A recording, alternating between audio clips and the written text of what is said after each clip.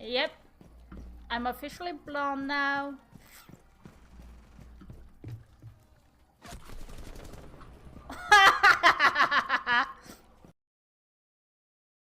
Window.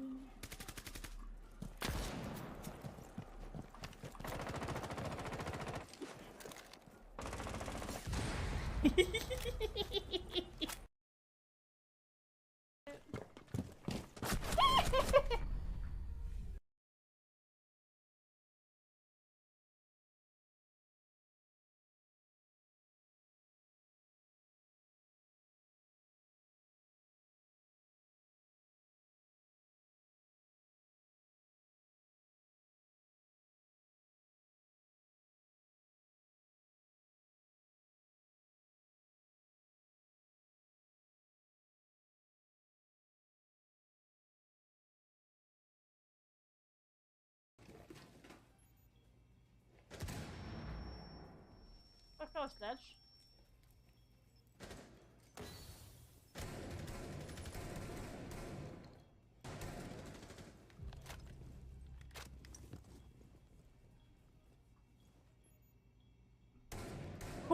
Smooth Yuki prep. That was lobby.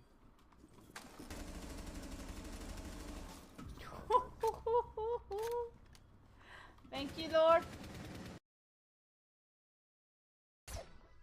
Sorry, jag kollar lite.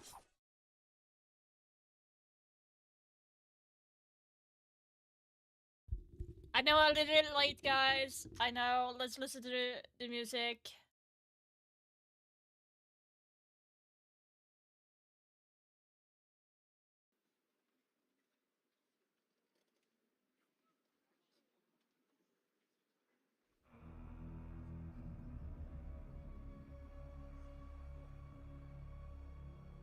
Starting off with a classic. Classic! I have it saved on my freaking Spotify. I'm not even joking.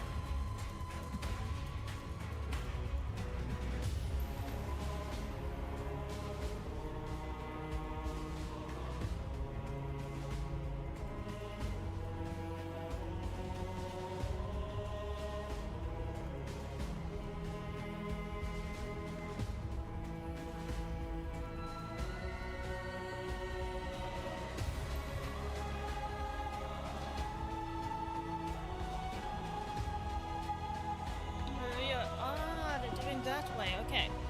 So I'll do.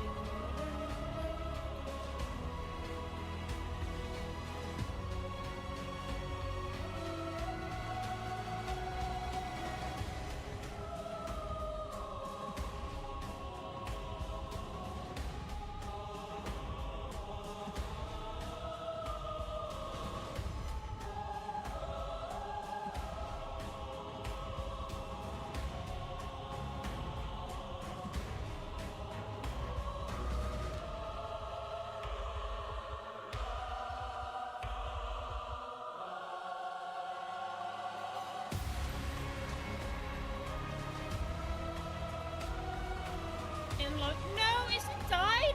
Did it die? Is it dead? No. The guy who made this original song, Danny Cook.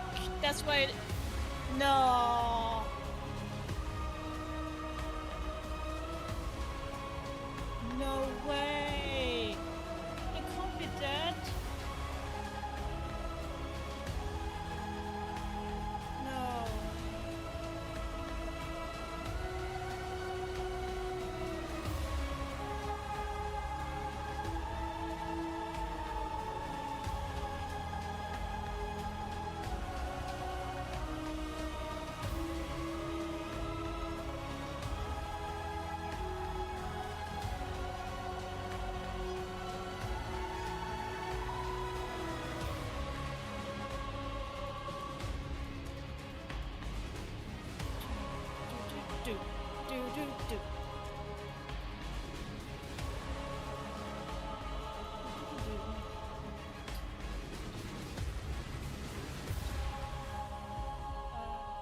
I need to learn to play that song.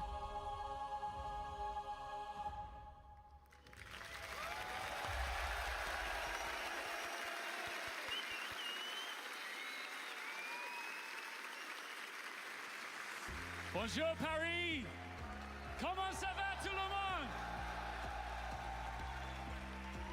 Wow! A huge thank you to our orchestra for giving us all goosebumps as they do every single time. It's hard to believe that we've had 10 years of this, a decade of history-making moments that bring this incredible community together again and again and again. And this weekend, we're on the edge of something truly special. Not only do we spend a weekend looking back on 10 years of the game that we all love, but we are looking ahead at the future of this beautiful game. My name's Ian Chambers. I will be your host here on the stage, and this is Milos. Welcome to the 6th Invitational 2026, live from the Adidas Arena in the City of Love, Paris. Now, Milos, I know that you speak like a million different languages, but I think we're lucky to say that French is one of them. To be honest, we all speak the same language. It's the language of siege, the language of love. Bonjour Paris!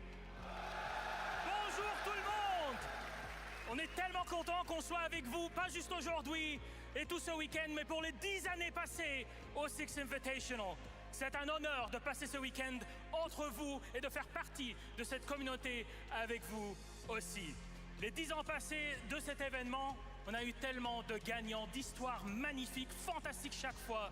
Et bien sûr, chaque fois qu'on arrive sur scène, c'est pas juste l'événement même, c'est pas juste le passé, mais c'est aussi le futur. Et cet événement, il y a beaucoup qui va se passer, ça, je vous le garantis. Mais bon, on a cette scène fantastique. Ian, why don't we take a little tour? I think we should. Now, of course, whenever Why are you talking celebrate French, okay? 10 years Why? of anything in life, you have to go big. And we've gone huge here. As you can see, this has got to be one of our most magnificent stages we've ever had. And FYI, these flowers, if you're thinking they're fake, you are wrong. I had to take a hay fever tablet this morning because these are indeed real flowers planted in real deep soil. We're having to water them and take care of them as this event rolls on. Milos, it's incredible. C'est incroyable, vraiment. Comme vous voyez, c'est la SAI, c'est le 10e anniversaire et bien sûr, on doit avoir tout au maximum. Les fleurs que vous voyez tout autour de notre ring ici, c'est des fleurs réelles. Chaque jour, on vient pour que ça soit correct, pour que ça soit frais pour chaque jour de compétition. Mais ces fleurs, c'est vraiment comme nos joueurs ici au Six. Ils commencent des petites pousses et petit à petit, après des années, 10 ans ici au SI, on arrive à un moment où ils arrivent. C'est une grosse fleur, une belle fleur qui fleurit finalement. Et bien sûr, ça doit être au 10e ici à Paris. Well, Milos, Paris, we've set the table perfectly. We've let you know what's coming. We've highlighted this magnificent stage, but really when you strip it all back, it all comes down to one thing, and that is which of our 6 remaining teams will raise this hammer and become world champions who on will? Sunday night. Et bien sûr, SAIC, la Can you communauté, stop c'est les recommandations, c'est translating le futur. in Mais en French, même temps, on est là please? pour une grande chose. C'est bien sûr notre e-sport, nos matchs, les 6 équipes qui restent en compétition au Six à Paris et sont là pour une chose, c'est pour lever ce marteau. C'est bien sûr notre trophée légendaire ici à Paris. Oui, oui. Paris, let's welcome our first team onto the stage.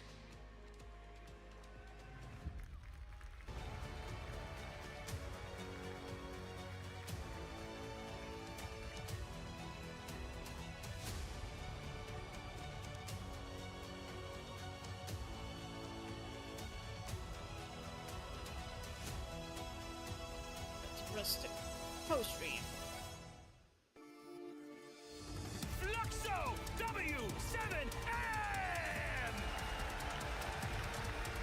Notre première équipe brésilienne, c'est bien sûr pas la seule. Ils ont fait tellement dans leur trajet depuis Montréal, depuis 2024 et jusqu'ici. Ils arrivent à Paris, plein d'énergie pour vous, pour ce marteau, pour ce trophée. Et ils sont là pour beaucoup plus que juste concerned about something. And their opponents. Let's get ready for their opponents. Wait.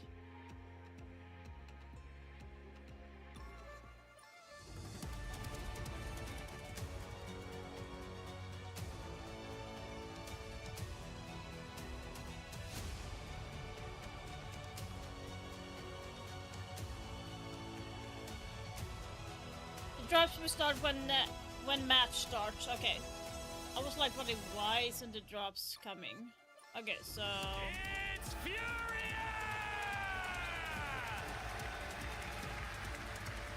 Vamos! This team has done everything there is to do in Siege. Let's never forget what they accomplished in Sao Paulo in 2024 at the 6th Invitational there. Now they are back on the grandest stage, looking to conquer the world once again.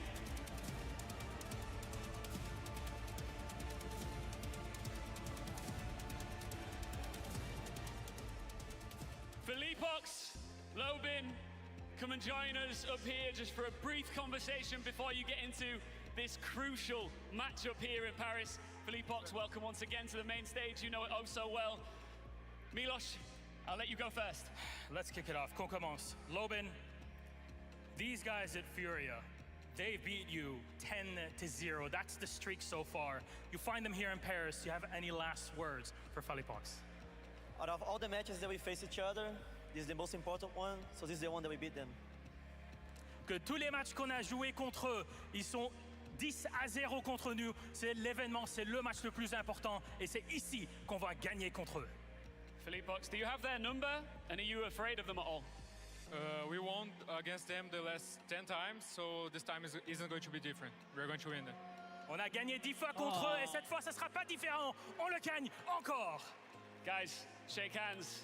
This is it. Can you like Go and take your stop seats. Best talking? of I luck to don't know both of why, you. Let's but get it's into kind of this a first little bit matchup annoying right when now. he's translating to In French. Like I don't think we're Augustus. stupid. I don't think French people are stupid enough not to know English, right? Thank you very much to everyone on the stage. What a match that we have before us today. Yeah. Pengu, once world champions, Furia are looking for redemption. They're looking to prove that they've still got it. And this may be their last dance, their last chance. That's the rumor. And it is another chance for a man on the other side, on Fluxo W7M, Palu. The player who has done it all before, who's seen it, but never laid his fingers on that hammer. And is it time? Is this truly gonna be that one moment where magic will Will happen? I be It seems guessing like an right, impossible guys? task, like Will I Fluxo be overcome right? this insane Is obstacle, the big but the team question. once kicked Will out I a be fan guessing favorite at a previous event. who Atlanta 2023. Lowe's, will the win? core of this Fluxo roster once upon a time, took down FaZe 2-0 to make themselves go into the grand finals. And while yes, this match does not take you all the way there, it is the first step in that process. And of course, who did Lowe's face in that grand final? Oh, it was this Furia roster. And how did that go, James? Back when they were W7M. Well, look, they did Look take at a the map chairs, off of them, but in the guys! end, It's in those that chairs that I was W7M looking Furia at. Era, that was the best team in the world. They won 2 majors. They won the 6th Invitational That's it. in Sao Paulo. They even won Reload earlier this year, last year, I guess. Those chairs, 2026 like already. I've been looking Is it to time, get though, the for that Fluxo chair. to Like I've finally been get one thinking over Furia? that Because chair the last or 10 times the that these sledge teams chair. have went head to head, it's been Like, no question. It's been no context. I Furia has like had Fluxo's seriously, number. it's It has looking been the case, pretty but I feel like good. there's something about the domestic matchup when it comes to Brazil. Because they know each other so well inside and outside the server, you can't do the usual stuff and expect to get a victory. Your opponent knows you as good as you know yourself. So we need to see who's going to be the better team at adapting, bringing out the pocket strat, surprising their opponents, of course, being the better team on the given day. Every stat, every metric is going to back Furia as being that team, but that does not mean that Fluxo cannot get the win over the line. And the story of this 6th Invitational so far here in Paris for both teams has had plenty of highs. For example, Furia started things off taking down the fan favorites of Falcons, but also plenty of lows. Let's not forget, Furia got 0-2'd by Wildcard in the group Slow stage. start. They got 0-2'd by Falcons in the upper bracket. On the flip side of that, Fluxo, they've been phenomenal. So many great games, but they've lost to both Secret and FaZe. who's coming in hotter into this matchup, because Fluxo, they've been running that lower bracket, and you can see that they have the energy. And they are smiling, they are laughing. I feel like they're going into this thinking very much that, guys, we have made it this far. Because I think for every player out there, of course, you're going to win and lift the hammer. But what's the second best? The second best is to make it to main stage. Even if you only get one game here, that is more than most teams and most players will ever accomplish in their life. And they're on that stage. They're opening up the show for us today. They can see the crowd, they can see the fans. They're ready. Well, you want to talk about doing something that you've never done before. You look at this Fluxo W7M roster in their last year at Six Invitational in Boston a year ago. They had such an early exit, only making it to the top 16. At EWC and the Munich Major, only top 12. It's time for this team to prove now that they're here on the main stage, they can actually make a splash. They can actually take down one of the greats. So much history. Such a beautiful intro segment we just saw. 10 years of his side, 10 years of Siege. And James, it's no spoiler here that we're going to see what's in the future of the game in only a couple days. Of course, Saturday and Sunday. Let's go. I had a very small glimpse into that future I'm like a couple really days ago. excited, guys. I am excited. I am thrilled. I'm looking forward to the future of the game. Who would have thought we'd have been here 10 years ago? This far into the future, still present, and still rocking up. Even prior to the very first Six Invitational, when we had that first season of Pro League, I mean, you were there, Pengu. I was there. You know how long that this game has been the beating heart of this community. You know how many times we've seen dynasties. I know we love to... Holy smoly. But we've seen them rise and fall. Your own Laban, thank you so much Furia for subscribing to my YouTube channel. Thank you so the much. best team in history. And if they are to win here in Paris, that's it. Nobody can deny it. That's so it. Right in this now, game, it's I kind of do up believe in that the Furia air. There's is a going to be review winning from back against in the day, W7M because track record says that they have won so many times, but W7M, they have played really well.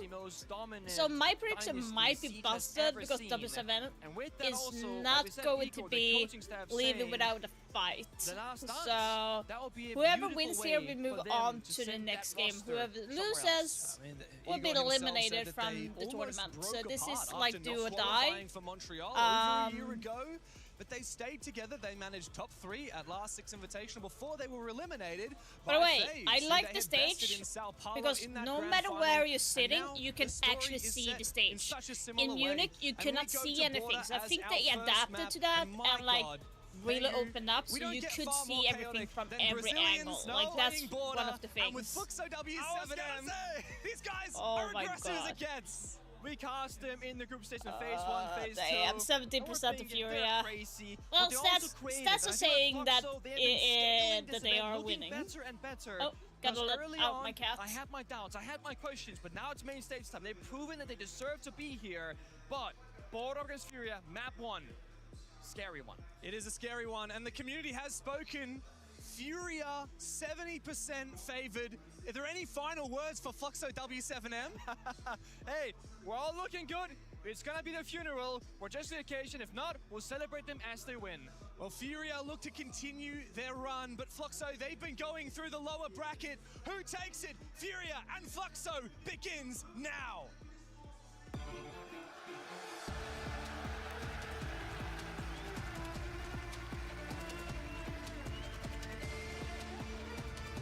I hate my chair. I really hate my chair.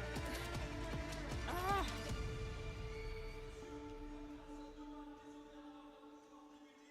In the City of Love, we begin the Six Invitational main stage with the greatest team to ever touch the game, and Fluxo W7M, who are eager, bursting, burning for revenge. They want to prove that Furia cannot go undefeated. So, what is the first one? Remember, guys, this is the best of 3, not best of 5. It's best of 5 is left for the final. Know each other all too well. If you're Furia, by the way, probably just do your usual and maybe this is the flavor that I decided on today. More trophies behind you.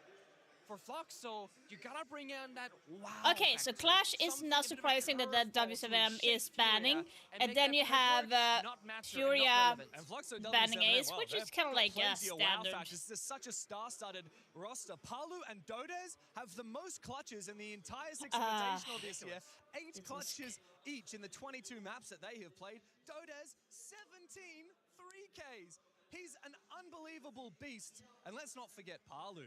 right? His 8th Six Invitational. He played his first one 7 years ago when he was 18 years of age. Wow. And now he is soon to be a father. He's played a Six Invitational in Paris here before. In fact, he's played the grand final with that tragic day, that tragic weekend for him, where not only did he lose his own father, who passed away back home in Brazil, but he also then lost the grand final. He couldn't do what he was hoping I to kind of feel try sorry and for prove to his Paulo. father. And now, well, he stands here at the Six Invitational looking to take down the greatest to ever do it for a spot in the lower bracket. Okay, There's we a lot got of debate here. this event about the meta and the operators and how do we define this current era of Siege. And I went into Reddit because they had a good post discussion going about what names would they spend and what names would they use. And most people seem to agree that Okay, please, game power-ups sound. has been the most notable word so far. We're in the power-ups meta where banning and playing very specific, very strong operators are by far the very best. So here, power-ups, the Clash, the Ying, both banned away. You can argue the same thing for Asami. There's a play rate, Grim and Blighty being brought out, very much again, those power operators. For Furia, it's good, comfortable guns. A little bit of trap, a little bit of protection, a little bit of drone denial, the Mossy, the Omai, the Legion. I don't like that we In don't the hear very anything first from round the on game. this stage, I hate so it. much audio, so much noise. It's about settling into a long series and a long match. That's exactly right. And so we see Fluxo W7M, a stereotypically very aggressive team, starting quite slowly. They're droning out the map. This is a great drone spot here from Palu, as he can spot most of what's happening in office. Fluxo W7M continue to look around, poke and prod, and figure out where they're going to start making a move. But there are a lot of traps on I the think a lot of defensive people side. are I'm thinking about complaining. those goo mines from the Legion. I'm seeing some barbed wire from the Aruni, and of course doors that will be locked up. Info denial from Nade's Mozzie. And if we see a rush attempted here from Fluxo, JV is... well, he should be in position not too far away with a Nitro cell. I see Dot screen peeking right now for the intel game. Could be a lion scan on window, Blighty planting in the door. There's C4 plant denial, but that's really it. If they're in the right position, it could work out. Nade is ready in archives in case they go for it. Of course, you can't see through the Sens walls with the Warden. Furia, do they have information on what's going down? Because, well, there's no bulletproof camera. But in goes Dots. He's about to meet Philippox. It's a Blackbeard versus the Wamai. As Philippox tries to drop, Dots will shut him down. Out of his control. It's not Archives going to cut off that bomb site in half. So Nate and Archives is very isolated. No one can really help him, but KZ's at a fountain. But they're stuck in these corner positions. KZ does on the long angle, spray down one. I don't know if I should be pissed. If I'm there, I hear them casting in French, I would actually be pissed. Will eventually trade the last man standing. I'm hearing a French person casting in the background in the scene. That actually would piss me off. I would actually maybe leave, because I'm paying to be there and to hear what they're saying, and I'm hearing French. I don't understand that. Kind of throws out the roly-polies and cuts off Armory from Archives' line of sight. And it's very important that he doesn't do anything for a very long time. It's gonna be that Blackbeard line push inside of office. They apply pressure saying, hey, look over here, we're dangerous. But then Lobin, much later in the round, jumps in Archives' window finally and goes for a backstab, taking down KC and Fountain. And that's what opens up everything, allowing Blackbeard to walk inside and establish down that case, that diffuser. So we see it right now. Floxel already off the rip here in the very first round, playing a very sound attack, applying pressure from many different directions, and at the same timing. 3, 2, 1, let's push. And if you're ever a bit unsure about your communication, getting Lion on the board helps you. That's a natural 3, 2, 1 counter when that Lion scan starts stopping those defenders from moving. Furia are a team that sometimes start slow, sometimes start strong. Fluxo W7M, I've been really impressed by them so far. A lot of their matches, they've lost the first map, and then went on to win the series. We saw that happen against Oxygen, we saw that happen against SSG. They've really faced a lot of grueling 3-map series, and they've looked just fine through it. So even if Border ends up going the way of Furia, of course Furia are the ones who picked this map, then I wouldn't be too scared for Fluxo W7M. I think no matter what happens, we're gonna get a really banging 3-map series here, and I should sure hope so. Now, if you think of Furia, I'm gonna say back in their prime, back when they're WCM and winning every single tournament known to man, back to back to back, the majors, the SI, etc. They were known as a defensive-sided team that would lash out and go for early openings every single round. What we just saw there in the opening where Fluxo just won is they're actually not lashing out at all. They were holding back, waiting for things. Look at this, aggression punished by Volps. A beautiful read. The Solis sees that there's something happening outside, but the DMR, of course, much stronger in the long-range engagement. Shutting down the aggression hurts immediately. And when you do this to Furia, this early in a big game, that can affect the mental. Oh, I shouldn't be doing what my natural instincts are telling me? You're gonna start doubting yourself a bit more. Yeah. And it's classic from Herds. He's such an aggressive player. He's the lion. He is. And he Yeah, tends like to I'm get getting shut down. pissed, to be honest. What the fuck is the production doing? In general, like, imagine this. So, you hear the French casters casting during the game on the scene. Imagine we did that in Sweden and we cast in Swedish. Would you guys understand that? Really? I'm actually getting, I don't know why, I'm getting so fucking annoyed by this. I don't want to hear the French casters in the background. Like, injured to the wall again, JB, leaving just KC left alive on top middle. It's a dream for Fluxo. These first 2 rounds have been impeccable, untouchable. KZ, a little bit of damage through the wall, but 2 can play at that game. I might actually switch over to a clean feed instead so we don't hear the casters, but I don't want to mess it up for you guys. Today have to play for the adaptations, that flexible playstyle. Furia right now in the first 2 rounds are playing very spread out around the map, very isolated. Maybe play a bit closer together and get more crossfires established. They're losing the 50-50s, and because they want to play a little Like, why the fuck would you actually have French casters cast the live scene? They want office, they want break room. If I pay over €100 for sitting there, I ain't gonna sit there listening to some French people talk and I don't understand shit. Being the better team. Like, most people there understands, like, English. In general, like, English is, like, a universal language in general. I know there's a lot of French-speaking people, but in general, you know this is an international scene. Why would you speak in French? Very well prepared. I know that the guys in the pregame were speculating... Laxing and Foxe were saying... I'm sorry, that is pissing me off. These teams have played each other so many times in the past. What it really will come down to is the mid-game adaptations, right? Yeah. And that's not something we've had a chance to see yet because we're only 2 rounds deep. But Furia, once they start They to get a never read on did the that Foxo before, playstyle, ever. we'll see them bite back, I guarantee it. So while the map might not matter, it's about how you play that map, and Furia starting slow could of course be a small concern. We're actually seeing Fluxo engage the crowd right now. Clapping for the crowd, saying, let's cheer us on together. While Furia will sit there, looking at each other, thinking, guys, we're down 0-2, what do we need to change to bring it back? Because again, if this is the last dance, there is a lot more on the line as your goodbye. If it is the last dance, then what does it mean for these players? Because while this is the greatest team we've ever seen in history, a lot of these players don't necessarily take the cake as the greatest player in history. No, it's very much a team effort, and I think play style especially, how they play together, how in sync they've been throughout the times, the finals. It's also why seeing them lose the rounds they have so far here on Border, it has been a surprising factor, because it has been them being caught off guard, not having that synchronization, Fluxo being a step ahead. So just for the people watching right now, apologies with a technical pause for a short moment.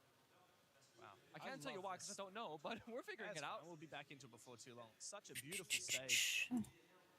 Ian and Milosh on the intro before were talking about how we've got all of these beautiful flowers skirting around the stage, adorning it. It's gorgeous. One of my favorite stages. I'm getting pissed by the fucking casters. We've had quite a few at this point, 10 years into the competition. At our 10th Six Invitational, so many events, so many champions have come and gone, so many prodigies came and went. And the era of Siege in 2026 is so different to what we saw in 2016. Completely different game. I sat down. And now, with Fluxo W7M taking a 2-round lead. Oh, man. It's not a great day to be Furia. You see Igor taking a seat behind the players, just having to relax, keep his squad ready, keep his squad chilled out. Fury have been in this position 100, 1,000 times before. Fluxo W7M, they still have plenty of main stage experience, even though it has been a hot minute. Of course, let's not forget that 1.5 years ago, Dodes, Loban, Dots, and Volps were major champions in Montreal. History, yeah? Yeah, I mean, look, We were saying how different the game was, you know, from now to 2016. I sat down with Stompin for the content piece called Generations, where you have an old man, that was me, with a very young, not rookie, but first or second year player. You know, we had Ashenon, with Canadian, with myself, we had Stompin, and we're going through clips of my time as a pro player in 2016, and Stompin was like, trying to hold back laughter, be like, yo, you all suck, like, what are you doing, right? He was barely born, he was like 8 years old back then. He was barely born. Now we saw Dots lock in the strats, by the way, the strat book open, going through the pages. As he should be. I love how there's so many different approaches to a technical and tactical timeout, just how you spend your time. For some players, it's about emotions, either maintaining composure or building confidence. We see some players meditate. We see meditation, players like SSG are very known for that. We have some people, one tap King right there, apparently. We have some players like the IGLs very often, the in-game leaders, very much be strat-oriented. Or maybe it's even taking notes like, okay, we noticed this in round 1, how can we abuse that later on? Because Siege's all about keeping a 3-minute like kind of backlog of what happened in the previous round, and then only Guys, should I change to a clean feed because this is annoying? Go back and be like, what happened again? Or there was these small things. You've got to just remove everything. Wow, we've got so many. We got Dockerby, we had Nook, we even had the hostage. Wow, the outfits of everyone here in the venue are insane. I'm loving it. Looks like we might be getting back into it very shortly. What are you looking at? What are we looking at there? What do you got there, Logan? Don't know what I think it's a monitor wipe, maybe. Even it looked like for like dedusting or. Yeah, if he gets a little bit too excited and spits all over the monitor. Oh, that, yeah. Oh, we've got a blitz shield. That's it. That's my. Oh, that's my kind of guy right there. Phenomenal. Oh, the cosplayers are so IQ good next here. door, yeah. It's like Palu's having a chat with one of the admins. Now, we were talking about how this Fluxo roster, when they were W7M a year and a half ago, raised the major trophy in Montreal. It does make Palu the only player in this game to never raise a trophy. He's not played it in a Pro League Finals Grand Final. No, you're right. He never raised a major trophy. He's never raised an EWC trophy.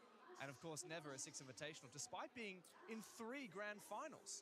Copenhagen, Jönköping, both majors. And let's not forget, the last time the Six Invitational was in Paris in 2021. That's true. He's the best player to never win anything. For the longest time, that was a duo statement with Nesk and Palu in Liquid. Well, yes. And then when Nesk retired and Palu went here, well, technically Palu went here first, then Nesk retired, but either way, when they split, it makes me question, you know, can Palu do... It's really annoying to hear the caster so loud. Regarded as one of the greatest players of all time. Yeah. That beast of a legendary player from Brazil who in his very first Did not even check the fucking things before? Like, made it to the Grand Finals with, at the time, Black Dragons back in 2017. Brazil had only had a Pro League for a few months, and already this team out of Brazil is beating some of the best European and North American teams, and they gave you guys a run for your money as well in that Grand Final. I don't, like, seriously, this is going to be one of the more topics in general. I don't understand why, for the love of God, did they not check the lighting? Because the lighting was shining at the players. You kind of saw that. That's why you had one of the, W7M players saying like, hey, the lights is like coming directly to me. Then you have also the game audio did not work in the beginning. Then you have also the French casters talking live. No reinforcements? No. Why the I roam alone. And he would just 1v5 basically. And he did the same on Consulate as well with these mute jammers in the basement that would work through the floor to protect lobby. I used those mute jammers for years in ranked. Everyone did. And like, in general, like, if you pay like €100 to get a seat on the international stage, and you don't, and you hear, and you don't understand, it kind of ruins the experience, right? how things start and how things they end. Was not talking to But you, no matter phone. what you think about Like, Nesca it kind player, of whether he ruins was, experience, I know, in my not a real opinion. GOAT, he was the GOAT or whatever, he was one of the biggest reasons why I would Brazil and feel LATAM like, got put why on did the I map even back pay in the day. 100 Nesca's euros done for probably a more seat for the region than ticket any other just to hear a singular player language I has. don't understand? Of course, Obviously, you're in a different country, but like it's an international stage, there's going to be multiple language. Yeah, and before Brazil was even Like, officially in Tier I don't get it. It was Nes who got the 1v5 on I know it was done similarly in SI in Brazil, but that was not during the casting that they did that. It was during when they were talking, the hosts were talking in stage, not during the game. We don't have any 30-year-olds here at the Six Invitational in the playing. You're right.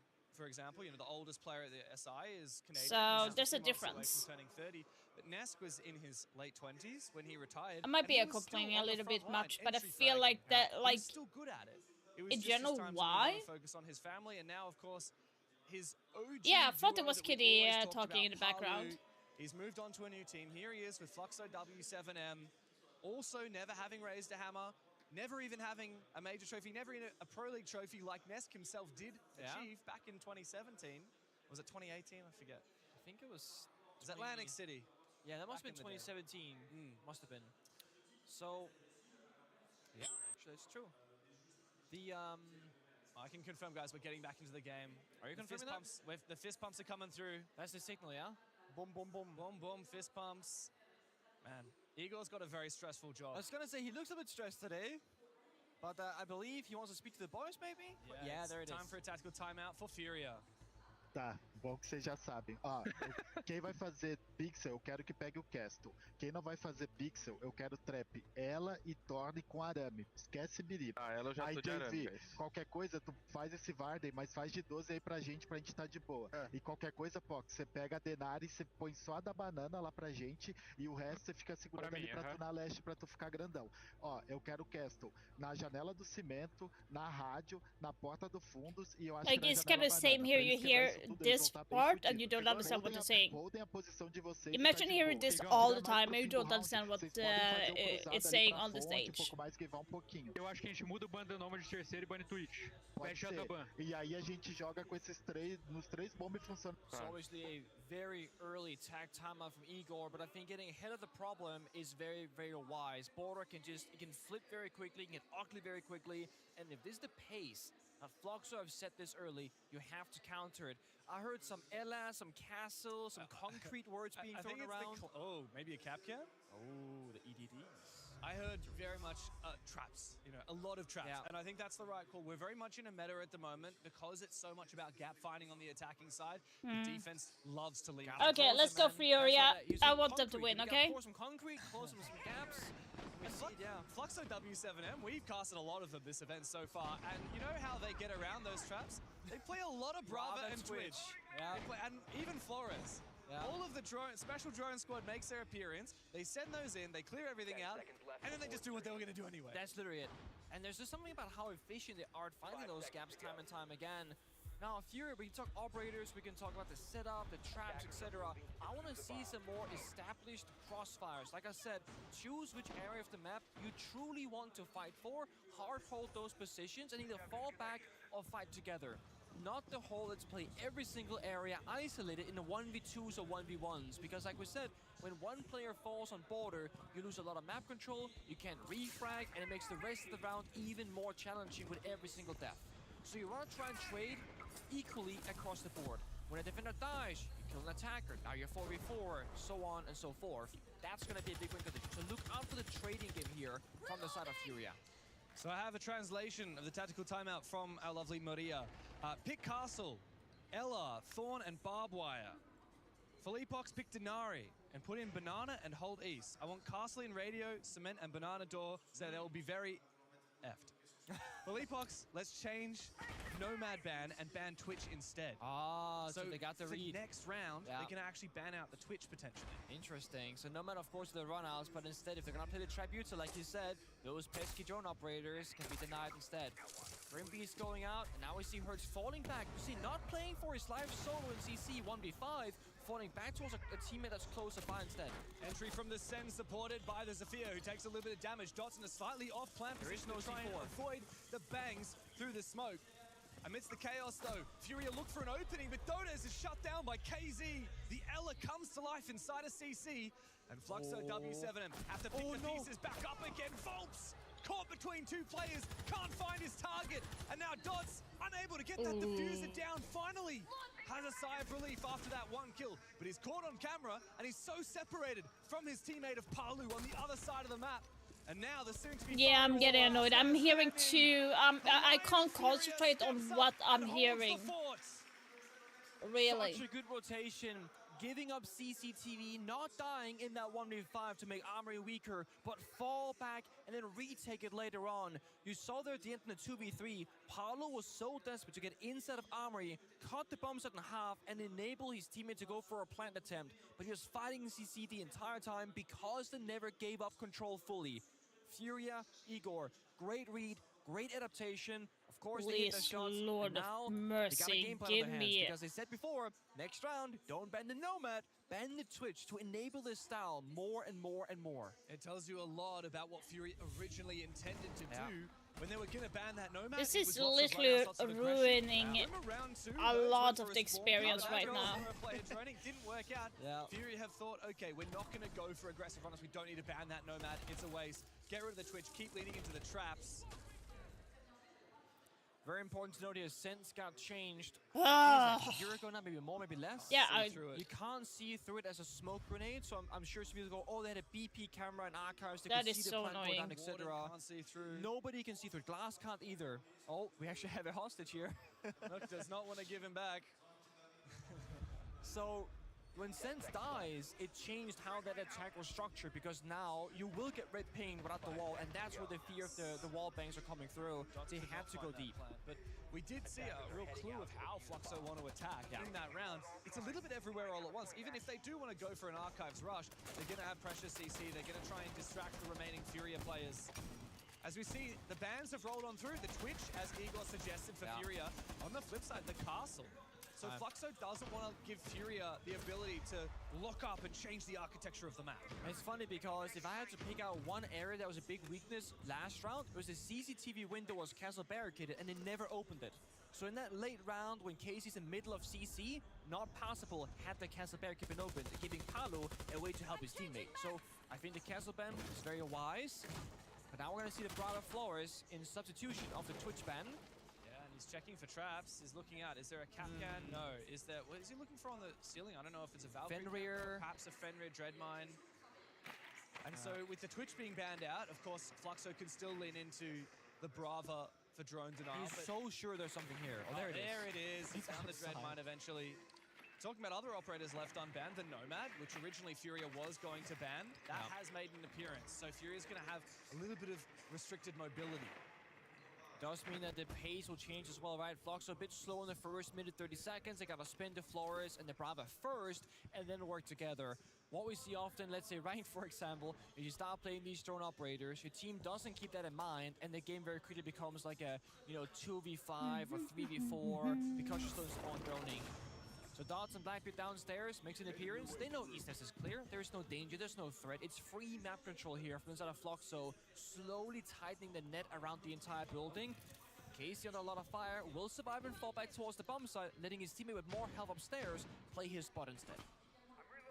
We still have a whole 4 players upstairs for Fury. Like, come on. Volt's now making an entrance. Feels like they're not double checking. Managed to sneak up the metal stairs somehow, and here comes the execute. Upstairs, Fluxo flush them out one by one. Still JV and Herds try to hold on for as long as they can up the top. But there are lurkers down on the ground floor, and Volts has finally finished off KZ. Fury playing the clock, they're falling back. Come on, W7M, come on. Off the positioning game right now on the left fire. Dots with the case in CCTV. There's the pipe, mind you. He has the roam clear. He also has to be the planter later on. Has to stay alive and go for a different location. 30 seconds, time is ticking away. Nade on the side is trying to hide for as long as he can, but with Herd still upstairs, Fluxo not able to go for a plant down below. This is going to be really desperate. You're He's right. creeping in. Gonna have to go through Workshop, and Dots is looking to plant in the smoke. If Nade gets on his gadget, he will be able to see through. Surely there's a spray that could come through from JV, but he's too late. The plant goes down, and now JV is surrounded. No, damn it. And Fluxo W7M collapse. Fluxo once again. They have a strong plan A. Fight for top floor control, get kills if they want to surrender those to us. If they fall back, we will flip it. They took top floor. We saw Dots on the BB go deep in CCTV, get shot to less than half health, and then go, I can't fight anymore. Guys, the roam clear's off. Yes, we want to get that final kill in Armory, but it's not worth it. Let's just go for a plan attempt. And they just do it. They sprint from CCTV into East Stairs and walk into the bomb site. And the only person with the smokes was ready, waiting for the Blackbeard. It was orchestrated ahead of time. Communication is super clean and very much foresight in these strategies. A lot of individual moments that just worked out for Fluxo there. Definitely. The collapse on the top floor was impeccable. Herds, we can see in that clip, was completely distracted. When the execute was coming through, he wanted to deny the plan vertically. I want to know what happened for JV on the Tachenko. He had a red ping. He knew exactly where that plant was going down. But instead, he tried to fight the player on the workshop door. If he just swung as wide as he could and sprayed through the smoke, maybe the plan would have been denied. The funny thing about operators like the Tachenko is that there might actually be a very easy lineup that denies that plant spot without exposing himself to the guy on the blue door. It's very possible, but we wouldn't know it. And I don't think JV knew it either because he swung the door instead, right? And that's the thing about Tachenko. He hasn't fully been figured out, has a lot of potential left up their sleeves. That's why we see Smoke being banned actually a fair bit at this event, because Smoke has been figured out. You know all the lineups. A little surprised we didn't see a Smoke instead of the Tachenko last round. It might have led it to it being a little bit of a different story. Timing could be perfect here for Logan. Oh no! Kills to his name in just 5 rounds as JV is quickly shut down. Again, the communication, the droning costumes, forcing him back, red ping for fake pressure. And you know, as you say, Prime Furia, they don't fall back because of a red ping. They will fight their ground. Look at this, 2v1. The timing is perfect. If that's a bait, that's genius. He sprinted into CCTV with the sound cue while Nade held the metal stairs, knowing, look at me called too late. If Nade wasn't there, then KZ's a dead man. Loban, though, early on the lurk, but quickly shut down. I think Furia will happily take the 1-for-1 trade. Of course, they still have his stairs control. Felipox is holding on for as long as he can. He's the tuber out. Yeah. Mind you, though this is on the Thatcher, which hard counters Kaid. Kaid dying for Deimos? Oh, this is worth it if you're on the defensive side. Yeah, it is. Half the round burned away. Fluxo again, a little bit slower pace right now. Loban is that spearhead. And when he does die, we need to replace him with a different injured player. But who's going to do that? Paolo is Grim. 5 Grim Bees in pockets, so important. Volps just spent the last Dokkaebi, now they can aggress up. But as I say that, Paolo goes down to Felipox. This injury, it has no teeth. If Fluxo W7M cannot find a way to clear out that deadly player on East Stairs. And so instead they try and focus up on KZ. Yeah, Dots is pushing a little bit aggressive with barely any information. Ooh. He stares into 90, Dots will find one, but KZ, quick on the trade. That's, yeah. Shut down Herds, who I think was in offices, and that's gonna no cars left for Dokkaebi, which is not good. Now you have Felipox with 1 C4. You have the ACOG DMR on Felipox together with Dokkaebi. Now Dokkaebi is going to be hacking the cams to give some intel, more information. No and time to hopefully it will give them information where the last players are. Enough. We know that KZ's waiting right around this corner. KZ needs his kill, and he does find it. Donis did not have time to drone, and Volps now needs to refrag, pushing for the play onto the Warden. He goes for it. And the Nitro Cell will take him down, but he knows exactly unlucky. Just walked straight past 7 the default. seconds. Now Volps has all the information he needs. 3 seconds. But time is not on his side. He needs to go 1 deep second. for the kill. But Oh, nicely done. That was kind of funny. He needed to get safe and ran out into a claymore. Only one way in, that's the door. Felipox, he's the IGL, the mastermind, the backbone of this roster. He will lock down the round for his team. Furia, again, slowly figuring things out, how to approach it up top floor, where to fight, when to fight. And while Loban got a beautiful injury kill off the drone working customs, he went even further and then got punished. And that's the thing about Border. Border is maybe one of the only maps where Lobin going for another aggressive play after already finding the opening is not a bad idea.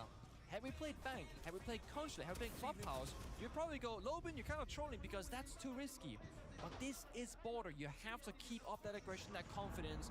And Lobin, he loves the middle stairs. Every game we've cast, he will find a way into that staircase. He will get a kill or two. He's looking for a gap constantly. That's why we keep seeing these traps being brought. Igor said in his tactical timeout, a lot of barbed wire. A lot of Ella. Yeah. We're even seeing the Thorn now, which was also mentioned. Birds and KZ are hard sticking this operators. That's 2 sets of barbed wire. And Let's see if it's going to be working better here. Now we have the extra layer, information from the That's main. A lot of people are gonna go, but James Pop. 10 seconds remaining. 5 seconds left before insertion. Are you kidding me? This is... Attackers' objective is to locate a bomb and defuse it.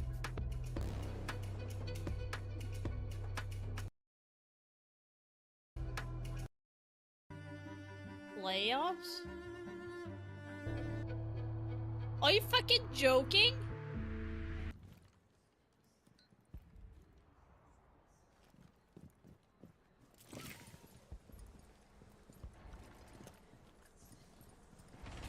Loading the magazine!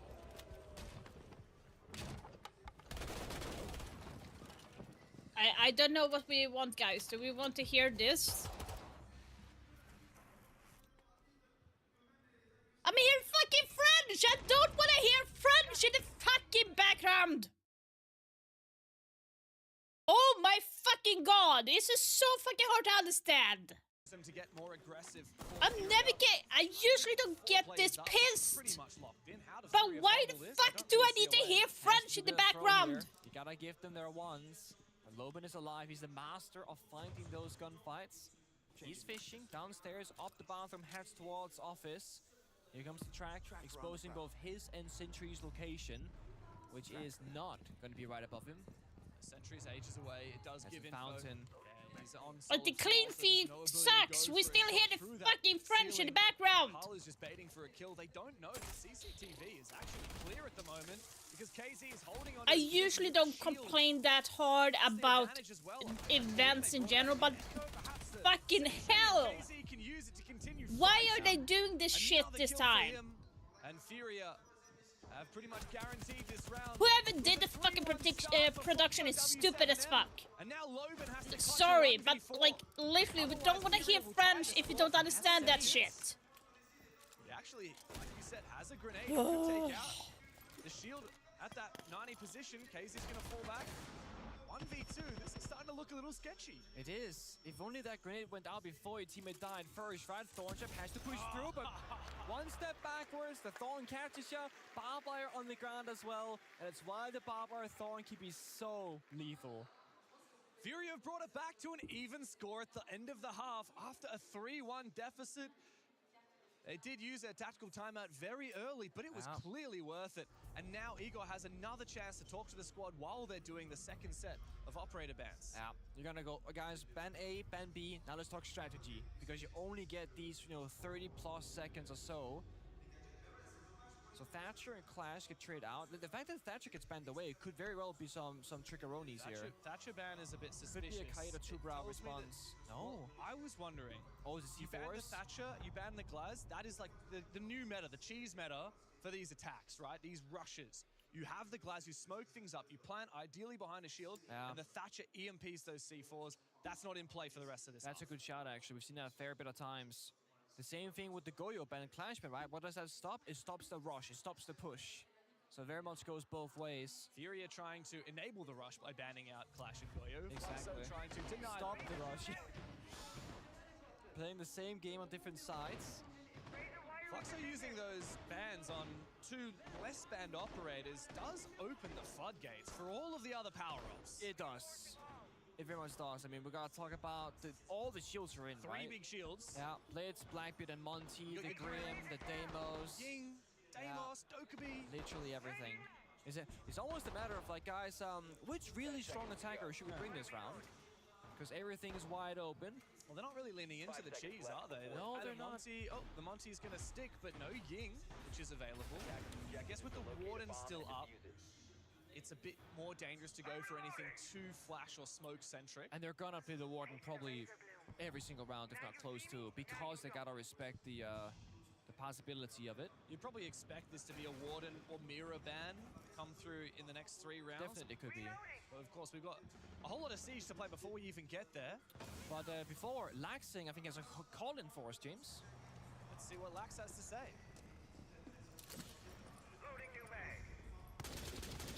Like, this was, like... Perhaps not. That's all right. Laxing, look, when you're ready, mate, get in here. Otherwise, we'll just keep on chilling. Keep on watching as Furious start to mount up a little bit of pressure.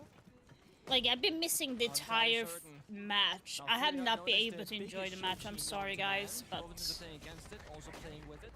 Oh, it goes back. But it has to be brought here. Minus the nade. So the ban is going to be like Thatcher, Glass from the 7M side, then you had Clash and Goyo. Which is kind of smart ban in general. You do have Glass, what Furia usually go for on Border. Thatcher is kind of a little bit surprising though. I didn't think that we're banning Thatcher on this map. I was thinking more or less that would ban something a little bit more.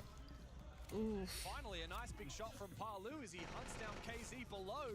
Out of nowhere, Fury have found an opening, and Fluxo have very quickly shut it back down again. Yeah, issue with the Monty, right? You can get in the battle, but the teammates behind you can't just walk in that same door into those exact same crossfires. So you gotta problem solve. Step by step, C4! Nicely tossed by Palu. Leaving his 2 attackers left, Felibox and Monty, the 2 supportive operators of Brava and the Monty. Felibox, the only real gun in the server on the attacking side, has to do all the hunting and all the room clearing. Oh, the Barbarian's surely gonna kill him somehow.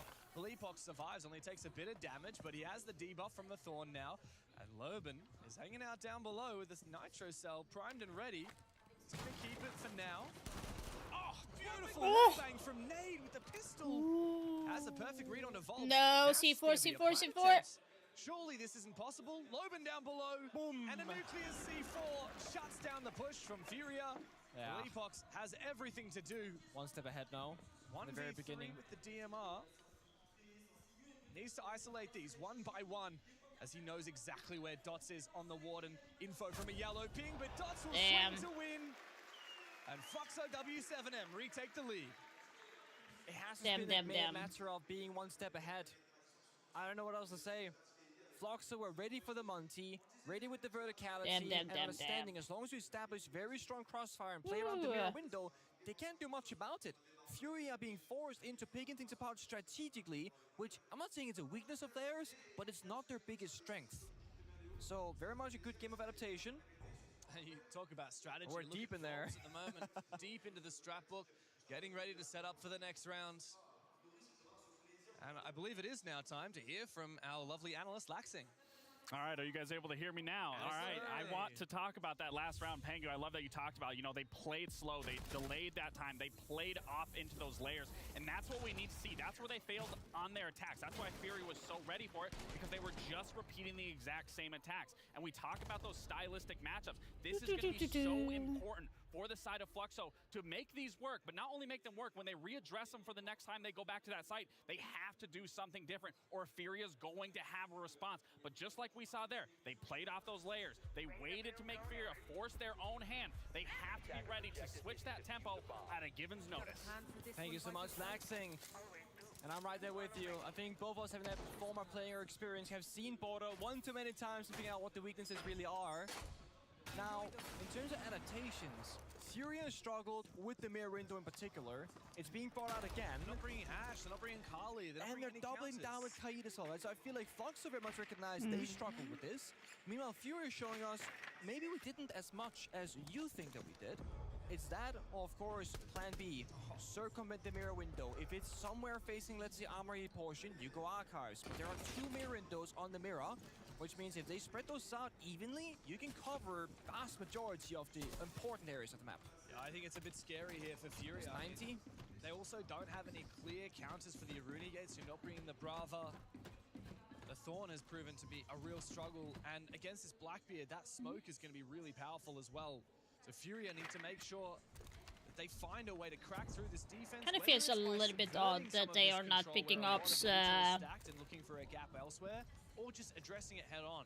That's going to be hard because they don't have clear-cut util to address a lot of it. It feels like they're going more for the fragging aspect instead of like utility strat in general. Like the Kaza said, like there's no Brava, there's no Twitch, no nothing to clear out the utilities except for Flores, but that's going to be more or less limited if you compare to all the other. The issue is that Kite Claw, if it's not right here, it could be the floor above. I don't see it in this room. I think it's in the room above. I think so too. Have a look for that. Nade is now trying to nade it out. They don't know where it is at all. Just getting completely counter-stratted. Guys, it's not here, right? It's not here, boys. Where is that mirror? Where is that Kite Claw? It's gonna have to be the floor above. They're being locked out by a single like Kite Claw. JV thinks it's right there in the corner, so he's gonna use a Selma on it. He might be right, but meanwhile, if in doubt, frag it out. Herds has snuck in from the back line and found a big double kill. Somehow Nate is looking for a plant as well as Herds has found a third one. Finally shut down.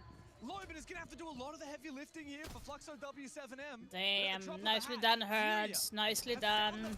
Into the post Ooh. and they bite back hard. Oh, nicely done. Nicely done, Furia. We like that. Is Herds for Furia. That's ridiculous. Strategically, completely locked out by Kite Claw. They're grenading, their floor is shooting thing in. It's gotta be some here, right? It's not. It's the trickery of some of these operators. And this is honestly, you see big smiles from Igor. We stalled around. We messed up, we got stuck, and yet we just do what we do best. 3, 2, 1 push. Strategically, that round was so GG. It was. Furia were absolutely cooked. They had nothing going for them. They were using Selmas without drawing on soft floor because they assumed that the Electroclaw must be in that corner. Like, that's how desperate they were. And then Herds is like, you know what, maybe I'll just go and kill everybody. Yeah, and I mean, that's what he did. He walks in, takes a smoke out first, watches his own flank, a second pre-fire, gets Dotus on the Thorn, on the flanker, and then a vertical hipfire. It's ridiculous. Hipfire through the floorboards, by the way. The second they take down the smoke, who can then toss in a smoke grenade into default plant spot, BB rushes that bomb site and starts planting. They know there's a gap now. Oh, that's a Valkyrie. Cosplay this event is so many as well. And a lot of niche skins being cosplayed. Now, Fluxo W7M, when we cast them in phase 1, phase 2 this tournament, they were kind of like the budget Fury. They the spawn peak in the C4. Heavily playing into strategy for this one. That's the curveball that we wanted to see. Quite a 180. Yeah, this is not like their current. I mean, that's Fluxo, right? That's what they do usually. A little cheeky peek. And like Laxing said, changing the pace. Fury had to figure out that pace, but if Fluxo keep changing it, it's very hard to feel that in the server, what kind of tempo they're going for. And we're gonna see Nate on a second round of Monty, which the first time around wasn't necessarily the solution they were needing. And of course, with Loban popping off, you give him a license to make aggressive plays, however, it won't always work. Filipok's gonna go deep. He's just gonna plant. He saw that he killed the Solar, so he knows they won't have info into the planter. An aggressive C4 from DOS, but Felipox hears the rip and goes around to find the kill. Oh, it's genius from Felipox. He's taking matters into his own hands, and he still stays on the side. Now he's slowed everything down. He knows Felipox has pretty much read the round to perfection. Fluxo have to get aggressive, and one by one they fall. Felipox is the IGL, and he leads the charge from the front for Furia. They took down the Solar's main door and thought, that's the win con. If we're playing that strat, that's how we figure out when and where the planet is going down. So if we rush right now, they won't know a damn thing. And then Felipox plays it beautifully, jukes the C4, wide swings, wins the individual fight up against the Bandit. And it's funny because that's 2 rounds of Monty, where the Monty has been the least valuable operator in the round for the attackers. Yet, one time they won, one time they lost. Whoa. You'll see it here if you have sharp eyes. They banned the Monty. Wow. They banned the Monty. Mirror ban, not surprised at all. Fluxo take their tactical. What do you got to say, Norris? Oh. too late, maybe? Oh, I think that it was. I can see from the monitors right now Yeah, that they the kept round has playing. actually started. So it looks like we didn't have the tactical timeout called in time. So it's now been cancelled. Ego should have his mic up, but he's not talking to the team. Oh no, here we are. I think Looks like I think we're playing on. Are we gonna pause the game? Might be a rehost So into, we're gonna rehost into the tactical timeout. So we're gonna have, I believe, a technical pause first, and then we'll do the tactical timeout. Okay. That is just to speak to the operator bans there. The mirror ban, very expected. That was gonna be like my #1 priority by far if I'm on the attacking side of Furia. The Monty ban, from the outside looking in, looked completely useless as a non-factor. And I don't mean that in a bad way. I don't think Furia were playing around it. Like, they're playing the operator, but they're not structuring the attack around the operator, which normally you would do with a Monty. So I feel like banning it away, one, will make Furia stronger, because now Naked's a real operator, but also two, did you really feel any pressure from the Monty if you're on the defending side? And you've always got Blackbeard and Blitz as well if you want another shields. And they can do, I mean, obviously, Blitz and Blackbeard can't do what Monty does. I'm trying But to if help Monty doesn't do a anything, girl then here you're with better off playing co-streaming. Because they do something But I else. might as well do that. It's just But interesting to me that we Fluxo have do essentially have a gone little for bit of all issue three with operator Furia. bans targeting the execute. They're losing a lot of gunfights. Glaz, the Thatcher, and now the Monty. Not too happy about that. They haven't gone for anything like the Dockerby. Wow, proximity alarm. The Smoke Elite as well. You know, I thought IQ was gonna put out like a Valk cam and be like, "Ha, I got you, I found you," but it was a phone. I was like, "Oh no, no." All right, looks like we're almost ready to get into this tactical timeout. Norris has a chance to talk to the Fluxo W7M roster.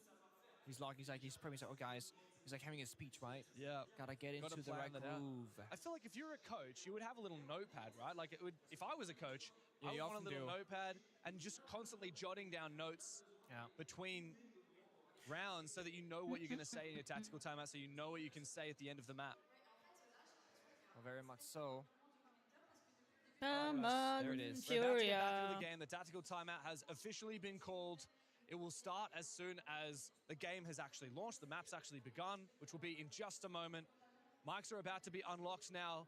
Norris really needs to chime in. And here he goes for W7M. Sinal default. Única diferença, eu quero trocar o lobo pra Azami, pra você ficar jogando dando prioridade pra banana. Tá?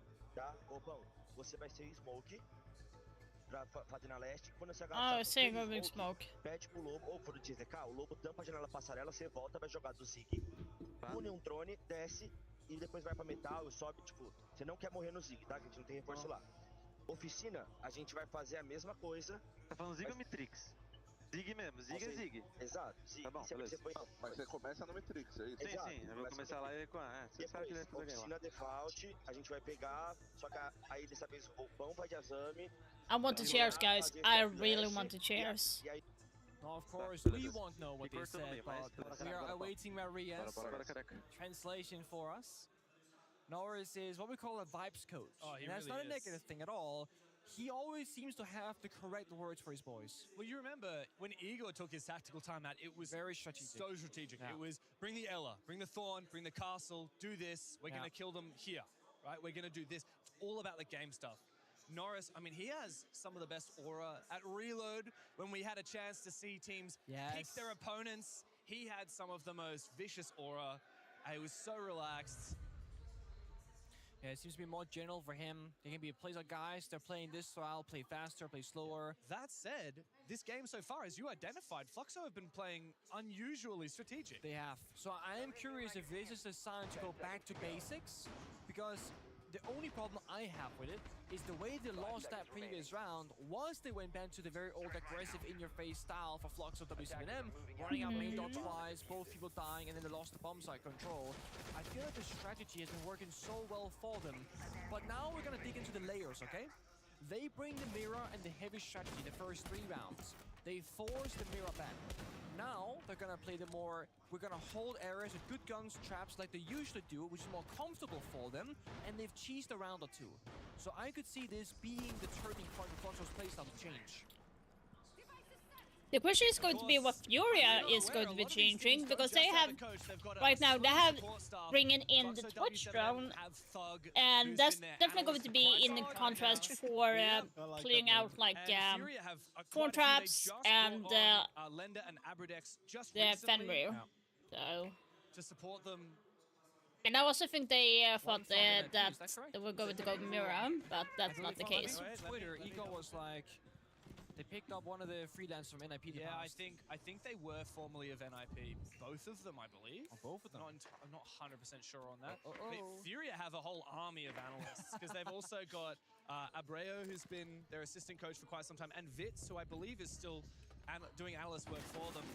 You can analyze all you like. If Dodes is swinging, you better be careful. Dodes has been really hot throughout the tournament, but has had a quiet start to today. About to get spotted by the Twitch drone, but Herds doesn't have a lot of ways to try and flush him out, and Nade might do the trick with KZ down below. This is a thorn trap. If there is one by this when you jump in, you are cooked. So I think the Twitch drone going in first was looking for it, but it could also be in the shelf, hard to see. Dodes is really keen to take in the fight. Know exactly where he is. But he's damn. in the wrong area, maybe also looking for a trap first to enable the back to jump in. Trap is genius, and Philippox downstairs hunts down Bolts. Now Dodes on the burn, finally finished off by KZ, and Furia have bitten back with a two-player advantage now. Loban, though, he's been the deadliest player in the server in this map so far, and he looks for a swing. A lot of damage on the JV. Yeah, you gotta. And on infantry, KZ from down below. Damn. Are locking in together to find these kills. This C4 has to land. You gotta take down the Blackbeard right here, right now. Gets tossed on now, hits the shield. But then the injury damn, nicely done, Palu. Makes this winnable for his team. Nicely done. Dots playing inside of Fountain, inside of Armory, not playing together, trying to hold map control for a bit more time. 25 seconds, mind you, no Goyo, no smoke. The timer is real. It comes down to the execute in the 3v2. Beautiful shot from Palu with the slug shotty. As JV falls, KZ and Philippox have to clutch up for Furia. Dots is holding a long angle, and Palu up close with a slug shotgun. Philippox. Come on, Furia, you got this. Come on. No. KZ to go deep, but Philippox, he has no. How did you lose that? And there's nothing to be done for No. Furia, Why did you lose? You had the upper hand. Beautiful fighting back, recognizing when you have to go on the offense and when you have to play it back and make them make that first move. Aggression in a 2v4 and in a 2v3. The second they tied it up into a 2v2, they say they want to go for a plan. That's how they're gonna win. If we don't give them any kills, they can't go for a plan because they can't cover two separate angles with a single gun, and they don't have enough time to problem solve. So Floxel, W7M off the tag timeout, very much successful. But I gotta praise Casey on the buck. Finding 3 kills, vertically both clearing out a CCTV player, cutting off the run back, and 90 shortly after right here. It's beautiful. It is very old school style Siege, customs clear the CCTV. Sadly, it all falls apart. Furia maybe rushing a bit too much with 18 seconds left. Yeah, it kind of feels like it. They won the start of that round. It really just came down to the mid-round. They did play so well. It's so sad. Of Armory. Now, we do finally have a translation of the tactical timeout from 2 rounds ago. You want me to rattle off that one for you? Please do. All right. So what Norris was saying to the team is prioritize banana. Now, quick question. Do you know what they're talking about when they say banana? Because I don't have a call out for banana on border. Okay, so logically, I'm thinking it's either 90 or it's gonna be the break room catwalk. Okay. But I don't know. Prioritize banana. Bolts, you're gonna be smoked on east stairs. Once you've burned your 3 smokes, ask Loban to help you get past the window and survive. Just get out of there. Yeah. Workshop, let's do the exact same thing. Defaults, Volp's is gonna play Azami, and they'll do step-by-step on east stairs. Okay. So that was the plan. We do have Volps on the Azami. We don't have a smoke pick, though. Not for this one, no. Of course. Oh, damn. Playing east again, but Dodes is caught off guard. This is so uncharacteristic of one of the top fraggers of the tournament so far.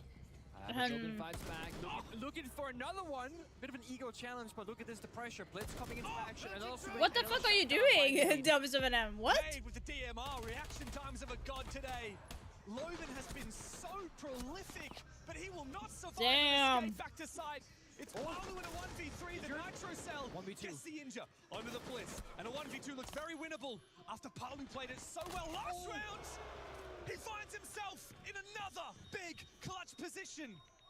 Can Philippebox be picked up by KZ? He's crawling outside past the wall, should be safe. The issue is this Blitz, 20 health, but so strong in the 1v2.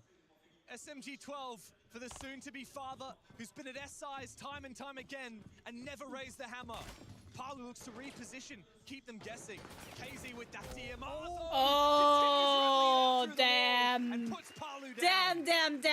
That was such a good pre-fire. He's striking him all the way from Beaver door into 90. Big smile from Philippebox. I was like, oh, we won the round. Now, mind you, Palu, he had a bit more health on his bar. He can't get blinded, can't get smoked off. Had a really good fighting chance. But with 20 health against a DMR Blitz, it's almost impossible. Look at these swings. Eagle challenge after eagle challenge. Now they're trying to save Volps and say, okay, you're stuck in these stairs, let's fight together. Instead of sacrificing him for free. And when we go back and look at how Fury were defending themselves many rounds ago, Yellow Ping, they did have information. They were losing a person East stairs, playing 4v5. Lost a person Office, playing 3v5. Fluxo are refusing to sacrifice any players in those exterior positions. So they will send the help into a worse spot, but to increase the gunfire in that spot, where most people will fall back and play together in a stronger position. It's very risky. Can also be very heavy on Hi, the reward. Foxake. How you For doing? that one, it's Nate's DMR finding 2 easy kills in the round with that, almost being guaranteed to Furia. And that leads us to map point. Pangu, Fluxo, W7M started 2 rounds up. Come over on, Furia. Ever since Eagle took that tactical timeout at 2-0, Furia have been in control. We're not seeing that heavy strat setup either. No more Kaid, no more Mira. Of course, that was banned away, but there doesn't seem to be like a second set of layers. You still have options like, you know, your pulse playing below vertically, your Valkyrie, Oh, your cheeky Echo, hold. Cheeky sort of hold. operators. But that's not Fluxo's typical playstyle. And with how aggressive and Hurts and Casey they are getting inside the building for map control, I do think it's smart not to play too isolated. Floor is thrown. Yeah, it's the first game, and there was already a problem with the production. I've been really pissed. I've been so freaking pissed at this production right now. Oh my god. I even yelled and everything. I never get so mad at a production. Oh my god. Below Thorn, I would say right now. Great popularity. Yeah, I enjoyed my 2 days off. Been sleeping a lot. My illness have caught up to me, so I had a fever yesterday and everything. So can't really sit back safely anywhere on site. Furia. that was first we didn't have any game sound, so that was gone. Then we hear, as you might hear in the background, for some odd reason, there's French casters casting the fucking game on, like, in the background towards the audience. So we hear that combined to Pengu and everything. I don't understand why we need to hear that fucking French casters in the international event. Talk fucking English. I hear like poor people talking. The fire, the smoke, capital, the air jabs, ton of flashbang utility. If they get to that bomb site, I think that's heavily Furia favored, and I think Fluxo know that they need a kill. Fall down to low health. Living forced back. Nobody remains on the top floor for Fluxo, W7M, and Furia have 50 seconds to work with. Almost no vertical. In general, I don't mind like casting in general, but I don't understand why they feel the need to have live casting in a different language. So we hear the background. Like normally we have English casting. You hear, like, for example, like Pengu casting right now, you would hear that in the live stage. But now they don't, they're just hearing French. So a lot of people who come to the event are English speaking, and now they have to listen to French casting and they don't understand shit. Imagine me going there paid 100 euros for a ticket to be there, and all I hear is fucking French. It needs to be a replan attempt here for Herds. KZ with pistol in hand is met by Oh damn. On the bar Well, like hypothetically, in general, if I pay 100 euros for a seat there, and I hear French casting everything, I hear da da da da da da da da da da da da. I don't understand shit. And when I enjoy the game, I don't want to hear a rant in a different language. They did not do that in any other of the SIs either, or the majors. There was nothing like that. Like, imagine if you paid 100 euros for a ticket and you hear me and you hear people talking Swedish casting, you wouldn't understand a shit. Would that be worth the money that you pay? No, it would not. Not Floxo. Instead, it's coordinated aggression, retaking top floor, taking the fight to Furia when they're stuck in the corner. Oh, time now. Gosh dang it. Despite only 1 point of health in this round, found so much value. Volks against a lot of his former teammates to have a round-winning Still play and a nah, Foxic, nah. to go upstairs. You gotta agree on that point. exactly Like, how if you close pay they 100 euros for an international event, then you expect it like to have it in English in general. No vertical operator brought to the table. You could Or have used no the one Flores. like casting openly. Single flourish on left at that point, so it's technically enough to make the right angle. But honestly, for Furia, their executes and strategically picking apart a round has been their problem. That's why they banned the mirror. When mirror and Kai were So brought yeah, out, that kind of Furia pisses forced me to off. fight I it don't out. want to hear them in the Cannot background. reach the walls. Now, Yeah, in a either. mid-bound So 4v4 plant situation, they So, also like, didn't I get a think it safe more fight like figured out in either. this live knew when where we are 3 watching of the 4 from defenders the were. screen right now. Focus on I don't want to stop hear customs. 4 people They had talk. player I hear power below the them hatch. English They had casting, bombs then I right hear the out of French in the blue. background, They knew almost and I'm like, everyone I don't was, want to yet hear the that plan was a point. 50-50. So Furia, this. Oh, we got it. Okay. Finally. Nice. But Logan somehow knows exactly where Philippox is. There's no Solus on the board, and yet he had the read regardless. Philippox might have taken down the bulletproof camera, but it cost him his life. Not worth it anymore. Trading Twitch drone for BP, that's fine. Dying for the BP, not. But now we're seeing Logan being overzealous. Why are we swinging this door? This is kind of where the is coming to play in my mind. They get early pick again. Asami, the power operator with the keeper barriers to help the teammates fall back towards the bomb site in a 5v4. Yeah, I kind of Will don't swing, understand why swing, you would swing die. that. Now Paolo looking maybe with Volps to go aggressive again. But guys, you won the early battle. Oh, the swing could not have been worsely timed.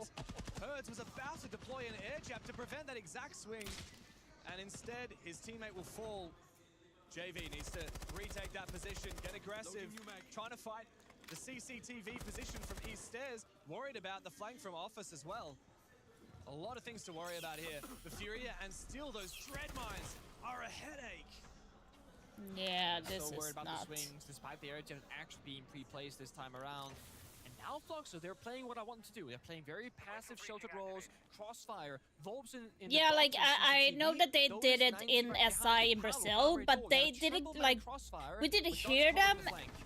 Just don't either leave them during individual SI, 1v1s. like in the live feed, but also they didn't do casting. I do believe they didn't cast during the match.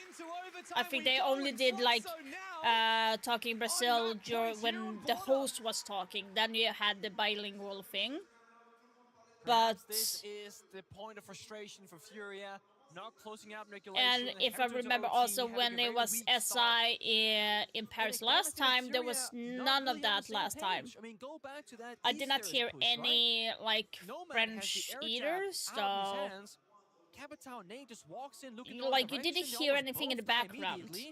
Just take those 2 extra seconds, right? Air jab first. But like Okay, it, that's activated. for me, Now it kind we of can walk in defeats the together. purpose. It Like in feels general, Furia if are this just is an international opponents, event but not really and I in the usual pay way to where, hear you're and missing understand something what's big. happening, I They're cutting don't want to corners in, hear like, the very a small language where I details. don't It's understand. those small details that are losing them So and to speak, winning you them kind of these very big divide the rounds. speaking in general, but like A little bit slower, a little bit more accurate. you don't need perhaps they can get a technically different like when result. you're on that event, you So Chica technically Punch showed don't down the road need that Paolo getting a kill. live casters Speaking of OG because you're angles, going to be there looking at the game. now things flip.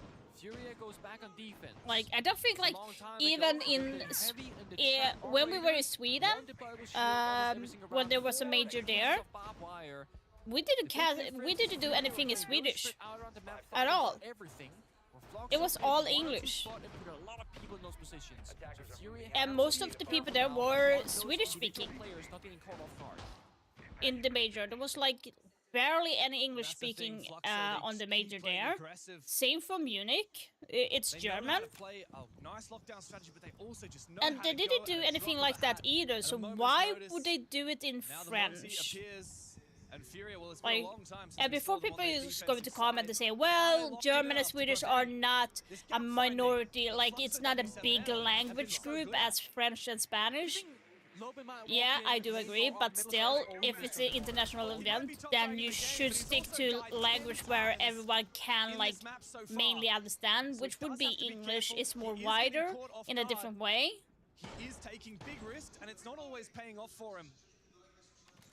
Of course, the Monty brings sure a ton of stability, but here's where Denari becomes very frustrating. Monty can see it's the just stupid. on the door, but can't risk going for 8. I know there's a lot of yeah, that's true. Could toss it on in. I know there is a lot, like Spanish and French is like third or fifth spoken language. That I know. But English is like the top, right? He also has EMPs, but more importantly, he has the Capital. Felipox has 2 more Denari traps in pocket that he could toss out to potentially stun that Monty. And from down below, Volps is also looking to support. Come on, Felipox! Just catches dots and licks him for a bit of damage. We gotta get the Monty here. Come through, and now Felipox is being fully targeted. Where will the fire come through from Palu? He's rotated over, and Volps still has his cutoff from down below. They have not killed him yet, what? They're worried about losing this by Monty dying. Felipox moves away, fire went out. Paolo gets a frag. 60 seconds left, so that's the problem. He did a good job of wasting time. Speeding up too much, might just die to a trap operator. Oh, Herds. Down below, he's being hunted by Lobin. He's so stuck. No rotate. The Deimos targets him. But he's worried about a flank. He knows about it. But now he's caught between 2 players. And Furia continue to damn, nicely done. Woo! Once again as how are you alive? Hurt, how are you alive? And he finds all of the kills remaining. A 15th Let's round go. is required here on the first map as this Brazilian battle will continue. But like, in hindsight, like, I'm not there, so I can't like speak. I've never been there, but like when I'm talking to major, we did not do that. So I did not see that in tournaments. But if I'm listening to it live through here, I don't want to hear the casters that is on site overpowering the casters that's talking through the stream. I don't understand how that is a thing. And it's making me confused. You 2v1 the Deimos with no fear. Meanwhile, that happened. And it was the same when the host came in. Milos was talking French, and then you have the other guy talking in English. So, like, that I can stand by. In general, like, I don't mind that. Because, like, then it's a different thing. But yeah, it's annoying that I hear them in the background. I've been tweeting, I've been writing to. By the way, there is a clean feed where we don't hear the casters here. I went in and started earlier, but I hear the French casters in the background instead. So he's saying it's a clean feed, but I still hear the fucking casters that is speaking in French. Like that's not like that was the main issue for me. So we have to make do with this, but definitely going to complain about this more. Milos is not French, but he can speak French. Fury need to be careful because at the start of the round, players like hers are getting caught off guard. Yeah. Players like Lobin are always going for swings.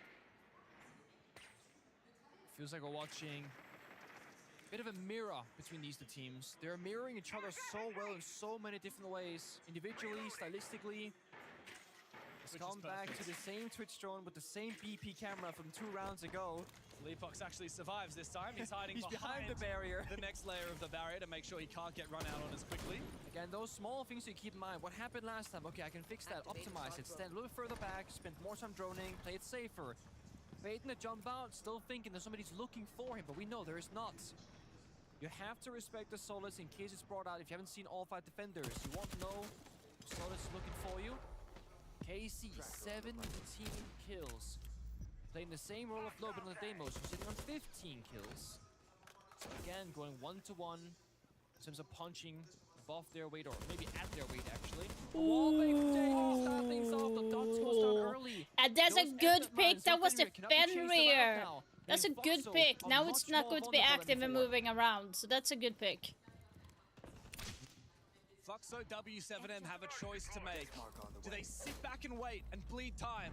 Yeah, this is the last round. Like they have for this whole game so far. 7-7, James. Lashing it now is madness, right? It's about risk assessment. How big is the risk? How big is the reward? It's the first map in a long BO3 most likely, but Hurst takes down Dotus. Perhaps it's time to lash out on this map. This round might just be over for Fluxo. Yeah, I'm not surprised. The team that staved off 2 map points so far, it must be a 2v5. And none other than Loban, who gets aggressive. Oh, no. He's trying to bait out the swing. Volps is being targeted by the Deimos and he will fall. Furia will push to the Yes! Let's go! Panthers remain as furious as ever. 15 rounds it takes, but they get the job done. 1 map in the bag for Furia. By the way, Fox, like, if you did not know, one of the French caster is actually Kitty. Kitty R6 is casting, so... Strategically, operator bandwise, pacing, controlling so many things in the server. I mean, see the hugs there from the side of Furia. So much relief. Oh my god, we actually got the map victory.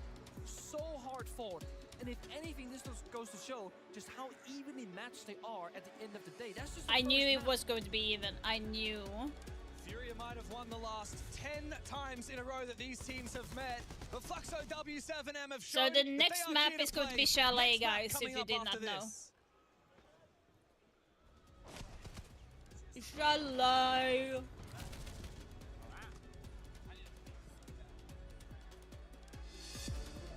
We're gonna have some pause right now, I'm guessing.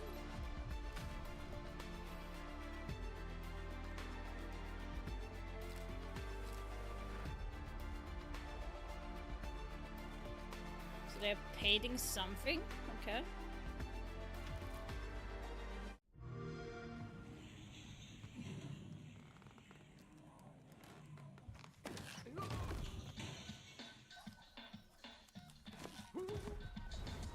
I'm not surprised that WM went for Chalet, to be honest. I am really not surprised.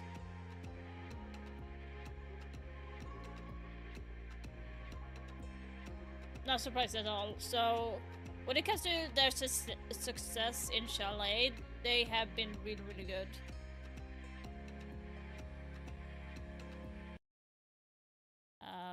Okay. Commercial after commercial. If we look at W7M, let's see here. They played Chalet against SSG, which was 2 days ago, and they won 7-2 against SSG in Chalet. They like dominated, slaughtered them so well. And I think also when they faced FaZe as well during the group as well, they played Chalet. That was FaZe class pick, and W7M actually lost against FaZe on Chalet with 7-5. But now we are talking FaZe clan. They're playing really, really well.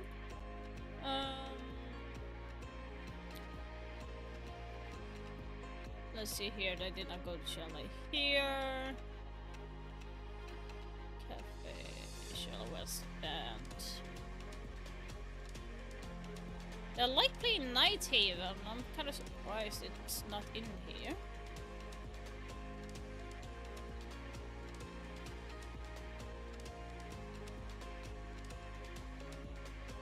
Yeah, after that I played in the Latam League against FaZe Clan again on Chalet, and they lost 7-3.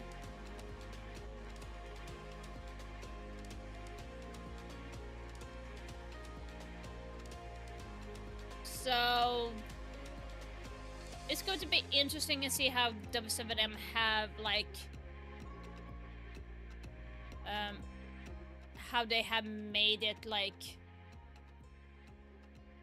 what have they made different about playing against Chalet, because I think they played Furia played Chalet a couple of months back. I did not check, to be honest. I just checked for this tournament's stats.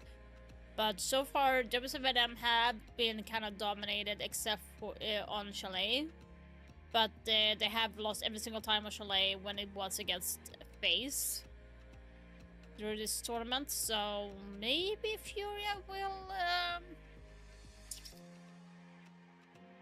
have a little bit of a trouble on this map. Just a tiny bit. Just a tiny smidge. But my prediction is that Furia is going to be winning. Then after this match is going to be between Secret versus Wildcard. I did pick Secret because they have played, like, Wildcard has played really well as well as Secret has, but I feel like Secret has a little bit more sharpness in the play than Wildcard, to be honest. So that is going to be interesting to see how that goes. And the last game, FaZe Clan versus Falcon. Now, whoever loses that match, we go to the lower bracket, the face off whoever have won there. So it's going to be interesting to see how that works. So I would say, like, it would be good if I did pick Falcons. So between FaZe and Falcons today, whoever wins there will go directly to the finals. So they are clear for playing on Sunday. So there is no more game to be had for them. So you kind of want to win that part because you don't want to like be stuck in that part. So while as there's going to be 2 more games for tomorrow.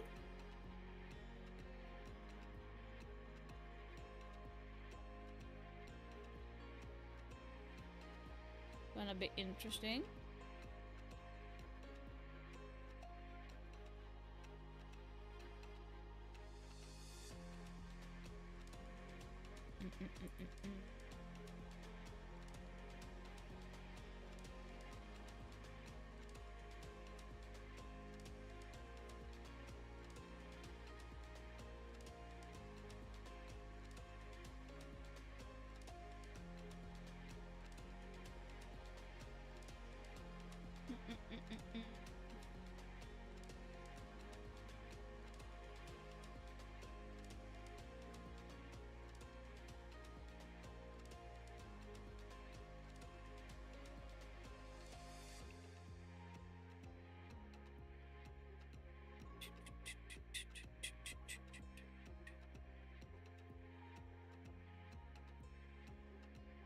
Let's see here.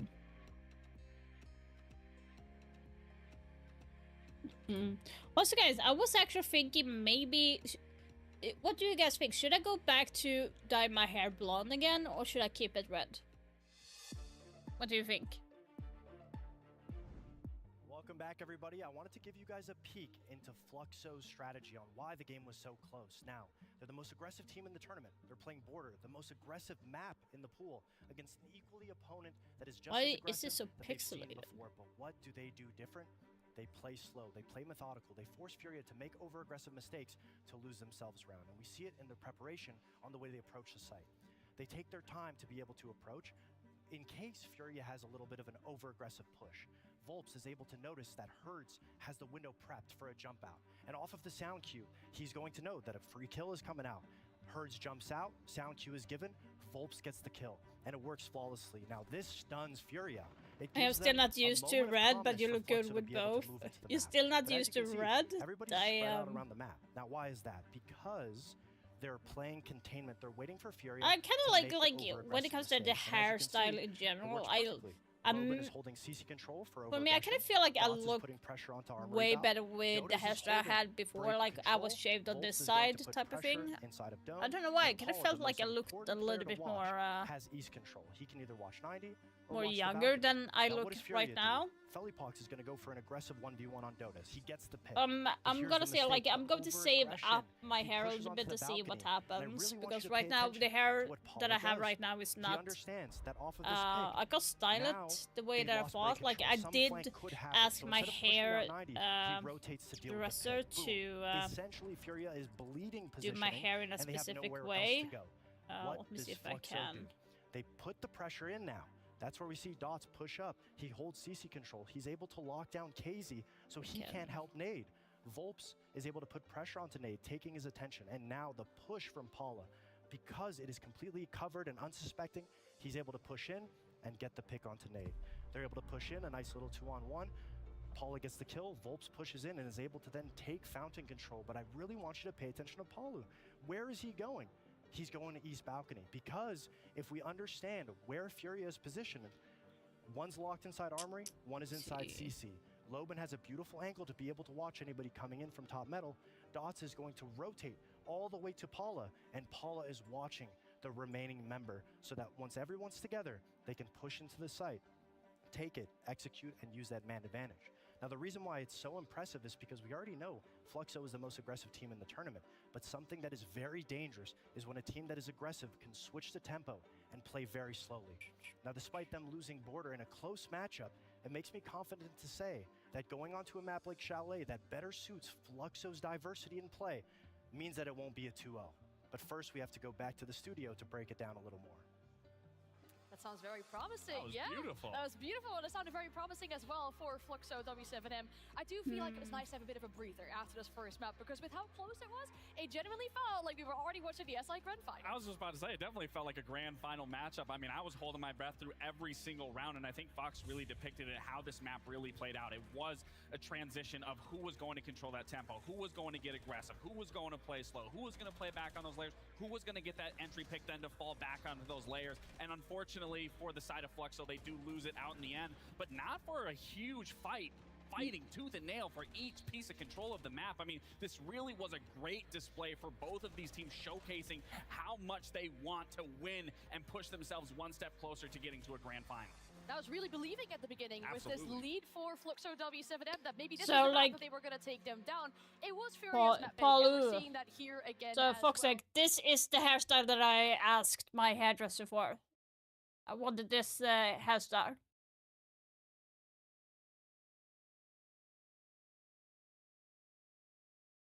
That was the haircut that I wanted, but I don't feel like I have that kind of haircut.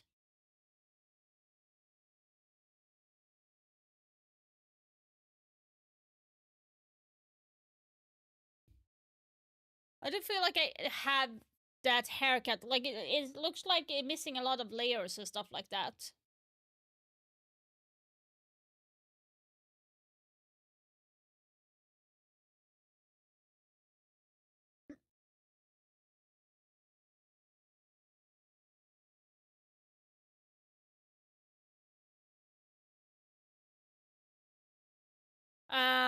Yeah, I did try to style it, but it's not. I'm not getting the same as, like, I'm not expecting exactly the same as the picture, but like, I don't see when I'm styling it, it doesn't look like I have layers on the hair. So my husband wants me to save my hair so I have long hair again. So maybe, but like, I feel like I have lost a lot of hair where I have like a lot of thin hair, so you can like see like a bald spot here very easily for me. So I don't think that long hair will be good for me. But that's the beauty with hair. You can like grow it out and you can change it whenever you want. So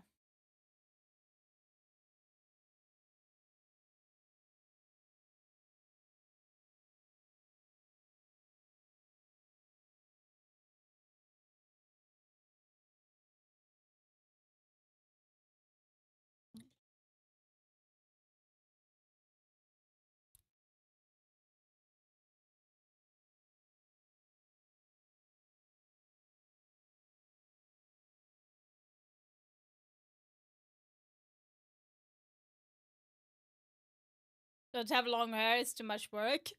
Well, I had a lot of long hair, so me going short, I did go short like a couple of years ago only. Otherwise, I have had long hair like since I was really small. So I think, when did I change my hair? Let me see here.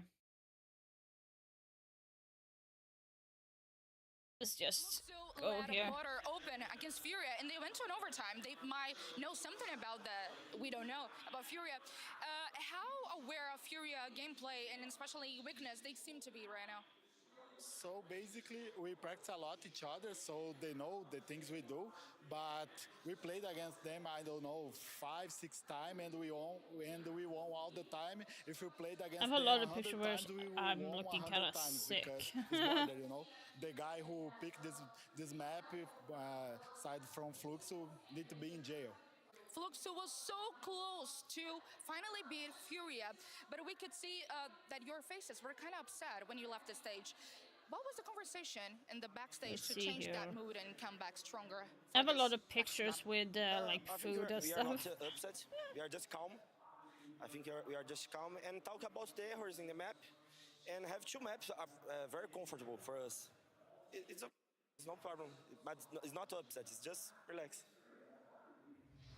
Oh, come on, where? No problem, it seems. I have a lot of photos of my convincing, and kids, on the so other side, we obviously heard that they that's need to go going back to to be jail. like... I mean, to what Igor said, I mean, it's those idiosyncrasies. You know what each individual does, and the fact that Lobo was even I don't able have to any move good around the map photos the way with, that he was and be so fluid long was hair. instrumental to be able to keep them so close. But it is going to be a little harder on the side going into Chalet. But it's not to say for Furia, they I gotta like keep the having my pressure. They gotta hair control the updo narrative, all the time, so especially rarely getting that have... win to get I've that had a momentum lot of going into this hairstyles map. where I They have can't like allow here Fluxo any breathing room only because they need to constrict as well, all so... of the movement, stop Low from being able to find those gaps, and that will be the winning success rate for the side for Furia of getting into the Chalet. I mean, it sure will. The Rome will be Fluxo's successor, but we have to take into My consideration hair mistakes. updo... Fluxo usually loses the first map. They've lost the last 10 times that they played against Furia.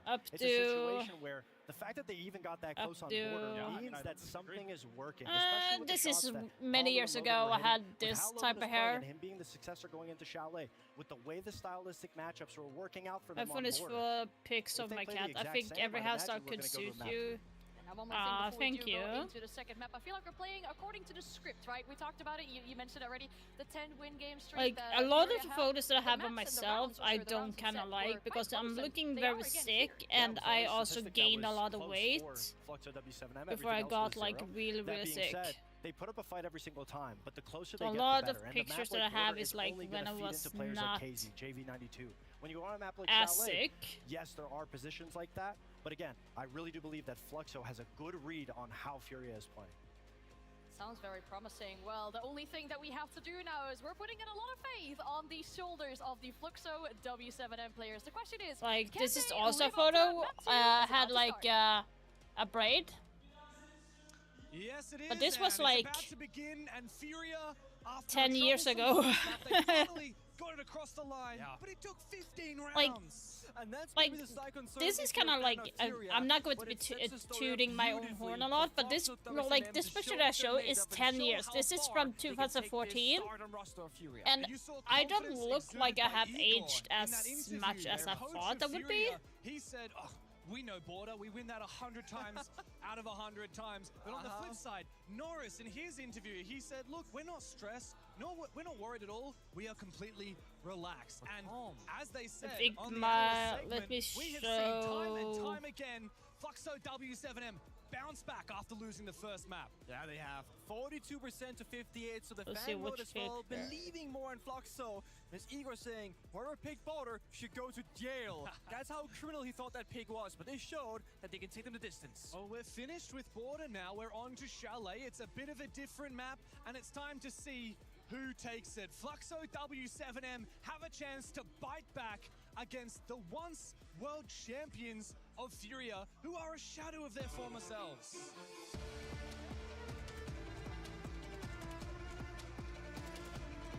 Yeah, I was thinking that as well.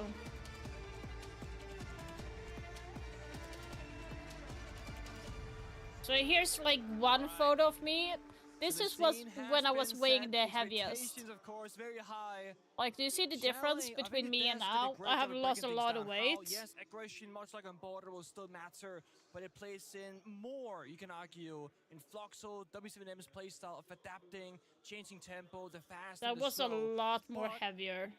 cast your mind back to Border. What happened after Mirror was banned away? Fluxo kept the same tempo, I would argue, every single round after. So I want to see them now have more depth than just one operator to build around, that being the Mirror on Border. Have 2, 3 different operators that in case that one gets banned Like, away, I like you short have hair something as else well, in the but I kind of reserve. feel like just having like Fluxo the W7M, hairstyle I have now everyone's looking kind of at feels them. a little bit All eyes are on boring Palu, all eyes in are on general. Logan. I Can like. he tame his I aggression kind of feel like I to a look way older where it than keeps I Furia need to. running, but it doesn't give them free kills. I For think Palu, that's he's the most played at annoying 8-6 thing. Invitationals. He's played here in Paris before in the grand final and lost it to NIP. He has seen championships slip through his fingers time Now we and go time again, into and the we're a long second way from that match. grand final.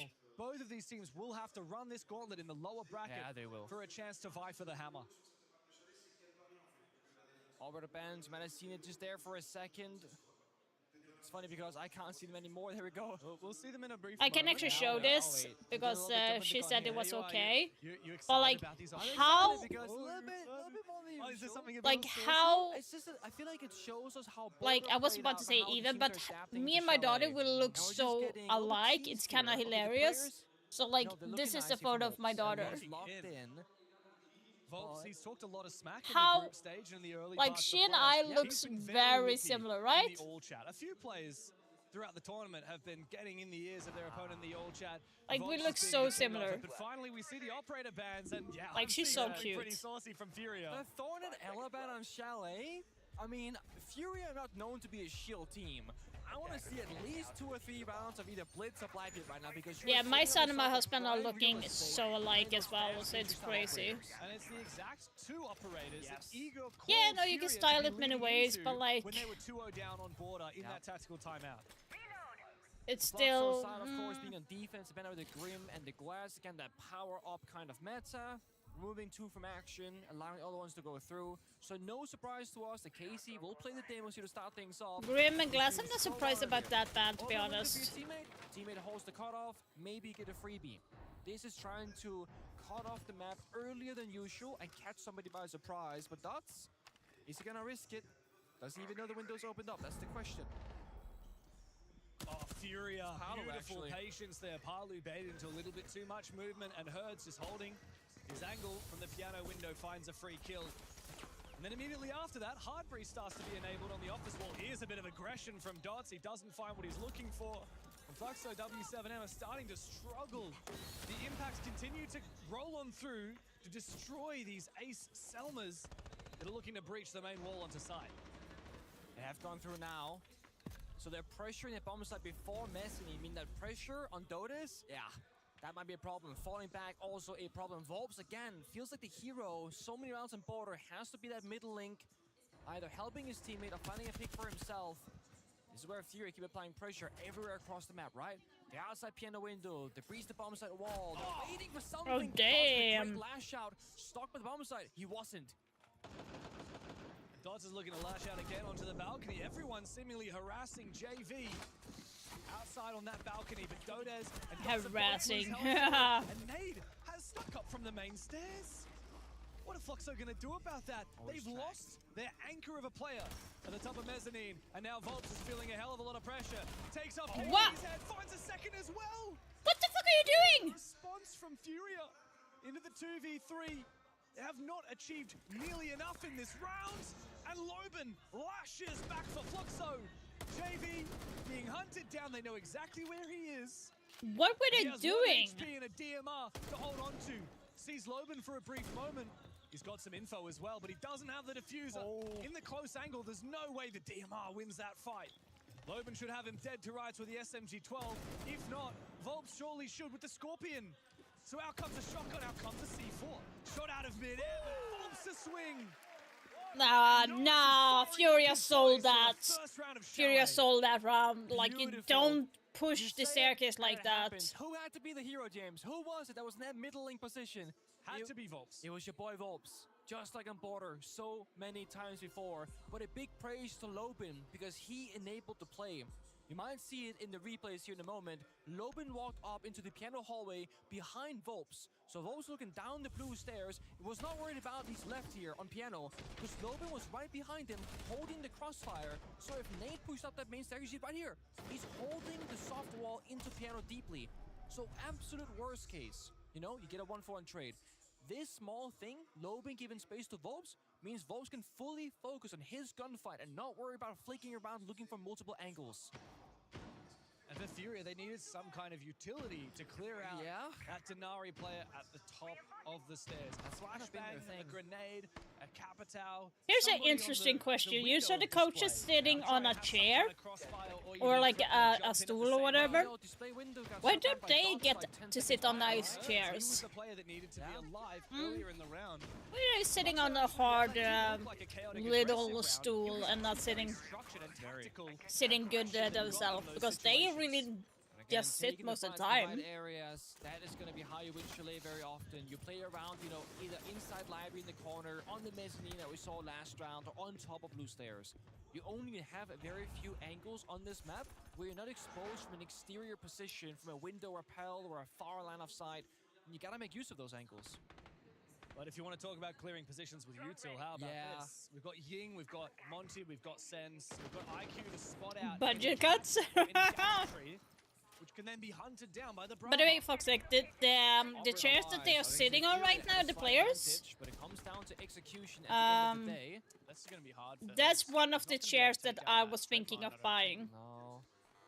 I mean, maybe with a ridiculously well-positioned nade. There's no way. I mean, without cooking, you're going to have to land it in the rafter. Exactly. That's what I'm saying. Very well-positioned. Not happening. There's absolutely no way. But you have no faith in my boy Hurts. Okay. I mean, I feel like he might be able to prone and get an angle. I know he tried for a second there. Yeah.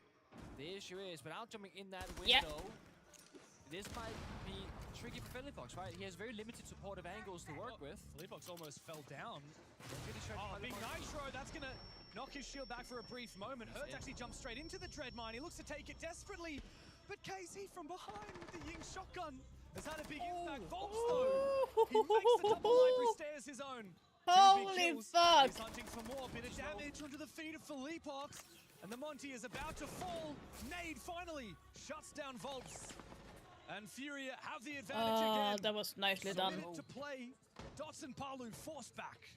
Philippox 1 point of health on the Monty. Nate about half HP. Yeah, so the chairs and desk guys that is used during this tournament, I have become affiliated with them. So if you want to get some discount and buy chairs or desk or whatever on their website, I do have 50% off as a code. Oh, beautiful shot for Dots, and that should not be possible. For Fluxo W7M.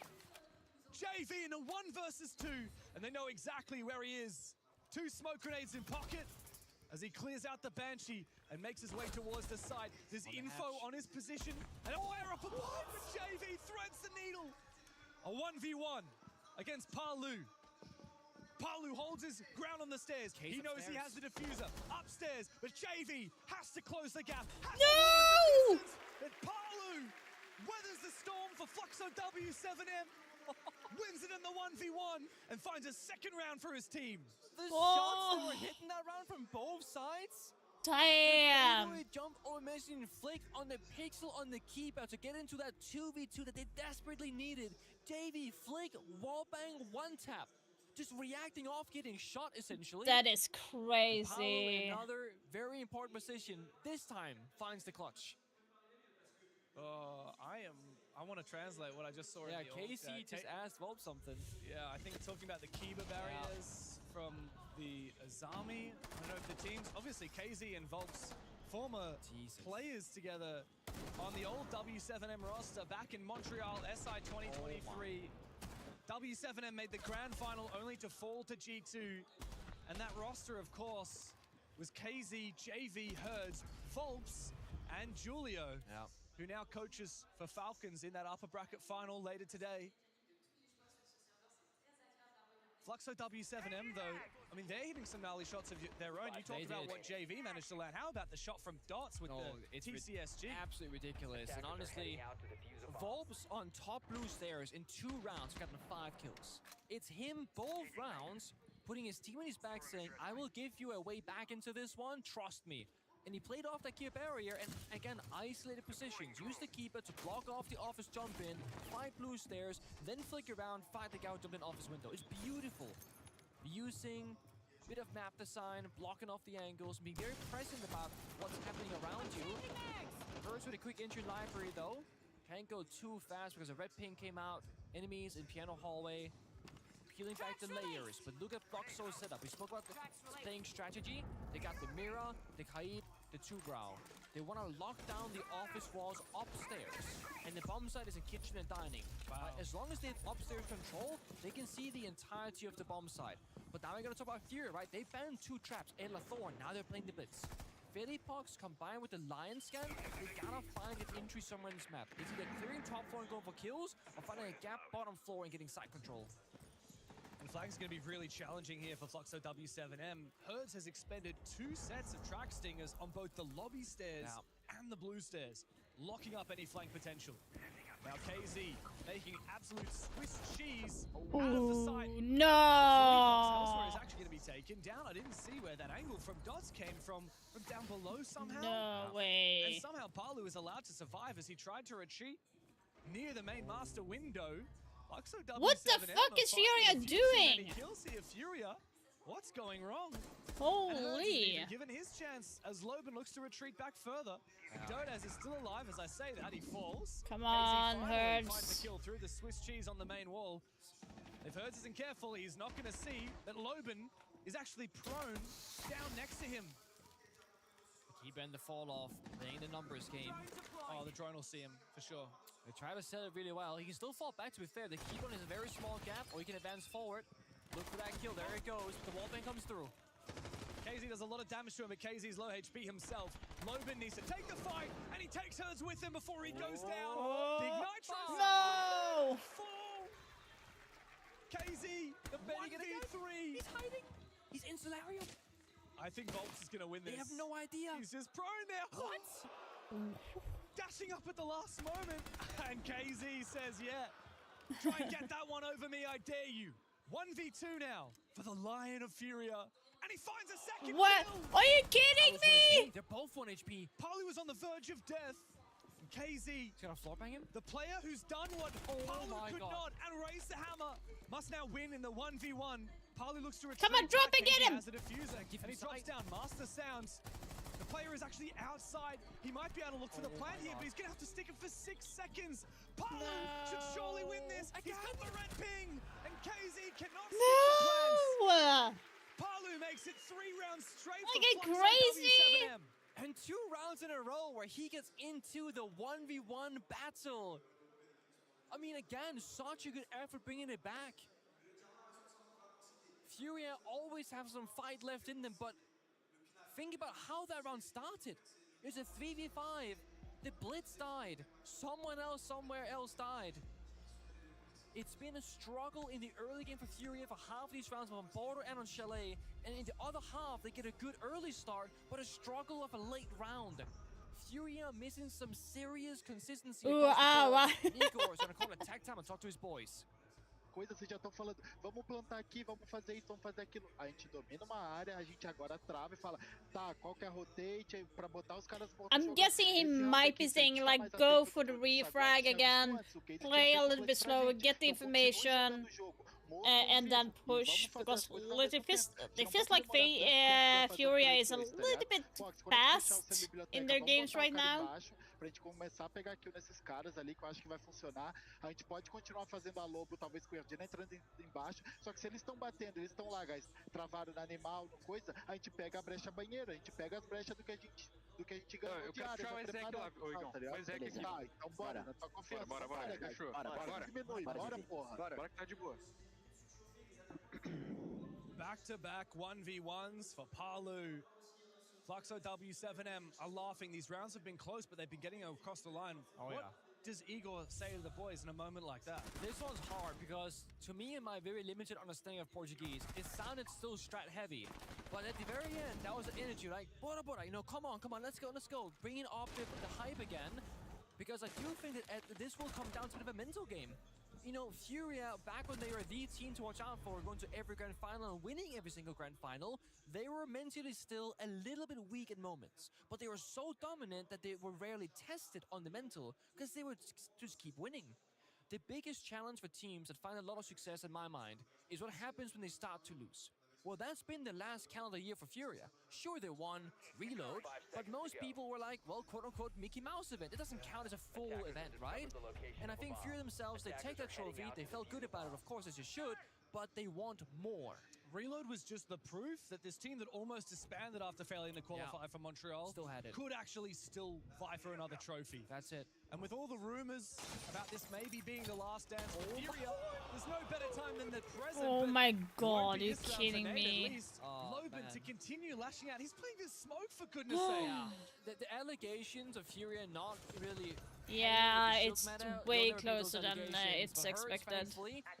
Quick into trench door, finds Volps and Solids, an I'm equally like... very important operator on both sides of movement action.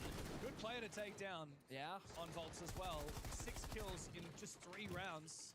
5 of those in the first 2. Yeah. But the clash. This is Floxo changing tempo, saying, you want to play a bit slow on the attack inside? Well, we got the deployable shield, we got a clash, we got a smoke from Loban. And while they're playing very aggressive roaming early on, they can fall back and play the late round. My worry now is Loban stuck on blue stairs, kind of, because the enemies are in library. Hurts is waiting for him. He was thrown downstairs as well. You think he's stuck on blue stairs with Furia? No.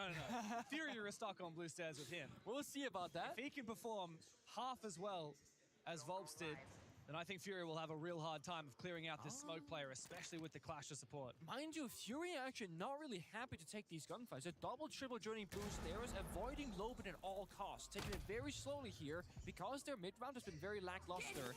Loban is now going to maybe go for a re-attempt flank as smoke in the late round. If he dies, they lose 30 seconds of plant denial and they go down a player because right now it's 4-4. Oh, great. From KZ. Great read, great. Striker strikes first for Furia. 2 players on the ground now from Fluxo. I don't like this. The last call went out though, but JB looking for a flank. Solera and Cam is still up, so the flank should be seen by the defenders, but the clash... That's dangerous. Game, but KZ wins the fight and doubles down. 3 I kills knew for the it Lion would as be Paolo. dangerous. He's won back-to-back 1v1s. Let's now make it a 1v4. Nice. KZ's fired Come up. on. Box finds the final kill, and Furia are finally here on Chalet.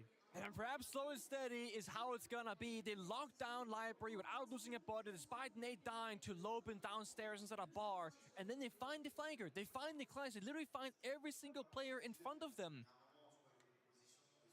But Floxo, if they choose to go back to a different pace, that can affect how Furia's going to attack. This Volps actually swing and hurts on trade store, okay. I thought he ran in. That pre-fire from KZ was so good.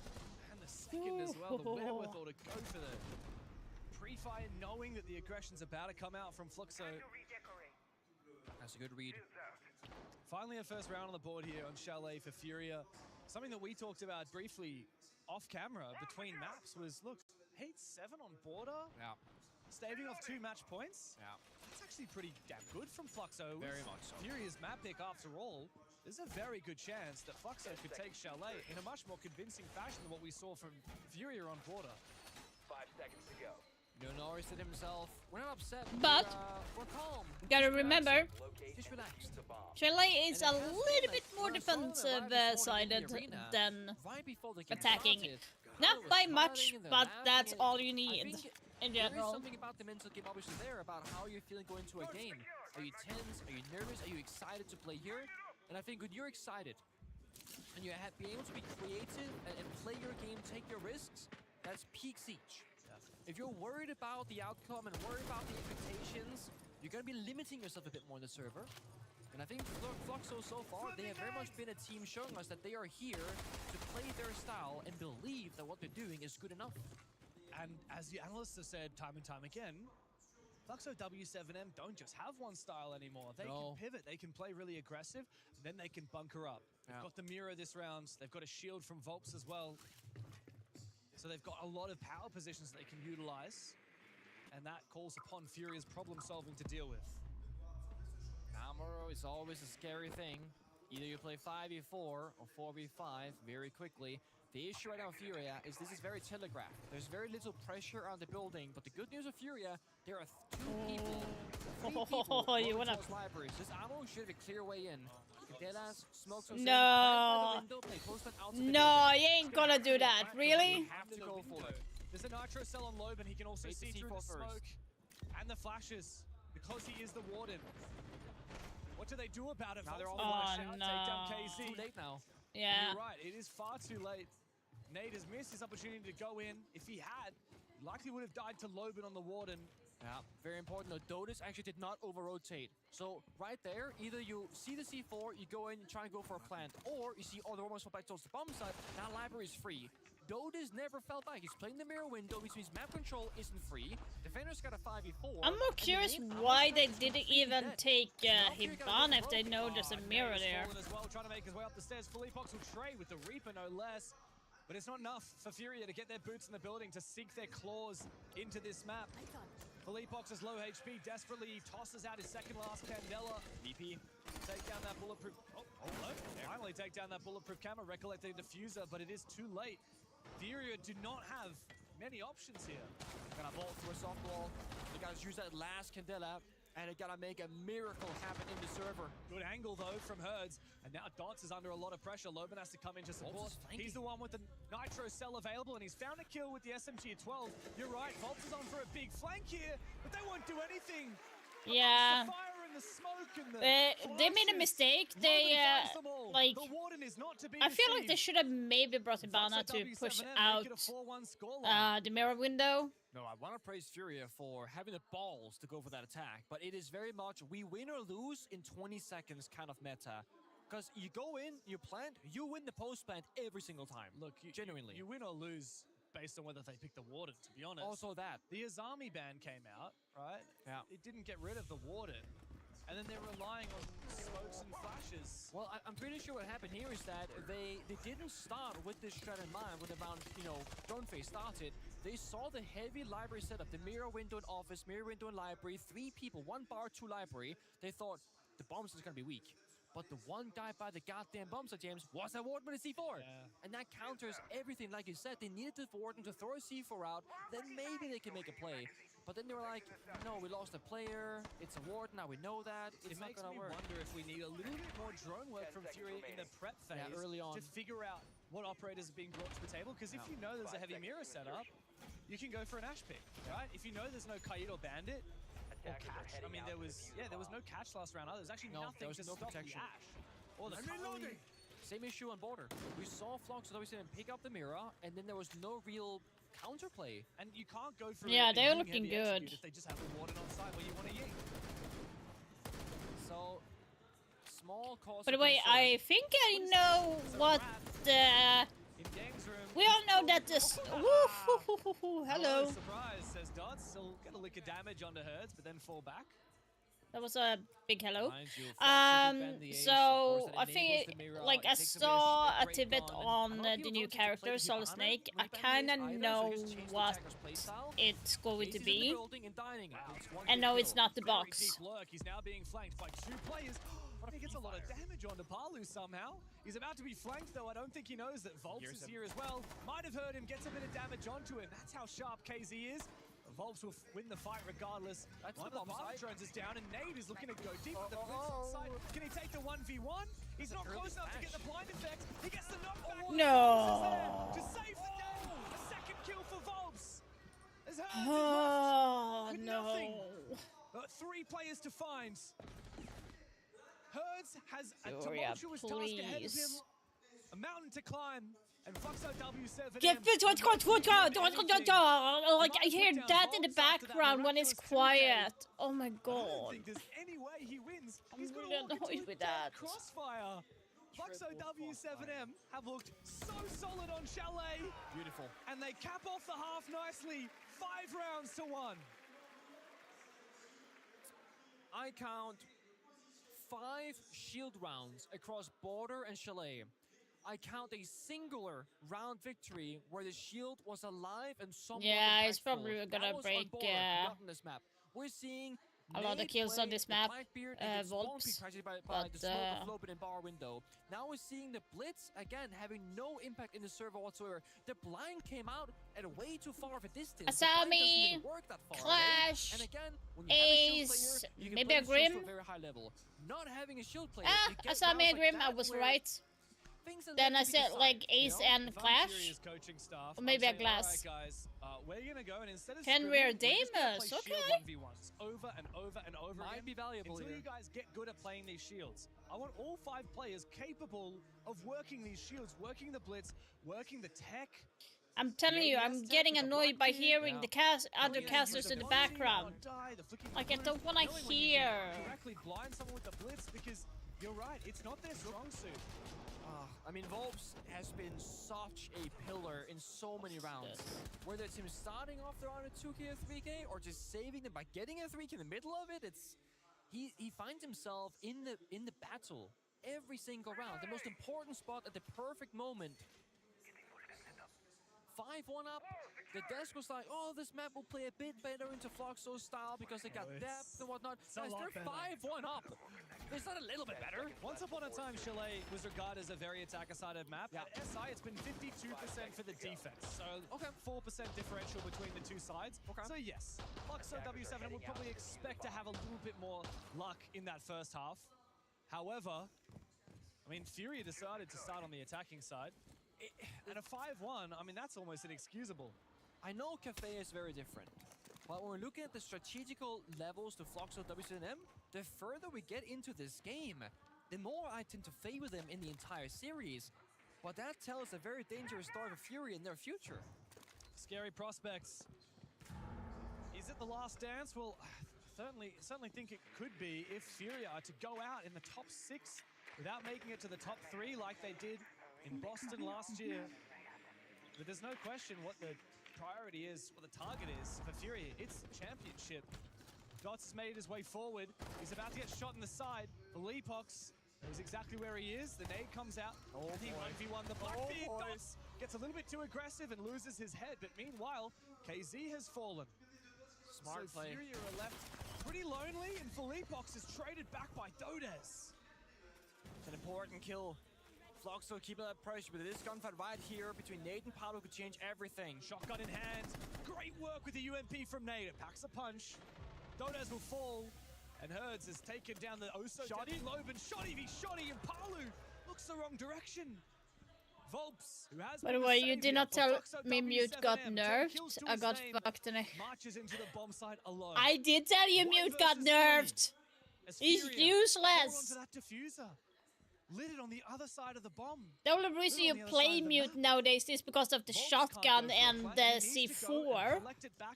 Mute is only good enough for like muting the drones and nothing more. Like it's... If they overswing these teams and give them just 1v1s, just once or twice, that will be enough. It's time to hold crossfires. Hold up. Herds, it's not time to be swinging like that. One player in library box and one on the library stairs. Volps needs to thread the needle. He needs to make this count. He has a chance here. They thought he was too strong or something. I don't even know why. Has time, work the flourish store and get the intel. JV has an escape route. Get that adrenaline out of your body. Don't overthink it. Play off your instincts. Believe in the plan. AR-33 in hand, and Volps makes his way forward. Nade is right on top of the diffuser, but JV steals the kill from him.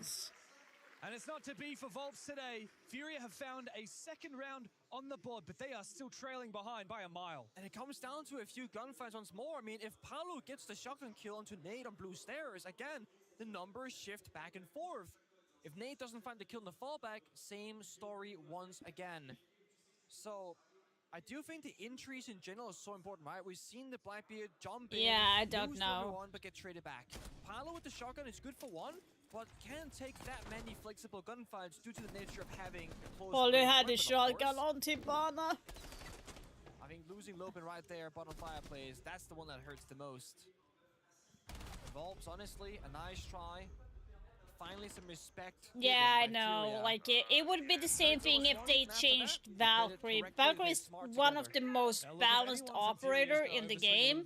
If they start to dab in with her for no apparent reason, like, they are just trashing the game at this moment, because certain operators are good as they are. They're not too strong, not too weak. They are just right. You don't need to change anything. Mute was in a good spot, Smoke is in a good spot, Valkyrie is in a good spot. On defensive side, I would say like the most balanced op where you don't need to change anything would be Valkyrie, Mute, Smoke. Is like the most balanced operator in the game, on defense at least. In my opinion, they have not been changed or dabbed in many years. There's a player on the balcony out here for Herds. Ooh, he's going to reveal his position, open up the hatch and look for a retreat, but he's actually not going to retreat. It's a fake. He peels back for now, but spotted from the rooftops. Volps continues to farm his old team. Yeah. In perfect place once again. 12 kills for Volps. Especially against the Clash, because now he opened up quite a bit of a flank elsewhere, but Felipox Blue Stairs finds Loben. Back to even numbers. There's a flank watcher off Gridlock in the grave. There's the bomb side though. The Clash is upstairs. No barbed wire here either. Palu could sneak onto side. Instead, he looks to Tata open that soft wall. Felipox versus Volps. They know he's down here. Volps cut him off by Trench Thor, sending the Blitz, find him first. 3 players are hunting him down. And he doesn't really have any util. Felipox spots out Thoughts, the impact to try and do a little bit of damage. He doesn't get flushed. No. It's a gunfight regardless. No. Onto the bomb site. No. No, Jake went KZ. to go and support his teammate. Now KZ is looking for a refrag, but Fluxo have just evaporated.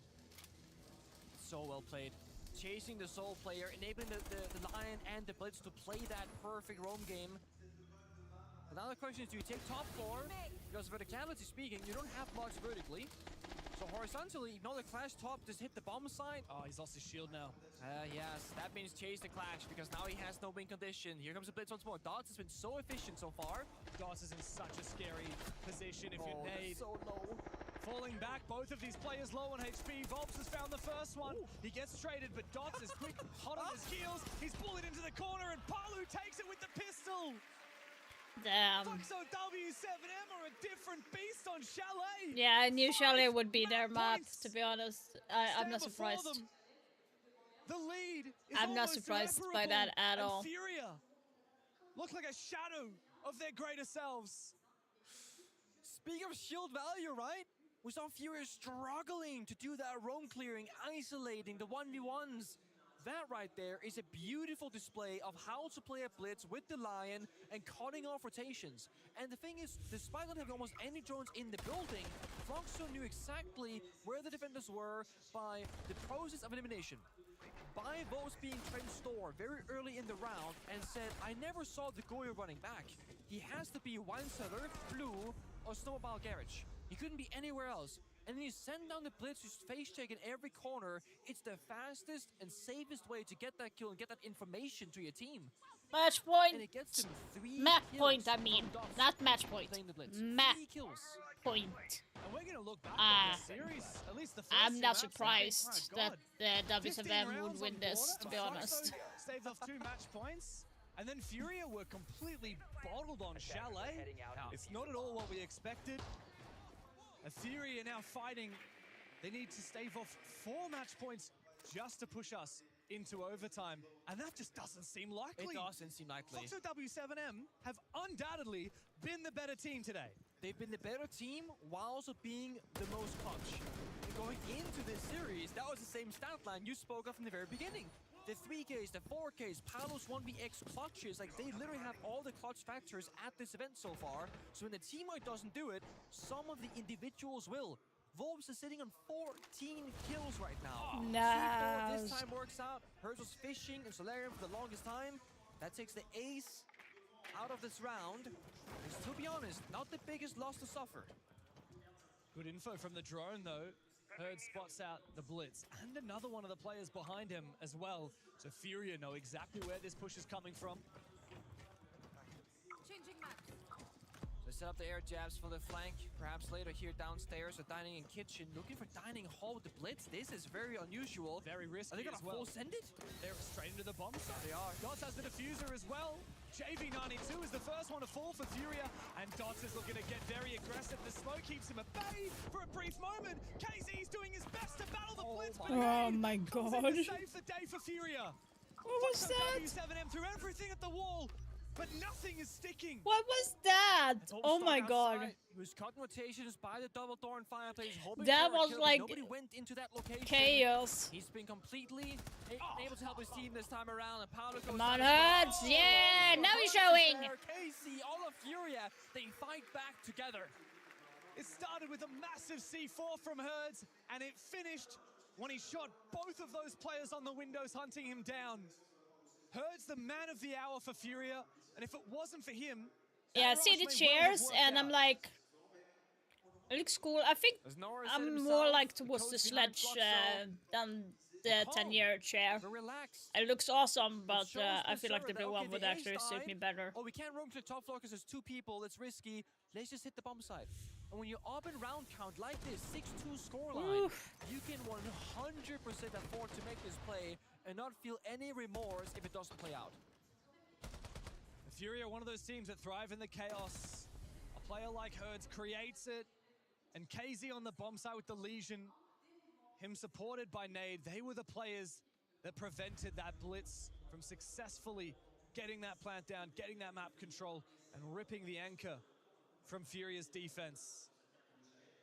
But as you said, no reason to fret, no reason to be stressed for Fluxo W7M. No. The scoreline is 6-3, and there are 3 more map point opportunities to send us to Cafe. They literally just need one thing to work out, one mistake from Furia.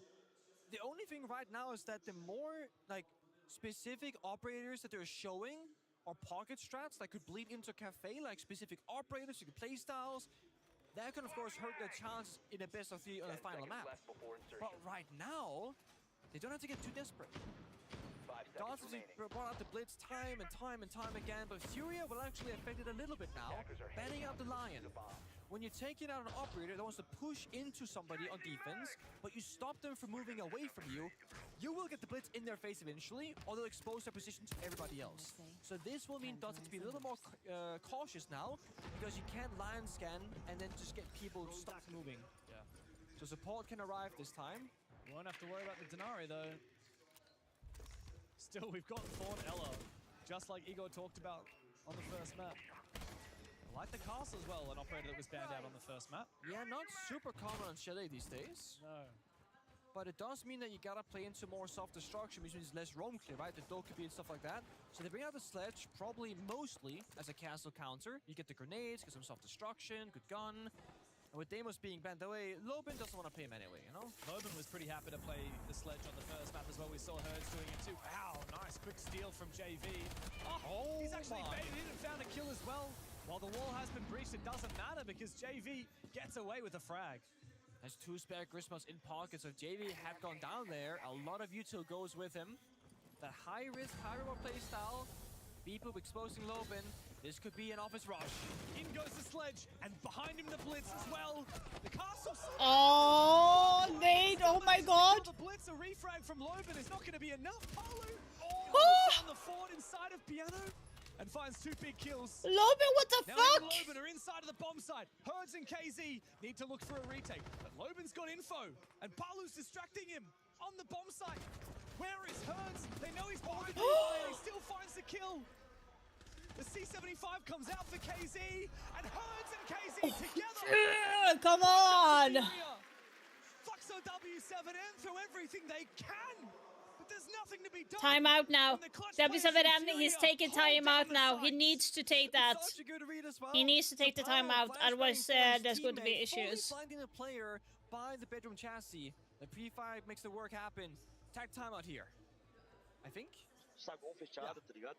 Os caras tá tendo uns confortos que não é pra ter.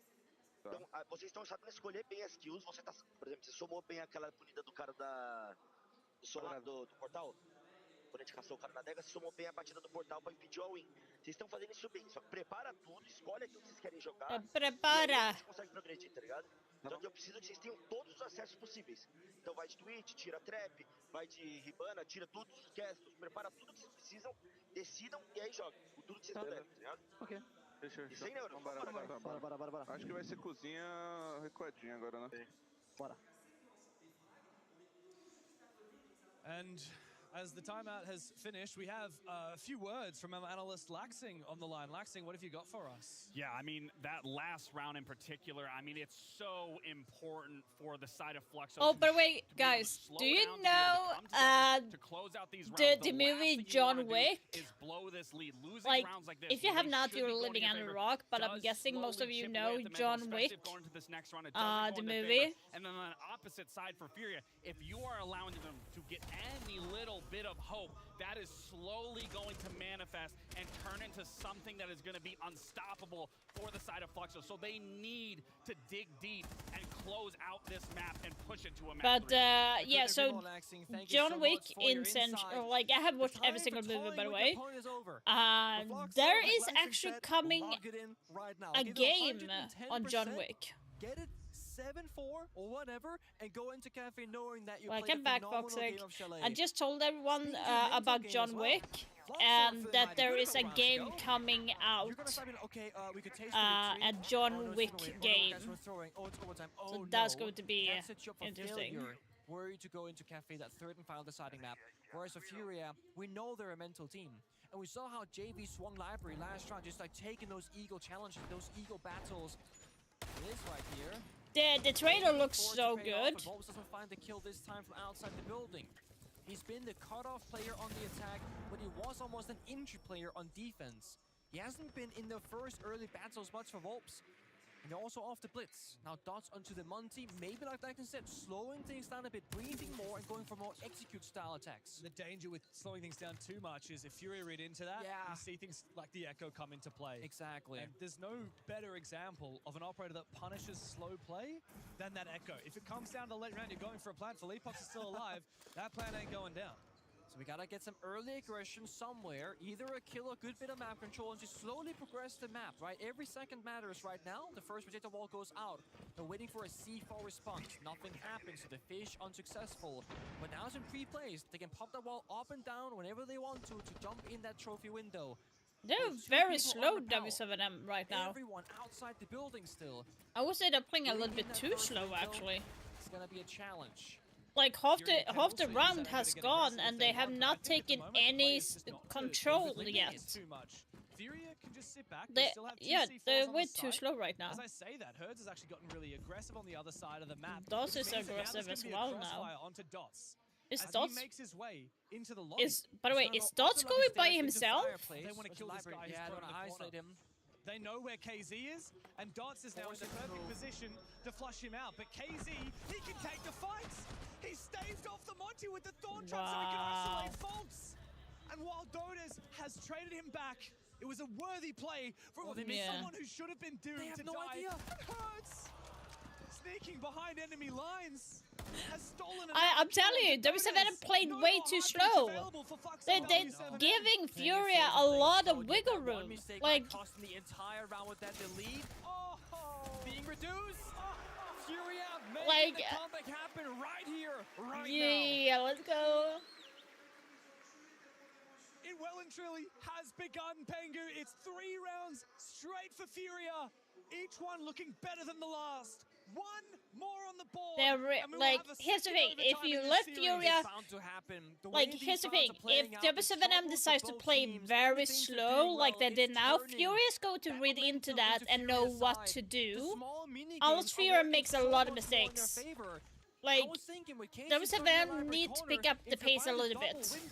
And just hold him with a gun, he's bound to move eventually. Instead, you jump in a single window, he pre-fires you, you lose. Miscoordination.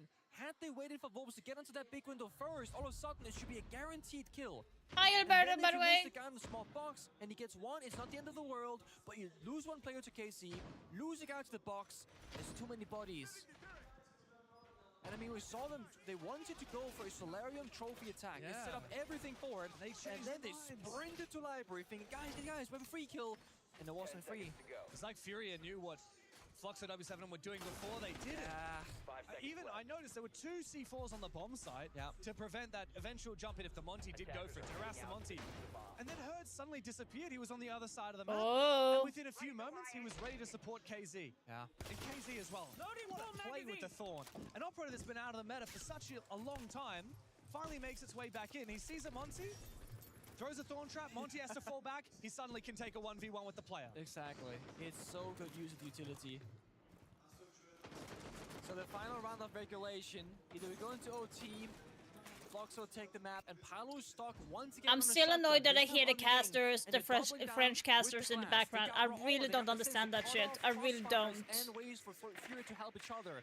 This feels like that Amara push that Fury attempted. All or nothing. When they go, it's everything in the round. Yeah, but they've got a Warden which counters the Clash. know. And the Ying, they've got a Mirror. I know. The hard holding positions, they've got the Smoke and the Clash to keep the attack at bay. It's a perfect counter to the be careful, Herds. Be always come down careful. to execution. Who can find the entry? That's the big question. When Herds and KC are 11 kills, 11 and 12 kills, while you have on W7M, you have Wolves that is the only one that has gone past 10 kill marks with 15 kills. So the other teammates need to step out to get the kills to help out a little bit, because right now it's all on to Wolves to get the kills at the moment. Will Furia just play safely? Indeed, it looks to be the case. As Dodes looks to send out the first of the Rayoras. EMP, but it does get disabled. The EMPs come up and Volps from down below finds the opening kill. No more Warden to worry about if you're a Ying or a Glaz, but the Nitro cell from Herds will claim the Glaz's life. And those smokes far less effective than previous. It's worth it though. They get library control. Thank you for the alert, fuck's sake. They lose the glass, yes, but a great mini execute.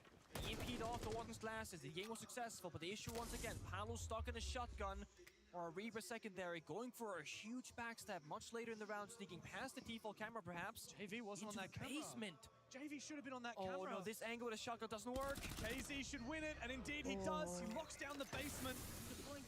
It's up to Dodes to try and have a big impact here on the Rayora. He blocks off one door. Missed the smoke, That's the primary plant denial. You're right, the smoke did not cover off the line of sight. We have dots on the Thatcher. They can't jump in, it's too risky, and they got smoke and a clash. This shouldn't work. They need to go for some kills here.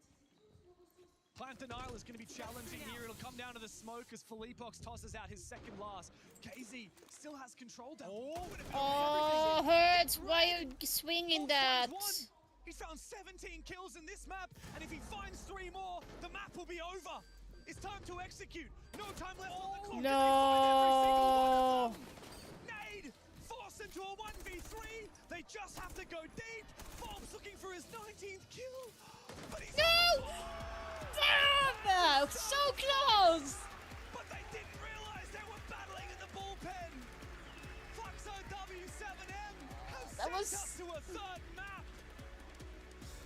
It took way too many rounds to get there. Oh my god, that was so close, guys. Depth in the operator pool as well, and how to get so close. The fast attacks, the slow attacks. Honestly, that was one of the few rounds where I thought there is no way that's the one that's gonna work. But the Thatcher came out, EMPing the ward, and we have so much more seats to cover. One more map. Cappy's up next after a short break.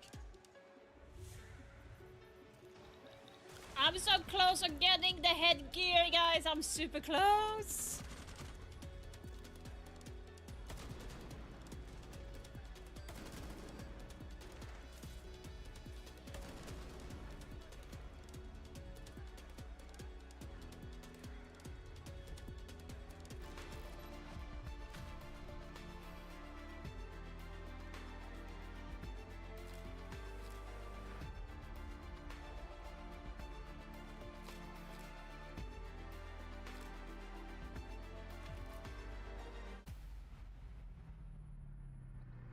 I'm looking for the drones for the Talon skin, but I can't see it.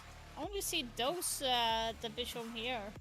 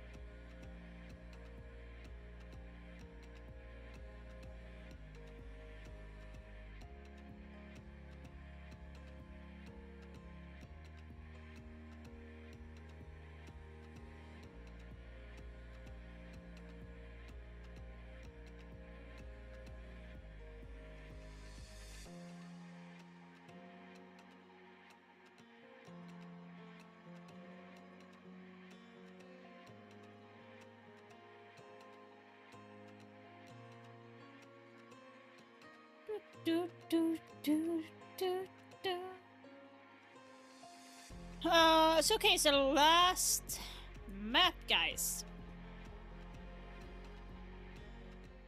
It's going to be cafe. And cafe is something that I don't think has been played a lot from W7M. And I do believe Furia has played it. Let's see here. Yeah, Furia has not played cafe during this tournament. Yeah, they played against Daystar, whereas they won 7-1 during this tournament. Let's see here. Yeah, so they have played once Furia. They won 7-1, 7-2 there. And let's see here. W7M played Cafe latest during this tournament against Oxygen Gaming. And they won 7-3 against Oxygen. Let's see here. Have they played it more? Yeah, they played it against Kia as well, where they won 7-2 as well. Let's see here. Then played against SSG, and they won 8-6 against SSG there. So far they have played a lot of Cafe. Wow, they have played a lot. They played against Team Secret and won 8-6. I fear that they might have been playing Cafe a little bit too much. WSMM, whereas you have Furious just going to have a lot of information about that match. So this might hurt Furia. This might hurt W7M in the long run because they have not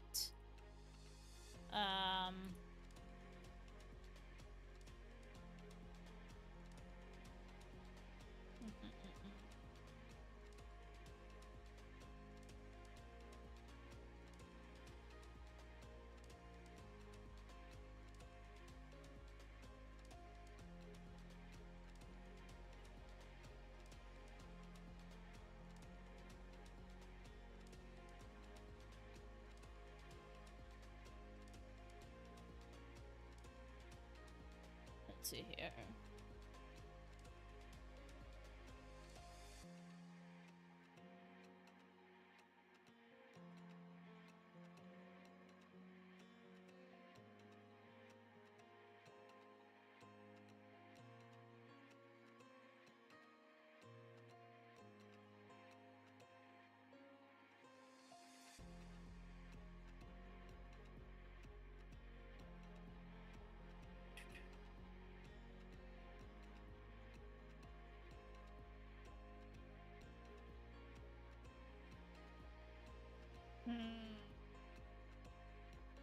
Yeah, I do feel like WSN might be in trouble, to be honest. I do feel like...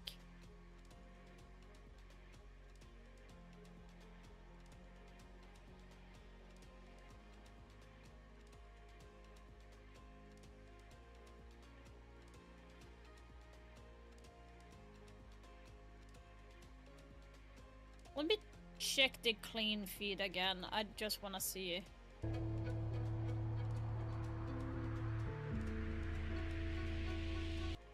That is a stupid thing.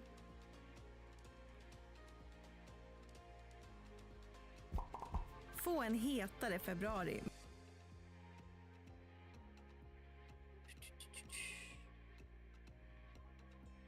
Why showing old?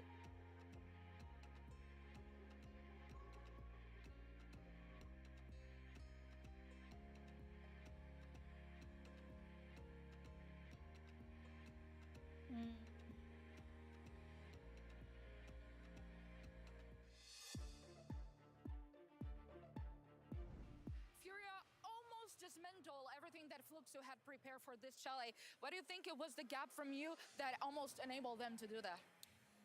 Actually, we were playing really well, but we were confusing ourselves in communication between the mid rounds. Like, we were kind of lost sometimes, and we started just like, guys, let's calm down, let's play our bases, let's say, and that was it, basically. Furia was not paying enough attention. That's what Igor said in the timeout. What do you think was making this mistake, such minor mistakes, going so unnoticed? Yeah, I think we had a few good rounds in the beginning that we couldn't take to our side. So I think mentally we kind of get frustrated with that. And then we started making more mistakes, and we can't let that happen. So for map 3 now, we're going to reset our mental and come better. We're glad to see Fluxo W7M come back in this matchup, and sometimes it's just so good to be right when you said that this map really suits the playstyle of Fluxo W7M, but it did get really close. It did get close, but I love that they didn't switch too much up on their defenses. Them just playing slow, letting Furia make the mistakes, being able to get those picks, specifically Volps, a lot of those positions on his defenses, on his attacks. He's locking down an area, and you can see it clear as day. You can't get this man out of hard corners, positions that he's able to hold down. And that was Fluxo W7M's whole game plan, essentially, and I'm glad that they stuck to it, because that is what got them out of their attacking half, of their defending half. It did get a little too close for comfort, but that's what you said in your call-ins. They need to be able to stump that momentum early on. Yeah, and that was a very scary thing, especially once we started to see that comeback start to happen, and especially what we heard from Paulo there. We needed to reset the mental, we needed to slow down, we need to play our game. That's exactly what we saw, especially going into this last round. This last round in particular, Volps stopping the player coming up from base, being able to get the kill on the bar, getting the kill onto blue. If he doesn't win any of those gunfights, loses that control, they lose that. They go into overtime, and then that's another question. Then are we going to see them here? Are we talking about them? Fact of the matter is, Volps got the job done, 18-9, and it is important to note, he is no longer the IGL. We haven't talked about it too much. Dots has stepped into that role, but again, Volps has been let off a leash, and he is tearing into this roster. And that's the important factor for Fluxo W7M, is being able to have a player that has amazing input, being able to shut down the aggressive players from Furia, and we talked about it. Everybody on the roster is going to have their series, going to have their map to be able to perform, but it's the strength of the whole team that is able to so here's the thing. You hear them talking in English right now. There's no French translator or anything. Why do we have it during and that's something the that match? Furia can switch up I just don't get it. is where they're coming and how fast they're coming. Yeah, I'm glad he joined us earlier in this event for a little chat and to talk about him no longer being the IGL there, but really seeing what it does with his stats at this event so far. That's a fabulous thing to see for himself, and I'm glad they also managed to stop that almost comeback, because, you know, maybe some Fluxo W7M fans were sweating a little bit there. I mean, I was sweating. I was worried. I mean, hey, we're seeing it. No, but I mean, it is important, the fact that they did get that win. Now they can battle back here in map 3, because it's going to be so important for them to focus on those key mistakes that were being made here to make sure that doesn't happen again. Like Paulo was saying, to just the late round, mid to late round, the miscommunication was there. They can't allow this to happen going into a map 3. They need to continue to be able to shut down big players, because we highlighted JB92, KZ. On a map like Cafe, it's arguably one of the ones that I would say KZ revolutionized, being able to lock down all of Piano alone on the Azami. That's one of the most difficult aspects of dealing with a player like KZ, and why Fluxo W7M, the fact that they're able to shut down these explosive players, look like they're in good fashion to be able to handle it. That being said, Fury is not going to just roll over and let it happen. They're going to be fighting guns on, and that's why that'll be the biggest factor. Is Azami taken off the board? Will W7M Fluxo be able to deal with the aggressive overtake from KZ inside of Christmas, inside of the map? That'll be the biggest thing to look for me. This final map is also important for these teams. Furia with a big win streak. What can W7M and Fluxo do? Maria spoke to the coaches. We can see how Fluxo doesn't mind doing risky plays even in a elimination match. And I think that is so cool, but how comfortable are you doing that in a map that is going to decide everything? Cara, pra ser sincero, é fácil porque é literalmente a gente só aplicar o nosso estilo de jogo. Então, o que vocês acabaram de ver, independente se a partida é eliminatória ou não, se é inv ou não, é apenas nós. Isso somos nós.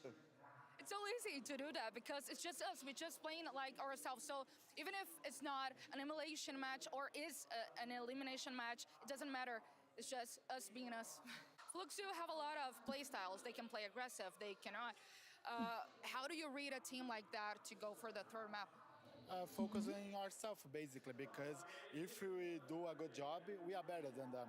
So basically, we need to focus on our game, and if we do, we can win this match, of course.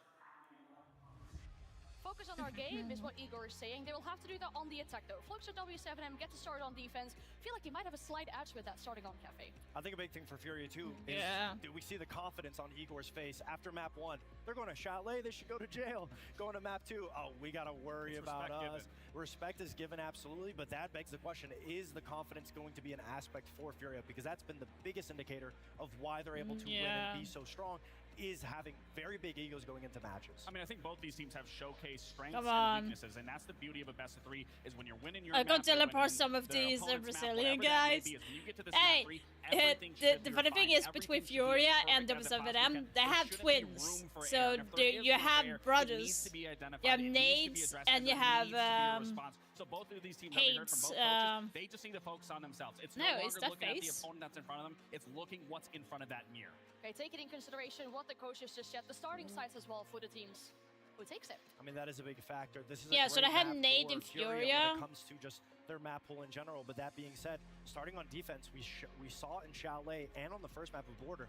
It's space, it's space. Fluxo W7M was able to play under defenses. When they were able to ramp up, they can shut down the players from Furia, and then once the side swap, it doesn't matter. So if Fluxo was able to mount a big lead on their defensive half, it might be wraps before a side swap. I completely agree. Right, well, Here's something interesting about this W7M, that they actually have 2 replacement players. If some of the players can't play, they have 2 replacement players, and it's actually 2 female players. We must settle it on the third, Pengu. That Who is takes it? highly What do you think? Is it Furia, interesting. or have they been overtaken by Fluxo W7M? You know, I told you this in private before the game started, before that first match. So, you know what? This has to be a 2-0 for Fluxo, because in Cafe ain't no way. But I have changed my opinion. Fluxo showed us more depth in this BO3 than the entire tournament beforehand. In Furia, they're struggling. Now, my only real concern here for Fluxo W7M, they had Vobes dropping 18 kills, Palu with 2 separate 1v1 clutches to barely win the map at the end of the day. If those big moments don't happen so frequently, that should have been maybe a Good to W7M. That's coming back after losing huge respect to W7M for having 2 players that is female on the reserve list. It says on the roster that there are 2 players that is female.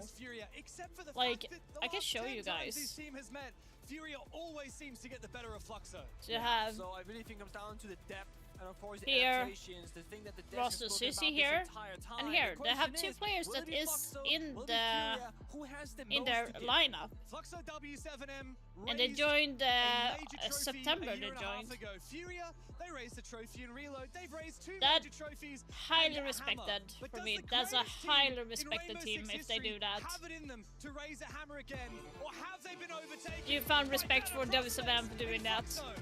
They don't care about gender at this point if they do that.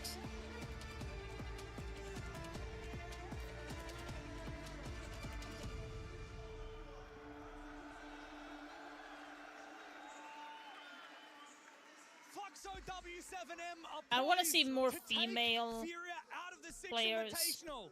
One of the tournament favorites. They raised the hammer 2 years ago in Brazil, and they've raised countless trophies outside that. Could it be the first time in years that Fluxo W7M hold a candle to the greatest in Brazil? It'll come down to what happens on Cafe. Okay, Ying and Mira, not gonna be surprising. another Capital, not domestic surprising either. upset? Asami, not surprising. Atlanta Major You don't want to have 2023. Asami on the top Lowe's floor. take Same down with FaceTime Mira 2-0, for the bottom floor and Lowe's as advance to well. grand finals, Really where they annoying. fall short of this very And same of course, roster. Clash is on Could it board be for that now, revenge and 2 years, W7M 2.5 is years, in picking fact, that later, right off the board. looking to take Furia away from the possibility of going further, and they themselves look for another game. Clutches, big moments, very big individual performances. We've seen so many things in this BO3 so far. Cafe, it's a map where you're often stuck on window repels, having a hard time in the building. We've seen how good Fluxo's shields can be when they're on the attacking side.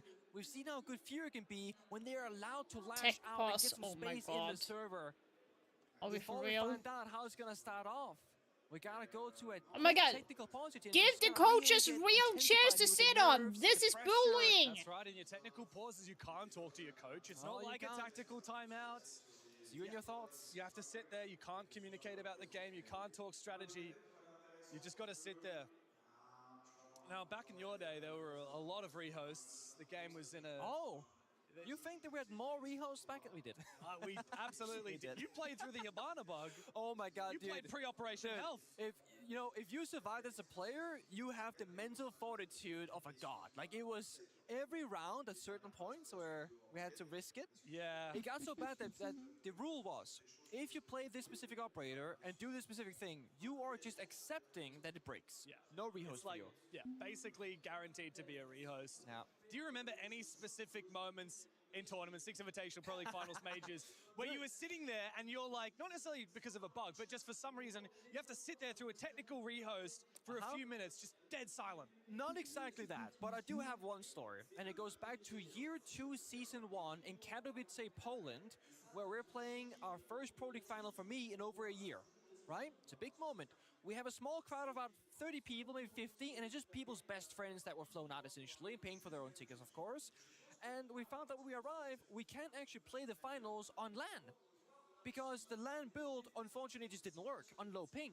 So we actually flew to Poland and played 60 ping Pro League finals online on regular servers. Oh my And if you go back to the VOD of year 2 season 1 grand finals on YouTube right now and find the video, just go to any point where they show the scoreboard, you'll see 60 ping, 70 ping, 40 ping. We're playing LAN online just like we did from home. That has been the most mind-blowing Bro, experience. just for the lol, fuck's sake. What's going on? Yeah. But looking back now, that could never happen again. You know, we've gotten much further with the technology. And of course, the LAN build these days is we can do so much with it, especially from a production standpoint. Yeah. The ability to make the stage as beautiful as it is all thanks to this beautiful LAN builds. And now we're cooking into this one, and keen eyes amongst you will notice that the operator bands have rolled out Capitao Ying Azami Mira. So really nothing too crazy. I think the Capitao is a really wise choice. Seen both teams bring it out to great effect on border, most notably. As I said before, right now it's going to be Floxo on defense and Fury on the attack. When that side swap comes through, I'm very curious how much shield play we're going to see from Dots. Because he was putting in some overtime hours on Chalet with mostly really good results. Whereas Furia, it felt like every time they brought a shield operator for nade, it was him dying early or not finding a kill and not really getting much done for his team either. I was going to say, we're down to 4 now, 3 players, so we might need to go again. We run it back. Run it back. We run it back. Oh my god. Why don't we just go again? Let's go again. Let's do it again. No, Felipox has been around the block a few times. He's actually the most experienced player on this Furia roster. I looked back at when his career started. It was over 5 years ago. I mean, I'll see if I can find the first team that I was going to ask you that exact question. What was his first team? Do you remember off the top of your head? No, I don't. But you have teams like Red Devils who sucked. But that's longer than 5 years ago. So I remember when Felipox played with the old Furia roster, the one that wasn't quite as good as this Fantasy's Furia roster? Fantasy Furia roster. So if I go all the way back to 2018, apparently Felipox played for a team called GS, and then after that, he actually coached Black Dragons. Wait, so player to coach the player? Looks like it. Yeah. I didn't know that. Yeah, wow, I didn't know that. He coached a very old version of Black Dragons with Live, GDN, Hogzord. Oh! Yeah. Wait, he coached Hawksword before Hawksword coached Liquid. Yes. Yeah, the irony of that, right? Then, of course, he went to Team 1 as a substitute, and then Team 1 as a player for a long time before MIBR, and then eventually W7M. But the moment when Felipox and Nade joined, that is regarded as That's the a turning point. sleeper change at the time. I think people said, well, you got rid of Julio, who's a world champion. You got rid of Volps, who was a great fragger. Obviously, Volps got an offer to go to Liquid. And you pick up there we go, Felipox fans in the arena. You pick up 2 players, Nade, who hadn't really had a lot known about him at the time. And you pick up Felipox, it's like, oh yeah, we've seen this guy play on some mid-tier teams for a while. The most understated roster change, and they go from 2nd place in Montreal to G2 to winning every major and a 6 Invitational. it's crazy because like there is a world where they won SI against T2, win their own SI, beat Fate. They could have gone 3 times in a row technically because they made all those grand finals. Couple rounds go, you know, the other way. History would have been changed forever. It's funny because they came into the scene as villains right after because of Hertz, right? Like he really drew that villain arc. You remember way back at the, was it the Mexico Major? Was it no, it was a Charlotte Major way back in the day. The W7M roster at the time they were called. This is, you know, KZ, Hertz, JV, etc. They qualified for the Charlotte Major, but they couldn't actually get to Charlotte due to visa complications. They had to 3 of them made it in the end. Yeah. They had 2 people play from Mexico. Yeah. And they made it to top 8, I want to say, quarterfinals, and Let's bumped out. And it was quite controversial at the time. Yeah. Because it never happened before that we'd had teams, some players in a Tech team play pause. remotely. But not Of just course. that, but the funny thing is we saw them being very upset. Sometimes I feel like they're not checking how it's B2B, working. They just plug everything in and then they don't have people come in and play or something like that. Like, they only have 3 people, but they're the best team here. We go, what, like, why would you say that, right? Fast forward a year. It's so turns weird. out they were indeed the best team to ever do it. and like in the beginning as well, when the first the map started, the lights that I had on stage shone directly onto the player's like face, so I had to change that as well. Like, did they not check that it could reach their like eyes either? Like, it feels like they did not even check properly. These guys from Brazil, they're out of nowhere. I think it was faces young down. talent, may have been FaZe. Young talent are really showing that they can compete at the top level. By the time Six Invitational rolled around, no one expected them to be the second best team, but much less did anyone expect. Oh, by the way, I do want to buy a new jumped mouse, over but I'm teams not sure if like it's going to be FaZe for and at the me. time BDS out of nowhere take the best spot in the world. It's a new Logitech mouse, Yet but they the were unable problem to sustain might that be like after their fantastic, unbeatable year 2023 into 2024. Immediately they dropped off. Like, Manchester was in a my, disappointment. I want to buy Montreal, this they one. didn't even qualify for, and that's why they almost disbanded. You know the big shift that happened?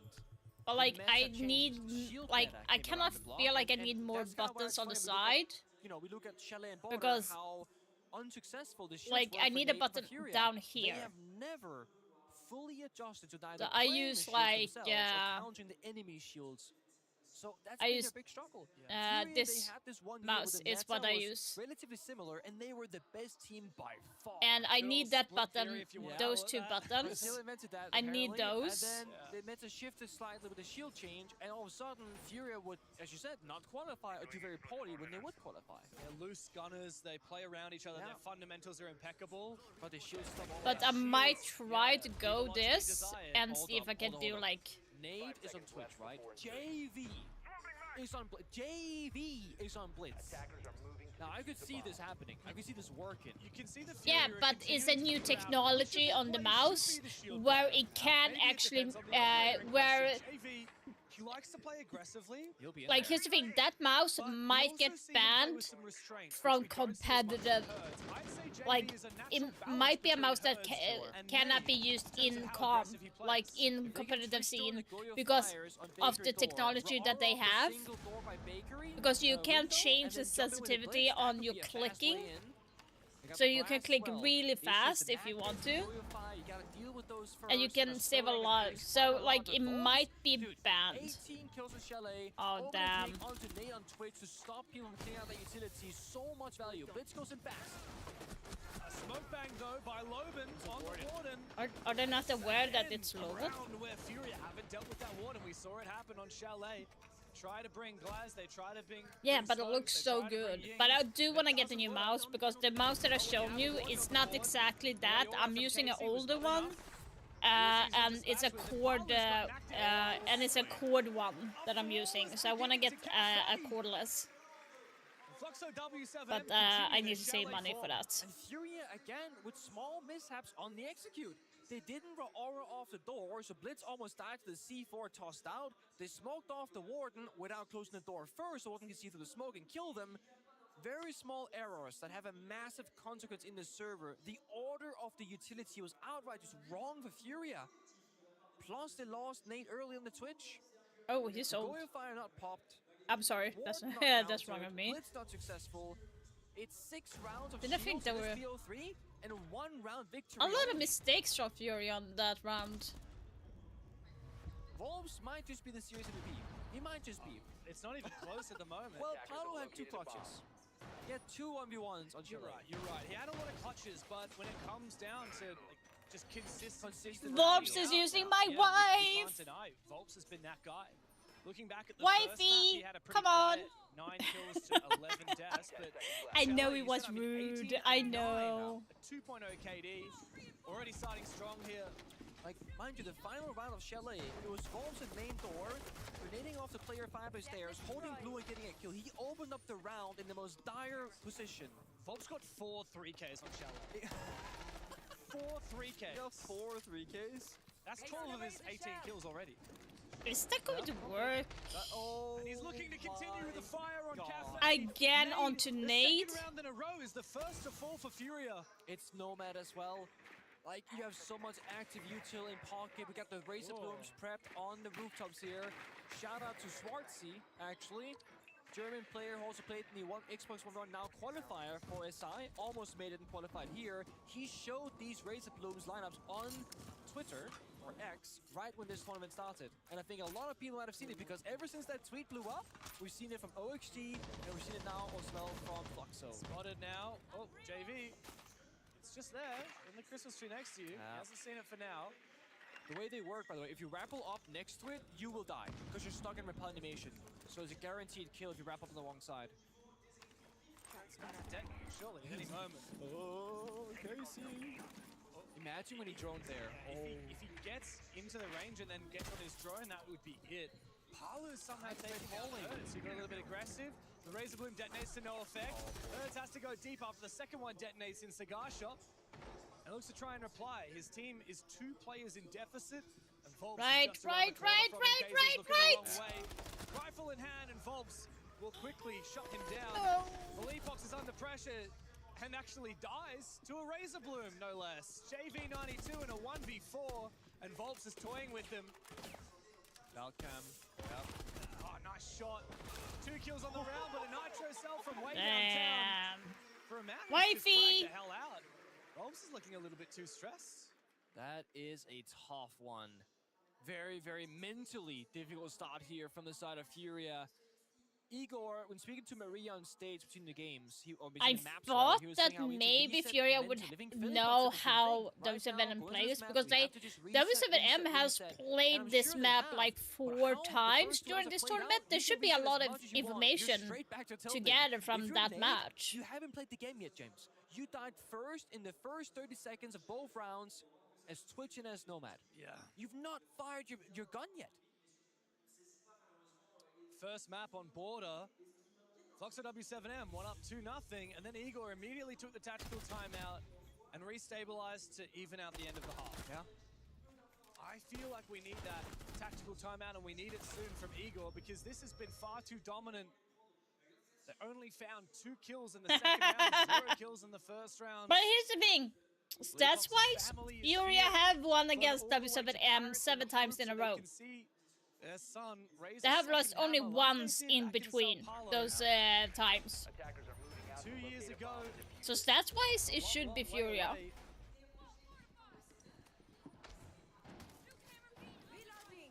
Well, they better win. I want my battle pass. And we need to see a big switch up. I'm close to getting my battle pass. That, like, I need it. Go back to basics. Play a bit slower, a bit safer, and get to execute and get to the end stage of a round. I have 18 points now. I'm like so close. Minute and 30 seconds. We don't I need 4. We don't see plans. We don't see post plans. 1, either. 2. So Furia, this attacking 3. lineup, I really like it on paper, right? I can only have 1 ROM to get my battle pass. IQ, for same reason, counter the pulse, counter the IQ, stabilize the rounds, soft destruction with grenades, verticality in the grip of the ram. They have all the right tools, but they need to have the right pace and timing. Slow it down, slow it down, slow it down. That Valcam is useless Twitch IQ though. combo is perfect, as you said, but both Twitch drones have now been shot. Only managed to get 1 of the Valkyrie cameras and only 1 of the Vulcan canisters. That's not enough. Not good enough value from the Twitch drones, thanks to Fluxo W7M being so good at shutting them down. KZ Usually a player unafraid of challenging any angle is cautious because he's taking a lot of damage from Cocktail.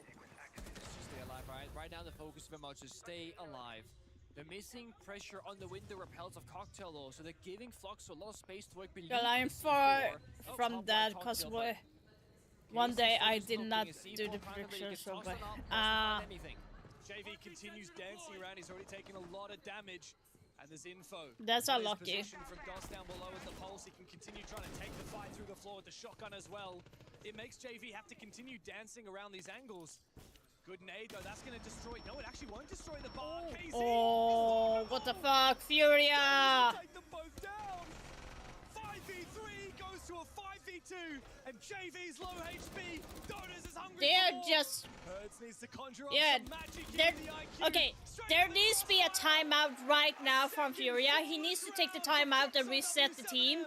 He needs to do that right now, Furia. Otherwise, they are dead. Trouble. Nobody on counter repel at any point in that round. Nobody on the window repel to cut off the rotations to enable that push. It is a person jumping Scarlet, a person pushing Longbar, and two people in Freezer with a pulse scanning it below, and they know this. There's a Valk camp behind them. They're not getting anything done strategically in the server. They're missing Battery the most ban, basic multi-ban. of Not surprised areas about in that their either. control. And Fluxo, we just saw it there for a second. They banned the Monty, saying, you want to play off that? You can't. Igor, tag timeout.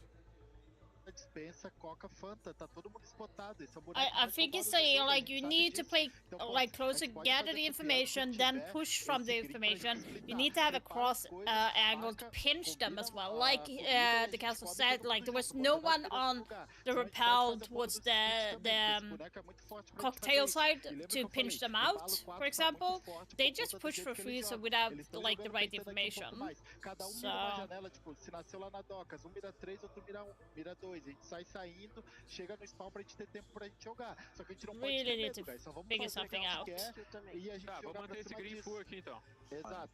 Bora, guys. Bora, guys.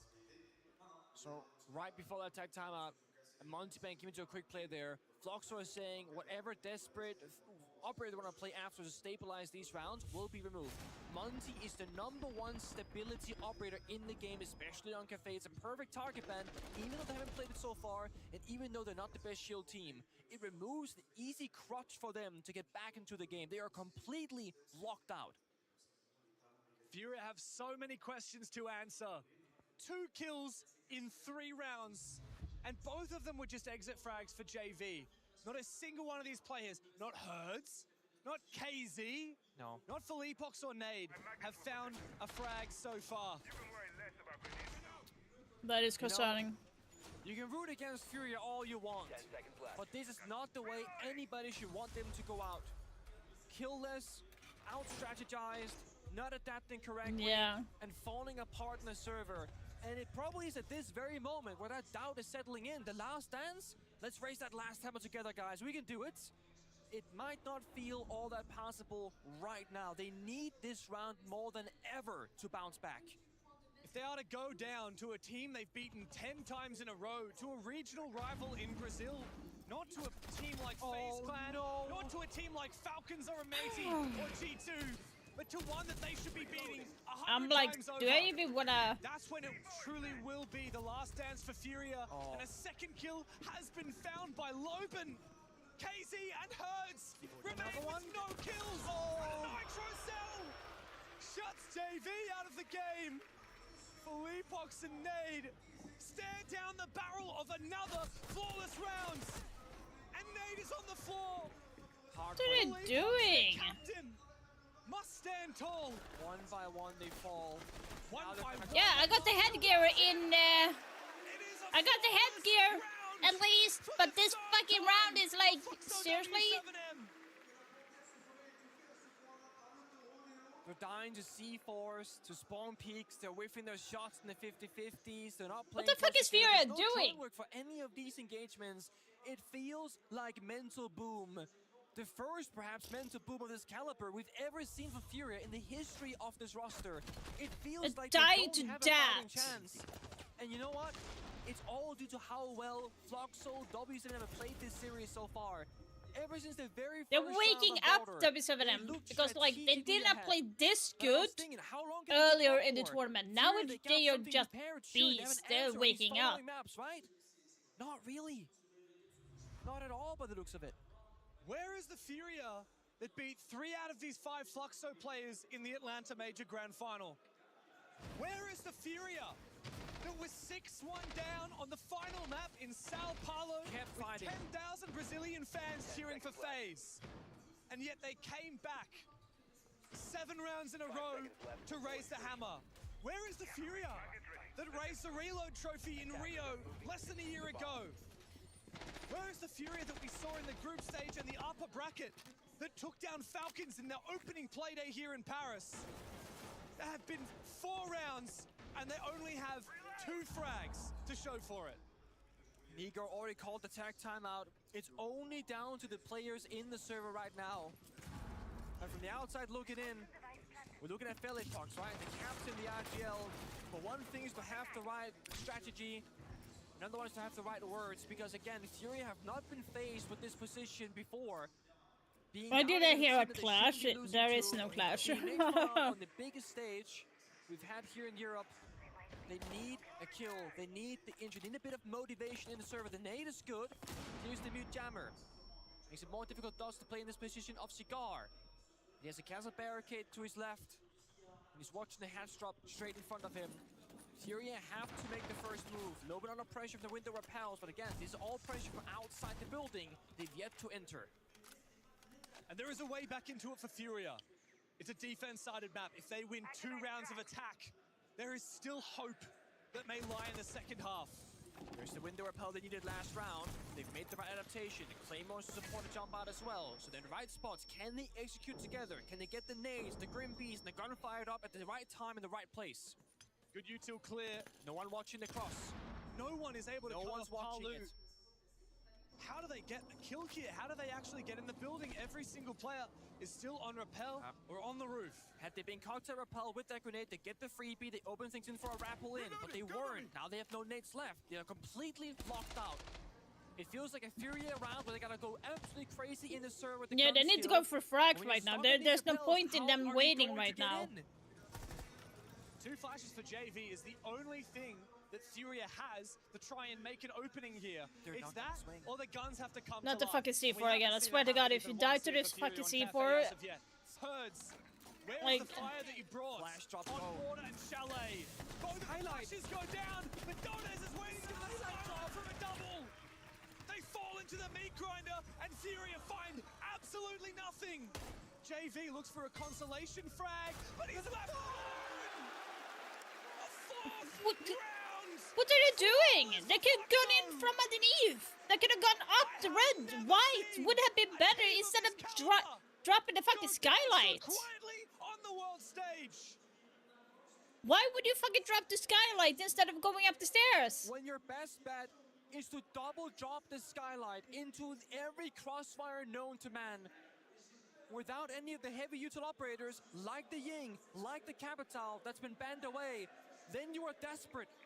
You have no other options, or you're simply not seeing them. And 100% cost. Oh my god. Are you the kidding me? grenades, they had 4 in pocket when the round started. Not a single grenade was used to move a player forcibly. Yeah, I and then don't watch like the angle this. and go for the kill. Palu was living rent-free top white despite having all the grenades. Wolves was living rent-free in bathroom despite the grenades. No pressure anywhere on the map. Fox and WTM, to their credit, they didn't move a muscle because they didn't ever need to. They're not making any mistakes. They're not giving Furia any easy way back into this. And that's perfect. How do you beat your bogeyman? How do you take down the team that always has your number? Furia have never broken a sweat against Fluxo. Some games go somewhat deep, but at the end of the day, we always know who wins in this head-to-head. And it's Furia every day of the week. They need to lock in right now. Otherwise, their tournament is finished. And they will not have another chance to fight for the hammer. With it being the last dance, don't know what's gonna happen for certain with the roster afterwards. That if this is gonna be the end of the course, we know it. This would be the absolute worst way to go down. After all, she says JB's in. There's finally some firepower in the bomb side with the case as well. They get 2 kills. Hold the phone for Furia, because they found the opening. They brute forced their way into it, and Dots has made mincemeat out of it. She must go to Cell Centaur. Philippox will find him. Plant denied. JV is on the floor. The Furia have finally got their mojo back. 4v2 and Volps. Finally! Out of it. Dota's yet to fall. So I need to look at my phone for you guys to be able to do some shit. Okay. It's been a long time between drinks, but Furia finally get back on the horse. Like, do I need to watch my phone just to make sure that they do actually win the rounds? And we understood Portuguese. It feels like that was someone saying, guys, we have nothing to lose. We're down 0-5. Let's just play the game that we know. Let's play together. They were immediately in the building, in the bomb site. No fear, no hesitation. And guess what? They won a round. They got some intra kills. But it took them 5 embarrassing round losses to get there. Now, thankfully, they're gonna have side swap. They're gonna go on defense. But this is gonna have to be a repeat of this is not going to be winnable. I feel like W7M is going to win this. To go into OT, assuming Flux don't get a single round, obviously. Stressful day to be cheering for Philippox and for Furia. Into the second half we go. And it's time for Furia to show that they can hold it down on defense. It's a more comfortable place to be. Sure. But it means that Flux of W7M get to dictate the pace. Yeah, and they've been so good at that. They're gonna have insane amounts of confidence. Now in Chalet, there was a brief moment Flux could not close out the rounds. If that happens again, that could of course turn the tide. Flux of W7M, funny enough, they've banned the Valkyrie and the Kaid, focusing on information and locking down those walls, the strategical depth, if anything. Furia banned away the Grim and the Ying, again speaking to those execution-enabling operators. They left in all the shields, and left in Capital and Deimos. That's the most notable operators they can toy with. Yet Floxo don't pick any of them in the opening round. Lion, Twitch, all great. And Ash in case of Mira. Philippox was hiding the Clash the entire time inside the freeze of top 4.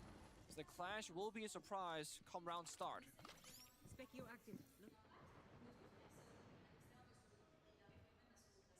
know, the funny thing about Cafe is that the round doesn't really start until 2:30 because you gotta get to the building getting spawn peek first. And that's fair enough because everyone likes to spawn peek. Nade was spawn peeked twice on the defensive half. Yeah. He went for it in the second and he falls to Volts. Already Furia fighting 4v5. Like, Nate is having rough, like, get back the confidence and the pressure, so yeah, he's having a bad time, Nate. What? He played really well in the other 2 maps. Right now he's like, operator on paper. It's the yeah, I like Furia has like, so it's not a they died so early. Furia. I don't know what they're doing. Kind of feels like they're throwing right now. But like, Nate's been the first one to die very early every single round, almost now. So, and he, like in the attack, he didn't even get into the building, or like he got killed right away. Cause chaos. Fluxo have the numbers advantage. They've cleared out the deployable shielded pixel. They've gained plenty of info on what's happening behind this clash. Finally, Herds will get rid of that drone, but he's not found a kill yet. It's very important that if you Furia right now, you're just discussing if they go for this attack, what's gonna be your counter. If and there goes Herds. But the problem is what happens when Herds falls as well, and so does JV. What happens when it's a 2v5? Like there's only one answer here for Furia, and it's for KZ to show us the kind of form that made us regard him as one of the best in the world. But a 5th flawless yeah, I'm going to get this match wrong. No longer do they fly under the radar.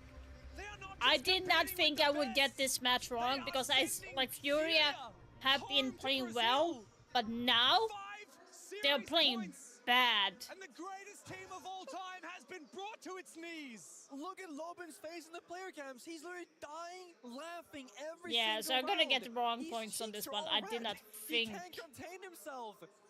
I did not think Furia would be playing this bad. So I'm sure very proud right now. been saying the entire time, we're not upset, we're not stressed, we're very relaxed. Because it's Furia's game to lose. They should just outright win this. Every prediction, most fans would think maybe Fox will take a map. Maybe they have a good couple rounds. But no chance. They have 5 flawless victories on Cafe.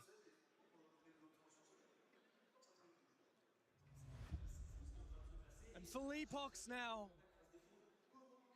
finds himself where he's very familiar with, a place where he's been before. 6-1 down, on the verge of being eliminated from a 6 Invitational. We've seen this team do it before, but for a player like Philippox, who's had such a long career, he's played on so many teams, he's coached, he's played on mid-pack teams in Brazil, before finally joining this Furia roster back when they were W7M after they got so close to raising the hammer in Montreal. And as soon as he joined, we saw a new brand out of this team.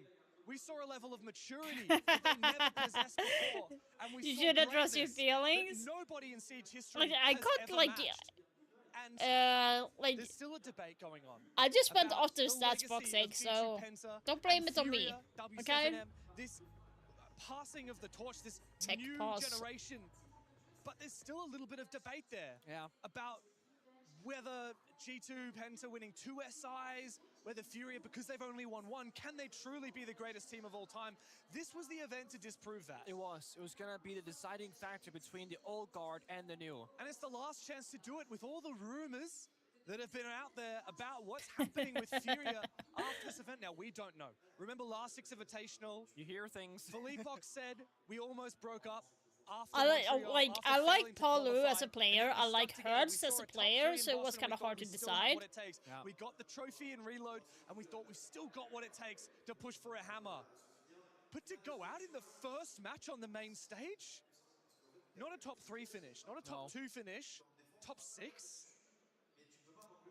Is did he talk to his players? You're not allowed to talk during. Tournament for Furia has been all the way through. Yeah, he's talking. You're not allowed to talk during the technical pause. He's actually talking to his teammates. Team lose 5 flawless rounds in a map. No, it's been incredibly one-sided all the way through. We go to side swap thinking, you know, defense might save Furia, make the comeback a reality, make it possible. Flawless round again. You know, they lose a player early, Nate while spawn peeking. I thought this saw Philippox talking to his teammates. You're not allowed to do that during timeout. Technical timeout. Getting ready to lock back into the server, but if you're the side of Floxel, W7M, you've been laughing, you've been smiling, thinking, oh my god, I can't believe we're doing this right now. If you're a player from Furia, there are 2 sides to the mental game. You might sit there in that 2-3 minute tech pause and go, that's it. Take a look around, really take it on and say, you know what, we had an incredible run. Our careers with this roster, what we achieved, dynasty level, right? Or you can sit there and go, this isn't it. We can bounce back. I'm thinking of the upgrade map. What bombs do we play on? What strat do we bring out? Who do I need to motivate? Say, you know what, Hertz, don't worry about it. This is your round. I'm gonna play Echo, I'm gonna join for you. There's 2 sides to it. But looking at those player camps from Furia, it seemed like it looked like the end of it. There's no accepting defeat. A team that has reached greatness like this cannot say, well, we did it when no one else did. We were the first team to win 2 majors. You're right. We were the first team to win everything for a year. You can't accept that. You can't. But when you have that last dance potential on the back of your shoulders, you also have to take a moment on that stage to say, wow, what an incredible path we had together. Because if you don't take that moment right now when you're sitting on that stage, you can take it from the crowds looking at a different team being in your spot instead. You have to embrace what you've accomplished regardless of this current result. I say you do it after the match is over. Lock in, because on the other side, this is such a huge moment for a player like Volts, who left this Furia roster back when they were W7M after they failed to raise the hammer. Reminds me of a scared bird. Lol. Like, here's the thing that I don't understand. So, W7M has played this map particular 4 times during the entire tournament. How come Furia don't know what W7M is playing? How come they haven't like studied to understand how they're playing? Leading in clutches this event. They gotta be they should have been ready for them to pick He's Cafe, getting right? W's. And he saw his old teammate, his former duo Nesk, retire with no championship, no world championship, no hammer under his belt. Palu does not want to have the same fate. He is down on the floor as Furia look to lash out. Filipok's got the down. Got beamed on the window. They know there's claymores outside, so can't go for a jump out. Maybe impact grenade or just looking to waste a bit of time. The issue is Felipox doesn't have impacts himself, only Hurts who spent them earlier, so they're gonna reset it, allow Paolo back up. But when you go for that kind of injured play, you're wasting a good 20 seconds of the attacker's time. And now they are the ones stuck on the repels. They have to do the util, flash in first, Average has to pop that first mirror window. The second one waiting for them, and no more Ash Breaches in pocket. So Furia look to create a fortress on the bomb site and upstairs above it. This angle's nasty. He might be able to contest it. Look at the ego from Loban. A little jiggle peek, it forces Furia off the angle. KZ's in off position. The Lion locks him in place. And it's go time for Fluxo W7M. Almost. The issue is out of flashbangs, out of grenade. Oh, It's doing Hurts. He's crossing, he's 0-7 now. You got Mars down the wide hallway. Hurts is not having a good... Wait for the line scan. 3, 2, 1. This could be your moment. Dox has moved forward. Vulnerable to Davey, C4's below. wait when you Two in see the hands 4. of Fury, the first will miss. But Nade still holds that DMR. That Too potent early with a weapon. C4. Upstairs, Fluxo W7M continue looking for picks. They see that it's fully reinforced into reading. How do they find their way forward? Palu shuts JV down. Numbers in favor of Fluxo. As one by one, they look to hunt Furia. Fluxo have flown under the radar. And for Furia, it is their last dance. They will begin to stumble. Fuck. Yeah, 0-7 on Hurts. It played really bad. Fluxo force Furia back to Brazil. And it's not just I'm about so the result. surprised that W7M, that Furia actually played that bad. The 5 flawless rounds, out strategizing Furia. But now in the next game tomorrow, they will have to face either Secret or Wild Card. And We thought they were one-trick pony. They go for spawn peaks. They go for gunfights. They're a mini Furia. But there is so much more. let's to see this here. roster. Furia has More untapped faced potential for Secret this event. once during this tournament, and Secret won 2-1. And that was Consulate Cafe and Nighthaven. Taken down the greatest team of all time and knocked them from the 6th Invitational. And for Palu, it is So, and funny enough, W7M won against Secret on Cafe.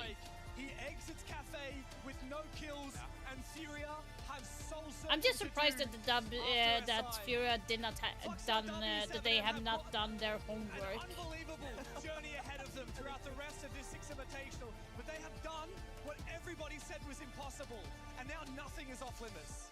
We've seen a ton of different upsets throughout this entire SI. And it hasn't stopped just yet, James. Lower bracket run, running that gauntlet. Hope they all go away. Now, I want Secret versus Falcons in the finals. I want that full EU final. That just gives that slight buff. Even the crowd favors Fluxo W7M. And for Dodes, Norris, Dots, and Loban, it is sweet revenge for the grand final major trophy that was robbed from them at Atlanta. And for today, it's Palu's chance to speak his mind on the stage. Wow! We have kicked things off in a magnificent way here at the Adidas Arena in Paris. Fluxo W7M sending home arguably one of the greatest rosters to ever play the game in Furia. I'm standing by here with the now Hailu, who's here for a conversation. Now, let's roll it back for a moment here. Your first ever 6th Invitational, you were 18 years old. Fast forward to now, your life has changed a little bit since then. First things first, you are an expecting father. You're about to become a dad. So please make some noise for this man right here. Congratulations. Palou n'a pas juste gagné, il devient papa! You're going to be a magnifique papa, by the way. What does that mean to you in regards to how you are playing up here? Is it inspired you even more to want to win? Yeah, definitely. Like, I think since I joined the competitive, there were so many things in my life that changed. Like, I grow so many responsibilities right now, and being a father is another one. And everyone tell me that is a feeling different from every single one of the others. So I'm just happy and excited.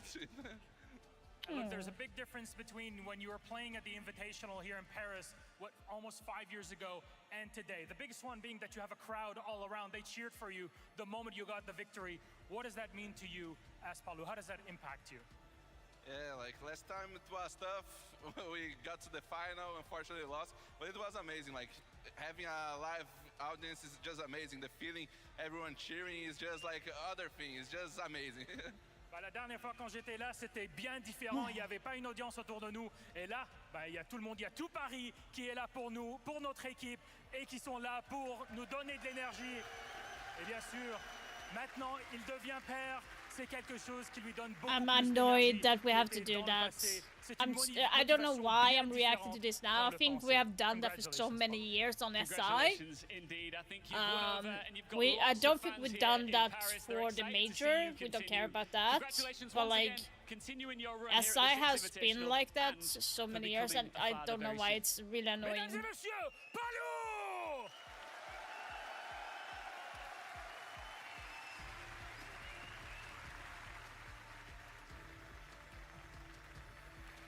Wow, for it's only the first day here at the live playoffs, we're already making history because since the addition of Palu in this roster, this is the first time Fluxo W7M take down Furia in a banger best of 3 series. That was a feast for our eyes. Oh, absolutely. And if you were to ask Palu, would he want to lose 10 times to be able to get the win here today? I guarantee you he'd say yes every single time. And we saw it in his performance too. Not just him, but the whole team from Fluxo. They just had such a good read on how to be able to slow Furia down. And you could see it. One of their biggest proprietors to why they were winning, Herds, didn't get a single kill throughout all of Cafe, and that's got to be so devastating for Furia, for Herds. But at the end of the day, that just means that Fluxo's game plan coming into it was so good. That's why map 1 was so like close. he's like I said, they played 4 times during this tournament. They know how people play this map. Aside from Fluxo, we haven't seen throughout this entire series. They came today with the preparation of understanding how they were going to get past this Furia roster, and going into that second map, I think is when we really started to see that come alive. Sure, it did get a little dicey towards the end, but they did end up closing out. And then that last map, I mean, we talked about Team Fox. That was going to be the key to their success. Everyone in that 126 in over EPS. 80% cost, close to 90. And the one player that we highlighted at the very end of Chalet was Dots. He was at 100% cost for that map. That really goes to show the IGL 74. leading his team despite all odds, despite coming into this IGL role, Nicely coming into the 6 Invitational. The sky is the limit. They got over the big hurdle that they could never manage to get it done. They did it here at the 6 Invitational. Who knows what's next? Yeah, who I mean, knows? this has to feed them some kind of incredible energy to take down anyone who Absolutely. comes in the lower bracket I after mean, this. of course, even though Volps was the MVP of the game, and him having 18 kills on That that actually too, hurts. made it that much harder. They just look so well together as a team, and we talked about it throughout their group's performances. It was a struggle. It That's was big gonna play after big hurt. play to be able to save them to this point. But in that last SSG game, we saw them come together and understand what the game plan is. Those big plays aren't just for nothing. We have to use them when we need it. And then we saw them play against Furia, and wow, did they look like the most dominant team of the tournament so far. They did, and then even the interview afterwards as well. Hey, just trying to fight back some tears there, listening to Palu. With so many SIs, this is a big thing for him too. Next game is going to be Secret versus conversation of Wildcard. potentially retiring, Nest retiring, and him seeing that happen, and him becoming a potential father soon. You don't want to be able to leave anything out on the table. You want to put your best foot forward to potentially live to hammer before you have to retire. I mean, especially when you just look at his career. I mean, have to go through highs, lows, and now back to highs. I mean, beautiful. That is It's our beautiful. first game of the day done. We'll send it to the stage for a big announcement.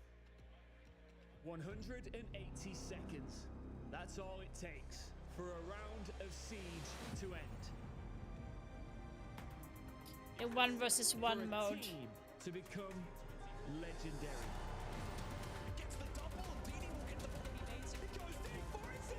For a player to ascend to greatness. Way like this, and so many of these.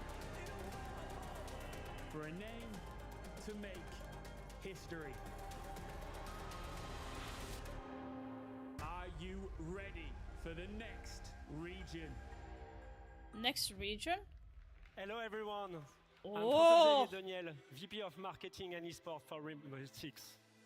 As we celebrate 10 years of Siege and 10 years of Rainbow Six Esports, it's a moment to look back at how far this game and this community have come.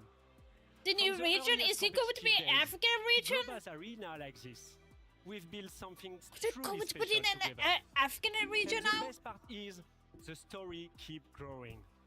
Every year, Oh my god, new that would talent be rise, New amazing! challenges are born, and new regions push the competitive level even higher. Oh, they're Today, putting in the African we are region. ready to welcome a new challenger to the world stage. A new region is joining the Rainbow Six Esports ecosystem, and it's a milestone we are proud to share. Please with you. let it be the African To region tell you because they more, deserve it. Please welcome a special guest to the stage, producer of Rainbow Six Siege in China, Cha Shong Leon. Shall I show you Leon? China? No. I thought China was already in. No.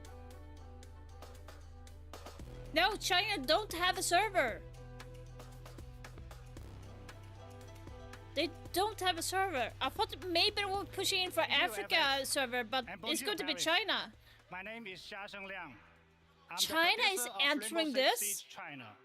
I will continue with Chinese for our Oh my fans God. watching at home. 大家好，我是彩虹6号公式的发行制作人梁家生。谢谢。再次感谢 FX 精彩的分享。今天，彩虹6号全球电竞的最后一块拼图 CN 赛区正式归位。 I thought it was Africa because they've been asking it for a long time, but now we have. 我们有8家中国顶级的 FPS 俱乐部在 GVC 先锋系列赛中 Now China is 完成了 entering the 集结 global game. 而在刚刚落幕的 LCQ 全球选拔赛中，我们也看到 AG 战队我没有和 4AM 战队完成了 CN 赛区和世界的首次正面交锋。他们凭借顽强拼搏的精神和战术韧性，我没向全世界表明 ，CN 赛区已经蓄势待发。而无数中国玩家的热情和呐喊，也必将会让彩虹6号全球电竞的舞台，因为中国的加入而更加精彩。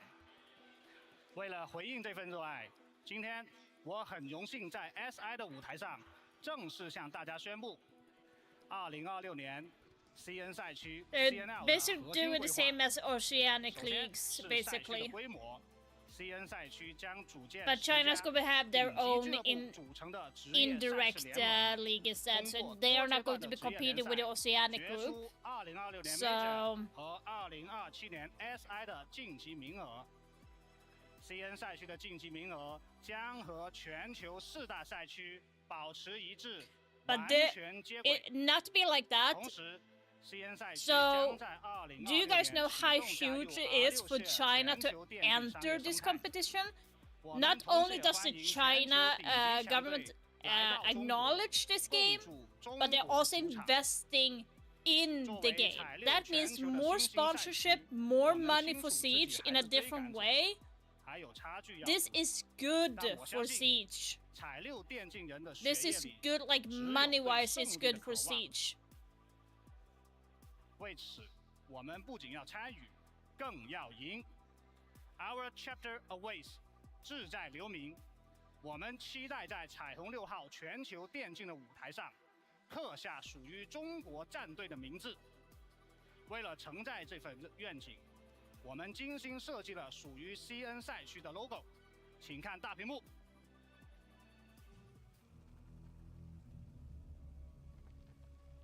Like, this is huge. To be honest, this is huge.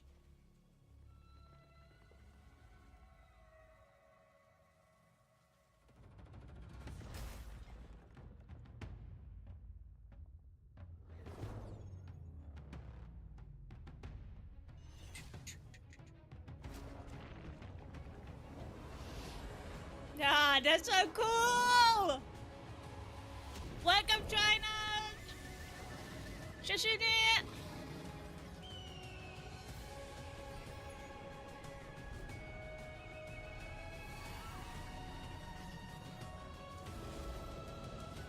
你好。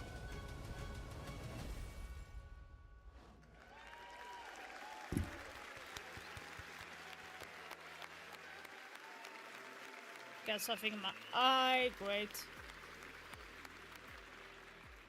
这是 CN 赛区的全新 logo， 它以数字6为内核，融入了中国传统文化中的龙凤图腾，象征攻防博弈的动态平衡。而水墨笔触则勾勒出变幻莫测的战术风格，东方锋芒，一望即知。现在正好是中国春节的前夕，我们希望借由今天发布的赛区成立、赛区规划，还有赛区的 logo， 作为献给所有彩虹6号玩家的春节贺礼。Roadmap as a special 祝彩虹6号 gift. 全球的玩家春节快乐，马到功成，我们赛场见。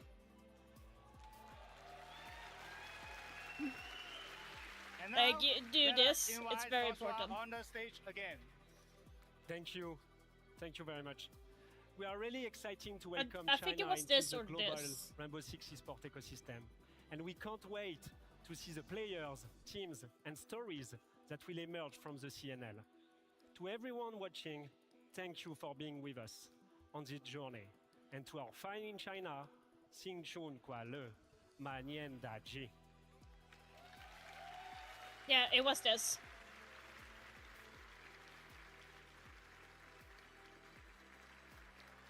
Left hand the top of the right hand. A huge announcement for Rainbow Six Siege and our esports as well. The new region being added, CNL. We saw a bit of a preview already as well. Some teams that we've seen during the SILCQ and some familiar faces. Yeah, absolutely. I mean, I want to talk about that transition into the CNL. Yes. I mean, that was absolutely beautiful. But there's one thing that Siege does so well. It's always diversifying their game, their community. And the fact we're bringing in CNL, a brand new region, just sparks so much interest, not only for me as a former player, but just to see what the region is going to bring as a whole. We have players like Reaps. If we can see a lot of that coming out of the CNL, they are going to be a very intimidating region to have to play against. That's why it's so exciting, because you need innovation. You need to have new to be able to get rid of the old and be able to experience new strategy, new ways of play, new metas. And that's what gets me so excited for the CNL to be a part of Siege ecosystem, because we've seen some great things be able to come out of different regions as they've been added in. Oh, by the way, if you wonder what words I was using in Chinese, like I said hi and thank you in Chinese. So, ni hao means hi and xie ni means thank you. Like this being a big announcement, of course, with the new region being added. A lot of unknowns as well, right? I mean, we're talking about players we may have not seen before. We talked about a few teams that we've already seen inside the LCQ. The big chances for these players. Only Thai and Oceanic. Pretty much live out your dream of being an esport player. And like, it's called Oceanic League. So you have... It's a dream in itself, and it's amazing to be able to... when it comes to Asia League, it's like consists of like Korea, Japan, Indonesia, Thailand, and then you have Australia and New Zealand in there in the mix. China is their own continent type of thing, so that's why China has their own league, because that is such a huge country with millions of players. If you compare to Korea and Japan, for example, not as big. But I want to ask our lovely audience, do we happen to have any Shaiko fans in the arena right now?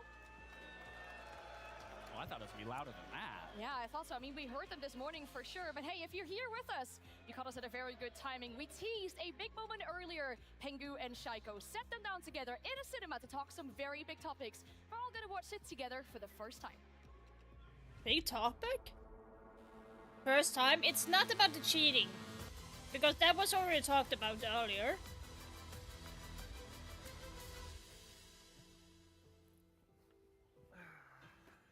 Honestly, a lot of players are scared of you, obviously. I've already seen that. We were suspicious, because you're too good. This was released like 2 days ago. And I'm the one who sent the email, so like, I'm the one who did it, that's the story, I have right? something in my eye, it's really annoying. Back then. The first one, obviously, is the most iconic, if you will, for many reasons. Do you remember much about this game? Yes. Yeah? Just a bit, yeah. Yeah. Obviously, I played Pro League for a few years at this point. Is this first season, right? I think, yeah. Yeah. I remember specifically that when we started this game, you know, normally being... So, for those that do not remember, the first year that Schalke went to be a pro in Pro League, he got banned. He got banned for cheating. But there was no proof in general that he was cheating. It was just like a lot of players in the Pro League called him, like Pengo is going to explain. You were literally... This was a 5v1 kind of team. You were literally the best player in the server, covering every single player from your team side. You played so free, and like, honestly, a lot of players are scared of you, obviously. Back then, I'm not sure if I win this, actually. I don't. Never mind. Pengu goes down, and round number 4 will go to the hands of B Genius, or round number 8 will go to B Genius to make it 4-4. We're headed to overtime. You see 13 kills. Yeah. Top of the scoreboard every game. So it's a long time ago, obviously. I'm happy to share my side first, and then you can share what you want to share after, if that works. So regarding the ban was that we were suspicious because you're too good. Like that was literally what happened. And then we asked the other Pro League teams back then, like, what do you guys think? Because like we've never seen a player like this before. And like 6 out of the 8 teams I think back then were like, yeah, we're also unsure. And then we tried to gather evidence, like all of us together, and make a document. And we said, hey, Ubisoft, DSL. And then we never got told anything else, right? And then they did their own investigation. And the next thing we saw was that you got banned by Ubisoft/ESL. My old manager, Kato, helped me with that. So she was talking with ESL and stuff. So she helped me with that. So I got banned earlier. And you were grinding Apex Legends when you were banned, I saw. You're like one of the top raves in the game. Yeah, I was top 1 at the kills. That was one of the things that happened where like you got banned for cheating and then you go and destroy people in Apex and people go, hold up, wait a minute, something's wrong here. Yeah, I was on Apex, but I saw my ban, how can I say that? But the thing was moving a bit. So I go back. So yeah, so Shaiko in turn, like he was a good player already from the beginning. So when he got banned, he went over to play Apex, and he was dominating in the Apex game as well. So I like the game. For me, it's the best game. Yeah. So that's why I was staying on it. But my first match was against you, I think, on stage. I think so too. Yeah, it was terrible, I think. I was like, oh my god, no, I can't do that.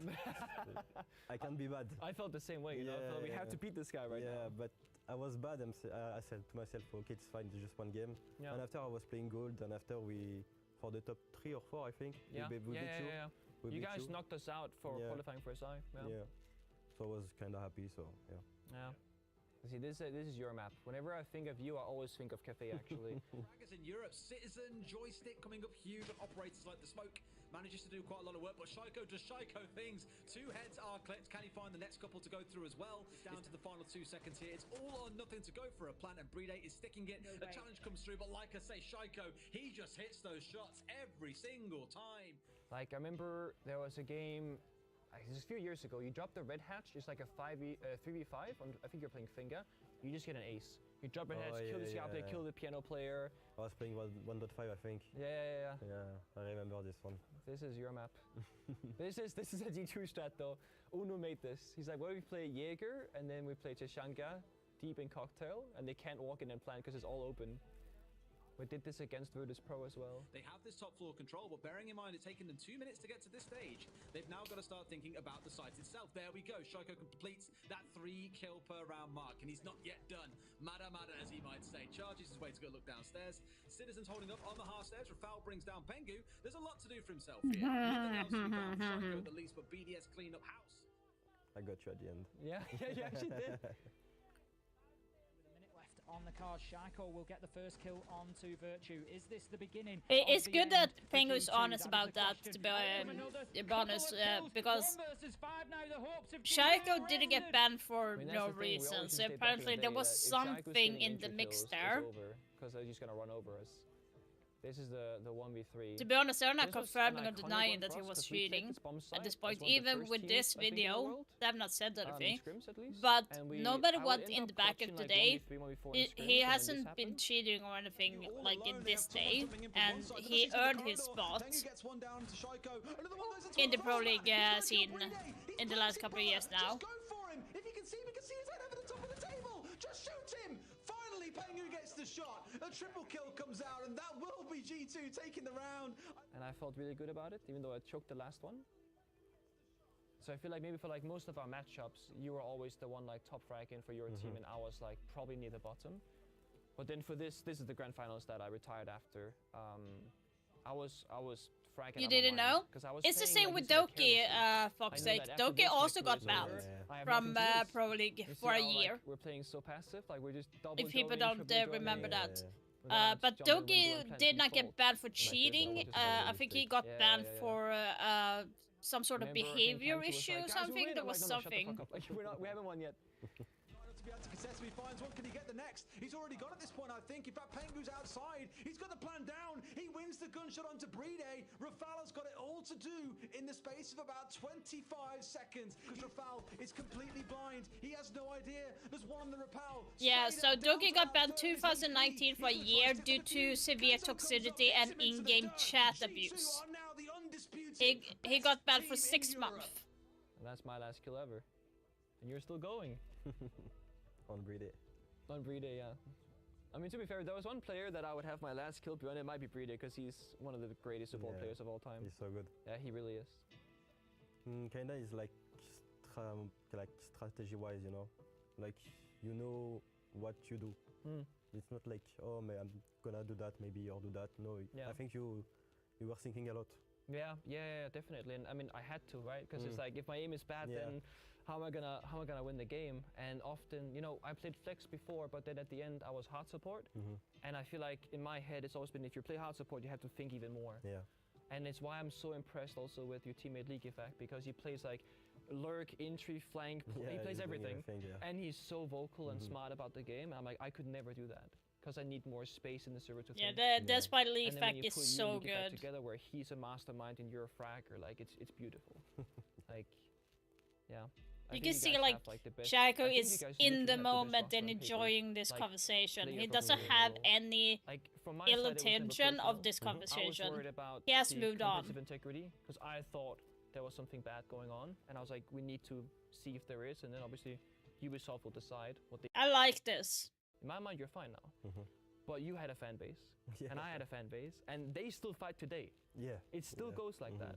Obviously, you were streaming a lot during the ban and after. I was also a streamer, and I feel like if anything, if neither of us were streamers, I don't think this would have been as big as it was. Yeah, I think, And I can't go back and change it. And if you truly are legit, I'm sorry that I was a part of the reason why you got banned. On the other side, I'm happy that I did it because I stood on what I thought was right. I have a lot of respect for what you did. Yeah. And it's nothing personal. Yeah, thank you. So,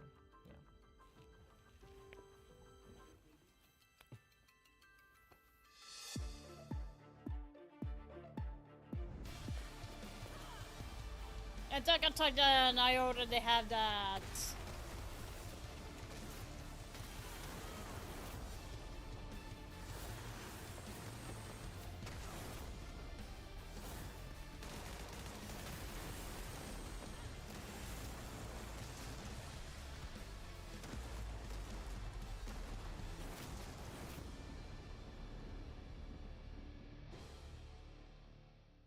Do, do, do, do, do.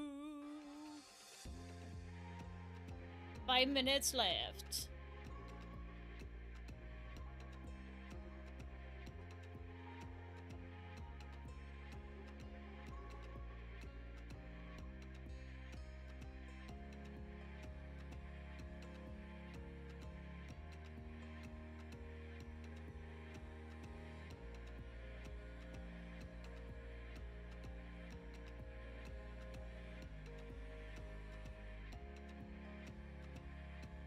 Yeah, this is crazy.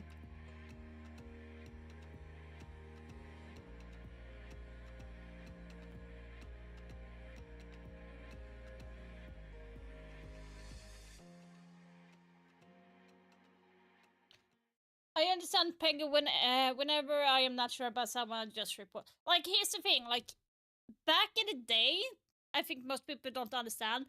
When it comes to the anti-cheating and finding out if people are cheating, was way harder back in the day than it is now because of the technology.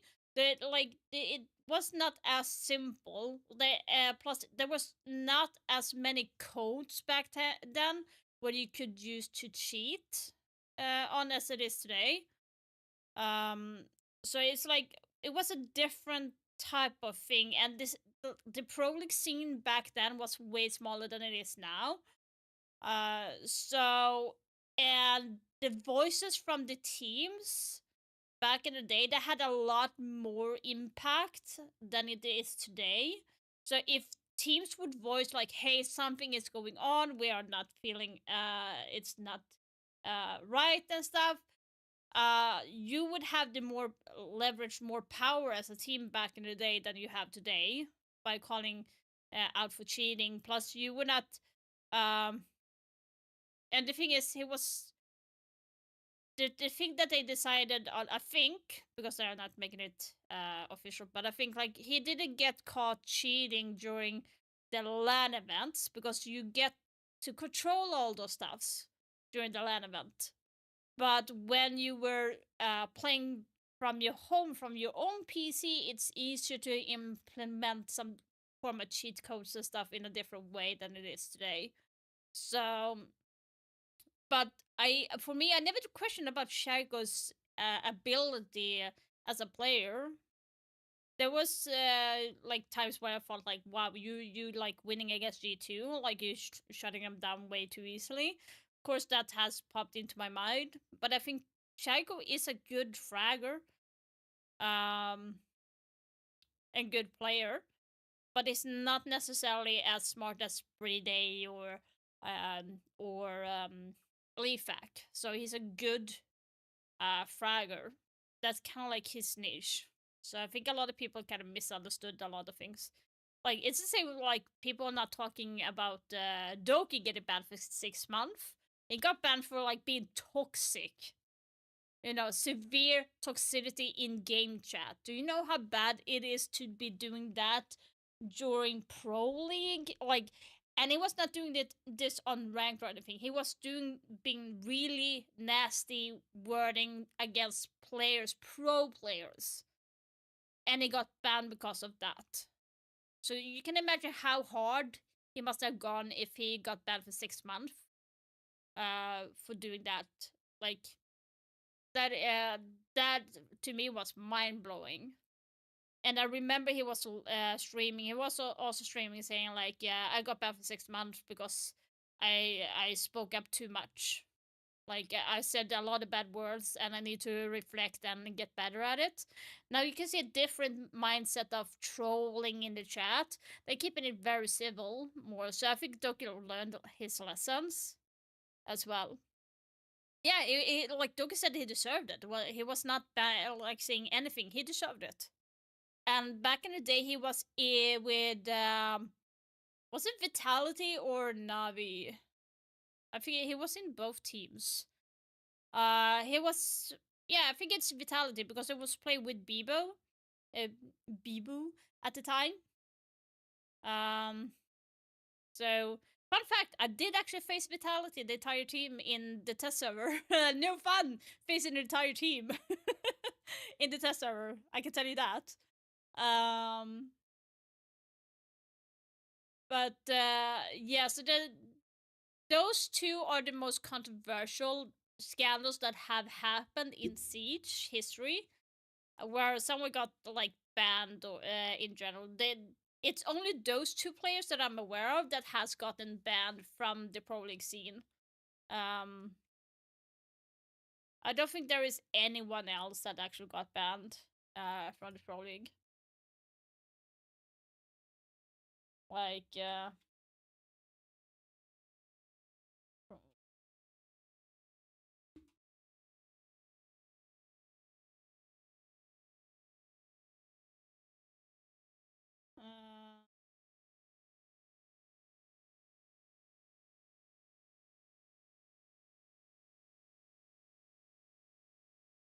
So we have Shago got banned 2008 for 2 years due to macro use. That was what he was using. So he was like cheating in general. He was using macro, so that was not okay. Then we have Luis, a former pro player, who also got banned. We have Tundra, then we have Aces, long-term ban, March 2020.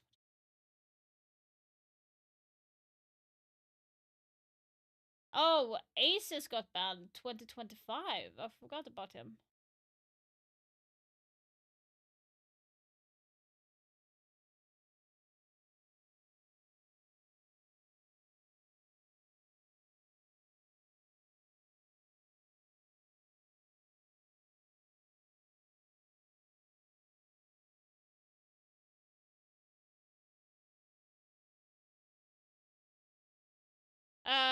Aces.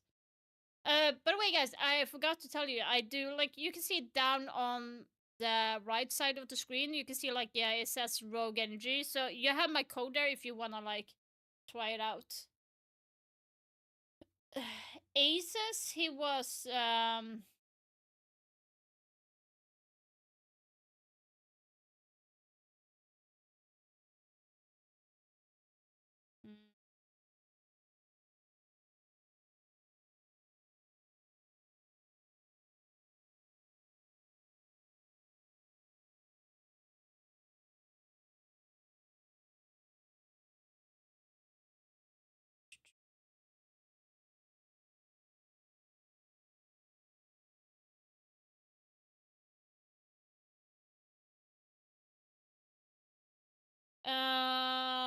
Aces is a former German player.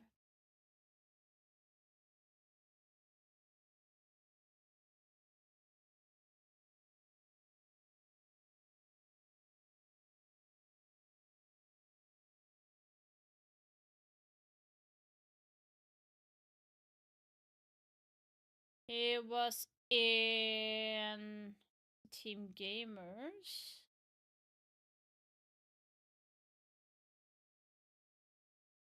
It was in Liquid, actually.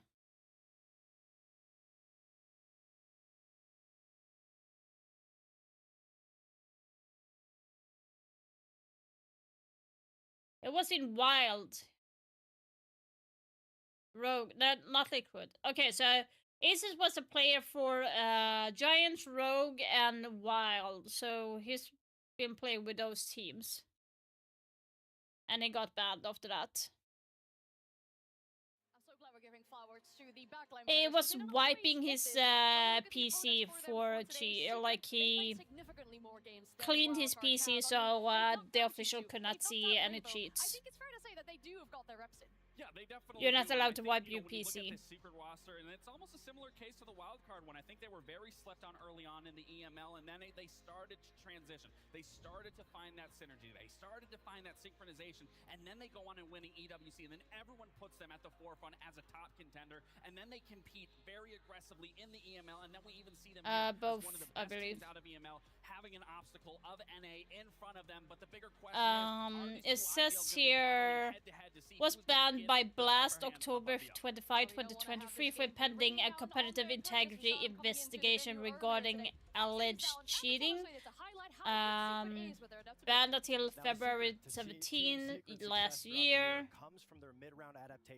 The reason he got banned was sanctioned for obstructing an investigation into alleged cheating, specifically by wiping his PC during the investigation process. The 3 remaining G2 members are all spotted inside of Cache, and they have a smoke available, C4 available, and obviously Secret is trying to push into server. Previous to that, in 2020, he received a 3-match suspension for sharing inappropriate insider information regarding the team's potential loss as well. So, yeah. And we see on the other side of things, while Joom is doing that, Adrian and Savage are going to jump. Yeah, so it was guilt for sure. Like, if you wipe your PC before they can check it, then you're guilty for doing that. Smoke or C4 to be able to deal with it. But we can see Savage, EMP is the PP, jumps in, EMP is the Fenrir, but it gives this position away still. Moving Alamau to top red, but look at this. A beautiful place flash to be able to full blind Alamau. He's prone on the stairs, he's crying. What's going on, Alamau? Now he's tasked with a decision. Does he go downstairs to be able to shotgun the plant through the floor, or does he push up to help his teammate? And Alamau unfortunately makes the wrong decision. He pushes down to stop plant, but the plant is not there. The push goes into the site with Joom off of that down pick. They're able to get the down kill. They get the second kill. It's a 3-on-1 situation. Alamau tries his best, but at this point, they already have the crossfire completely locked down from the Monty, and once the plant's down, and Alamau is taken out. And this is the kind of adaptation that we see from Secret. That proves that Savage is an amazing up-and-coming at IGL, and we're going to see it all throughout this game in this beautiful chess match between Secret and Wildcard. Damn. Beautiful explanation there on this round from Secret. And there's one more thing we have to talk about, specifically for our French viewers here in the arena, the French fans as well at home. We do have Baby Shark going up against Mowgli, trying to back off from that support they have from their hometown heroes. Yeah, there's a little bit of French-to-French rivalry here for both these teams, especially when you look at the comparison of both these players' careers. I mean, these are all the S-tier events that Mowgli has participated in, EWC being the biggest one, obviously winning that. And then you have to look at the side of Baby Shark. I mean, he's so brand new to the scene. It's not even fair when you compare these two, because the level of comparison from both of these isn't a lot, but it's still nothing to look at from a negative sense. He came into the league, he already made an S-tier event. Why is it his head bigger than the body? To make a fourth at the Munich Major, and now he's here at the biggest event of the year, the most prestigious event of the year. Players that have been playing for 6-7 years haven't even got to this point, and he's done it all in 1 year, and he's on this main stage playing in front of this amazing French crowd. I mean, both of them have similar stories, both up-and-coming rookies in their, respective years. Absolutely. Being able to dominate the scene. Nobody expected them to have such an explosive impact on the scene, and that being said, they find themselves here to the road towards the hammer. It is. I want to see our maps as well for this series. As we talked about it, never a best of 3 between these two teams. I want to see how in-depth this match is going to go. The chess game, that you call it. The first pick is a wildcard, and they're taking us to Cafe. Yeah, this is a great map for Wildcard. We already saw them during their regular group play-ins. It was 7-2. They were absolutely dominant enough. So it's no surprise to me that Team Secret is going to allow this to go through. They want to try to exploit the success rate that Wildcard was finding versus Daystar. But again, there's been a lot of time since then. And if I'm Wildcard, if I'm Spiker, I'm doing the prep that I need to so I can pull something out in 1 or 2 of those rounds to put myself and give myself that edge in those rounds. I mean, I love seeing 2 small maps right out the gate because they're very adaptive heavy, very aggressive focus. You have to be able to find your entries into that map. And that being said, when we go onto Border, the last time we saw it, I believe it was Wildcard that beat Weibo on Border. And so that being said, they have the ability to be aggressive on it. They understand their areas, the entrances to be able to go. The adaptation style, again, I feel like it's the same story as the previous game. The maps don't necessarily matter, but the minds do. Can they compact under the pressure? Will they be able to lead their team throughout this victory between Spiker and Savage? Now, I don't want to ask yet who's winning, but I want to hear really quickly. Do we think we're going to? You're killing me now. I think we're good. I think this deserves. It's going to be 2-1. Yeah, I would love to see a best of 3. I'd love to see a full 3 maps. Absolutely. All right, I do hope we get it because, of course, a best of 3 always shows which of these two Hello, teams Chingwing. has the most depth and the strongest team inside of the I competition. run out the admin. Don't you start. Teams. Let's welcome them to the stage. Don't you get me started. We're back live at the Adidas Arena here on the stage. Bonjour Paris! Bonjour Paris. Ça va? Down here on day 1, which means we are 1 step closer to finding out who will be this year's champions. We've just seen Fluxo W7M send home the Giants in Furia to continue their lower bracket run. Who knows what we'll see here next? Quel match de surprise qu'on a eu au début. Furia, W7M, Fluxo, Furia qui, malheureusement pour eux, the French thing again. Du tournoi. C'est là, ici au SI, que ce soit à Paris ou n'importe où dans le monde. Les marges sont extrêmement petites entre nos équipes. Mais bon, c'est parfait de commencer de cette façon parce que là, Fluxo vont continuer dans le lower bracket. Mais, but, Ian, we're just getting started. We are indeed, Paris. Let's not wait a second longer. Let's welcome onto our stage our next team. I need to make dinner soon as well.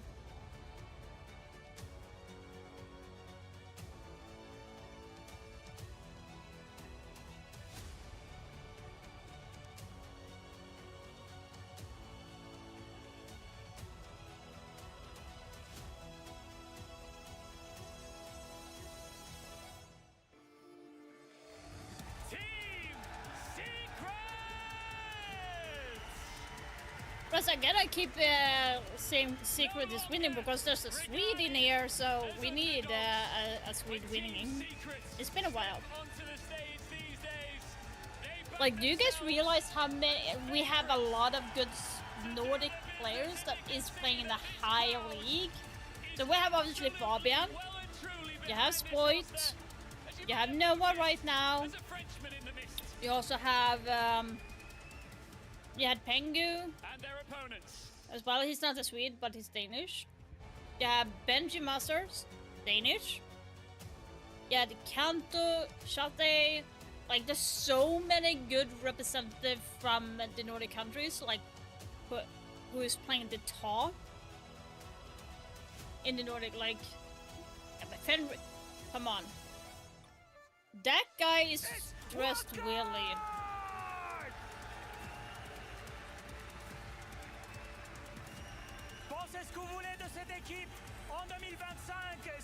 Yes, that is true. So Danish people can understand us, but we can't understand them.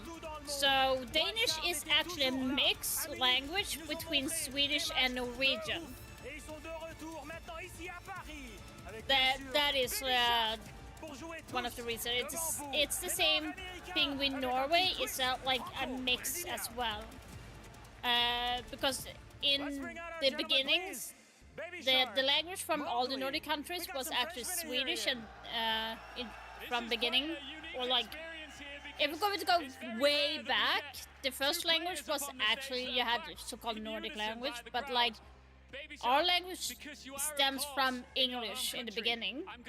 Then we had Latin coming into the mix. Then Swedish was born, or Nordic language. Then it got mixed. Then we got to Mowgli, that's pretty nice. Danish and Norway. Parce que cette scène elle est incroyable. On joue devant tous les Français. C'est une expérience de fou. Et on va vous offrir le meilleur match qu'on peut. Sachez quelque chose, c'est qu'on vit des émotions incroyables. Donc quoi qu'il arrive, peu importe l'issue du résultat, on sera tous We cannot do one understand what you're saying. Seriously. Merci infiniment. Gentlemen, it's crazy. Good luck. Seriously. May the best team in man win. Wait. For our English-speaking audience, what did they say? Look, Ian, I know you speak French, but I'm gonna say it anyways for the viewers out there, because Baby Shark is being very nice about it. It's like, you know what? May the best man win. On the other side, for Mowgli, it's very much the same way. Lol, fuck's sake. Saying, you know, we're playing in front of our home crowd. We're gonna give you the best match possible here for our entire audience here in Paris. This game is all for you. All right, let's get this matchup started, shall we? Paris, c'est parti! C'est parti! Oh là là!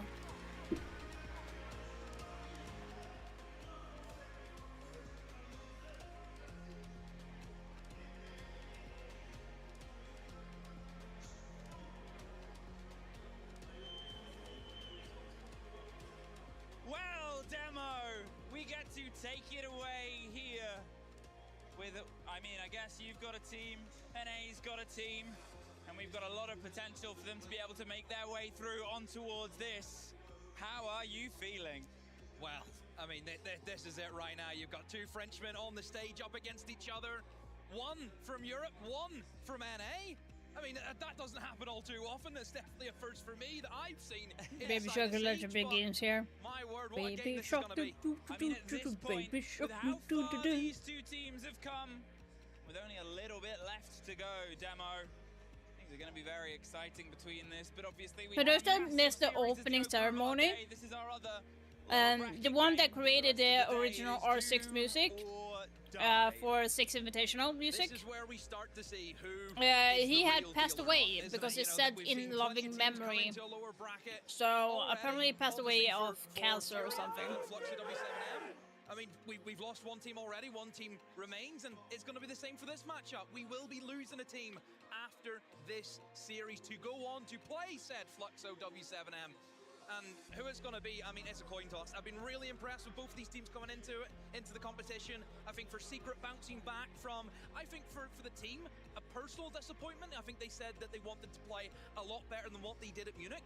Whereas for Wildcard, I mean, look at where these guys were 12 months ago. You wouldn't even been thinking SI at this stage. Well, that was the sort of conversation we had the other day, right? When you and I were casting Wildcard, they were playing their way through the upper bracket, and they were not gonna answer that. But it was a long-run series. It was sort of anybody could take it, anyone could make the distance, and that's that big problem. That's that big question of, oh, well, no one was thinking that they could go the distance, and if you get sort of underrepresented, if people aren't expecting it, that is where you can start to make something brilliant happen. But you got to be better and better as the tournament goes on, and obviously that was the game that knocked them down towards the lower bracket. They haven't played one down here yet, whereas Secret, they've been taking team after team down here, Demo. Yeah, they've had a good run. I mean, look, they lost the Falcons. Are we surprised? That seems to always happen. So yeah, I think for Secret, it's all about the international competition for Secret. You know, Secret, I think, have been a team that we've seen, you know, Falcons has kind of been that arch rival, and obviously I think G2 as well always gives them difficult games, whereas Secret, I think against teams that aren't in their own region, damn, that sucks. Better. Like, really notable. It's only been MA who's been able to take them down throughout the year. Everything else. Wait, isn't that the cuddler thing is like from Apex? Yeah, I think that's always the sort of split of it, right? You're looking at a team that is fighting. You're looking at a team that is also fighting kind of happy. They're taking every single moment, every single team by team, round by round. We've heard it from the coaches themselves. Twister sort of breaking the boys down and saying, look, it's a marathon. It's not a sprint. One of his quotes from very early on in the tournament. And then from this point onwards, well, now they just got to keep going, round by round, bit by bit, brick by brick, as has often been the mantra of a lot of teams throughout this, to get that. The thing that, to be fair, is pretty good at smashing through other people's bricks. If you say so. I'll take your word for it. Wouldn't say I'm the biggest sledgehammer user in my day-to-day life, but you never know. Look, I've came out and said before, I think Wildcard have been my team of the year. From where they were, from the humble beginnings, obviously going to Reload, you think, okay, they're a partner team, it's a new team, what are they really going to be able to do? And you think, oh, well, they've done okay. And then you really start to see them sink their teeth into the competition at Munich. That is where this team really surprised everyone. They started getting to a consistent basis in Siege. I think they've been able to secure that kind of fourth team that we look at from NA. And then also, you look at the event here at SI. They've been incredible to watch. A massive win against Fury. I think that was the real turning point for that side, was to show that they can go toe-to-toe with the big dogs. Well, talk of big dogs, and there's the two French ones, Mowgli and Baby Shark, and you could not think of a place they would rather win than right here. Surrounded at the heart of their country, folks, surrounded with the chants. Good question. Yeah, he's French. That they grew with, the language that brought them all towards this. And now how they can end it game after game, round after round. DU versus NA. Could you think of a more classic storyline of region versus regions? Especially as we're celebrating the 10 years of the game, the history of all of the SIs, the many places, many performances we've had. How it goes. Also, don't forget, I mean, there's still Brazilian influence in all these matchups that we've had. We've talked guys, by the way, don't forget to check out my Facebook page as well. I'll be posting new videos there and my prediction as well. Behind the scenes in the coaching staff. Obviously, Twister, you know, you touched on it as well. We've heard the timeouts from him. He's really just tried to keep them calm. I think he has so much trust in Savage to lead that team, to be that IGL. And you hear the timeouts. Really, for Twister, it's one, either a mental game, where we've seen him a few times pull a sneaky timeout, trying to get into the heads of the opponent, or it's a case of just letting them, guys, we're playing good Siege. There's no need to panic. We're playing well. Just keep it up. You know, just that reassurance for them. So, yeah, I think Twister is obviously going to play a big part in this and see how well he uses those timeouts. But I'm just ready to go. The tension's now really starting to build. Yeah, I mean, obviously we've had a little bit of a slow in the start and towards this, but we'll be in as soon as we can, just obviously making sure all the players are set up, situated, and ready to find themselves. And what a beautiful stage this is, Demo. The flowers, real flowers, don't you know? I heard. Yeah? I heard the stories. To be honest, I wanted to buy some McDonald's for dinner today, but a gardener interview, by the way, as well. An interview of a gardener. First dang it. esports event that's ever had a gardener interviewed as well. I mean, it just sort of keeps going. There they are. Beautiful. I'll steal some later. Don't tell anybody. But gosh dang it. For all the beauty that we have, there has to be this end of violence, right? Somebody, this is their last show. This is their last dance, their last moment throughout this tournament. Sorted over those maps. I mean, where's your sort of head at with those maps? Well, Cafe first. I think for Secret, yeah, I can see why they've let it through, because I think they needed to target the other maps that they went for. Like Fortress has been the kind of permaban. Secret haven't really adopted the Fortress into their veto as what maybe other Cafe? So I really? think that was always kind of going to be pretty obvious in terms of Wildcard picking Cafe? Okay, they did play it, but still. Border again for Secret, and then when Night Havens. That Night Haven is actually more in favor of Secret than Wildcard, to be honest. That is kind of a little bit dangerous for Wildcard. Playing with that aggressive playstyle, getting their players into the game. Bay, big fan of Bay. I think if he can really start the game off strong, can cause Secret a lot of problems. It's always the element though, because you and I, when we cast Wildcard against FaZe the other day, they sort of had their moments. That is going to be interesting. Stepping up massively, obviously with Cans and with Bay, and they faded a little bit in the FaZe game. They weren't there. But at the start of that series, Wildcard, in terms of the top, say, 10, were the first team to have 2 players. I think they were 6th and 7th overall at the start of that series. Slightly different now since they've taken the loss. But it sort of shows how important they were and how they were able to get to that position in the upper bracket. Up to this point, undefeated. They've suffered 1 proper loss, and it's moved them down to the lower bracket. And sometimes, Demo, that can affect a team. It can, but is it the case for Wildcard? I can't believe we've been live for 4 hours already. Yes, we took the loss, but we had done the job in the early. You know, you can have a loss. Like, don't forget, Secret have had losses. Everyone who's down here have had losses. So I don't think that should come into it massively. Well, a cheer goes out in the room, so I'm hoping that means we're getting ourselves a bit closer, but it could just be the wonderful French talent that is alongside us, goading and playing in towards the audience. Obviously, the audio inside the arena is in French. How's your French? Good? Yeah. You're supposed to say oui. Okay. Actually, I went before. I'm fine. Great. We love starting like that. At this point, obviously, we've already had 1 series earlier on today. Bit of an upset, I think, from some people, it's fair to say. I think whenever there's a 10-win streak for one team and then we see the first dub come from the other team, then yeah, I would say it's an upset. I think there's the element here of obviously this showdown, in terms of how Secret has sort of played against international opponents, they've generally had a pretty solid record, Demo. Yeah. It was really just M80 at the Munich Major. That was an issue for them, but other than that, yeah, they've been clean sailing.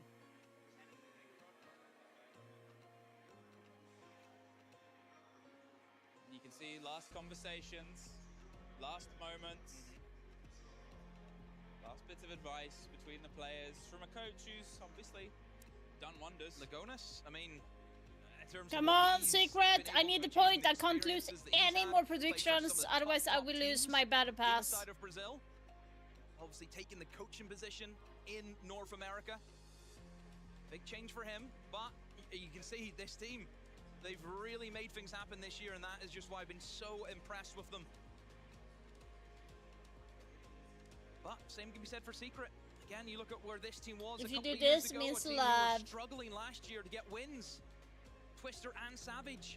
Before this For some competition, reason, they played this the is Twin a Fights and thing never as well. had a If you do win. this, So for means those also, two guys, also love. this is quite the step I like up from this where more. they've been previously, but it's because they've brought in the right players. I said It's harder for me during, to do this before on stage this 1 finger kicked than off, this finger, They got their actually. business done really early. They went for Noah, they went for Mowgli. They had the quickest transfers done as soon as that window was open. And you can see getting the players in at the correct time has really helped them along this journey that they've had this year. Well, it's only going to build intensity for you and me, for the audience. But imagine what it's like for all of those players on that stage. Imagine how it feels being stuck waiting on the brink. It's like standing at the top of a massive ski slope. Winter Olympics, shout out Jesse. And then wanting to throw yourself down, to just start that, I guess, descent in towards the hammer. From this point onwards, obviously, this game, then playing the winner of the series earlier on, and then you're eyeing up the final little stint, the final little run through. It's so close. A year of siege builds to this. And then it can all be over in just 2 hours or 3 for one of these teams. If we hit all 3 maps, it might be. Do you think we'll get all 3? Oh, that's the question, isn't it? I think for wildcard, they have to get Cafe. They have to.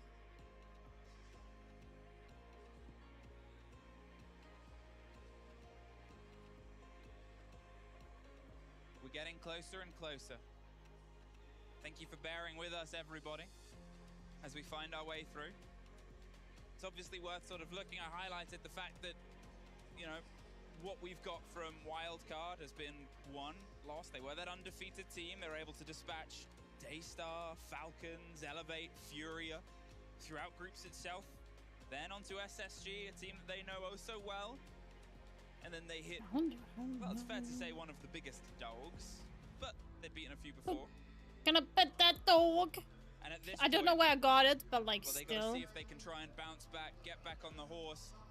65% of you believe that it's gonna be a secret win on There's still prediction coming up. No, as soon as this games are done today, there will be a prediction for tomorrow as well, and then for the finals. So there's still time.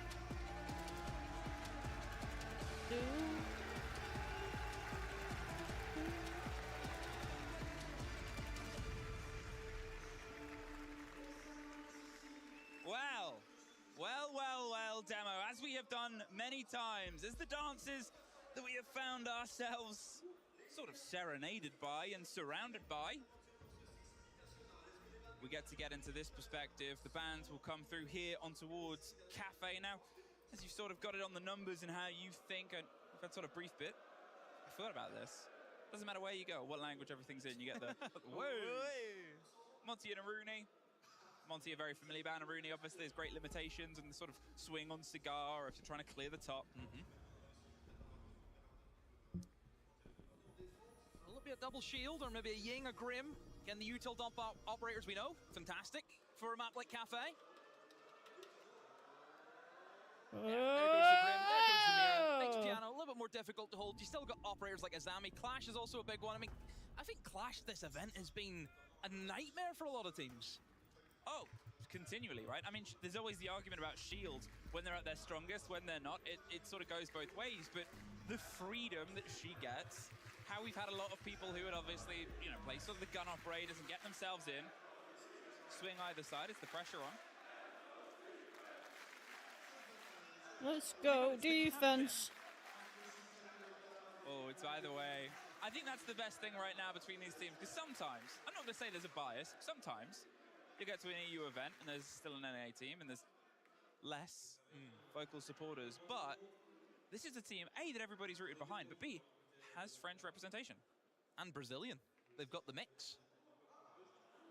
Got the whole lot. Whereas for Secret, I mean, it is sorry, I'm like fixing my phone, so. Full amalgamation of Europeans, isn't it? Nobody from the same place, all different.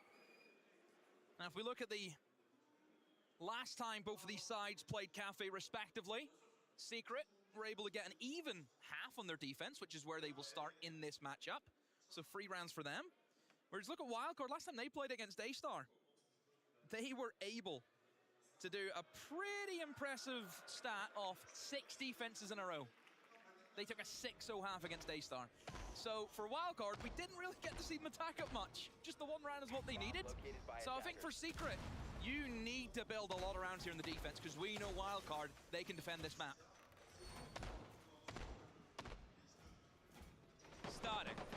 Not towards the top, as the side has fallen a bit out of favor as time has passed upon, but you still have to hold the top. You have to have the lockdown, the confidence to make sure that they can't just get that verticality. In the response, obviously, you're looking at something that might be a little bit snappy here. Demo on the right, the Glaz, the Blitz, the Ying. They've got that sort of smash and grab energy. Get themselves in and the full-fronted spawn there. Yeah, typically you're looking at the quick aggression in through the top floor. You can utilize Skylight really well. Ying is great at that because you can just flood that top floor and then drop yourself in for that roam clear out upstairs. Or you can also use the Blitz in a pretty aggressive position straight in through the side window. That's another way that we've seen that Blitz be used. So there are a couple of things that Secret need to be aware of. 8 flashes, less flashes. The Ying is the first. Damn, Noah, damn!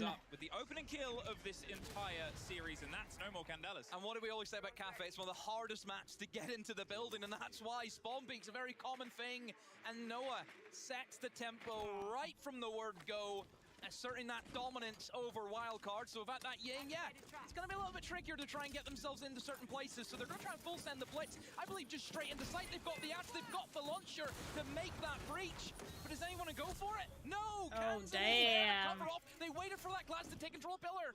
Swung in, could hear the C4 ticking, but that's not going to be one that pops off as Bay pops on towards Savage and gets himself a second tomb. No way. 4 versus 2. They've taken just enough control, but just enough is proving for more than enough. They have that little bit of verticality in the Blitz. Has him on the run until he lays him out.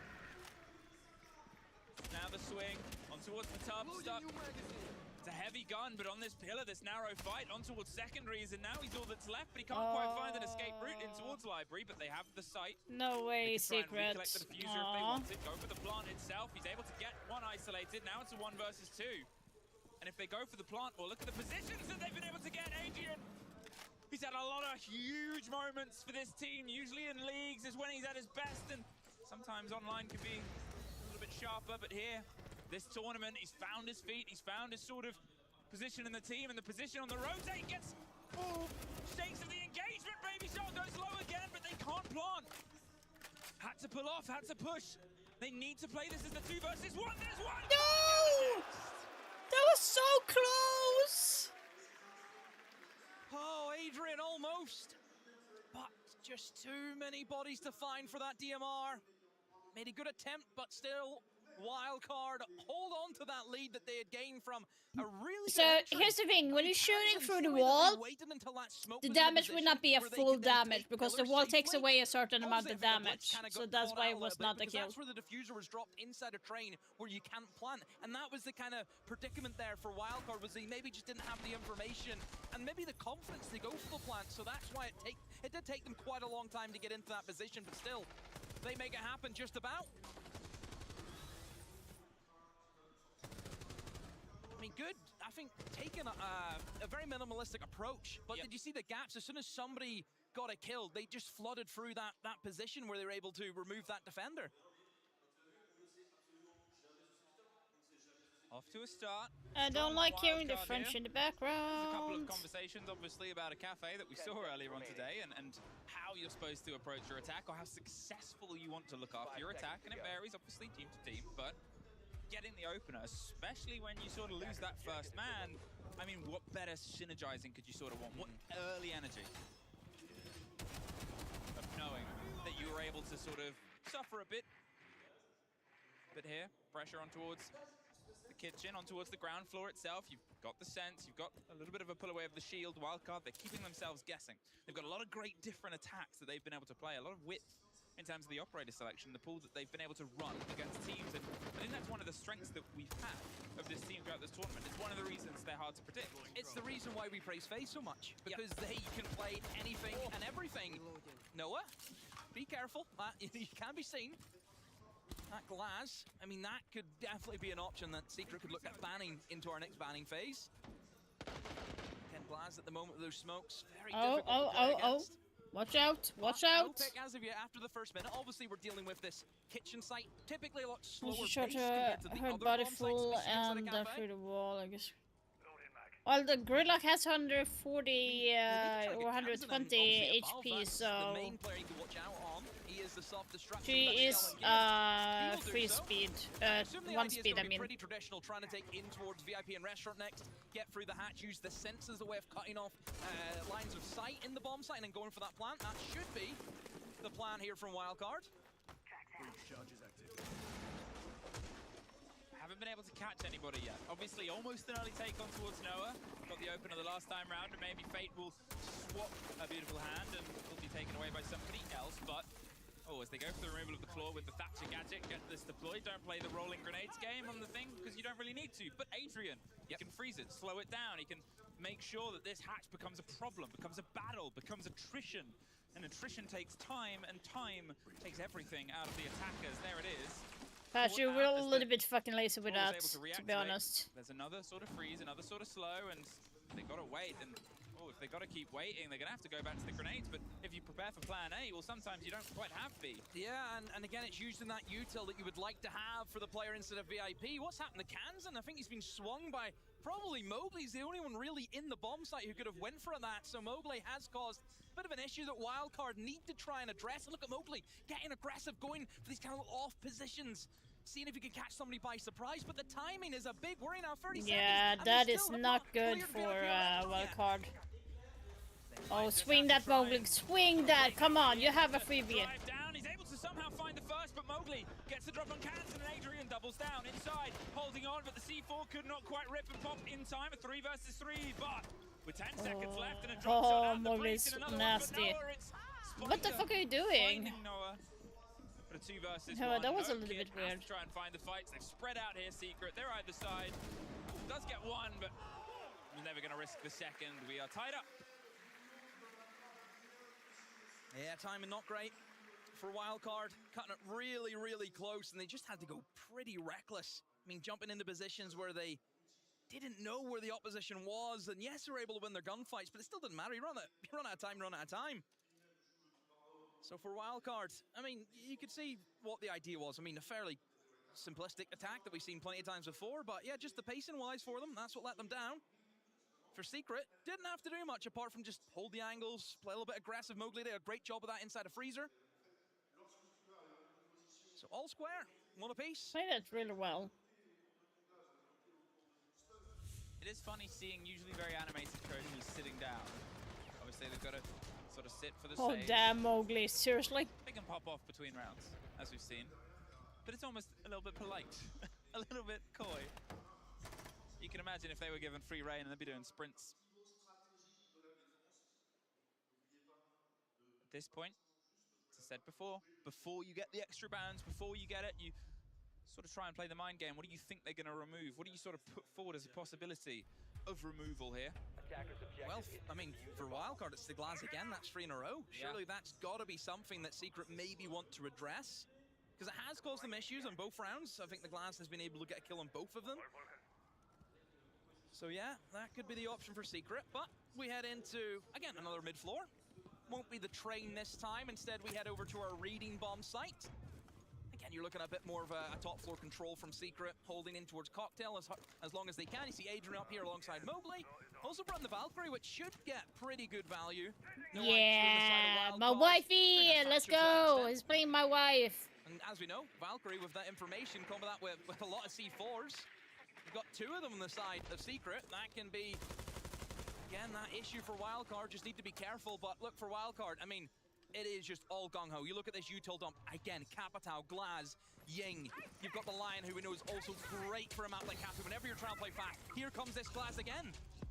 Mowgli gets the C4 off to the first rip, and impacts are impactless as they just sort of fly by and do a bit of damage. But in the meantime, well, there's the damage being done. Get the pinch onto Noah, stepping up in towards this aggressive position. They've got the sort of pings they didn't know about. Adrian pops up. What the fuck? 4 versus 1. Damn. A misthrown or a missed moment. Dash at least gets Mowgli back, but still being shot at, still being pressured, and still has a lot left to do.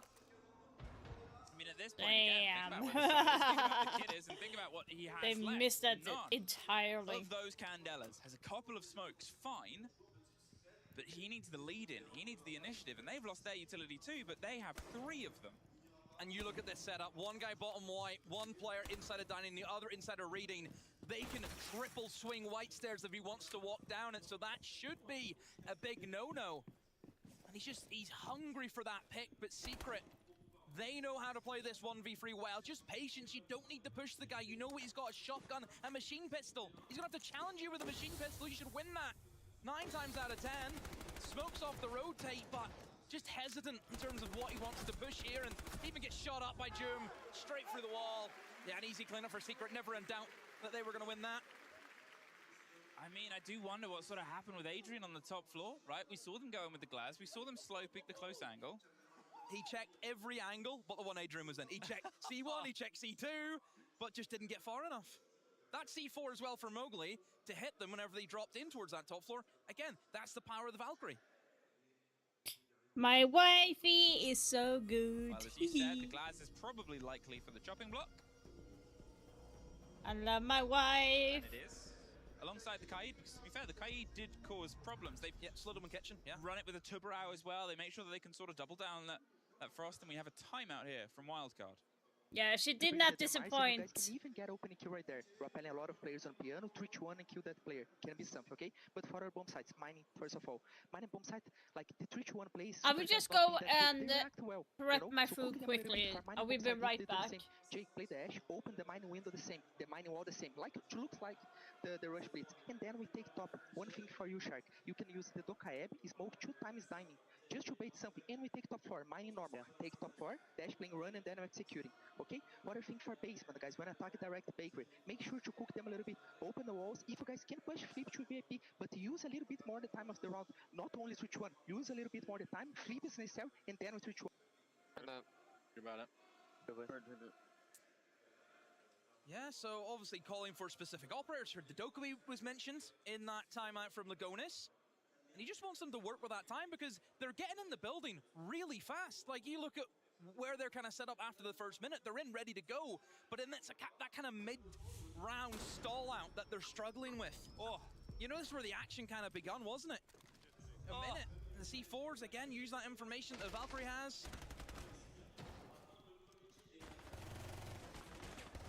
Yeah, at that point, I mean, what could he do? You can even see somebody rotating under, ready to swing bottom white. Secret, after taking that first knock, have been able to pull themselves back and get 2 in a row. Obviously, this is Wildcard's map, so Secret have opted to start on their defense. They want to get themselves that first bit of buffer in here. They're going to try and slow things down as well. They want to limit the Kaid game. Fine, let's bring castles. Let's get his army.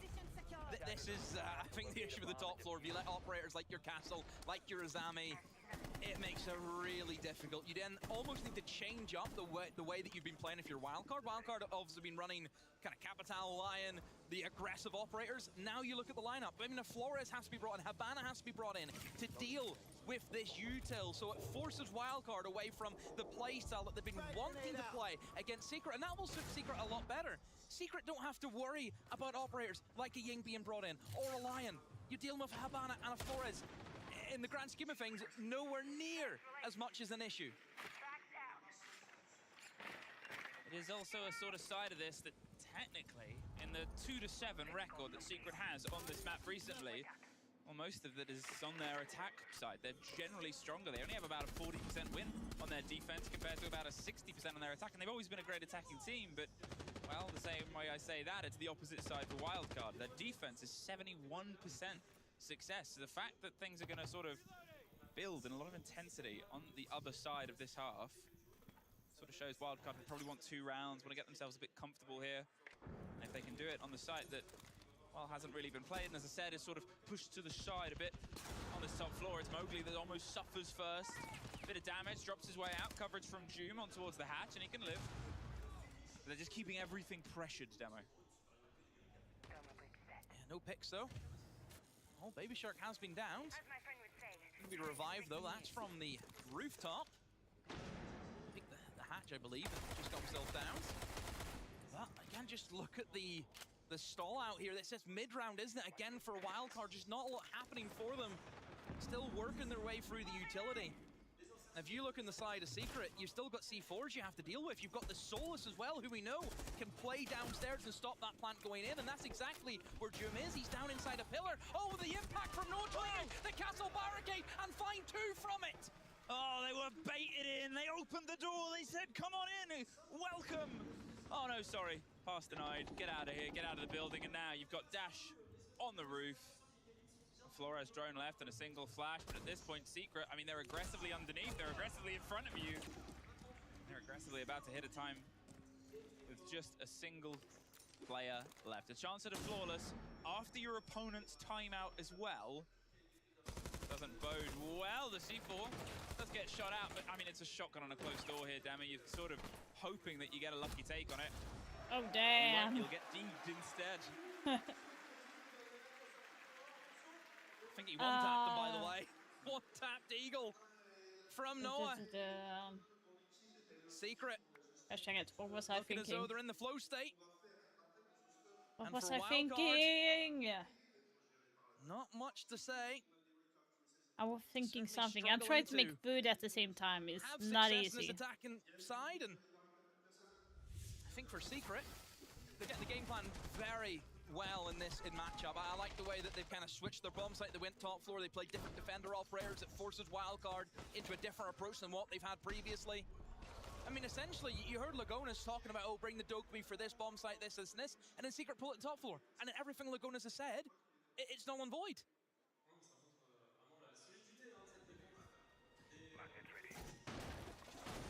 At this point, Wildcard, as I said, that they're angling for two. They know they've got a back half of this game, but they also know it's their map.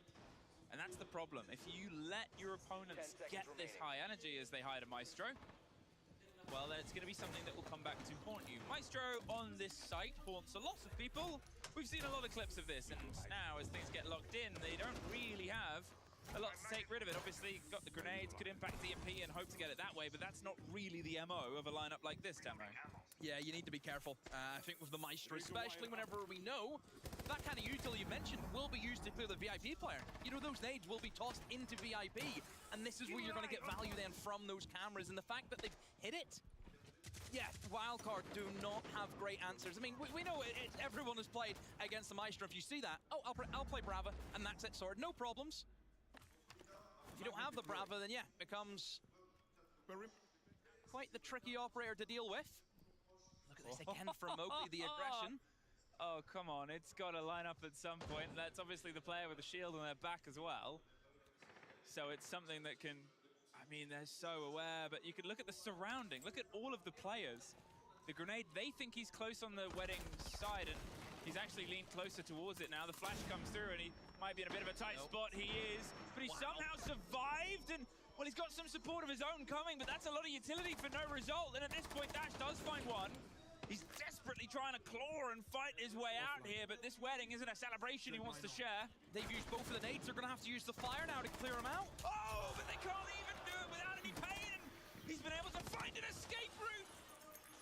That is a tragedy here for Wildcard. How that man is allowed to escape with all the intel that they had, with the utility that they dumped, and then they still come out a bit worse for wear now. It's the stall out again for Wildcard. Not a lot happening, and we're sat again in the midpoint of the round. Now they start their entrance in towards Bakery, but they haven't even cleared prep. Mowgli just swinging for everything he's worth. Spiker is able to get the trade, and Juma, that big old LMG, lets it rip. A double for Jum. And Dash, look around and thinking, guys, what's happened? I'm just got in the building. Well, now they can play with these Maestro bubbles. And Savage wants to play with the last player left there. That divide, that first round to Wildcard is further and further away now as we find ourselves 4-1. Timeout obviously used. At this point, Wildcard, they're just going to sort of go a little bit on damage control. As I said, if they can get this one, it's more positive. It feels too predictable, I think, for Wildcard, watching how they're going about these rounds. Secret know how to play against that. That is just a classic Bakery take. They couldn't even clear the guy inside a wedding. Stuff like this needs to be done correctly if you want to beat a team like Secret. We are in the top 6 of Invite. You need to be landing these util dumps successfully. I mean, Jim, look at this with LMG. Just flicks from one, flicks to another. Savage, lovely bit of aggression as well in towards wedding. But Wildcard, they need to rally big time. And as much as what we've praised in the defense, momentum always plays a part in a game like this. And right now, Secret, they have got the win behind them. Seconds left. But 5 seconds to insertion. just takes one. Just takes one round to flip that momentum, to give yourself a bit of energy. If they can pull something off here, Wildcard, as I said, 4-2. It's tough to work with, but the problem, as I've also said, is both of these teams get sharper, faster, more aggressive on the other side. And I think aggression, as you pointed out, is a big boon for Secret today. Mowgli, he's playing like he wants it. He's playing like he wants all of it. Every fight, every avenue, every angle is something that he's trying to press and poke. And sometimes he's a player who can be a bit cautious. Sometimes he's a player who historically has gotten a bit in his own head. But here, sliding all over the map. Now, they're not going to mistake Adrian, I think, this time round. And you're not probably going to be able to pop off in the same way. But you can see that, to be fair, Doom, bottom white, Adrian making his presence known on C2. Secret's keeping everything problematic here for Wildcard. Yeah, it is this train bomb site once more. Last time for Secret. Didn't have a great time. It's the only round that Wildcard have won. It was down to a 1v1, don't forget. But Wildcard in the approach, utilizing that Dokkaebi, trying to take more map control. Look where Baby Shark has got himself into the downstairs. As the staircases now, he can walk up and he chooses red as his destination. Still, bit of action upstairs as Bay's been able to establish control inside a cigar shop. But look at Secret, not wanting to give picks away, wanting to make Wildcard force these engagements. Let's see what I can find. Oh, are they going to send it? Well, they don't even need to. Yeah. Where did Mowgli even get him from? He jumped out. Mowgli's outside. Oh, he jumped out. White window. And look, they're about to fly over the double, Baby Shark. Can he get through? He can't quite control it. But to be fair, the success of the collateral is something that would give anybody a bit of a shaky hand for a second. Somehow, that little moment, that little bit of overconfidence has been punished. And Baby Shark, right place, right time, and right idea. Get out of there. Don't give them that even. Don't give them the level up.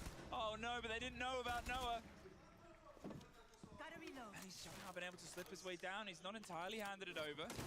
Still one Dokkaebi call though. Do not forget, Baby Shark has the information that can be big in these 3v3 scenarios. Whenever you don't have the information, the Dokkaebi with that universal gadget is fantastic to go up against. I mean, they know that Baby Shark's gonna come in through pillar because he's just shot at that keeper barrier. He's doubled up the spiker as well, but they need to try and make the plays here. They need to try and get themselves into the building. In goes the Dokkaebi call, and now they're going to flood through Noah. They know exactly where he is. They just sprint right past him. Baby Shark wants into it. No, Noah looks the wrong way. Was not expecting the double up with spiker. Wildcard salvage another round. Well, I said, feels like Mowgli's playing like he wants to win, and you've always got to argue the same here for Baby Shark. All the comparisons, all the conversation about where they come from and where they want to go and where they want to achieve it. This would be the sweetest prize for any French Siege player. But 4-2. 4-2 is the half. 4-2 is our opener, and where things looked a little bit shaky for Wildcard, they level, but obviously Secret still has their timeout. They now still have, I'm not going to call it their preferred half because we don't know what they want, but we know it's the sort of split. In fact, no, we do know it's what they want because they chose it first. What am I saying? This is Wildcard's map. It's the atmosphere. I'm losing myself in it, demo. More bands, more... Yeah, same again. Same again. No surprise. Yeah, limiting the Monty away from Secret, as we know, always a good thing whenever Savage is there, but you still got different option for Secret. You still got other shields that you can utilize. But Wildcard, this is the side that they love. They love their defense. So for Secret, it will be an uphill battle for them. And where do we begin? Into the kitchen is where we head to. What's going to be the attack for Secret, though? Because we've seen, again, really for Kitchen, you've got one or two ways. You try and go for the upstairs vertical take into Freezer, but then you have to go for the whole VIP room clear scenario. Or you just bring a lot of cheese and go straight in through bakery, which is what Wildcard attempted to do, and it didn't work too well. Would you describe that as a very fromage line up in the bottom left? A bit of brie. Just settling in the language. Well, this is going to be probably VIP. Yes, you've got the Sense, you've got the vertical operator in the RAM, so we will see the backside. Wow, Baby Shark off on the loose. Obviously, Mozzie went a bit out of favor. Has found himself with recent changes back in. I swear to God, my eye. I don't know what's wrong. Oh, that's all. I was going to say potentially rotten timing, but both players escape and just sort of make the statement. Sharko say he's escaped. He's having to continually escape. But he doesn't get very far. Mowgli, perfectly watched. Brilliant from Secret. Being able to locate the roamer, push him into position where he doesn't want to be, have somebody waiting for him. I mean, that's the power that Mowgli, he loves getting in the building. He's just there, ready to go. You tell him there's a guy in a certain place, he is on him like a hound. So, for Secret, a great opening pick. You now sit 4v5 with 2 minutes remaining on the basement. As long as you cover off the flanks, and they should have no problem with that, they have the gridlock for that reason. This should be a fairly clean take, unless something goes horribly wrong, which you never know.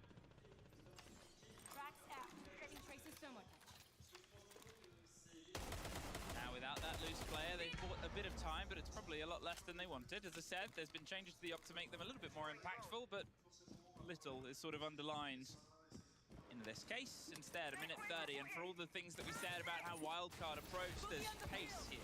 You get the boogie drones out, you get this vertical pressure on quite quick. They're making sure that they can watch on towards the jobs. As we sort of said quite a lot, if you want to work out where Secret's push is coming from, you look towards Savage.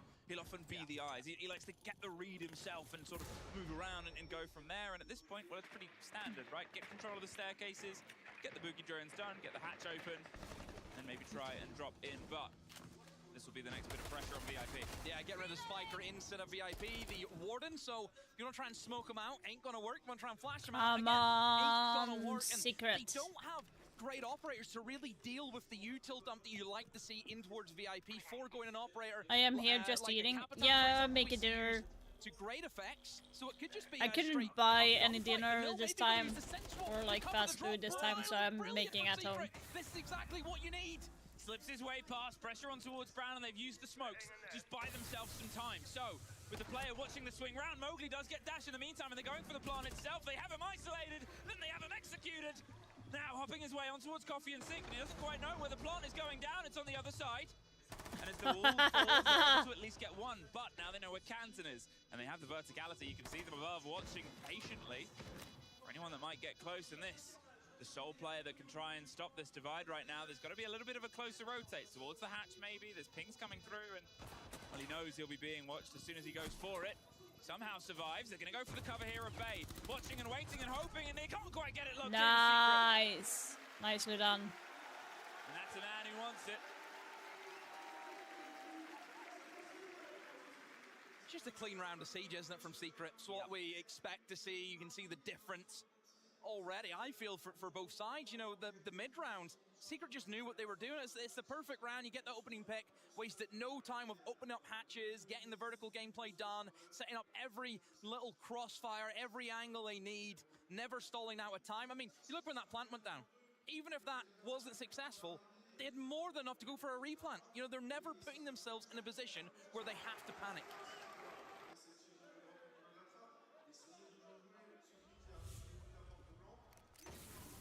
Said they had the watch on the verticalities. They'd done all their jobs, right? And because they had that man advantage position, just sort of cement themselves, missing the player who slipped his way through behind the gadgetry. Just a very well executed approach. And that's sort of what we've had from Secret a lot through this. We highlighted it's very much a round by round basis. They keep themselves upbeat, they keep themselves sort of jovial. And it is reflected by how calm these plays are. They're pulling off sense drops. They're confident to sort of trust these solo moments with the coverage of each other as a team. And in some ways, it is seemingly what Wildcard have struggled with a bit. But obviously, this is a team where in Wildcard, for some of these players, first ever sort of SI. They're inside the main stage. They're inside this performance where they have to deliver. And it's such a different environment. You've played on main stage, it's fine. But this is an SI stage. This one kicks a bit different. Can we not also make the same argument for Secret, apart from Mowgli? It's true. It's true. You know, for these guys, like I mentioned before, before the game begun, horrible time for Twister and Savage SIs. It was. Never getting wins, and even for Joom, who was brought onto the team last year, again, didn't get the wins. So even for Secret, in terms of we talk about SI, it's a massive step up for this side. But that ties in because it's about being confident, it's about staying cool, and it's about finding ways to mitigate that pressure. And it feels like currently Secret have a little bit more of a handle on it. Hey Stellar, how you doing? And it's reflected in their play now. Wants the C4 out the window, but might be a little bit too late. I like this. However, the quick push got the grenade to force him down on towards the hatch itself, hoping to get another catch. There's a bit of pressure Shotgun onto Sledge is nasty. Ooh, die. He actually survived that. Oh my god. Come on now. Didn't need to get any Let's picks, go, Secret. Just to get them out of top floor. Get yourself established into a position where you can start working that vertical. And speaking of, Savage has made a hole, but he's been swung by Bay and been able to take him down. Baby Shark ready for Mowgli. Noah is there with a trade. And Adrian knocking on the door, reading. Huge bits of pressure, but as Bay starts to ignite, it's only 2 Secret players left. Make that one, and make that a cheeky reload here for Doom. A 1 versus 4. They know where he is. They're sort of making that statement as they swing every which way. Oh my god. Card. Keep themselves fighting. Yeah, good hold. Let me just I mean, a lot of pressure coming in towards raiding from Secret. That's where they wanted to get the collapse. And just going to block the cam quickly. Wildcard were just ready for the engagements, ready for that sledge, take him down. Mowgli trying to push in through pillar. Baby Shark had him good, dead to rights. You know, I think for Wildcard, that's what you need. That's a good round to get yourself back into this game, that bit of belief. Because really, if you looked at the scoreboard, weren't getting enough kills, you know, for Wildcard on a map like Cafe, where we kind of look at it as more gun-centric rather than you have to open up this wall and then you have to do this and this and this. A little bit more off the cuff is how you can play this map, but you need to get kills. That's the important thing. So yeah, good round to get themselves back into it now. Intricacy. Weaving your network across Dostoevsky as known. The little moments where things get taken away, and it's kind of what you want to see from Wildcard, right? I talk about that sort of, that wall, that bastion of pressure. You have to climb, you have to surmount, you have to get over. Come on. And it's little plays like that. Look it out, Secret. Chance to swing on. It's the chance to sort of grab the round, rather than have the round fall in towards your favor. Gotta remember, guys, this map pick, Cafe, they want to go next. They'll talk about it, they'll pull things around. As I said, is Wildcard's map pick, by the way. So this map is not Secret's quite pick. obvious about some of these aspects, and well, we get Savage on a shield. Yeah, this is isn't it the classic from Savage? It was only a matter of time. Oh. Noah, be careful. Potential jump out, maybe. Noah, has he got the window prepped? Nope. Can't tell. No, just looking for the pick. Baby Shark, big like, opening on. why aren't you watching the window? Didn't even get to use the coals. Util gone to the dogs. That is a good pick from. Start for Secret, fantastic for Wildcard. And yeah. Baby Shark, we know he's a player that loves to try and find those little peaks, those little unknowns, and well, as Dash might be trying to angle himself up for the next, they're rappelling very close, so too tight of an angle, but the players will just stay safe either way, as you said. No Dokkaebi. And no June. June, a player who has been one of the MVPs throughout this whole tournament, has often been an MVP in the many tournaments he plays, and he just keeps that ability. And if they can shut him out of a round, if they can shut him out of a map, then that's damn. Against a team like Secret. Minute 40, and they're still trying to piece things together, but now without that control of those loose players, things are a little bit touchy, and you can see the fear. At this point, Wildcard has an advantage. They can play risky. They can throw somebody out the building. They can take these chances that I said. They're doubling down. They're tripling. They're finding new avenues. And Savage, the shield almost gets dropped. There's another fight that's about to happen close on the window, potentially. You can always get jumped out onto here as well. And they're just shooting through. And there it is. Called, prophesized, and punished. Oh, big old air chap to fire him back. But he should be fine to get into the building. Maybe we're debating going for the pinch, but Savage thinks we just have to try and find kills and force some fights inside the bomb sites. I just don't get it. Oh, this is about to be a suddenly tight angle, and he knew where he was, and he's able to get the double down, but look, the quick support comes through, and Noah gets bait, and suddenly we're leveled up. Oh, damn. I talked about nicely. Oh, that was so fucking good. That was such a good play. Such a good play from Secret. Good call on pushing to Jaeger in the freezer there. Such a good push. Wow. Standing ovation for Secret. You will not see a 3v5 played better than that. They have to take risks. Whenever you're at this stage of the competition, you have to go for it. You have to. I still have something in my eye, it's so annoying. And for Secret, one guy outside, that's one less guy in the bomb site. You isolate the kills, you find somebody in freezer, you use that beloved shield that Secret hold on to so dearly in their gameplay. And this is the power of Secret. Have Wildcard taken the other half? Get the kills. What Yes, the you fuck mentioned am I about having on my eye? You've got Noah, you've got Mowgli, you've got so many players ready to fill those positions. Fantastic 3v5, isolating the first kill, bring it back into your advantage. And then the shots, Noah just hits them one after another. This was beautiful. Oh, and then the wait for it. Wow. You? I mean, fired up, energetic, was the MVP, the standout, and won a Secret Series the other day as well that you and I covered. Make sure that he could sort of be that missing man, that missing moment, and that's what you need, right? Jesus, my eye, like, seriously. That's sort of the one of the requirements and the main requirement, but the other one is you do that by having everybody show up. You can't just build a team on a single or a two or a trio. It's 5 people in there, plus the coach, plus every other bit of support staff you've got. It's a team effort, a team game, and every player can deliver. And 13-6 though, we can say what the other players have achieved, but when you've got Noah and Mowgli popping off like this, and you're missing Come on, Secret match point. Bay and Baby Shark have been very big for this team throughout this tournament. Kansan especially as well, and unable to lock in. Now, this is something Secret like to do sometimes when they're up, is go for something a bit flashy. I don't just mean that as the Candelas roll out. The Blitz will probably start to make an entrance in towards mining underneath. They're driving themselves across, but Noah the first to suffer. Doom gets one, gets caught out. No. Clipped in the side, clipped in the wing. As Adrian does find Baby Shark, the shield is inside the site. They're going to go for the cover of the smoke, see if they can get a plant. Mowgli has the cross, has the cut. And if they're unaware, well, this is about to be a secured plant itself. They're still fighting people on the top floor, and Secret, I said it before, they like to do things a little bit flashy, but sometimes you got to take your hands off your eyes, Wildcard, and see what is really going on. Because now, 30 seconds, that could be all that separates them from the end of this map. There's one more. Mowgli drives into the side of Dash. And with a bit of hope, Bay could try and rebuild 3 keepers, but like, he's always red. Someone's close by, but oh no, he needs to hold. He drives in, he can't quite cement it, he gets around the back, 10 seconds, but there it is, no. making a time! No. Oh no, ole here. By what was a fraction of a second. Secure That was so good. But really that fraction of a second. That was so good. Form of force, Demo. You mention it, this is what Secret Holy can do, moly, that was so good. Plays. You see the opportunities, the gap spotting from Savage on that shield. That is Secret at their best. That is the core principles of this team. They can do very everything. nice, very nice.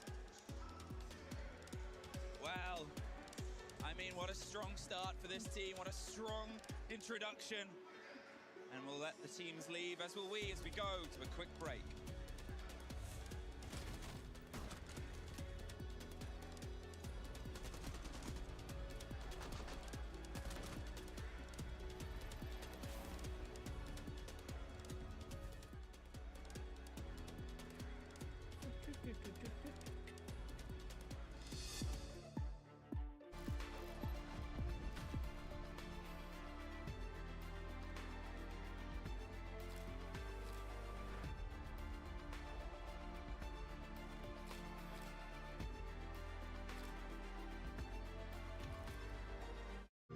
What the heck? What happened to the dolphin and everything in the beginning?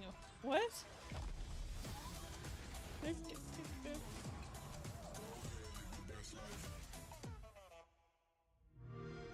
Steka? Vet du vad du ska göra då? Nej.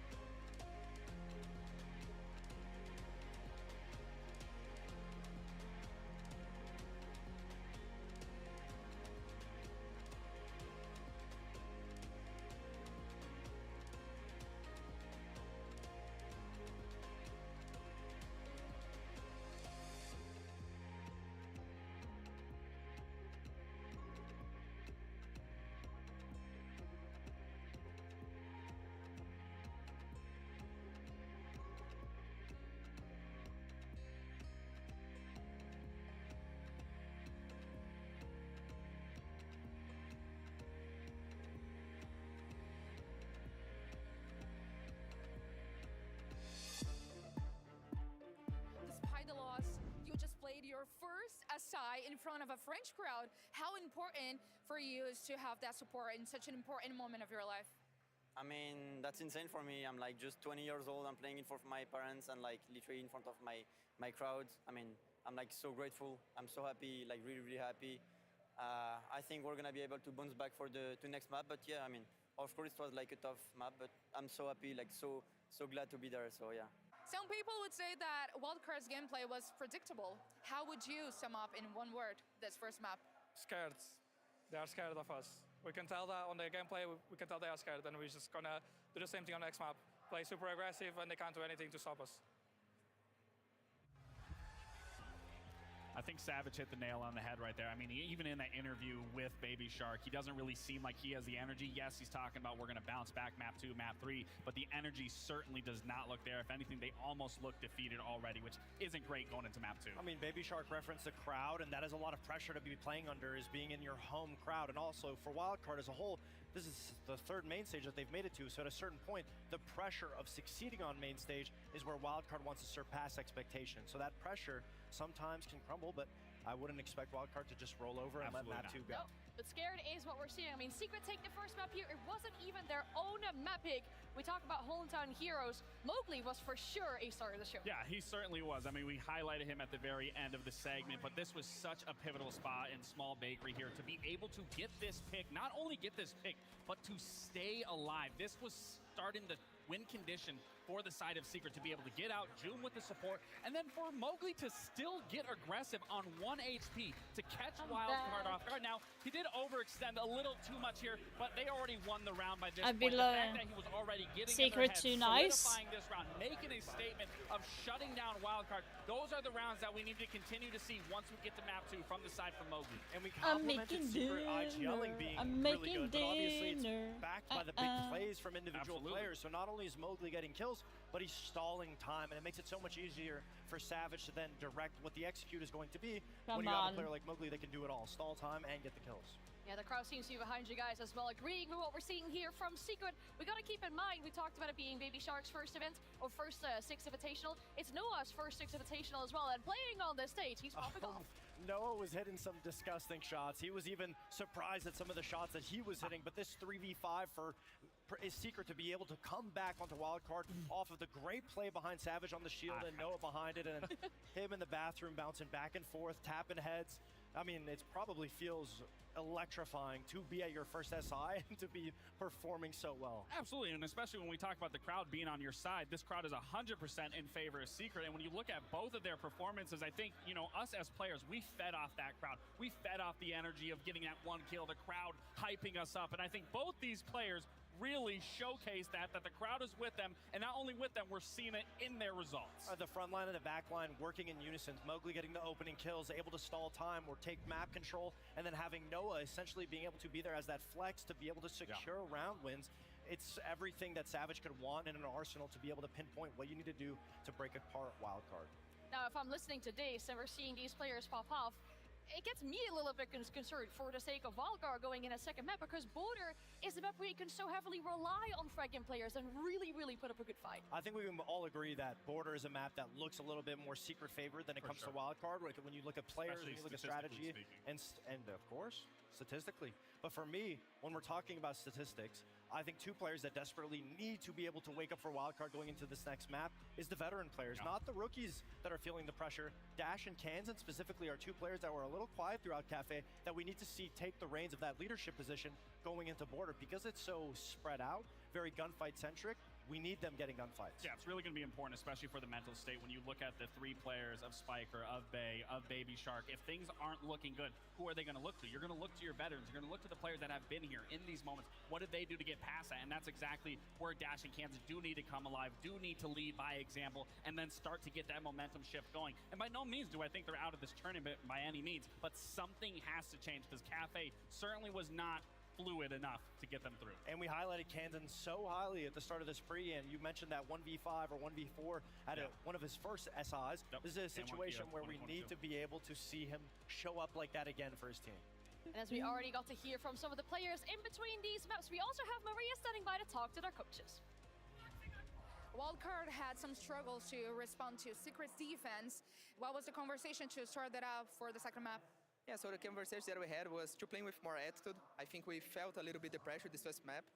First main stage for everyone right here. Come like on. the ice already, it's breaking. Let's say it's already broke, the ice, the way I like to say. And I'll move on for the next map, another history. So let's be better and better.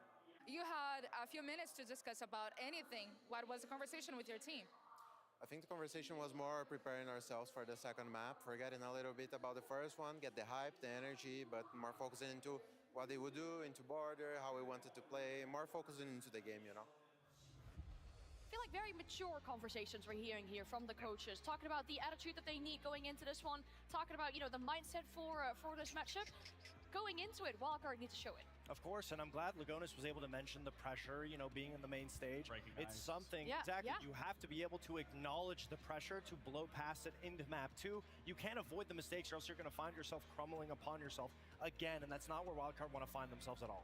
And that's the beauty of a best of 3. It's not a sprint, it's a marathon. It's about endurance. It's about taking I from think your you said that lessons like and how 3, you 4 lost times and then already. fixing those going into this map too. And I think Wildcard have every tool in the shed to be able to make that happen. Well, it is, after all, the first best of 3 that we see from these two teams against each other, but it might very well be the last series that Wildcard plays here at the Six Invitational. Someone is They giving can't away find an what they SI need in the second ticket map. for tomorrow.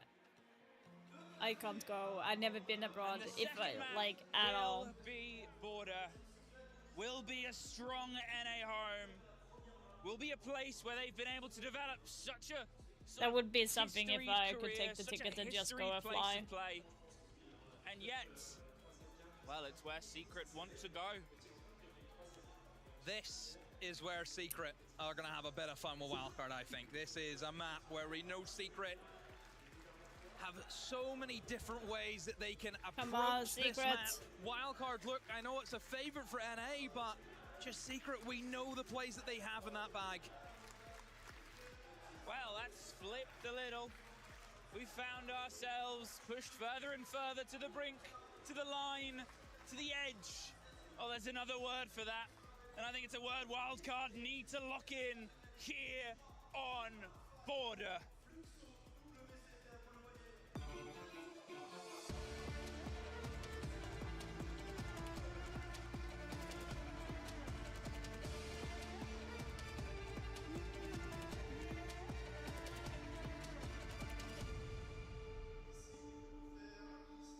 One map left, maybe. One map left in this before they progress, or before NA's last team, Wildcard, are sent out of the tournament. Now, you've called it, actually, when we cast this team the other day, Wildcard themselves were your sort of, I don't know if you said rookie team of the year or just in general. Just team of the year. Team of the year. Yeah. Don't think you have to put a label on it all the time in terms of rookie. I just think in terms of what they've been able to achieve in such relatively quick time. You know, I think that's just been so impressive. Now it's border is going to be probably like a glass as well as Asami. Yeah, Asami Monty. Surely it's gonna be a glass and like a mirror. That 7-3 from Cafe, very comfortable for them. They're gonna be feeling great. I mean, Twister mentioned Smoke and black.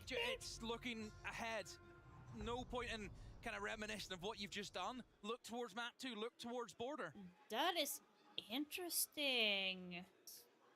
Well, as our bans have come The through, Secret is Shields banning taken out of Secret's Smoke arsenal, and no Asami. surprise. That is And a then surprising the Smoke factor. And the Kiba carrier Azami, limitation of open spaces, limitation of being able to either constrict them with the smoke or offer your own adaptations and arsenal. Positional awareness is maybe the biggest killer on this map. Sometimes you'll get caught from the other side, the other corner, and what feels like the other side of the world. Border, it is thin, it is aggressive, and it can be very sharp. But it will start with Secret. Still driving on their attack, still putting in the pressure. They ended the previous map with a bit of pace, a bit of something shiny in here. I mean, if they can open in the same way, it could be a bit of a surprise. You can hear the rival chants. But generically, I think it's fair to say that this EU predominantly crowd is proudly waving that Secret flag. Yeah, expected. I think Secret to be the favorites here inside of Paris. But still, that support the wildcard has, and oh, Baby Shark! Sit down. You did not show back, Rulev. Says not today. And look at this from Secret, straight into the building, looking for more fights. Free fire in the angles, Oh but no, a very no. important kill to get, and Spiker gets Mowgli. As I said, sometimes this Secret can go a little bit fast and make that a very loud Secret, but instead, they've been silenced, they've been hushed, they've been slowed. They've had a little bit of a pause put on the progression. They didn't really get any control from the end of that, but that wasn't the point. They wanted the players in. Well, they got one of the players who offered himself up, but in the meantime, look what they've lost. No air jabs, no control of the space. Yeah, I think that round is more for massive work with obviously the Deimos. in favor of wildcard But right outside now. of that, it slows things down quite a lot. And well, wildcard haven't really lost any of their map. They haven't lost any of their presence or their stretch around. Setting up the sequential breach. Adrian will try and make a dent into the reinforcements that have been placed upstairs, but will be frozen out by the tub.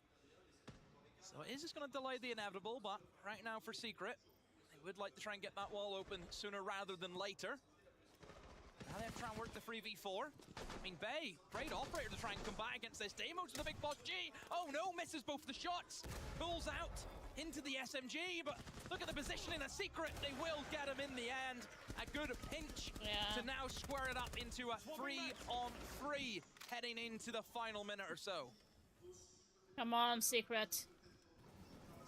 Dash is still lurking in the box in Armory, so that could be a potential problem for them.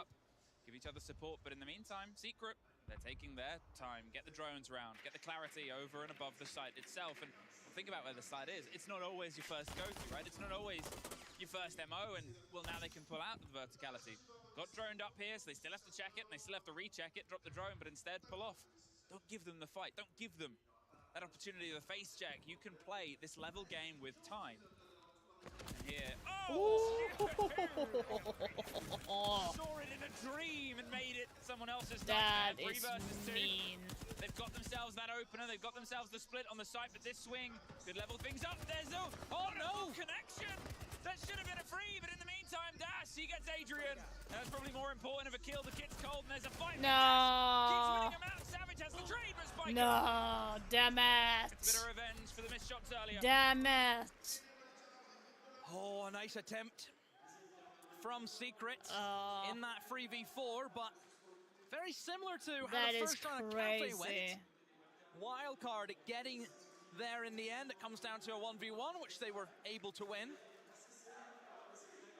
For Secret, obviously tried to get into the building instantly. Let's go, Secret! Down to Baby Shark, dying off that spawn peak. But Wildcard fronting up to the kills. I mean, that was a main worry that we had looking at Cafe, was they weren't getting the kills. Yeah. And I think Border can also be said the same. This isn't a map where you're focused on the hard breach. It does come down to making big plays to open up the map, and you need to get kills to be able to do that. I mean, the desk, they mentioned some of the veterans on this wildcard team, the players who have been around for a while, being Kansan and Dash, they need to step up to the mark, and well, Dash, 2 kills in that round for him.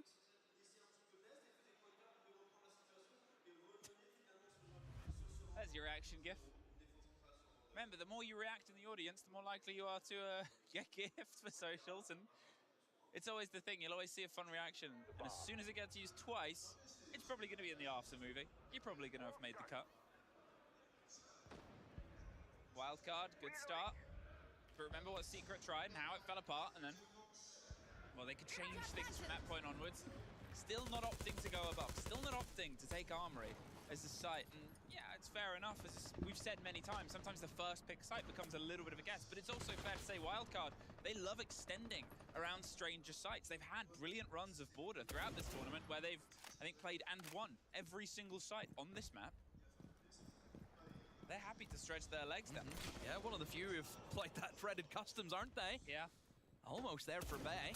Playing very aggro on the CC door. With that DMR, of course, has the ACOG, can take these longer engagements.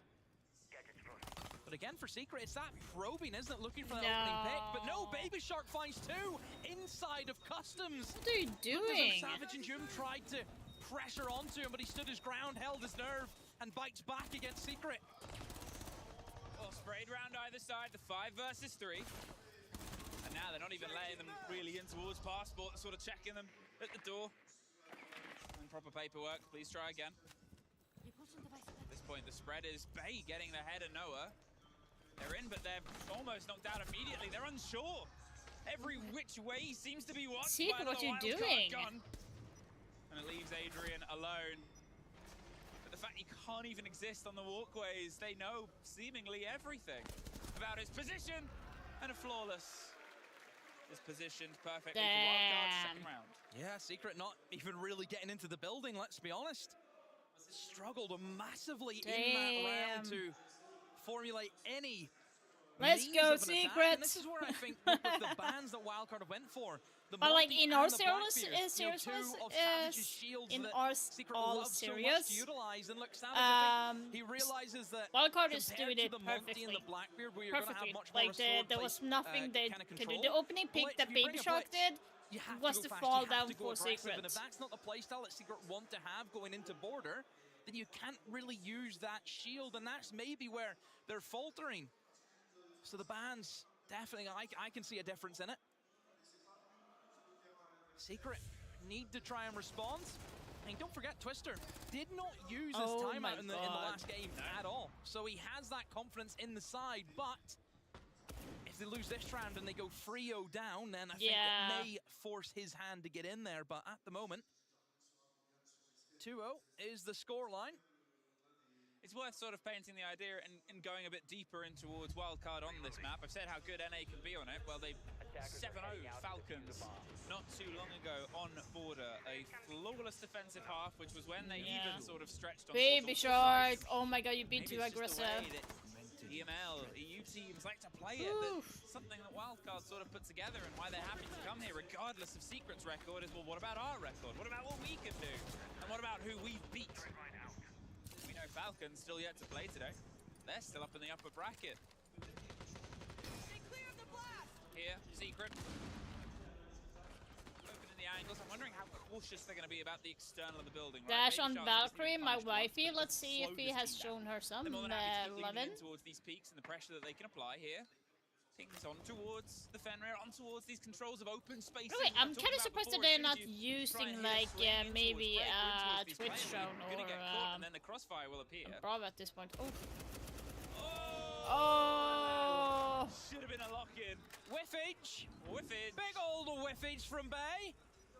Oh, look at this! Oh, look at this! Adrian just slips into the site, picks up a kill. Not show back some love. What's going on? Especially with a pulse not too far away as well. Spiker maybe didn't have the read on that. Could obviously play that underneath, but at the same time, what would be the point? Both C4s already used. Everything's already been thrown at this, and there's still a minute 30. Sure, you can try and play the Zotos and get that bit of control, but otherwise... Half the round is gone and Mobley getting Baby Shark. Good pick! Well, and they now he's gone. Pockets full of theirs, Capital Bolts, Grimbees, Flashes. They could lean themselves into these engagements pretty strongly here, Secret. Especially now they have the 5-3 body advantage. Loading new mag. They need to try and go big. He's in the most aggressive position out of the 3 players. Left on Wildcard, and Savage is caught with the bees in his hand. But the trade is there, but it still goes back and forth. A 3v2, Mowgli.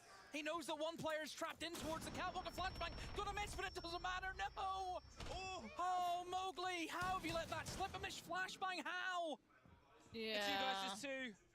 But think about the control of the maps that they've got. Sure, Spiker's gone underneath. As I said, he's used the C4. They've got the kit. If they get the awareness on where Kansan is, they can try and double down. Spiker's going to do his best. He's just pinging these positions, but look where they're planting, Demo. He's on the concrete, and instead, Jude! Baited and waited, and he's looking for the... No! A post-plant, a 1 versus 1, and Noah is out of there. Still has gadgetry, still has the crossbow. And he's going to go down and probably get it, make sure it's reloaded, and swap to the right think, and watch this from range. They might have awareness. Kansan knows he has to take the fight outside. He has to put the pressure on because where this kid Good is, plant position. He still has to fire bolts. He's going to get caught out. There's the reveal on where the man is. He's going to dive and dart his way across and... No, nice, Noah. Nicely done. Yeah, easy. That is so good. Great angle. Look at where it was planted. Perfect for that outside rappel. Yeah. So Secret able to stabilize. It's not going to be the coveted Frio start that you love to see on a border if you're on the defense. Instead, Secret get themselves back in. So I think for Twister, he's just going to hold on to that timeout a little bit longer as we head into now our next stage of bans for the operators. I mean, I wonder for wildcards what they're going to maybe try and go for. Trying to think what has really gave them a bit of a headache, and there hasn't been really too much, I think, that has been an issue for wildcard. No real operator that is, you kind of look at and think, yeah, they need to get rid of this operator, so we'll see.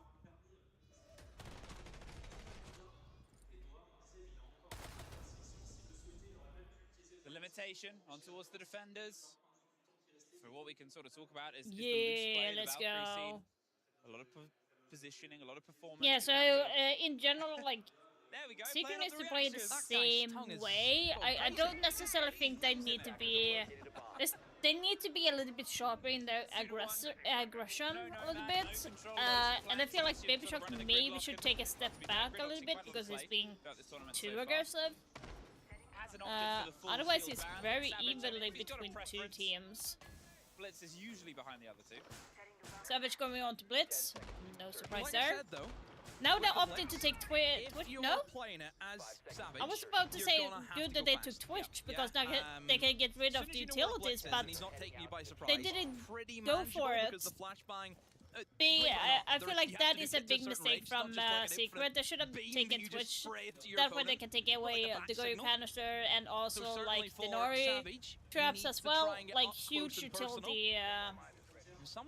They're missing a lot of stuff. Difficult to come by. It's going to be a hard. This is going to be a harder round for Secret. Unless they are being, unless Wildcard is being too aggressive. Dropping in towards them. Right now, Noah's in the drone inside a break room, and they should be able to pick him up. I think you can hear him rustling around in there, maybe looking for a midnight snack. Well, the midnight snack is unfortunately not to be feasted upon. Instead, the swing round on the square and the drop out of there. Not gonna see what comes next, but that's the danger, right? You can already see the pings are coming through. Secret's aware that he's dropped down. It's always this sort of back and forth of the intel, back and forth of the knowledge. Back and forth the bullets on the side of the AC window. The bees will reveal his position, so he has to send it my god, are you kidding me? No, he can't quite finish it. He's hoping. Get him. He's praying, but he's about to be pinched, so instead he swings on the line. Damn! Everybody else has fallen from the side of Secret. Great motion there by Wildcard. They sort of set themselves Oh out my god, no! Congratulations of their own. The balance flipped back on its Damn, that flipped hard. Recollected. Kansan and Baby Shark left alone in a minute. I said like they would have problem with the utility dumping here, but they're just making a lot of mistakes. It's strong enough for Kansan to get another down that has happened for Team Secret. And now he repositions into that danger zone, holding on to that double door. Now for Secret, do they go for the revive? Do they go for the kill? That is the question. You can see Baby Shark wants to finish the fight. They've doubled up, but now there's pressure on the window. He can't entirely lock himself in. No. Baby Shark gets one. It's a 1 versus 1, and they know where each other is. 50 seconds, and they're sort of baiting the revive. It's this way. No, what the fuck? That was unnecessary. That was so unnecessary. I'll be right back. Picking up my food. Around, everything was happening all over the shop. Too many exciting things to see. People down outside the building. People just trying to tiptoe their way to success. And Secret take a timeout. Guys, you guys are playing good. The only thing that I feel it's still missing, it's that reset Savage just spoke about into the mid-round, you know? You guys know that they are powering you guys into some position, so we need to be reactive to that. So for example, if you guys are roaming into the other side of the map, I need you guys to be reactive as fast as you can about that.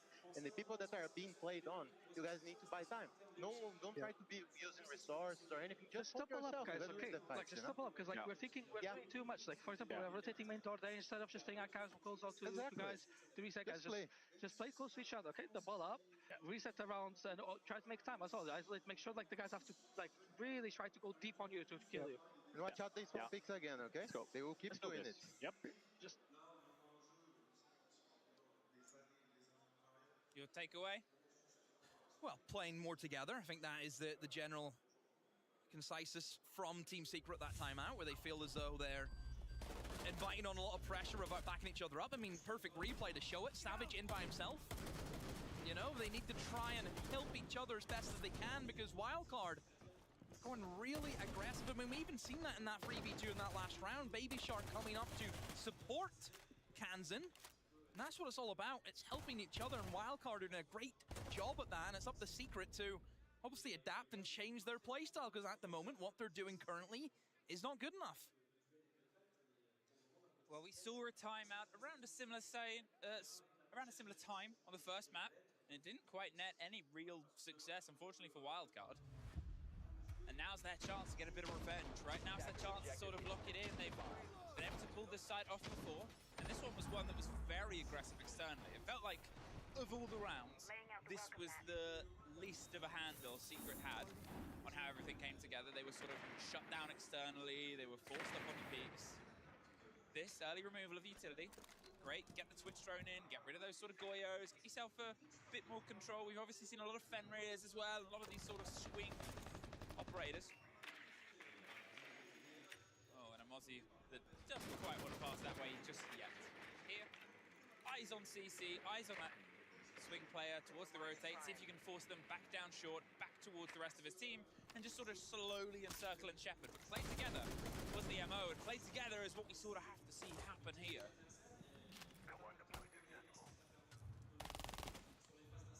Much slower approach from Secret compared to the past entries that we've had from them. A lot of util. Lion scan goes off, and finally we see players in the building. Jum has made a bit of a hole in towards detention and picks up an opening on the Baby Shark. Gets caught lacking, and that's the power of using the global operators, using the Lion, using the Dokkaebi to assist with that roam hunt and kind of control that space and border. I mean, usually a lot of the time for defenders, you will be spread pretty thin. You know, you have to try and control a lot of the map, and sometimes it's just really difficult. If you lose that one player and there's nobody there for the trade, then it just makes that map a bit claustrophobic. Narrow fights on the quad wall, and then it's just swung round on Mowgli. On the back, gets the pinch. There's about to be another fight here, and a great surround again. Secret, they flood their way in through the top floor. And what a difference that has been after that timeout. Every single avenue seemed to have another Secret player, and there it is, proven in the final. Timeout, good for Team Secret, much better. Look at the way they collapsed on that player inside a fountain. One person coming in from the double door office, the other player pushing up in through metal, the other player coming from 90, in through the rotate. They had everything covered.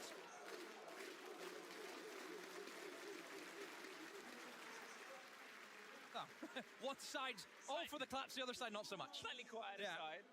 Red v blue. I think red's winning. Well, I guess that's building pace here. I mean, it was everything you wanted from them, right? It was everything they talked about. As I said, like this swing. Great collapse. They had somebody watching beepers, so that player could move freely. They had the pressure on. They knew where they wanted to do it, and they did it all together. Wildcard, they're still in a chance here to get themselves a fourth defense. Must be cold. I'm cold, and I'm in a wonderful blue dress. I've spotted the usual suspects. There they are. Oh, yeah. And again. Attackers are heading out to defuse a bomb. The thing is, obviously, the audio in the arena is in French. Our wonderful French casters, our wonderful French broadcast team. So we can't call out people like that right now, which is a shame. Well, we could call them out. We could call them out. And they wouldn't know. We could say anything and they wouldn't know. It'd be great. Have to go and watch the pod back. So you talk about the sort of prep windows here. It looks like Dash is potentially prepped and just gets caught by the first drone.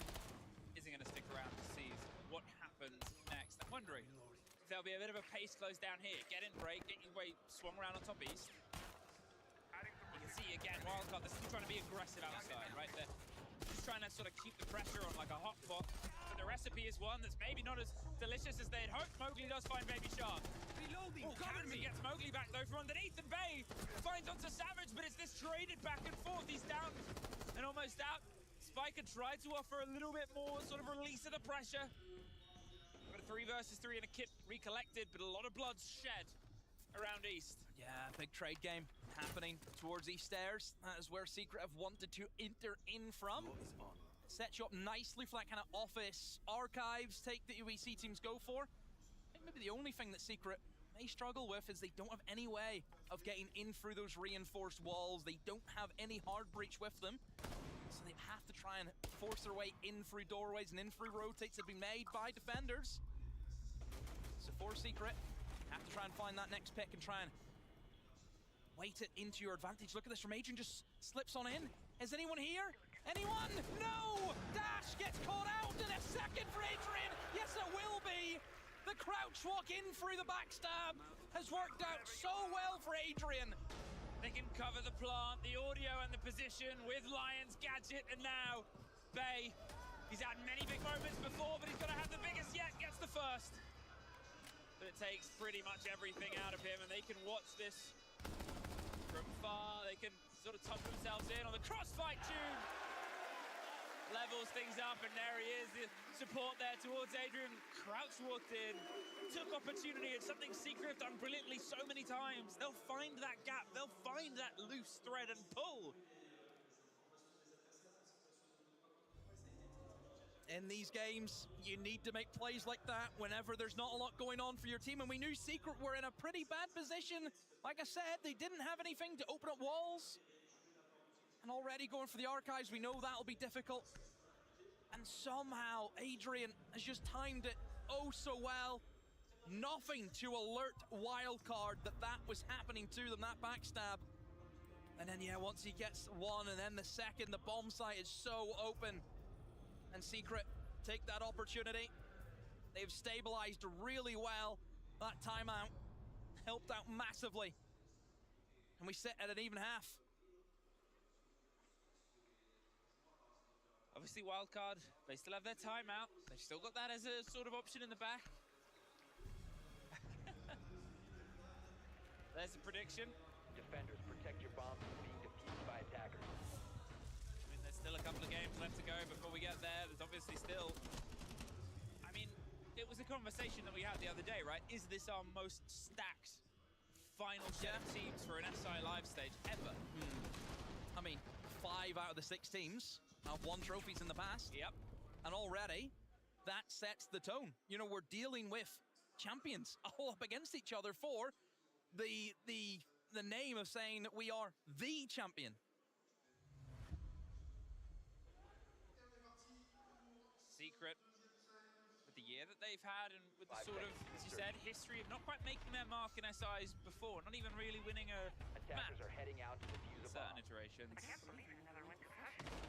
Them being able to rally on towards this, them being able to get themselves locked in with always this sort of calm and cool air. It's almost the same of, to be fair, their opponent's Wildcard.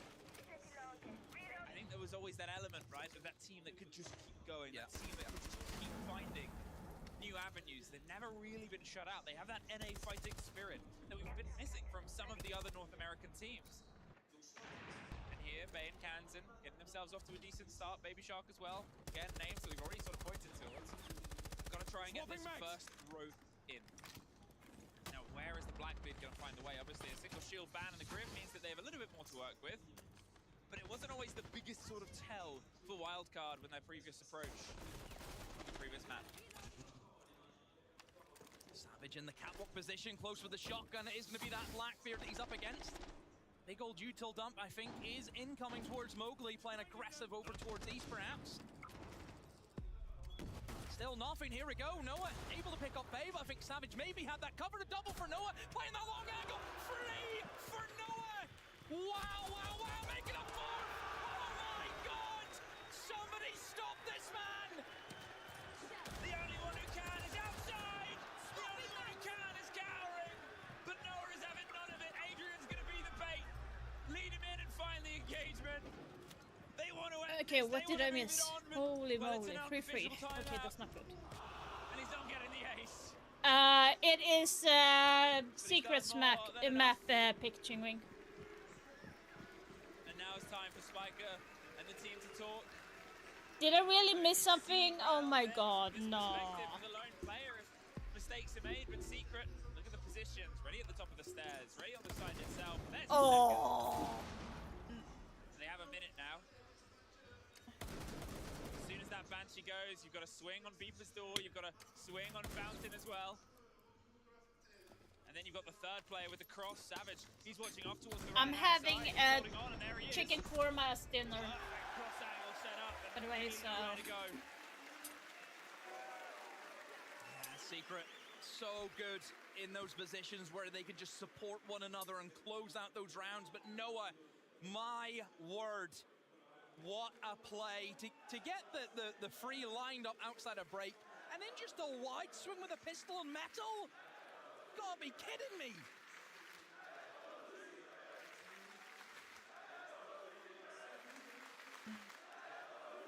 They get themselves the first defense. They get themselves that first. My husband cooks the chicken for too long. But it is border. It is a map that plays well to aggression. I think it was, whether it still is statistically, the only map in our pool over this tournament that has a positive attacker delta. I mean, just 2, 3. Just fed for the 4. I mean, wow. Damn. Almost got an ace. Everyone would do the same. And they let him as well, and he was joined. There was multiple running around outside. Why not? But really, the momentum has shifted dramatically from where we were. That timeout now it's been good for 3 rounds in a row. I mean, don't forget, Lagonis, he can call it at any time to stop the momentum, and really, if they lose this round, that has to come in. I mean, it's been a flawless, obviously, since the other timeout, right? You've just had that sort of lockdown in. The conversation has worked wonders. Now they've got this energy. Now they've got this momentum, and they've also got the first map, right? They've got that in the bag with a pretty handy score. And at this point, if this keeps going to a 5-3, then suddenly you're almost in exactly the same place. And last time, as I said before, the wildcard timeout didn't quite have the results that they probably wanted.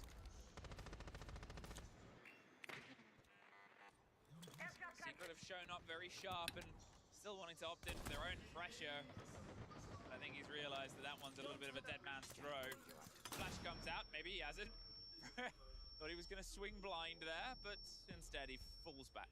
Yeah, I also like the fact that Savage is placed down the mute jammer just to maybe try and stop that ease of drones coming up through metal, and maybe if he was Dokkaebi called, could have stood on it too, but just about got out of metal. But for wildcard, nobody is really the entrance in. Noah could just not be stopped right now. Mowgli jumps over for kill. Don't forget about him. A plan is going down. Baby Shark has somehow got himself into the bomb site. What? Oh no, Secret have let this slip. A little bit too late, and it's just tucked on the side itself, but caught out on the door at 4 versus 2. And they don't have that verticality, really. They've got to sort of play it from a bit of space. As the cross has a couple. Spiker and Vayne one apiece, and now 2 versus 2. And the timer keeps ticking. They'll play with the keepers on the roof. They're covering the verticality, but it's not quite good enough. No, Secret, you just left that. How could I leave him to go in? The coverage. The collapse. That was bad. Now that has really put a wrench into the works. Was not expecting that. Came out of nowhere. You think, okay, same again for Secret upstairs. They're holding, they're picking up their kills. Noah on one again. And then I see the diffuser being planted. You think, how is that going on? No information, no sound cues, no nothing for Secret. Nobody in the site to stop that from happening. And then once that diffuser goes down, Secret are playing catch up all the way through. Perfect positioning, by the way, from Bay. Picks up the one and then rotates down to detention. Catches Mowgli out, and never in doubt for the positions that both of the attackers are in. What a round, and that has really flipped it on his head. That's a well-needed attack, but Wildcard needed to get over the line. Size of relief. Size of... 5 seconds. Well, maybe we need to keep this fighting. I mean, they need to try and tip this balance in towards their favor, right? Because there's always that element of sight. there's the element if they lose 2 on their defense, well then Secret, just on that alone, can sort of push themselves in towards the end of this. Wildcard have to keep that pressure hot. And the more that they can do before they need to pull their timeout, because I think however we hit that 5th round of Secret, we're getting a timeout. We're getting a conversation from Wildcard, because it could be the last they have in the tournament. If they want to save it for the 6th, that's their choice. It's risky, but it really depends on how far they can get in. Has the Blackbeard, has the shields, has the chance of driving this pressure, and has a pretty spread out Secret. Now Secret were pretty good at not handing that opening engagement to them. They made sure that there was always a little bit of a distance, a little bit of a difference away. They kept themselves almost clearer of the external threats. Here, the momentum is being driven. Look at that. Secret instantly give up the territory. They're not going to see what happens in the tension. They don't want to sit in jail. Instead, they almost get dashed from above.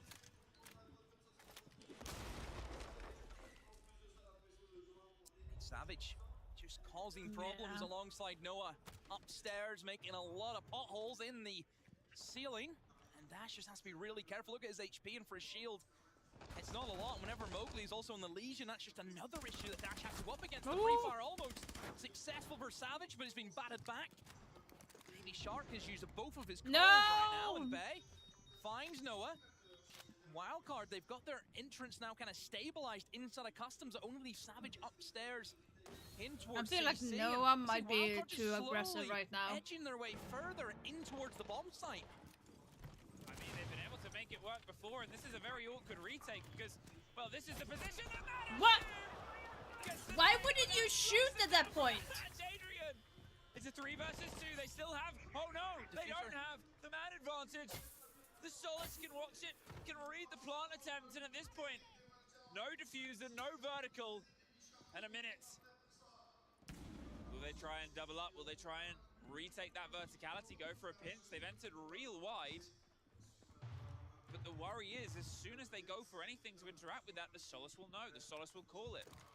There's still a C4 in the pocket of Adrian as well. If he can get himself a little bit closer, then he can get all the devastation done. There's the slip through. Rotten timing to look away from that, but that's only something that we know, and instead, on towards this, the plant spot. They'll hear it, they'll call it, they'll go for the drop on the hatch itself. There's the flash on towards the position of the player.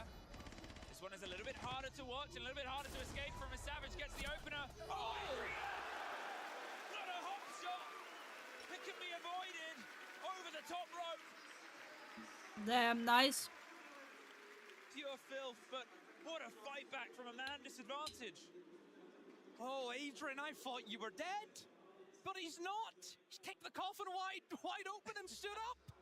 How is he hit that shot? I really hope we get the replay off it, because it must have been a beauty. Damn. Secret playing the 2v2, using the Solus. They can see exactly where that diffuser was being planted. Really well played by them. I want this replay, please. I need to see this shot. 5 to 4 though, and I said it before, you know, if it's probably going to be a Dokkaebi and a Sami here. Yeah. Yeah, Lagona's on timeout, yeah. Always something, bro. User disconnected from your channel.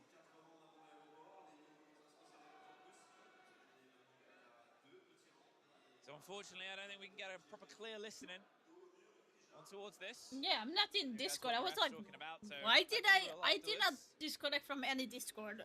I was like, that was weird. We'll be able to get that proper timeout in just a second. For now, it's still a break in the momentum. It's the break. It's the chance for them to have to pull. No, you can show the replay. This is it. Potentially, this is the 2 rounds. This is that separation now. Yep. Your first game on this big SI stage. You want to bring it to a 3rd map, and there, just a beautiful slide through. And I mean, that take on towards the shield, the knife in the back of a shield. Couldn't ask for a better one. No. This is the shot. Wow, look at that from Adrian. Fantastic. Damn. Straight onto the head as he jumps on through.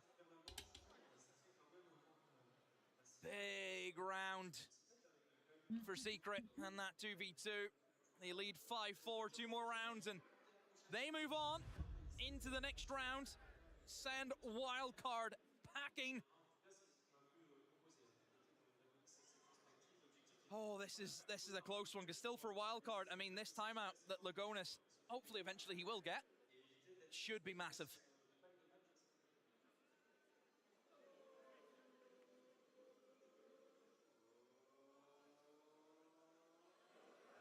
We'll let the crowd play that. This is why I want to counter What's the that's ooh. Look at Ow! Look at the drip. Ow! Look at the drip. Yo! Wow.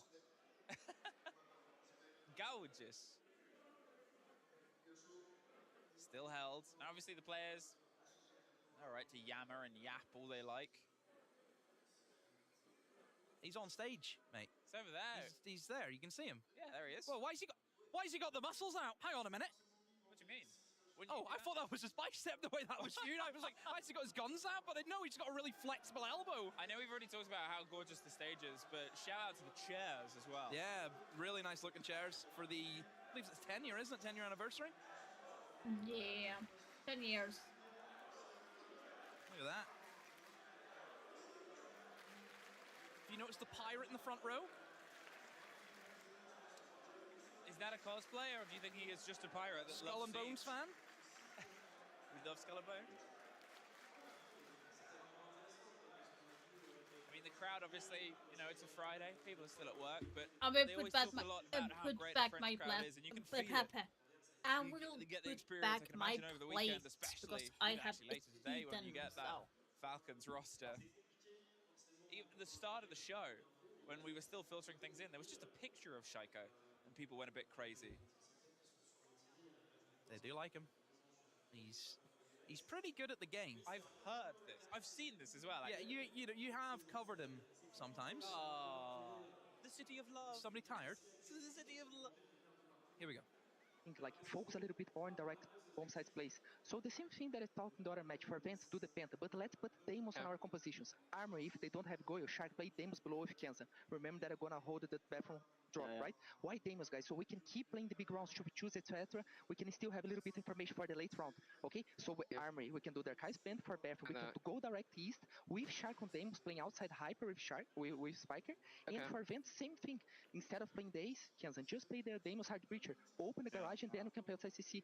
But keep doing. I think they have a lot of traps, a lot of spread. So if you guys go direct, it's fine. It can be a good answer. I think how to clear east, like go for courtyard, normal. For direct east, Which operator?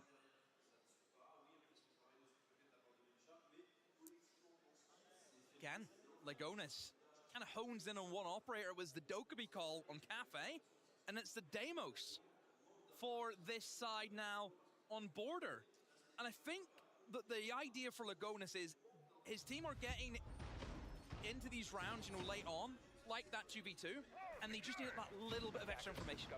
So that's why they want that Deimos on board, is to give them, if whoever's playing it can stay alive. And well, it's Baby Shark, who, I mean, he's been picked off quite a few times early on in this series, so it is a little bit of risk putting him on that operator, but if he can make it into those 2v2s, into that kind of late stage, that's where the Deimos track will be so important to give them that advantage. 5 seconds left. So we said it before.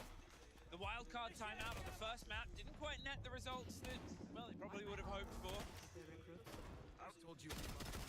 Will this one be different? Will this one have a little bit more of an X factor? The Secret get the chance to talk as well, and their one has been pretty dang good so far. Sort of wrested a lot of the control, only a single round lost over about the 5 or 6 that we've otherwise seen since. See if they've got eyes on. It's obviously the Armory site. They get the bucket, shepherd people away from the breach if they want to try and control potential C4s from underneath. We've seen play with a Solace before, so it wouldn't be unknown for them to bring a Solace, to put pressure on from that verticality, but it seems like they might try and stack themselves up. Now, what they do have here, Demo, is that Ossa and that Thatcher, and I think they're going to try and sneak that plant in and use the Ossa to stop C4s. Yeah, great combination. We've seen Thatcher be used in this kind of gameplay now, where it's all about shooting the C4s out of midair. And that definitely, I mean, could be something that they're after. You can see the position right now of the Ossa, which leads us to believe that, but he has to cover above and below. I mean, that's the issue. The Thatcher Evras look up or down. He can't do both, so it could be quite tricky for him. There's the C4, there's the plant, there's the hold, here's the toss. And no, not in time. Adrian, he went line high, and that's your also gone. That's no shield gone, that's no cover, but Dash has a violent cover of his own, pops one. A 4 versus 4, but the problem is an execute like this is very driven, very utility-based, and that utility is the first thing removed. And now the jig is up. You know, Wildcard, if you're going for that Archives take, you've revealed your hand. Secret know what they're up against. The diffuser is still going to be placed in the bomb site, so they're going to have to try and flood through Archives. Eventually, Noah, though, he will get picked up. Mowgli trying to go aggro. No, misses out on the opportunity. It Kansan had that covered. And now it's going to be the 2v3 that Secret need to try and have. And this is what comes back to Lagonis's timeout. What have they still got alive? They still have that Okay, Daemon. what did I We need miss? that information for that late stage. Savage, though, doing a really good job on the mute, though, to use his jammers to play around that. They've been able to pull back Give me from information. disadvantages What did I before. miss? That's the problem with this Secret. Oh, and the Secret is Adrian is going to do it again, maybe. Okay. Gets the first, drops Kansan, drops the buck. The kit, it's so problematic to try and get. It's isolated, it's well known, and it's very audible. As soon as they go for the plant, they know it's going to be a 1 versus 2. They know somebody's going to have their head down for 7 seconds. So instead, slips their way past the first body on Beepers. There's the Daemon trying to offer some support, but it's scrappy. And it's still not recollected. They've still got themselves in a bit of an awkward position, and now 10 Don't seconds overpeak left now, for them to Secret. try and Don't get it. Sure, overpeak. you've got the pings on the player, but they can't quite cement anything because they're keeping themselves just a bit too far away. Bay is down, all down to Baby Shark. He's driving either side, but he can't get anywhere. Yeah, let's go. Secret. Oh, they sit on map. They sit on series point. Another nail-biting round. Nail-biting. What a border it has been. Wildcard in the 3v2 and just could not get it over the line. The Deimos obviously was there. That was the game plan that they kind of brought in with that timeout, but the mute jammers really shut that down. And you can see Secret knew. They, like I said, once you go for that attack, once you go for that reveal, that we're just going direct Archives.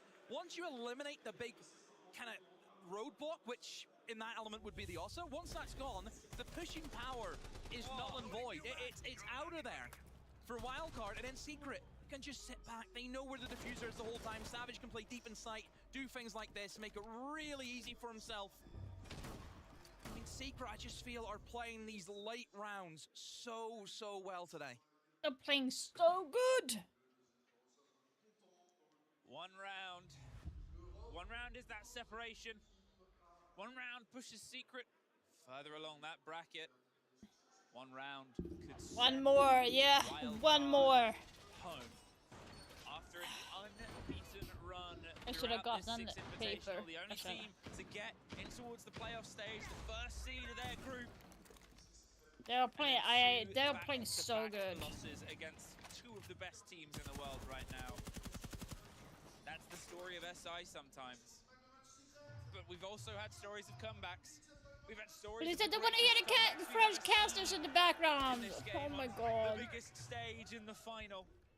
It was so much better earlier. They like it just was gotta not try and too rally loud. Those players, those 5 wildcard players, with everything everyone else has ever given them, with no more timeouts.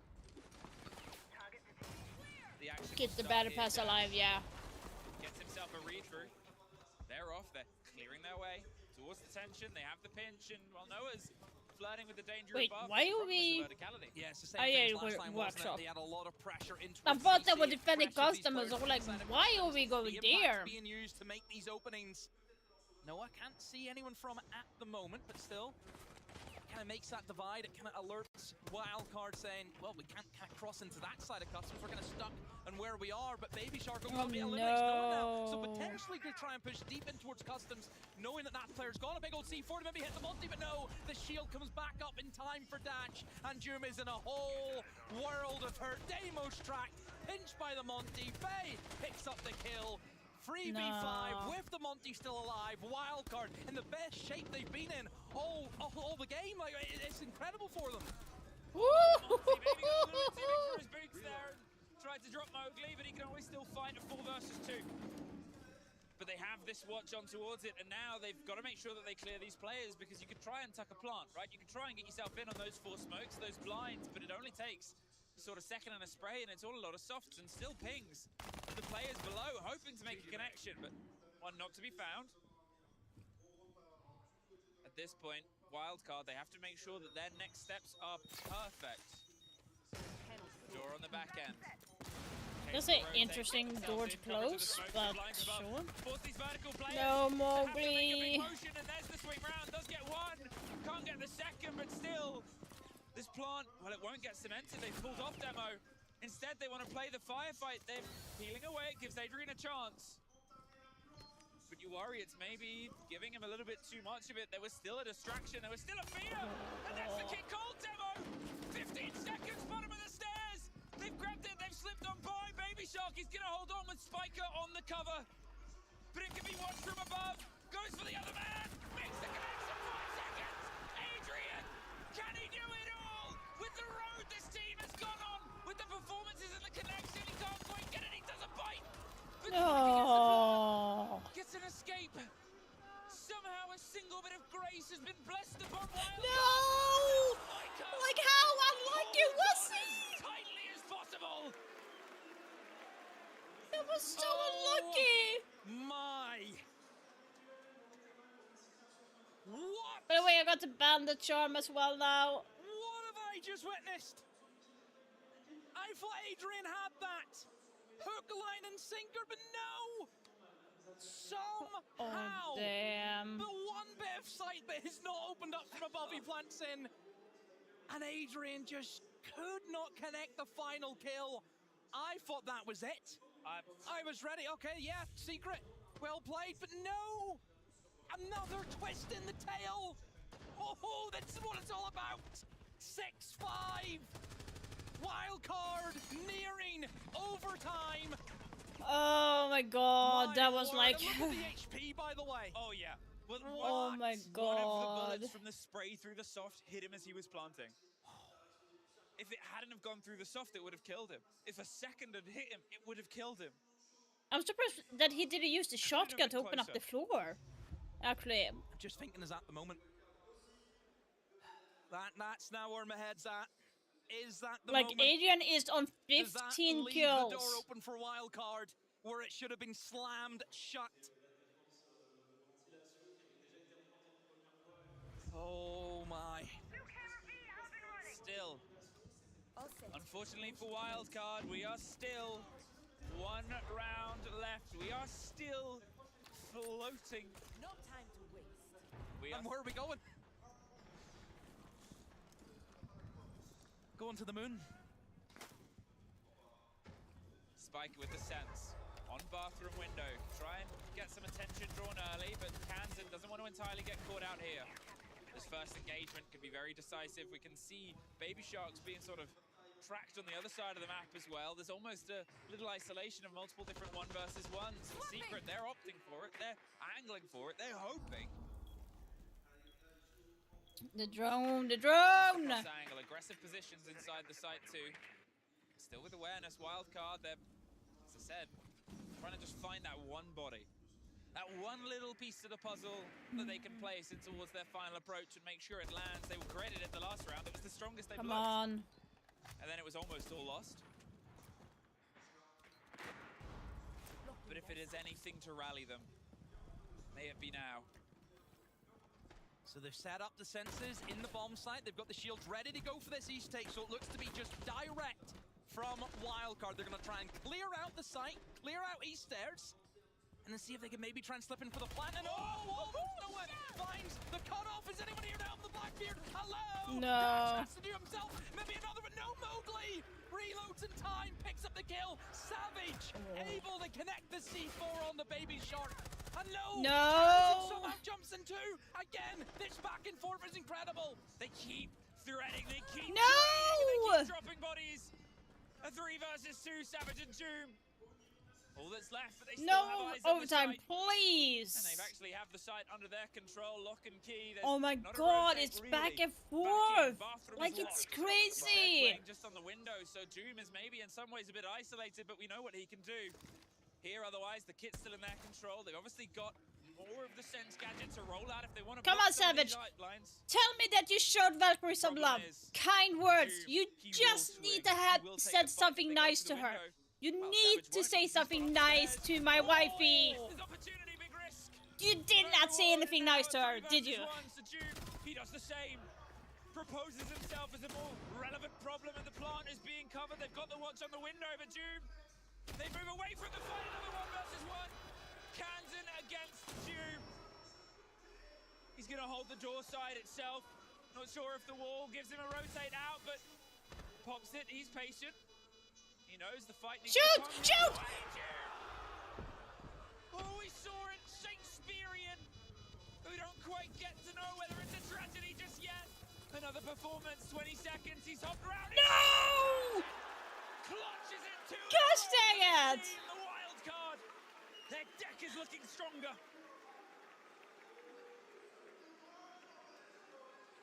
I'm nervous. No, I'm excited. Oh my god.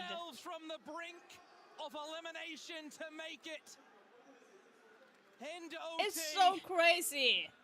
Wildcard, the little team that could, and they keep it going. Secret looks stunned. 2 opportunities, 2 1v1s to finish it out. It was like so and close. They have not taken their chances.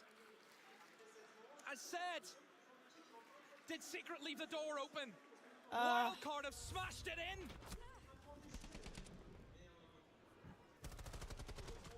The 3rd and 4th finish for Wildcard at Reload.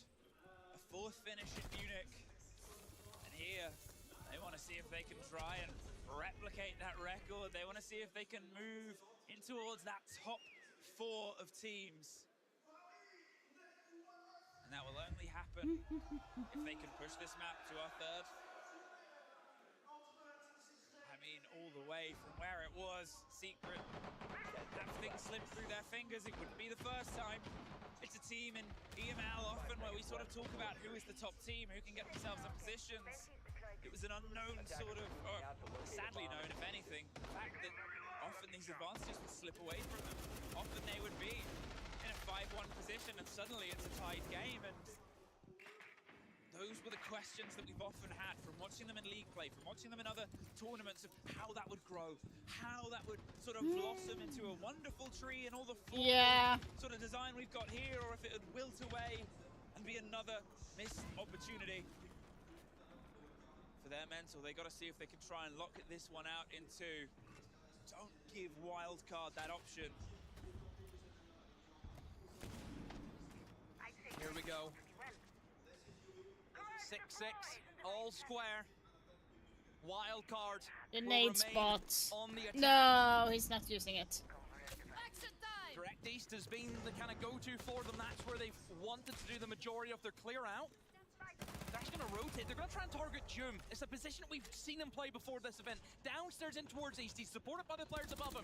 But anyone coming frontal towards him, this is what Jum has to be aware of.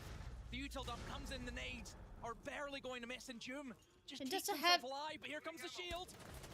Oh, from the top row, Mosey! Oh, stay alive, Jum. Stay alive. Come on, stay alive. Watch out for the peak. Watch out for the peak in waiting. Come on. Come on. Still in this position, Jum can sit. Like in passport, like watch out for that. Now he knows that Bay might be under pressure of his own elsewhere. Wildcard, they got to try and find their. I don't want to hear the French in the background. Please turn that shit down. This is where the battle is happening. Bay's trying to just go for the little Jill peeks round, but June gets Spiker. June gets the second fed towards him. Zafir won't get it, but now it's just Kansan left. He's sat in passport, and he's watched everybody else board a flight and fly away into the next round. And here are 5 versus 1. Secret have remembered how to lock out rounds. Yeah, Jum. He was the target man, but they just could not get a grasp on it whatsoever. And they're going to take their time. Can't like the casters sit in their own room and like... Take the extra 40, if it's not going to be heard from the arena by them commenting, why don't they sit in their own room commenting, and that way we don't have to hear the arena when they are talking? Kansan, I mean, 5 defined. I mean, I don't blame or is him for it like taking the time other way out around? There we go, finally Pepper, the flawless, never in doubt. I mean, Emmy, just to break it down, just that position that Jum's in, he's covered from every angle. You've got Mowgli playing aggressive on the east. He can swing down towards Catwalk. That's how he killed the Blackbeard. Tellers is obviously another area you can move in and try and kill Jum from. No, covered from the hatch. Inside office, Savage was there. They set themselves up to support Jum as best Oh, they're as you using can. those screens? And really, I think for Wildcard, they've almost taken the bait. I think there's a world where you can maybe try and ignore Jum. Leave him down there. Come on, Secret, lock it out. We don't need a third map. There is that element to it. Go very direct in towards CC. Take that side of the map. But they fell into that chasm that Secret had built. Secret back on top. They've had 2 chances before where they could have closed it out. They get another here.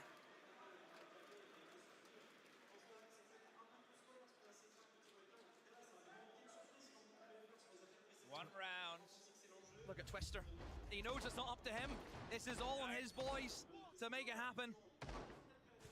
One round at a time.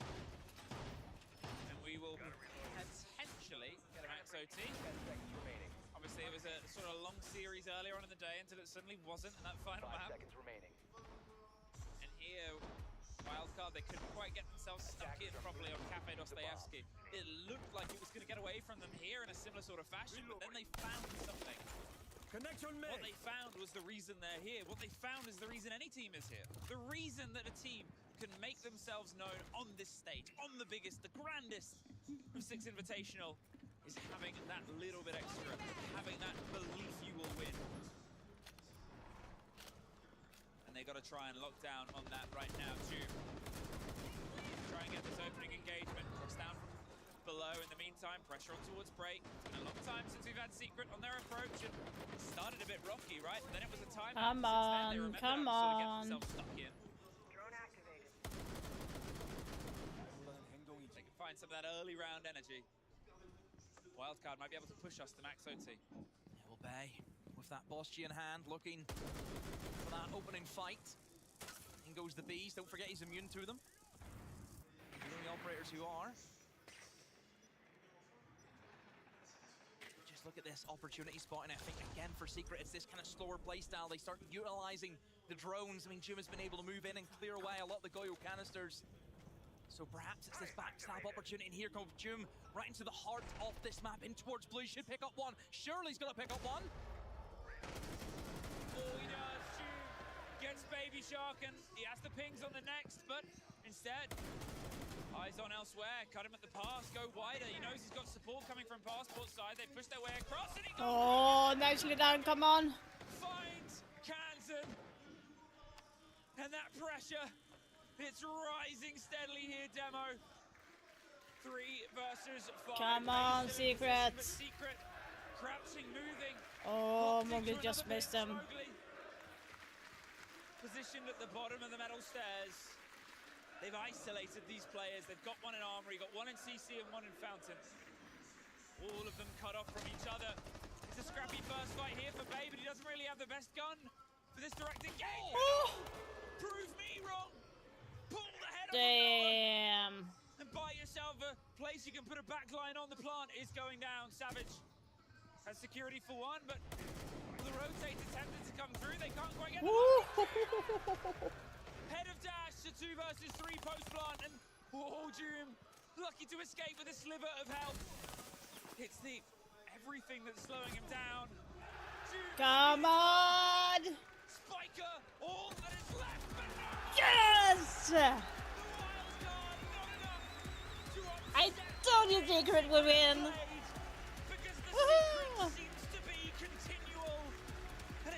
I was right about that one, I knew! People start to think that the secrets of The this Battle Pass is still alive! Team Secret progress through this lower bracket. And Yay. final team is gone. Team Secret, your victors here today. They will move on to play Fluxo W7M tomorrow in what will be, I'm sure, Wait, one they have heck of a fight as well. faced? Haven't they faced W7M in this tournament? Sort of given Yeah, they themselves did. Wild card As you said, what a brilliant year. They faced them in the This group team stage. has had what brilliant expectations they've set themselves for going forward. And Secret won. Massive positions in all the international tournaments. One thing about wildcard. If you're listening to this, fellas, keep your heads high. Oh, what you guys have achieved in the span of a year.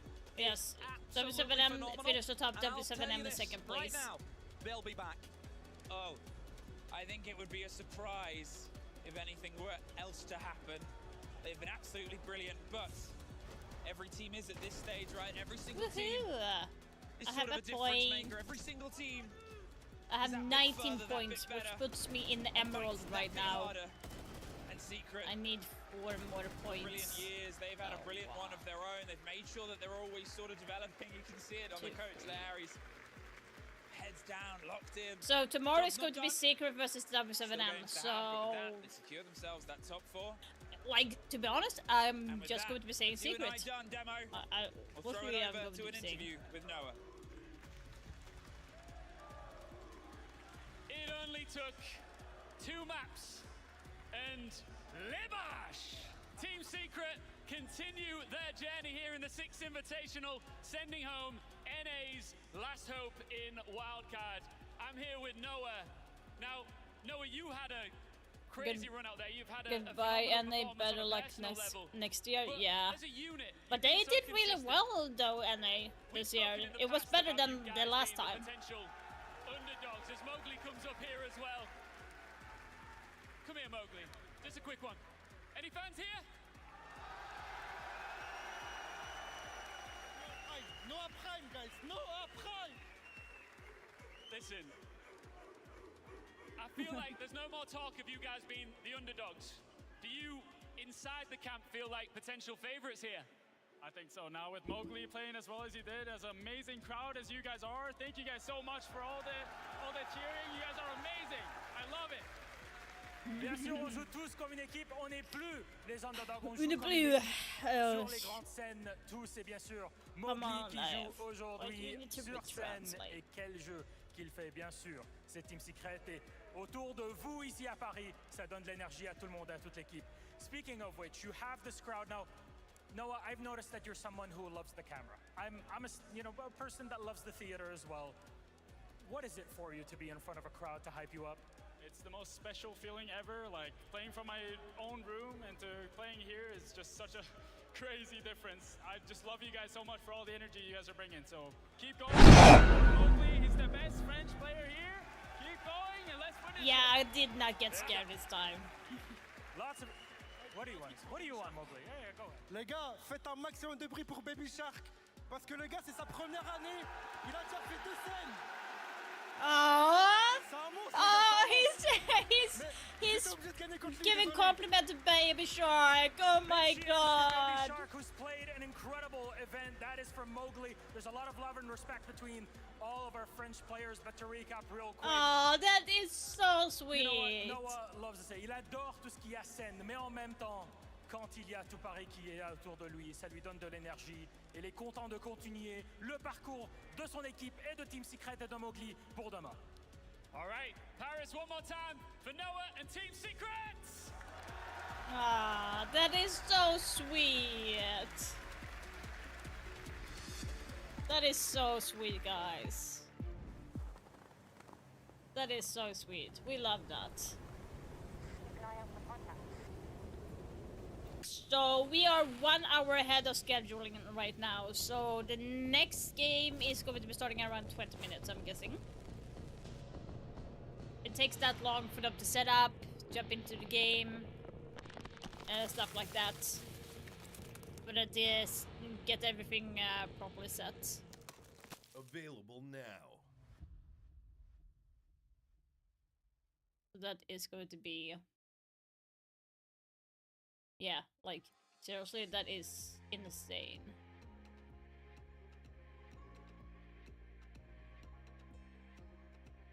By the way, guys, tomorrow is Valentine's Day.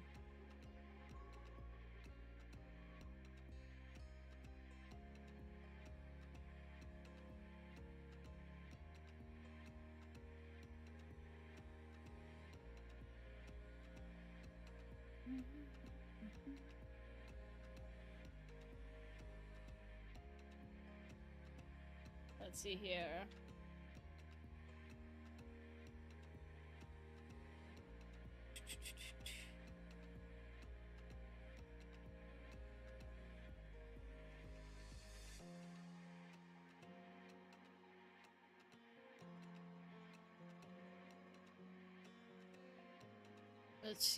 Let's see.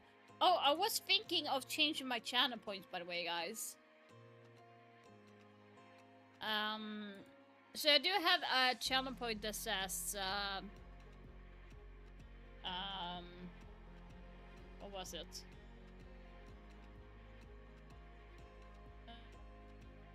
Where is it?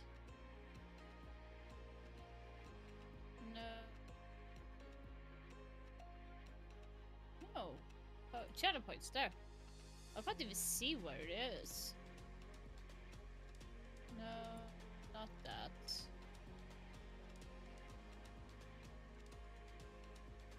Why can't I?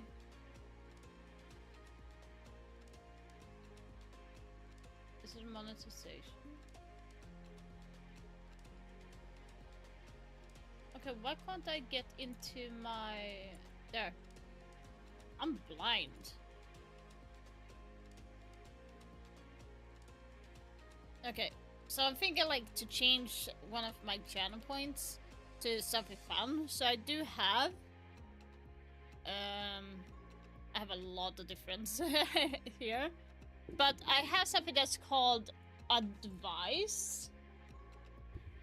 So let me change that to like react / coach advice.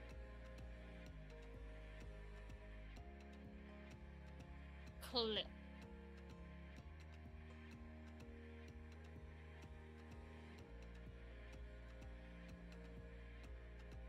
So, me reacting to a clip or give coaching advice. Would that be something?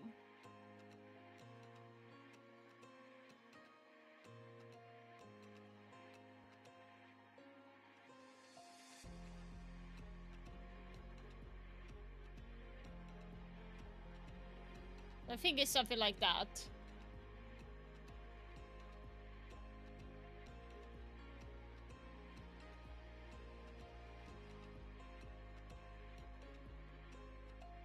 That would be something.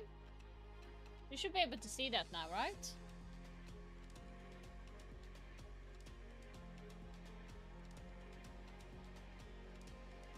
React / coach advice clip. Yeah. That should be something. So if you have something that you want me to react to or give like a coaching / advice on, then you can use that.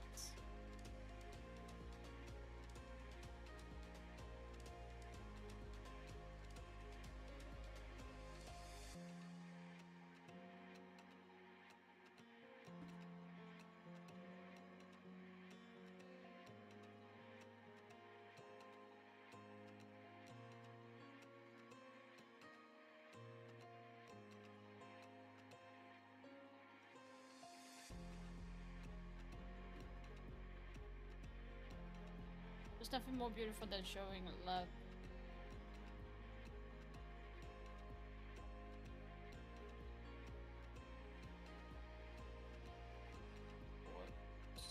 Man.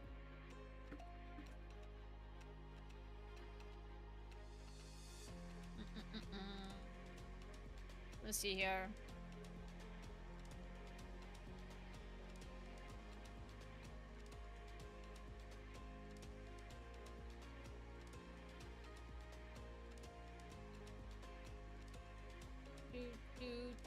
Do.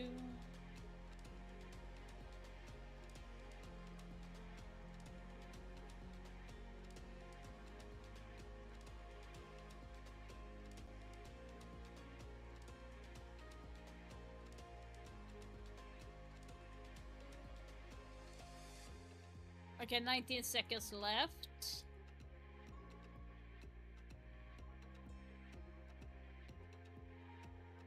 Like, the matches are crazy. Like, seriously crazy. Last match of today is going to be between Falcons versus FaZe Clan. I did pick Falcons, but this is going to be... It's going to go full way. It's going to be 3 maps. There's no way it's going to be like 2-0 here. It was really close, but unfortunately at the end, NA do get sent near the airport. They do get sent home, unfortunately, but it was really off the back, and Wildcard just having a poor understanding from the mid to late round. I mean, I think Demo talked about it pretty heavily, and we were seeing it time and time again. Wildcard would have everything to win these rounds, and then they would just slowly, just one domino right after the other, that then would just ultimately leave them losing round after round and just not being able to have momentum. It just wasn't on their side. It was the decision-making at the end of the day for Wildcard. We saw it all throughout the series, but more specifically, you know, the last few rounds on Border that got very close and hairy, where Wildcard had everything that they could have possibly wanted. They ended up winning those rounds, but that's the biggest issue with Wildcard, is when you have such a huge advantage and you're able to push it to overtime. Why make it so hard on yourselves? You have such a man advantage. You have everything you might need. Great shots from the start, but then when it goes for the execute, the decision-making to go for gunfights, to give players like Adrian, players like Noah, an opportunity back into the series, back to just win it, to send you home. Why make it that much harder on yourselves? And it's not just those rounds. They didn't end up winning those rounds. They pushed to overtime, but that's the story for their whole series. Yeah, absolutely. Decision-making was very questionable in general. It's gonna be rough because the players will be looking back at that later, of course, and think like, oh, I should have done this, I should have done that. It's always woulda, coulda, shoulda in these situations, but I feel like back in map 1, we saw a great performance from Noah, and he was just keeping that up going into map 2. Of course, I mean, Noah's play was huge throughout the whole series. I mean, this 4K on Border was disgusting with Ella's Scorpion from this position to be tapping heads, 3 people individually peeking. Again, same questionable decision-making, and then beautiful pistol to get the 4th one. But Noah, the whole series, everybody on Secret, especially on the map of Border, they had the momentum in their favor. They knew that they could just farm kills, do the basics, let Wildcard make the mistakes, and they were going to be able to capitalize and get those kills to win the series. Yeah, they were all under one ideology. They knew how to execute onto these rounds, and even when they were in the man deficit, they understood they had the position. They would let Wildcard ultimately make those mistakes, and they only needed to aggress when they needed to. I'm when they needed to double up I on can't a player. talk, They but like, understood what the win conditions were. yeah, they played really well. Look at the cost. What got them over this Like, hurdle was ending look this at the in a 2-0 cost series, and then on just the look secret across the players. board of Everyone is like 64, Adrian 68. Like, this is so good. So good. To win these rounds. I feel like Adrian is one of those unsung heroes as well. I mean, we talked about the support stuff on the side Like, of Wildcard. It's time we give Adrian his flowers as well. Was some of the highest rated players on the side of Secret for this event. Everybody deserves a credit on Secret, but Adrian specifically on Border, I mean, he had 15 kills, I believe, 16 kills. He almost had that 1v5 to be able to clutch up and send Wildcard home a little bit early. 3-0 in the entry. I think that's so important crazy. from a support player to even be getting opening kills, to put yourself in the position to get opening kills and not die, not risk your life. He was on another level today, especially the rest of Secret. It just goes without saying. They seemed all the way through that they were the better team. Yes, and with our 2 elimination matches now out of the way, we can have a look at our updated bracket to see where we find ourselves so far with our remaining teams. Because if you're an NA enjoyer, it's looking a little bit rough. I mean, we just sent the last NA team home. If you're a Brazil enjoyer, you know, you've got some options to pick from as well. Same goes for Europe. But looking in this bracket and just thinking about that last game as well, just want to reference the interview. Speaking or hearing Noah and Mowgli speak to the crowd about how much it means to play in front of their home crowd, in front of a crowd in general. The emotions that happen with these players as well, I feel like it just shows us how much this game means to all of us. Yeah, it absolutely showcases. I literally cleaned my glasses today, but that having that crowd be at your backing after that disappeared. Every single kill, after every single clutch moment, you use that momentum to shape your play, to shape what you're trying to replicate. And then on the side of also just giving the respect over to Baby Shark, what Mowgli said, I think that's more important. It really showcases what our community is about, regardless whether it's the community, regardless whether it's the pro players, that everyone is family at the end of the day, regardless of if they're going against each other. And I think that's something to really showcase and how true our community is down to its core. I mean, speaking from being a previous player, there's no feeling like playing on a main stage in front of a crowd, let alone your home crowd, a crowd that wants you to win, wants you to succeed. There's nothing as electrifying like that. No matter how many times you do it, it'll always be one of the best feelings you could experience. And this is exactly what I love about SI, right? It's a special time of the year where we really get to celebrate the people that mean so much to this game as well. We do our accommodations. We have By the way, I did say that I thought that maybe that next SI should be in Asia. But since they open up the new region of China, it might not go to the Asian region. It might go back to Brazil. All of the people, both in front of camera, behind the scenes, and the entire community that make this scene so magnificent, Milos. Bien sûr, à chaque SI, c'est pas juste l'e-sport, c'est pas juste le tournoi, mais c'est pour dire merci à toutes les gens qui travaillent sur le jeu, même qui font partie de notre communauté, et ben, beaucoup plus que ça. Il y a toujours des commendations qu'on en parle, et cette fois, c'est pour les développeurs, pour qu'on commence ici au SI. It's certainly one of my favorite parts of a Six Invitational. And now it is time for our dev commendation. Oh, the dev commentator. Oh, it's gotta be I always like video games. They are my greatest passion. Working in a game that it's relevant for people, that it's making them I recognize connect him. with their friends, that they're so passionate about. Obviously, he was on the stage earlier, but It's not something that can happen twice in your life.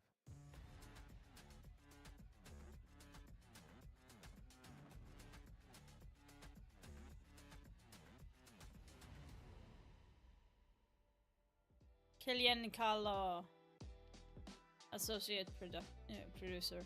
I'm Kilian Calo. I'm associate producer. I work at Ubisoft Barcelona on Rainbow Six Siege.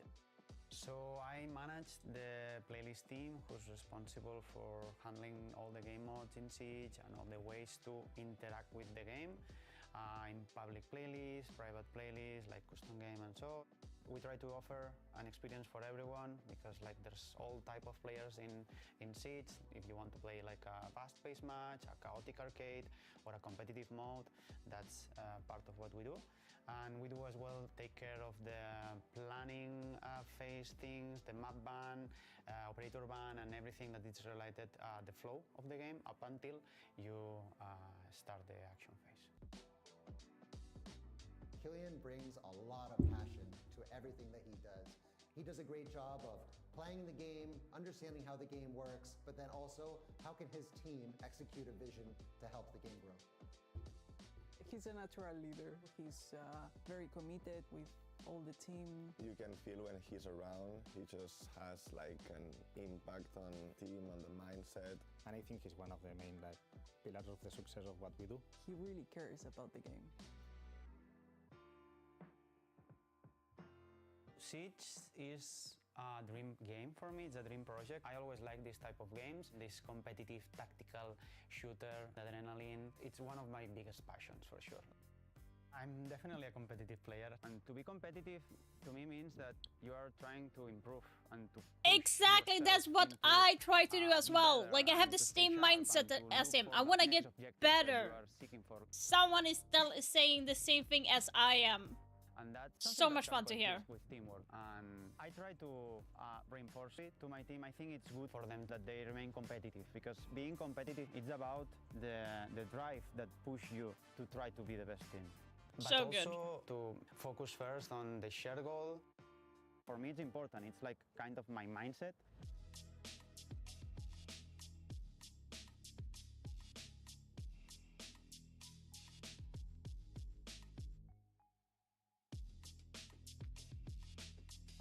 I played more than 20 years in basketball, and it's a sport about consistency and about team collaboration, because everyone has a role. So if everyone is doing what they need to do, they can win. In Siege, you need to be consistent to win rounds, and in basketball, you need to be consistent to score. There are so many similarities, like the competition, the adrenaline, and in the team aspect, it's the same. So everyone needs to do a part to execute the whole plan of the team, and committing to it, that's where the magic happens, and it's where all the puzzle works like alone. On Siege, one of the big things is that regardless of where we are in the world, we're all working together as one team. And I think that's a really important thing.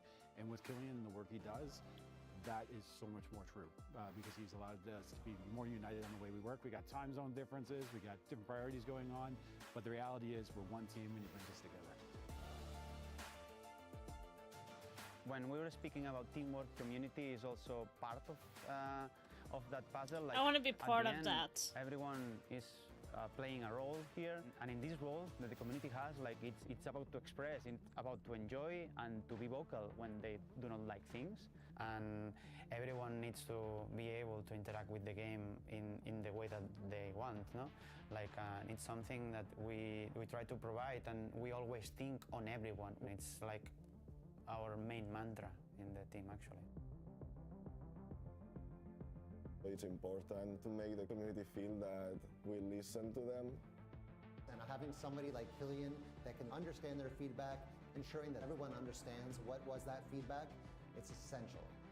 What we care is what the user receives and how they receive what we are True. developing. And I do think that right now we have a pretty good thing going on. So they've done a great job, I think, at just giving something for everyone to enjoy. And still to this day, they're trying to make it better and better. The people is He's so serious. That's the purpose of everything.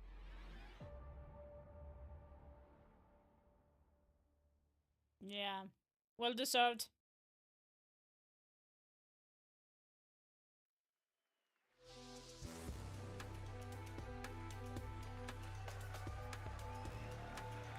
That's well deserved.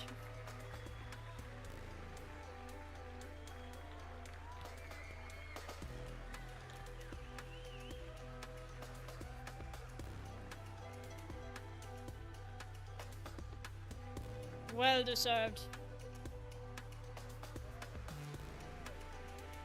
Love seeing those that work within Siege have the passion for Ladies it. and gentlemen, please make some noise for our Dev Commendation recipients. Also, I'm like getting tearful because Alexander Karpakis is leaving R6. He's not going to be the game director anymore. The award that he gets to keep So that is going to be so sad. That he's been working on the game for like 10 years and he's leaving. So now Joshua Mills is going to be taking over instead. And they have been working together side by side since the beginning of this game. So it's going to be sad. What does this moment mean to you? So it means a lot. Like everyone who I work with in the project like knows how genuinely I care about the game, like how fantastic is this game. Like I play very often, every time that I can, and working in it, like seeing it evolve, like it's fantastic. It means a lot. Like it's real purpose, man. C'est un moment très important pour moi, pour ma carrière, mais aussi mon équipe. I don't think you need to me connaît, translate je that, travaille but avec eux, sure. je joue le jeu personnellement et avec tout le monde. Et ce moment-là, c'est un moment d'honneur pour moi et pour toute l'équipe que je travaille avec. Killian, I want to thank you very much for all the work that you're doing in the background. And speaking of which, because it's a lot of background work, how is it for you to come to events like the Invitational and see your work and your team's work manifest here in front of a global audience? That's gonna be a dream. So it's precisely what I was speaking at the last part of the video. Like we are there behind the curtains, working tirelessly to improve the game, to make it evolve. Sometimes like over months, over years, sometimes. And when we see actually the features being released and players connecting with it, engaging, enjoying them, like it's the purpose, like it's everything. Because without players, without community, there's no game. So it's key. En fait, c'est un peu hallucinant parce que des fois, on travaille des semaines, It's des mois, peut-être crazy. des années aussi à préparer tous les features qu'on a dans le jeu même. Like I said, On arrive à the l'événement, game on voit wouldn't que be tout le as monde, it is que ce without the soit passion from the l'audience players, ici but ou also les the joueurs passion qui from those apprécient that tout le work travail behind qu'on the fait. scene. Et bien sûr, Like quand on we travaille need tous to en show équipe et qu'on proper voit love to those that cette are œuvre-là work behind the créée game. dans le jeu Even même, if there ça is a nous lot donne of un bumps grand in the esprit road, they're still working on it and giving the game some love. Thank you very much. And also, you can't It's a make rare everyone occasion that you get satisfied. to It's stand in front of, impossible. I guess, the consumers of your product. Is there any, I don't know, hints you can give us at what's to come in Rainbow Six Siege? So you can be sure that I won't be spoiling anything because like I want you to save the surprise for Sunday. Like there's a lot of things coming up that are exciting. not even as a dev, but also as a player. Like I'm genuinely excited about some things, like big stuff. So make sure you tune in Sunday. Like it will be amazing, like a moment to celebrate. Ah, you can't tease with that. You can't. Je peux juste vous dire, vous Exactement. qu'il faut regarder le show, le panel, le dimanche, parce qu'il y a beaucoup d'affaires qui vont être montrées pour ici et pour le futur qui arrive. C'est pas juste incroyable pour moi comme développeur, mais comme personne qui joue ce jeu régulièrement et tout le temps. Finally, Killian, look, you've worked tirelessly over the years to be awarded and rewarded with this spotlight in front of not only this crowd here in the Adidas Arena in Paris, but to everybody watching at home and your colleagues up in the stands. I'm going to give you the microphone. Anything that you want to say, this is your chance. Yes, so I want to take a moment to be like to actually like express how grateful I am to work in this project. So a moment to thanks to the community for sticking with us, for letting us evolve the game, for like to improve it over the years. It's fantastic. Also to the dev team, most of them are there. So also shout out to them. Like it's so cool to work with you all. It's an amazing team. Everyone is so passionate and talented. It's an amazing feeling. It looks like the seats are empty. Why? Like a lot of tickets were like not sold. That always supported me. My mother, my father. I love you so much. Also my wife Alba. She's the most resilient and caring person in the world. Like I love you so much. And also my baby daughter, Gina, 6 months old. She won't be watching this anytime soon because no screens. But I hope that when she does it, eventually she will be proud of me. Thanks.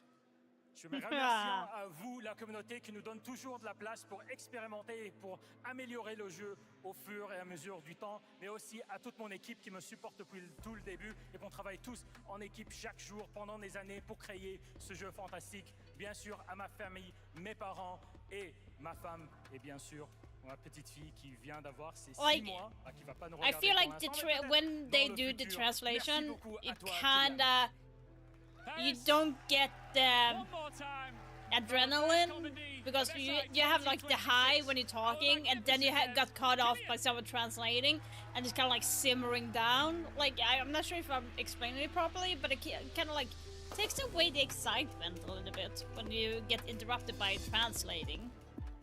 Am I the only one thinking like that? I kind of feels a little bit on that side.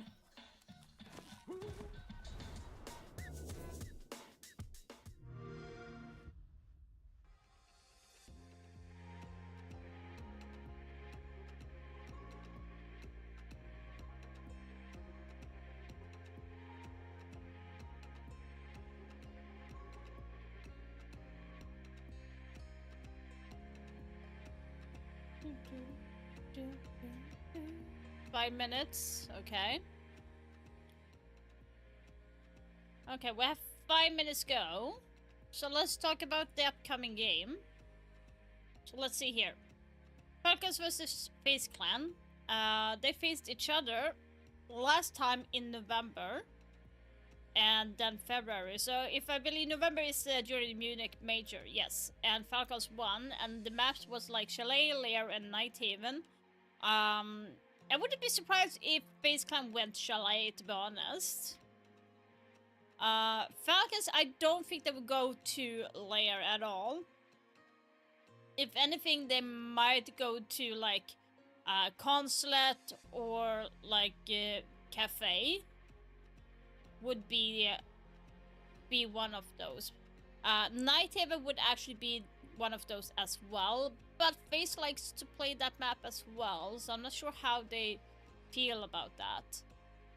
It's kind of 50-50 in split here, so they are Lair, Clubhouse, and Nighthaven again here. You can see the trend here. They're playing basically the same map. So FaZe won in Lair.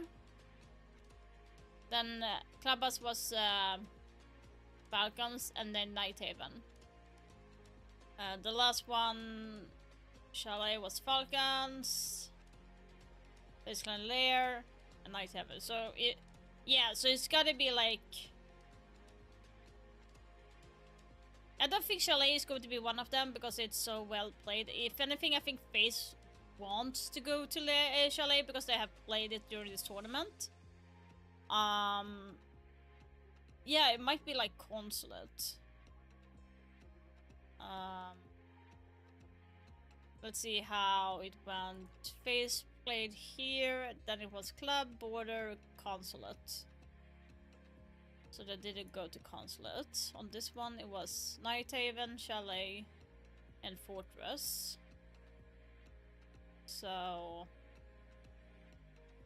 FaZe lost in Nighthaven. That's interesting. G2 won against FaZe, and that was like Fortress, Lair, and Border. So here's the thing, FaZe won Fortress, and G2 won Border and Lair.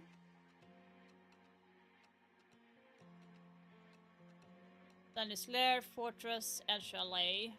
I guess Kia, so obviously Kia won Lair. Fortress again, FaZe won. So Fortress is going to be banned, definitely. And they have Chalet. Like,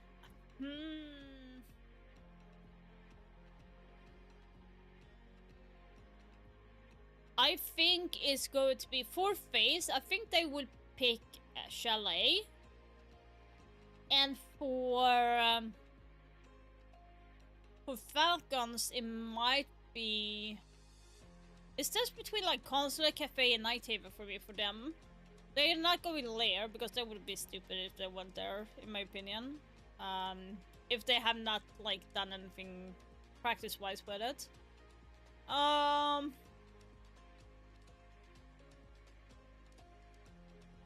would actually say Cafe or Nighthaven. Like, I can't decide which one.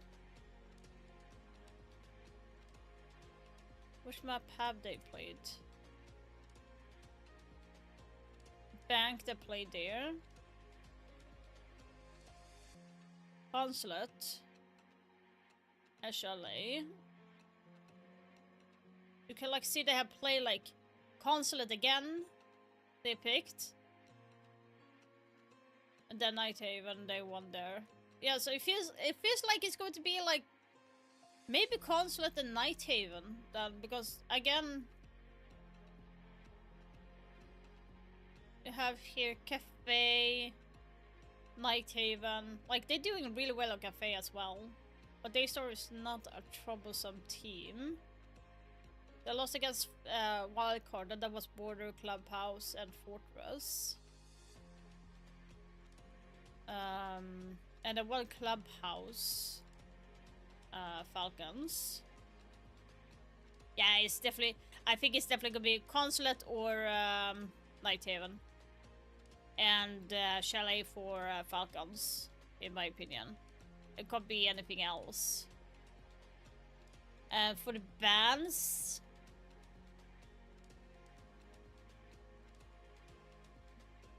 Like, for the bans, it's like going to be Monty, Asami. Like, I'm going to say 4 operators, like 2 defense, 2 attack, and see like if it's going to be. So Monty, we're talking attack, so it's going to be Monty, Grim, maybe a Ying depending on which map. On defense, I think it's going to be Asami, Asami, maybe Clash. It is time for our upper bracket final, our match of the day. Falcons versus FaZe for a spot in the grand final. My name is Anne, I'll be your host, and joining me in the studio are lovely EU folks. We have Fresh and Alfama. Now, Fresh, I want to get to you first. I mean, you've worked so many main stages at this point. I can probably understand how you're feeling, but how are you? Do you know what? I'm a little bit nervous. This is a big game. I'm really excited for it. Seeing friends, family, community members, you know, in the crowd, in the audience, SI in Europe. It's amazing. This gives you that extra little bit of feeling, that extra bit of tingles. But for you as well, Leo, I mean, it is an SI in your home country. I mean, and it feels truly, truly special to be here in Paris, in the heart of France, to celebrate Siege, and especially for Six Invitational. Paris, est-ce que vous êtes chaud? See what I mean? The French crowd will always answer. I know you were waiting for this, and I love to hear the response from the crowd as well. But we have to talk about our matchup of the day here. Falcons going up against FaZe, which essentially is a rematch of last year's SI Grand Final. Absolutely insane. Yeah, if we look at this, yeah, every single moment in a recent timeline. Oh, that's gotta hurt. Look at that. Ever since W7 and dominated 1 year and a BDS half. 2-1 against FaZe. Then BDS versus FaZe 2-0 to BDS again. Then it turned around to be FaZe, and then after Rocket Major. Apart from the big one, Leo, apart from the big one last year in Boston where they lost 3-1 space, I will say we've called it the Duel of Destiny, but really they've been the deniers of each other's destiny. Both of these teams have been so exceptional in that kind of post-W7M Furia era that if the other team wasn't there, they'd have probably gone on to have started a dynasty, but they've just been a thorn in each other's side the whole time. Now I want to start looking at Falcons as the first team here in our matchup, because before we were on, I was already hearing chants from the crowds supporting Falcons. They'll be looking for that support as well. I mean, winning this matchup one step closer to that big goal of lifting the hammer in Paris. They are the big favorites coming here, obviously, 3 of them being hometown heroes. They are the ones that have attended so many grand finals. They're also a major hope of France, obviously taking away a hammer. If we look at these guys, obviously, Jack, pressure is on them, but also, what a stage to begin with. Yeah, pressure is on them. I feel like they've been thriving inside of that pressure. Certainly when we saw them back in Munich, now we're seeing them here. They know that they've leveled up from the team that had those so many consecutive second places. They've worked on that, they've gone away, and they look invigorated. They're still laughing, they're joking, they're having a lot of fun. They know the pressure's on them, but they back themselves. I had a chat with Liquefact this morning at the hotel, and he was saying, you know what, whatever happens, we'll be cursed anyway. Either we win, and it's another grand final for us from the upper bracket. Either we lose, and we go through the loser bracket. Either way, he said, there's no winning here. I mean, they're going to have fun. We've seen that from this team before inside this tournament. But there's one player I feel like we have to talk about. The hometown hero. We're going to take a look at the Shaiko's mic. Yeah, Shaiko has been absolutely exceptional throughout this whole tournament. Yeah, it's been really good. We've seen him. The crowd here absolutely loves him. They adore him. He is, the favorite of French Rainbow Six. He's been so good across this tournament. But it's not just this tournament. If we take a look into Shaiko's mind, you can see that he is a member of the 1,000 Kill Club at the Six Invitational. He's 10 tournaments MVP. Now, so many players would be lucky to play in just 10 tournaments. He's MVP'd in 10 of them. His stats for the year is 110 on EPS. He is 10% higher than any average player across the whole year since the first Sweden Major last year, 2021. Crazy Hello. entry, basically 0.9 kills per round. And the honors that he's had. Of course, he's won a major. He's won 2 Gamers 8s. He's won an Esports World Cup. And of course, he is the hometown hero. We know Shaiko as a fragger, but really, he is the facilitator. Yeah, it's crazy. To show this, that to take an example of the last time Shaiko has played, it was against Furia, and they actually battered them. It was on Clubhouse, and look at this round, we're on the Gym Bomb site, and Furia, they've got a defense that's extended, we know that, right? Construction setup with Azami, at the same time, a Goyo playing cash, and at the same time, all the way in red stairs, they see a clash. The first thing they will do is Usus will breach that soul wall towards construction. Now that creates pressure. Look at Azami, she's focused on it, and she calls Fenrir. Fenrir has come to help. The sole duty of Fenrir now. Who is here to cover him? Once again, that's Shaiko. Up on the windows, getting the free pick. And look here, Hibana is taking a gunfight here towards Azami, and she's scared. And when you're scared and you're Falcons, and you've got Shaiko on your team, you call him over. Shaiko is looking at me right now, and he's acknowledging that. Look, the Lion scan, he comes in, takes the 2v1, making sure he's helping them, and boom, that's another kill for Shaiko. We've said it again and again, Shaiko is an amazing fragger, but he's also, and foremost, is an amazing teammate. Et pour tous mes fans français, on le sait depuis le début, Shaiko, il est extraordinaire, non? Merci beaucoup, Leo. I mean, we have to say as well, these clips are so well put together. Big props to our observers. Hi, Adam. And stringing it all together. Yeah, long ago. 2 days ago, to be more specific. Like, he's had to grow so much in his role as well, but he's done it so well. And this tournament, it really does feel like the one that everything's been building up to.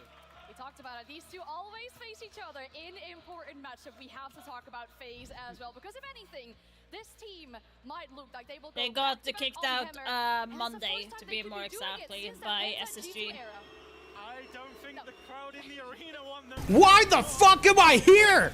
What is happening? Champions. They are, of course, course, one of the most Of course lethal you teams in all of Rainbow did Six that, Siege, Dada, of and they are course. chasing that back-to-back hammer. But now it's And I just feel Falcon like they versus always flew under the Space, radar. It's always the same and thing it with might be an Space. They all get here, they EU get team in the victories, they make it finals. through the group stage. Sometimes they look perfect, sometimes they don't. But still, Secret is still they in the always running to make get it. into the That's the beauty finals. about FaZe, and they're always so consistent. And there's a They Swede in are, the but the Secret funny thing team. is, when we look at their stats and how far they've made it inside the tournaments, the stats don't really reflect the FaZe we see on stage. And that's something that I don't understand. They feel like a sleeping giant. If you look at FaZe, still in the competition right now, they're the worst defensive team, the So? worst team at entry, the slowest team in entry, and none of their players are in the top 10 rated of the events. And you might wonder, how is FaZe It's the still same making with it the to the upper Brazilian bracket team. final? Did Well, you know that based on those stats, you do really wonder, but W7M what I is will not say owned is by its a strategic Brazilian depth team and its as well? communication and coordination. Yes, those stats don't make a great deal of sense. But Should you when call them when- a I actually got Brazilian to show you, team, When you roll it, they're playing Chalet, and they've noticed on a drone from Cyber that it's the basement bomb site. They've seen a Cade on site. They've seen a Maestro on site, so they're thinking, okay, we know from that is certain there will be two a Arrows little on bit site. too stupid. Cyber Then you would actually, in football, then you would say Manchester United is not a British team because they are owned by an Arab company.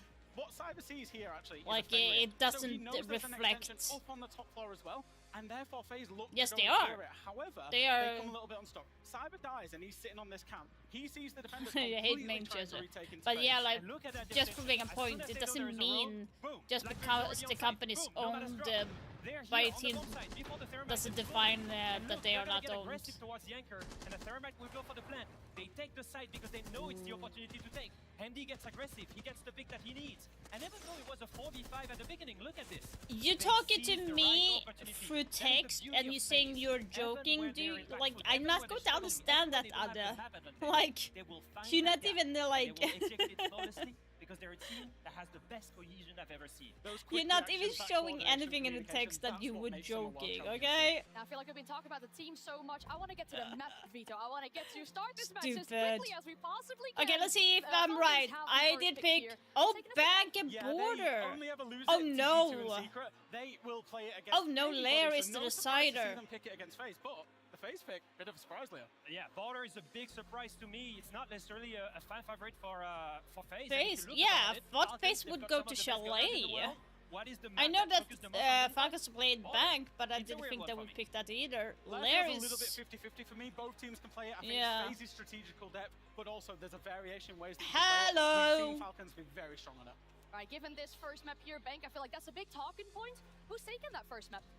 I mean, you know me. It's gonna be Falcons. They're the ones that have been dominating that map. Outside of Europe, I will say Europe is the best, the W best just I guess, doing region at this map, everything. and they're one of the best in the region, so they had to take it. Yeah, I think so. I do see a world where we go all three maps. That Border pick for me is a little bit unconventional. It doesn't fit what we've just said in terms of FaZe being a slow team. You know, they're not. Yeah, particularly I'm great at the surprised that entry. they went That Border. map Like, I think doesn't Chalet suit would their have been a style better at choice all, for especially against Falcons, FaZe, where it to should. be honest. However, they must have something up Because their they've been I just wanna hear predominantly from our on lovely crowd Chalet here in more than Paris. Are we Border. ready to start this upper bracket final? I don't care. It says Alright, water let's go slash to the drink. stage to get this upper Read the bracket final text. started. Oh man, I got a feeling that this is going to be good. We are C'est back parti. here on stage at the Alors. Adidas Arena in Paris for one more best of three on this SI Ha, ha, ha, Friday. ha. This one, the stakes could not be higher. The winner Let's go, Navi. books their spot in the grand final on Sunday to fight for that hammer. I've got a feeling the crowd are supporting one team in particular, Milosh. Je le pense aussi, Ian. Now, bien sûr, on arrive maintenant à l'upper bracket. C'est Falcons, c'est FaZe Clan, les deux meilleures équipes du monde pour beaucoup d'entre vous. Ça, j'en suis vraiment sûr. Mais en même temps, je pense que Paris, on aime un peu Falcons un peu plus tôt, plus que FaZe Clan. Je sais pas, il faut voir avec.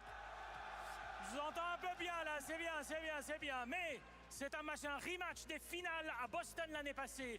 Et peut-être, ce sera les deux meilleures équipes du monde qui border. vont arriver. Une seule équipe dans la finale aujourd'hui. On le saura bien sûr pour ce marteau. Se lèvera le dimanche soir. Ian. We got a hell of a game on our hands. You're right, and you said it. It's a rematch of the SI 25 Grand Final. Let's bring out our first team onto the stage.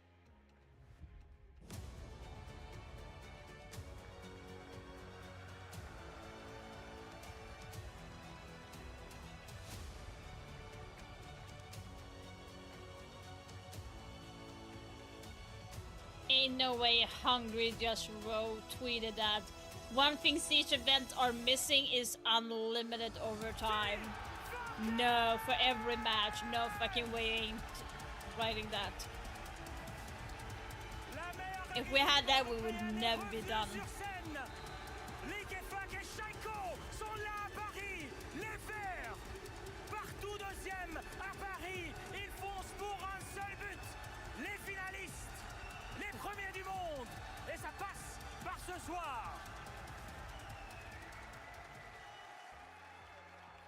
And Uses is just standing there. It just got loud in here. However, let's welcome. Please don't boo, French people. Don't boo at the team. Come on, please show some respect. Just don't boo. Oh my god. Please show some respect. For the love of God, just show some respect, please.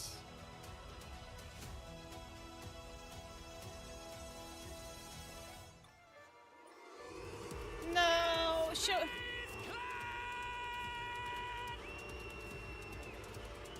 some respect. All you like, but the world champions are unfazed by this home support. They are looking show some respect, please. The team to become second ever back-to-back world champions. They want that on their record. And they are looking to do it here in Paris.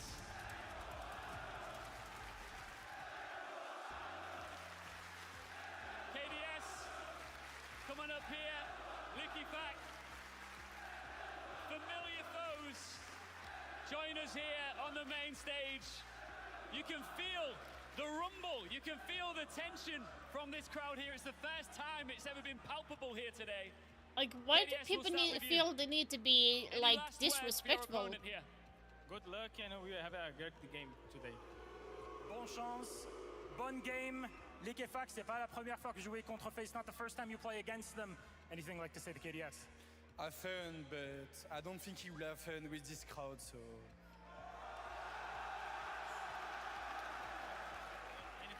Said he worried about the crowd. No. We always are the team des boo, so we're fine. Ça n'affecte pas FaZe, hein? Tant mieux pour eux, alors. It's not impacting FaZe, but Liquefax when he says, like, you know what? Doesn't matter. It's on them. It's on them. Can we get a handshake? Oh man, this is good. Can I just ask something really quickly, Los? Yeah, go ahead. Go ahead. Quick question. Any fans of Shaiko?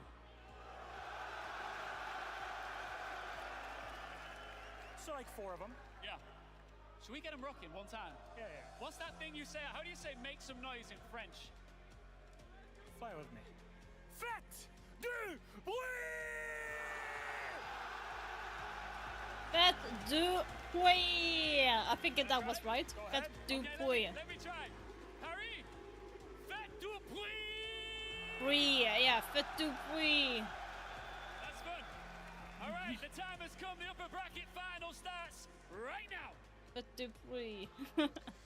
So, from Boston to Paris, it's the same old dance. The two best teams over the last 12 months, I guess you could say, maybe even longer than that, guys, meet once again, this time in the upper bracket final, to determine which... I kinda don't like when, like, I know there's going to be some booing, but, like, still just... In this arena, in Paris, I will always be the type of person that wants to have respect on both sides. But this might be Falcons' biggest test since that Boston Grand Final. They've got a very solid record over FaZe. We saw that on the desk presented with a wonderful graphic. 3-1 head-to-head over the last few events. Of course, in Munich, Falcons got the better of FaZe. Prior to that, long time ago, Montreal, EWC 24, all going the way of that Falcons roster. But the one that mattered the most, it was the SI Grand Final last year.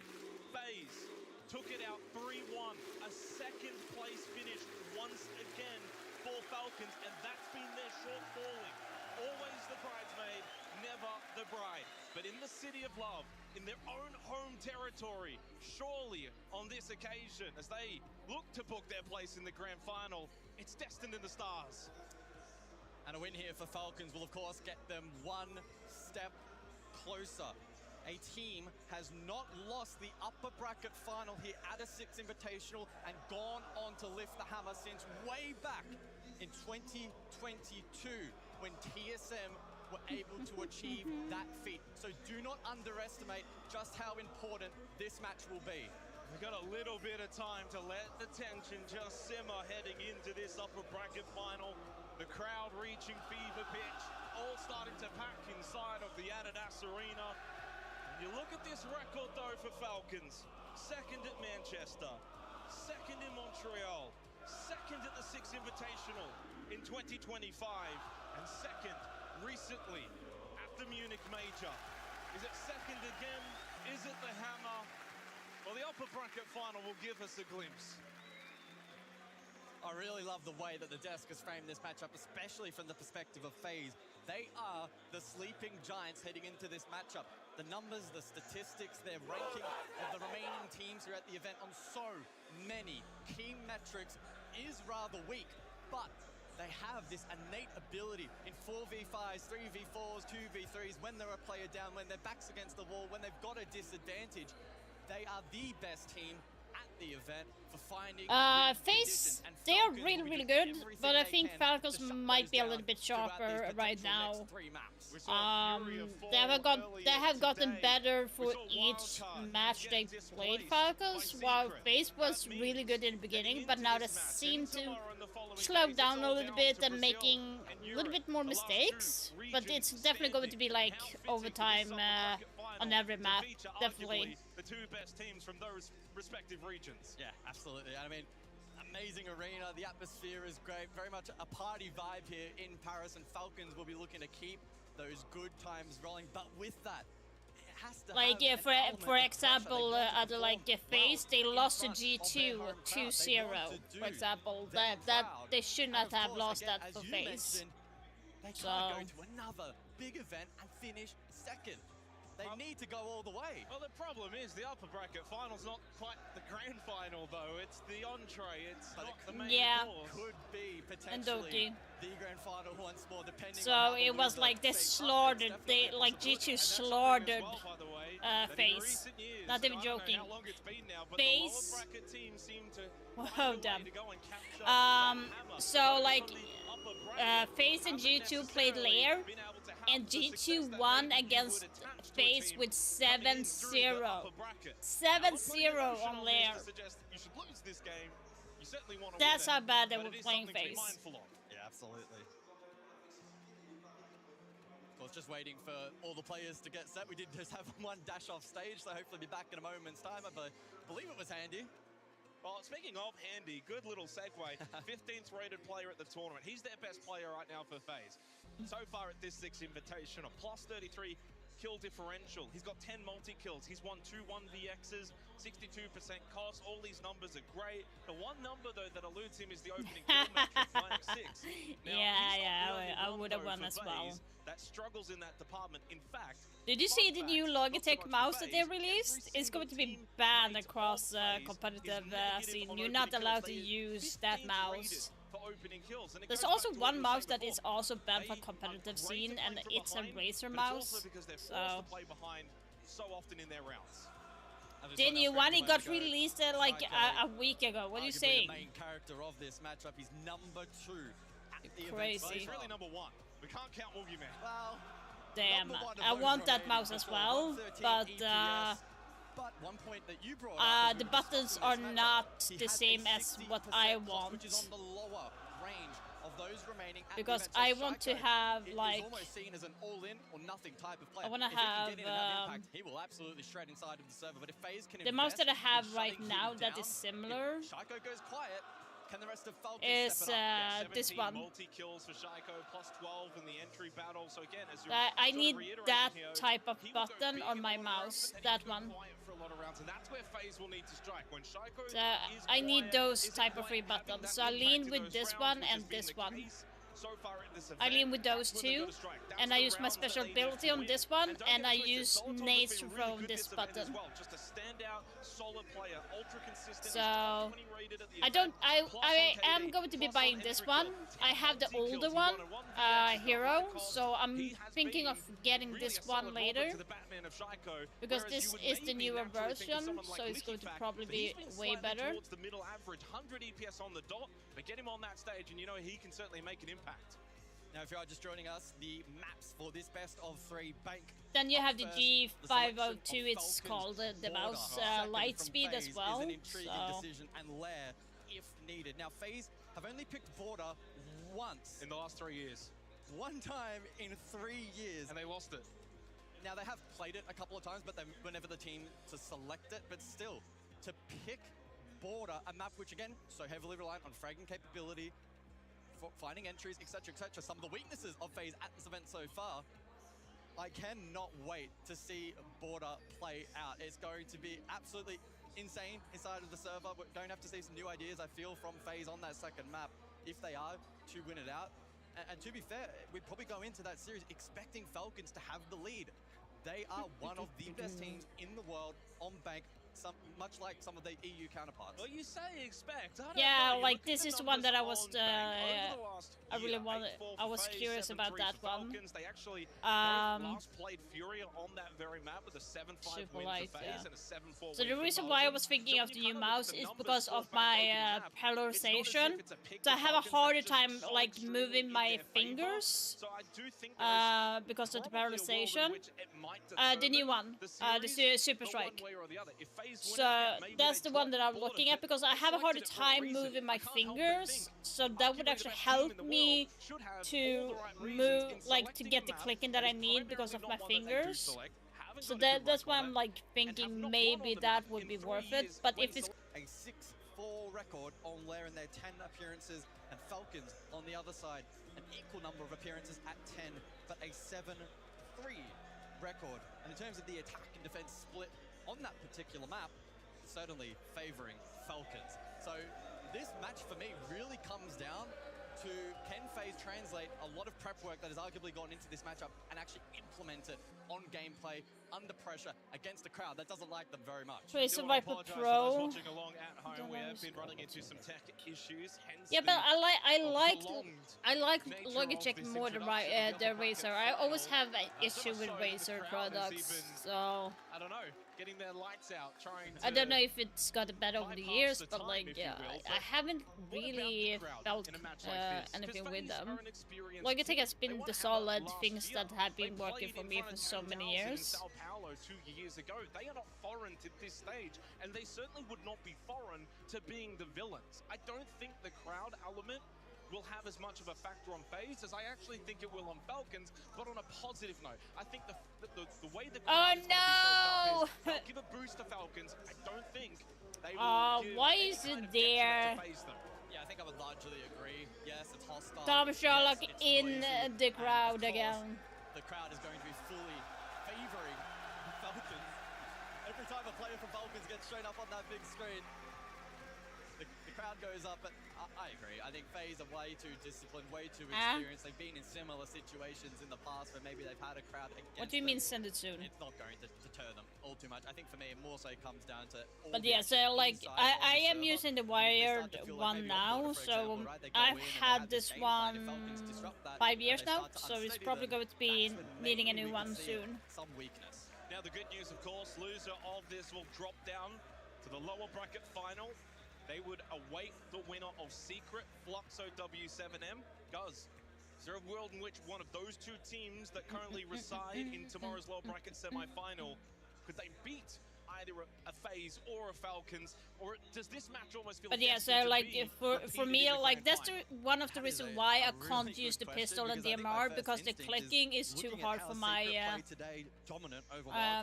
it's too hard for my fingers to do. Wiping the floor, especially on that final map against Furia, was really astounding to watch. Glorious. I wouldn't be completely shocked if either Team Secret or Fluxo W7M take on the winner of this match in the grand final. Is and that better critically, though? look competitive as well. Absolutely. We know Team Secret have the capabilities of going to the very end of a tournament. We saw that at EWC. We've seen that from Fluxo W7 as well at a major. So really, the 4 teams that we have left, genuinely, you could make arguments that they can win it all here in Paris. But I would also say, if you were to seed them, it's FaZe and Falcons probably splitting 1, and then there's 3 and 4 between Secret and Fluxo. We just saw Shaiko and Julio come back to the stage. We do have all 10 players in the lobby. My hope is we're not too far away from beginning. What? Did Leafa go as well? What is happening? Making his way to the stage. I think they just wanted to leave, come back, get the crowd noise. I think it's all part of the plan. Did it go to the bathroom? Build a bit of energy as the tension rises between these two and a single shot yet to be fired. What's your prediction for this? For me, this is such a very difficult series to call, especially that border pick. It's throwing me off. I don't know what to feel. It's good. We haven't spoken about predictions. I'm glad you brought that up. Coming into 6 Invitational this year, certainly I had Falcons at the top of my tier list. Before we even played a single match, I just felt it was just too much in the script. This team always second, but coming back home to finally finish first. I think they take this series 2-1 or 2-0. The FaZe, if they're to get over the line, they're going to have to really surprise me. And that's no discredit to FaZe, and certainly they can still win this. My prediction of Falcons is, you know, like a 55-45 okay. split or 60-40. It's close, I will have to check that. but it just almost feels I did like check it surely on the Falcons webpage can't that you. I think I largely Yeah, I would agree. love to Either have way, wireless despite the because, history like, of- I have doing so it many quite wires often. here due to the Either way, mic and I'm everything. expecting So magic in this matchup. Border for me is going to be incredible to watch, regardless of which way it tilts. Well, then that way, do you feel like whoever wins Bank goes into Border? yeah, so my main issue is like the side buttons, but like it's how I can type with the fingers, like doing this. So on my right hand, it's not good. So that's why I can't like. That's why I kind of do not use the MR pistol because I can't do the repetitive clicking many times. That is one of the things. Map number 1. All 10 players back at their stations, and so the hope will be that we can get this match underway in a moment's time. And again, maybe just joining to reiterate, Bank, Oh, nice. Border, and then Lair. If I required, got. By the way, I'm using my old headset, winner but through to the grand I final, got new and just headsets. one best of 5. Let me show you. So I got this new headset from Steel Series. It's wireless gaming headset. So they are wireless. I got it as a birthday present, so I have these now instead when I'm playing, and it's such a good sound quality. I freaking love this one. It's so good, and it works for. It's compatible with every consoles, and it's also compatible with your phone. The reason why I'm not using this now is because it's not recommended to have for 10 hours. I did have it first week on the SI. I had it for like 20 hours total, like not in together, but I have used it for 10 hours per day for like 2-3 days. And my ear started to hurt like crazy. It felt like I had bruise on my ear. So when I'm sitting and co-streaming like this, I will use this instead because it hurts less. But I still have pain on my head because of these, though. They didn't convert them, of course, but to still make it is incredibly impressive. Again, apologies for nice. the delays as we. Well, this has become quite. You can't do this to me. I don't have enough money. I don't have enough money. I want to grab my chair as well. Like I want to get my like. To get this started, but unfortunately we are running into issues here. FaZe Falcons sitting on that stage, though, it means what's going through their minds. Like, you're just sitting there, you're waiting to start, you're ready to go, you've got like, I'm not even joking. I'm trying to save money to get a new chair because this chair is busted. So I want to get the chairs that they have here. So I want to get this. I want to get this chair. Maybe going into the wrong space in their minds. Coming into this series, like got affiliated with Blacklight, those that are sponsoring the R6 tournament here. So I get 15% off of their chairs So I want to Yeah, get you're this right. one. It's not often that The chairs that you they are will using have now in the players sit tournament here for is such a this prolonged one. period of time. Of course, technical pauses can happen at any point of time, but So like, yeah, they have different the chairs. ability to sit there, remain focused, not get But too like, distracted. It's really being tested yeah, I for like both this teams one. I want to right now. save up to this As they one. look to And you get the remain neck locked pillow in. as well, but it's not Remember shown their in the game picture. plan for this But matchup. like, I'm saving up to They're get gonna this be eager one to jump into it just because as this much one as is we are. busted. The I beautiful can't sit flowers, straight by the way, anymore I with saw when the tweet went out. I didn't have the benefit of being able to actually come to the I can't arena sit straight yesterday anymore with beforehand, the get a chair little that I bit of a have glimpse, and now. It was actually the first time I saw it. I think did they say on the tweet it's like the first live esports event with real flowers on a stage? I mean, that in itself is quite nice, and it just looks absolutely beautiful. It's one of the better stages. What I is think that taking we've so had. long? The crowd is definitely starting to get hyped up for Falcons, especially being the hometown favorite. So I have to like choose which one I need to get first, and I would say the chair because I can't like if we're going to tile like show properly. So this chair, this would be my normal. This is what the chair was from the beginning, sitting like this. They would have been waiting all day. If I lean towards the head, like the backrest. And so difficult as well to understand. And for it these is two in teams. original They would position. both be feeling confident going into this, right? But one is gonna So walk like away this chair is disappointed and so has to then bounce broken. back tomorrow. So and I need to have a footrest, otherwise I can't sit. Certainly some impressive. And you have like cosplays the that we have seen in the crowd so far, and I'm back sure that here will is like multiply very worn out. as the weekend continues. I have this chair for like 6 years, I think. I need to get a new one. I don't think we're too much longer away from getting into this upper bracket final. Also, guys, don't forget that I'm going to go to Jönköping to Glitch between June of 12th to 15th. In the city of love. And you will be able to meet me there and say hi. We're going to be talking about Rainbow Six Siege and so much more. I will be with the family. I was there last year and it was so much fun. And I'm excited to do it again. Maybe not the dance battle that I did back then, but definitely it's going to be fun. Finally, we can jump into this series. Can Falcons make it to another grand final? Can FaZe Clan potentially set themselves up for the back-to-back? It's the best two teams in the world from the best two regions in the best tournament that this game has to offer. Let's get it started!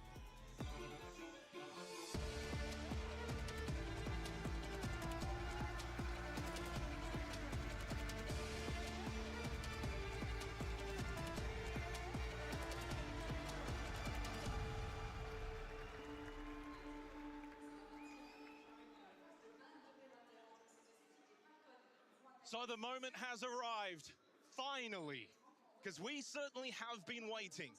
The upper bracket final, Falcons, FaZe Clan. The repeat rematch of the 6 Invitational 25 Grand Final arrives in Paris, and we head to Bank, Falcons map pick, to get it all underway. So we'll see the operator bands roll through. FaZe, of course, as expected, they will start out on defense. Bands are as follows. Okay, not surprised. I said it was going to be Monty and Grim. That FaZe is going to be banning. Definitely, that was not surprising. Rather comment on Bank. Mirror popular up above in Jan and down in Red Corridor. Kaid for the hatch-heavy play, especially basement. Monty's great for creating space. And Grim equally has been a high operator ban rate at this event so far, given his strengths. Listen to that noise.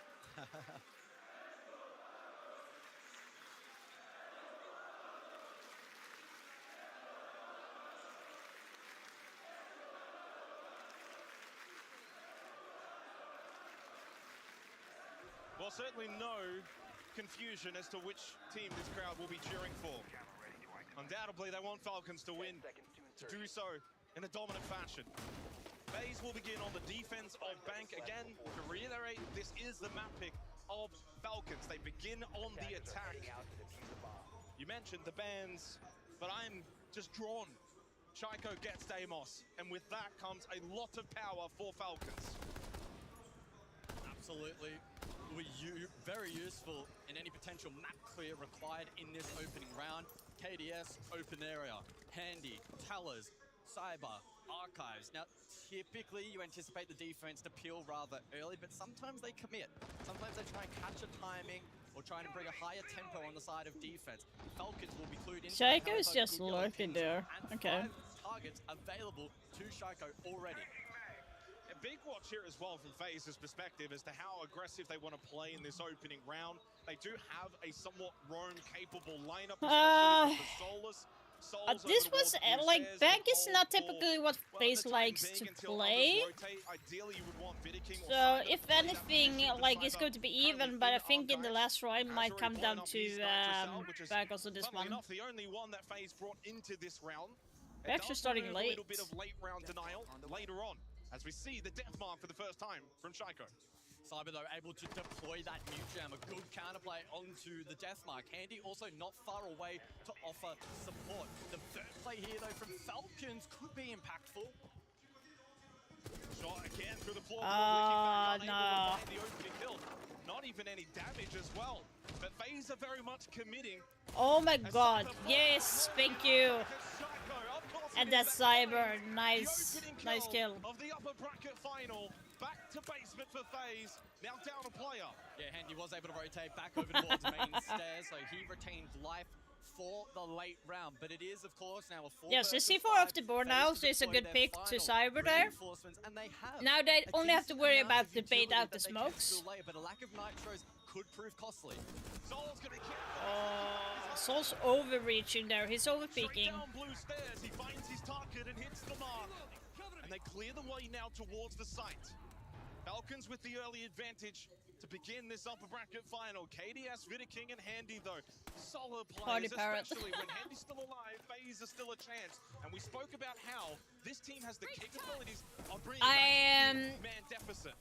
This game is one of the games that I've been waiting for today that I'm most excited for, yes. But do you think that this game is going to be the best one so far? I don't know yet. So far, G2 versus FaZe Clan is the best game so far. Dude. What? Hitting headshots for fun as Handy by himself doesn't have the chance to deny this kid. He's towards Towers and it's shaping up. Team kill on the first round? What? Falcons ticking all the right boxes there in round number 1. Yeah. A great clear over towards Archives and Tellers initially. I know there's been a lot of talk about, like, they dragged it up here during the tournament. Penguin was talking to Shaiko. They made a video about this, so Shaiko and Penguin talking about how Shaiko got banned in 2019, and it was because he was using macro at the time, and that is considered a cheat, so he got banned for that. But I don't think it's not bad. Has concluded.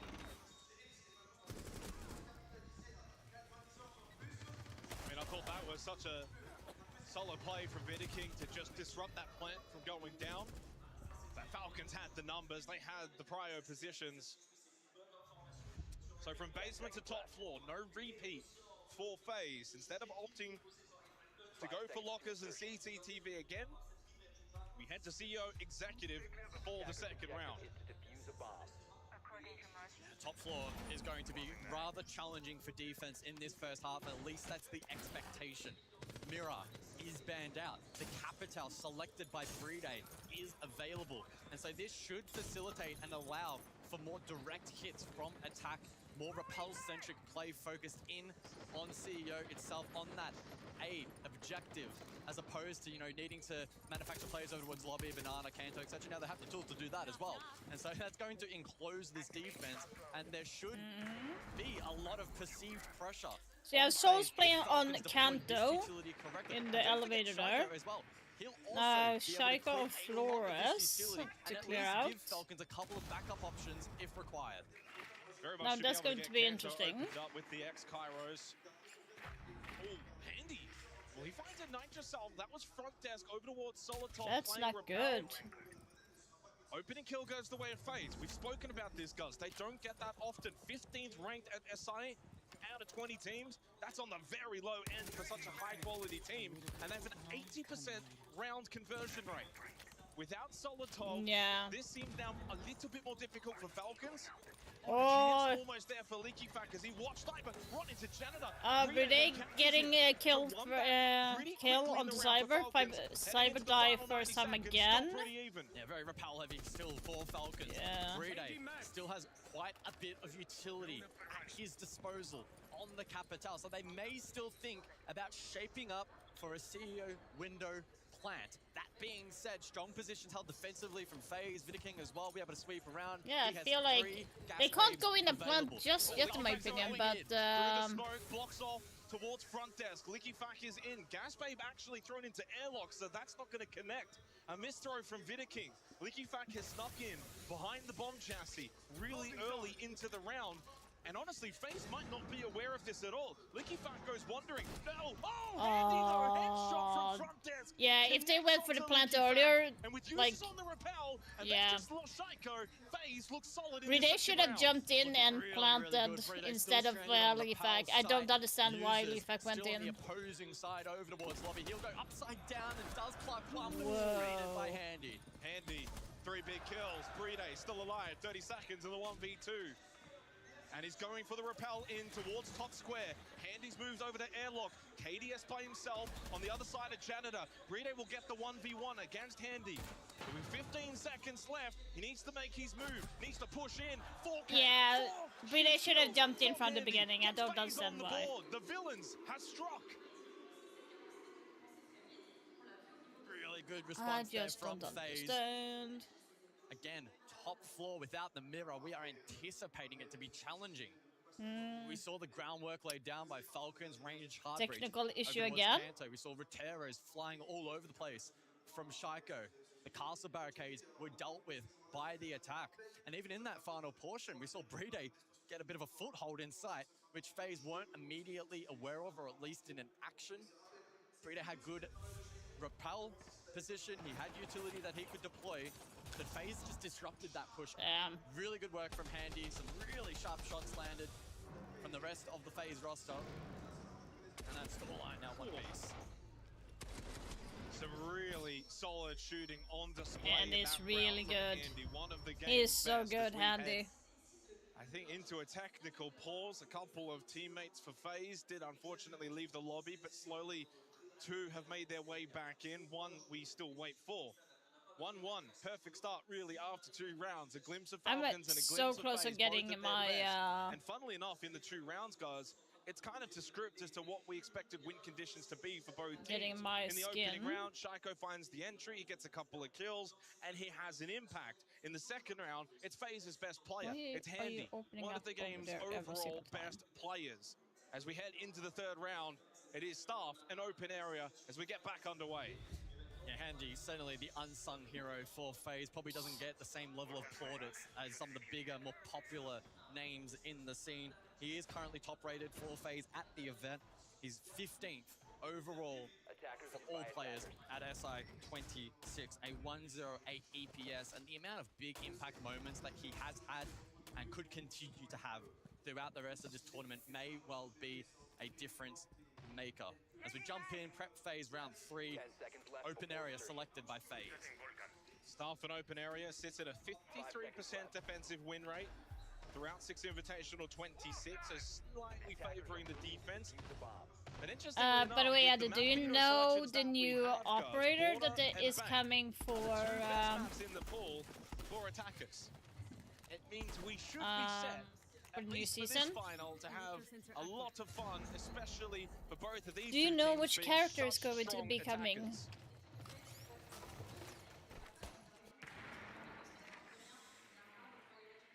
So the Ram in play from Falcons. I don't like that I'm hearing the French casters in the background that loud now. It was good in the last game, but now it's loud again. And then work to flush that defense back into a corner, back towards side. Flash is deployed. Ooh, and there's a contest. Handy's looking so good right now. Users gets a trade onto Cyber. Handy, a second opening kill in a row for him. It's not his strength. -6 over throughout the tournament, but he's found too quickly. Might take on the battle against Lickifak as well, and he does. Finds that kill. That was airlock swinging repelled from Handy. Pistol shot out from Brede. They're starting to lose some members, and they've certainly lost ground as Shaiko pushes in behind, playing off the shield, but KDS hits the shot anyway. Brede at least gets a response, but it certainly feels like FaZe in the best position. Handy's still towards airlock, needs to be cleared. Vidaking and Handy both low on HP, but Brede now low also. He'll need to play so safe behind the shield and try to get users involved here. Vidaking's pushing up square. Vidaking's looking to try and find an angle on Brede, pushes up square, can then play that hallway position. If Brede pushes back, he could very much die to Vidaking, who's now gone back down bot square. Oh, and Handy gets caught though by users. 2v2 couldn't be any more equal considering the health margins of Brede and Vidaking. But information here for Souls. Unfortunately, shots not connecting though from that angle from below.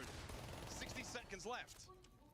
Brede with a couple of smokes that he can layer, but Souls likely to be the one at least for FaZe here to try and step up and play the anchor role. Vidaking is so low on HP that it's difficult to be reliant on him to have impact later in this round. Falcons have a bit of time. Like, why are the fucking French casters loud again? They did it so good in the last game. Users and Brede specifically should be able to ascertain a good read here as to where these anchors for FaZe are positioned. And on the flip side, Souls can get information himself as the Solus in terms of where that's kick coming from. Double push from Beepers. Users knows he needs to try and win these shots. Brede cannot be overly aggressive. With how low he is on health, even a shoulder shot will see him go down. Users has gone admin side, runs into Vidaking. Brede gets caught by Souls. FaZe take the round. Despite a solid effort from Users and Brede, FaZe hold on and they've taken the lead. Very nice back-to-back rounds there from FaZe. And it's back-to-back entry duels in favor of Handy on to Solotov. And so now the onus is on Falcons to try and step it up here and respond on a map that for them has been also strong in the past. Of course, as we conclude round 3 and prepare for the 4th, an additional ban 14 for each team per side. Azami taken out for defense and the Capital critically taken out for the attack. And that may have impact. We saw it selected on basement, top floor, etc. Flush out when you think about Red Hall. We'll head to basement next. Can that maybe play further into the hands of FaZe?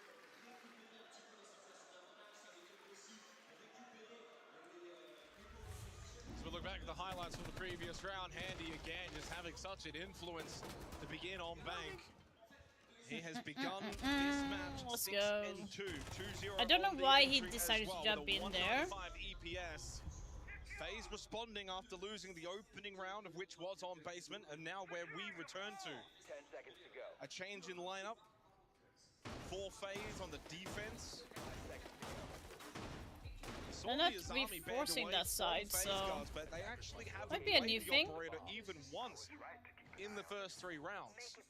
So guys, even if I go and use the other playing field where we don't hear the casters, I will still hear the French casters in the background. So it doesn't matter which one I take, I will still hear them. He might find success as Lickifak makes his way as Handy's looking for his 3rd straight opening kill. Lickifak not aware, not ready for the power. He was aware, but he sucked at the aiming. From one of our game's best as he's making his impact known for FaZe. He's one of their win conditions, and he is showing up. There's a new operator coming for the next season. Do you know who it is? And they very infrequently will throw advantages such as this. It's Solid Snake. But for a basement hit, you need tradability. From Metal Gear. Just clearing out an Archives Teller's position where there's no one holding. Already FaZe with that opening kill. Yeah, it's going to be KDS fun. To stay open area, get rid of a few drones. Doesn't get rid of that drone from Users, but drops anyway. 5 in sight now for FaZe. It's the perfect way that you want to start. Lockers and CCTV. Yep. FaZe will be feeling very comfortable. They have double Nitro for denial. And also I'm pissed that I hear the French casters in the background. Like they are equally as loud as these casters. That's okay. Falcons midpoint of the round will start to encroach on site and begin to open up default with the secondary hard breach from Brede, and then they have a big I think decision to make. Do 2022. we try and tease the default? Do we attempt to go It was a deep early? Sweden major. What will be the plan here for Falcons? 3 gas babes. So I'm guessing it's 2022, I think. Going for the plant with use in front. This might be successful. Oh, Nitro shot out. The second one does connect, and while the plant does go down. Oh my god.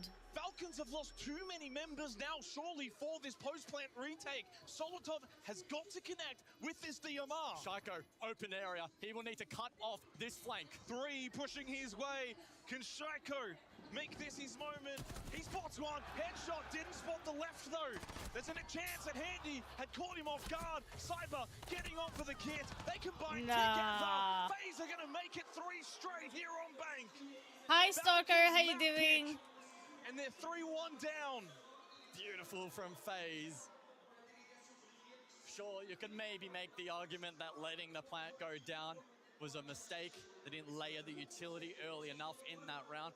But as we've seen from them, I think Julio is taking time out, yeah. Been strong. In full aggro now, what we can do is just, for example, for CO, we bring full execute, just 3-1 and push, you know, like with really blitz trading or rush, okay? Or we just be more annoying. For example, open area as well, you go side, we smoke, we bait that we have flares, we have anything inside, and then we rotate, you know? Now we're just like trying to do the default, and they're just like in our face, you know? So let's just be more annoying, like more baiting, 3-2, 4-1, less obvious, okay? Big side executes and we just rush them. I think the operators they are playing are not good against. Everything is good. Good matches. Just annoyed about like hearing the French casters in the background. It's kind of like equally as loud as the English casters, kind of thing. So I'm kind of a little bit annoyed with that. Nah, I'm hoping Falcons to win this. I'm hoping Falcons. This is where it's interesting from a strategical depth analysis. It's everything we didn't expect. We expected Falcons to get opening kills. We expected Falcons to do well early on. FaZe to be at the deficit, bring the round back. On the flip side, guys, what's happening is it's 3 opening kills straight for Handy. FaZe is starting the round strong, and they're following through. Great retake there from FaZe, and as I was kind of finishing my point, retaking has certainly entered the meta a lot more. I've felt it particularly at this event. Teams, especially if they have a strong advantage, which FaZe clearly did in that situation, aren't too worried about denying the plan. They need to win around now. And retake site in the fashion in which they did. That was really clean siege from FaZe. And yet, you're right. Credit goes to Handy. He continues to limit test Falcons. He's doing it again. This man has absolutely no fear in this. Oh, by the way, guys, friendly reminder, if you want or can, check me out at my Facebook, because I get paid the same way as YouTube partners now, so I have got monetization there. So we get paid for every view that comes my way on Facebook. So if you want to support me, that would be greatly appreciated. Default positions outside of KDS. And it's under the same name, so it's very easy to find. Or Solotov. Be either aware of or take an aggressive stance against. If KDS yeah, I know that was really annoying when I played on drums and everything, but can he find the kill for Falcons? Got the ping, has got the information. There was here's the thing. Like everyone was bombarding the admin and saying, "Hey, the casters are too loud. We can't hear anything," and they still just ignore that. Blankly ignore that. And Cyber, though, gives a freebie. What was that? That was ambitious. That was very ambitious. And it equalizes the man count. Candela's to be cooked by Brede. The Falcons now see this as an opportunity to start exploiting the site. Janitor is clear. Not yet, though. Usis is only just getting into repel position for Kanto and open that up, especially with both Souls, Vidaking playing that was a position. There's still more work to be done. What was that smoke about? You're probably going to lose this. You want to keep those backside players towards main stairs, towards the elevator. Not so much then having the ease ability to slip in through long desk and janitor. And you want to get rid of the BP. Neither team has to panic. BB. Souls is trapped right now. Vidaking makes the cross. He actually just didn't even get shot by Usis. Must have unpeaked at the wrong time. Shaiko droning his way through top square. And Bride might go for a top square repel in They're as well. letting It Souls seems go. like maybe Falcons will abandon the more so repel-centric strategy, although Bride has now shuffled back over, and he's the one with the kit. Structurally, it looks so similar to the last round out. Solotov wins the fight. And they might go off that. Bride might go into airlock. No. And they probably need to. Just lost Solotov. Bride still on the repel. Can't find an angle. And he's kept his position in a really good spot. Shaiko gets rid of Vidiking. 1v1 against KDS in the hallway. Shaiko gets him with the headshot. Nice. There are Falcons. There we go. High fives all around for Falcons as they respond in round number We never 5. understand, like, when it comes to SI, why do you have casters that's casting the same language where it's held in? Structurally, the late round there from both teams. I just don't especially from get the the defensive reasoning phase, by was rather that. similar. But that time out, I great never disrupt will, I'm over guessing, towards but lobby stairs. We saw like I said, Solotov if I pay finally like getting on the €100 action, have impact in this match. To get two for in the round, sitting there, led to I T1 don't want to over hear towards someone Elevator, and casting then in a Handy, language that critical, was ultimately we not shut down understand. as well. Then I don't see any Pressure points. outside, Then but it that would jump be, down attempt is in a way, highly, a little bit more ambitious. comfortable being here and listening live. Is that you get what I mean? Like, I would still go if I got the opportunity. It's not that, but like, you gotta make it worth for the audience. So 2-3 just like that, and honestly, if this gets to a 3-3 half, it's probably par for the course for both teams. On a map that's pretty close to that 50-50 metric.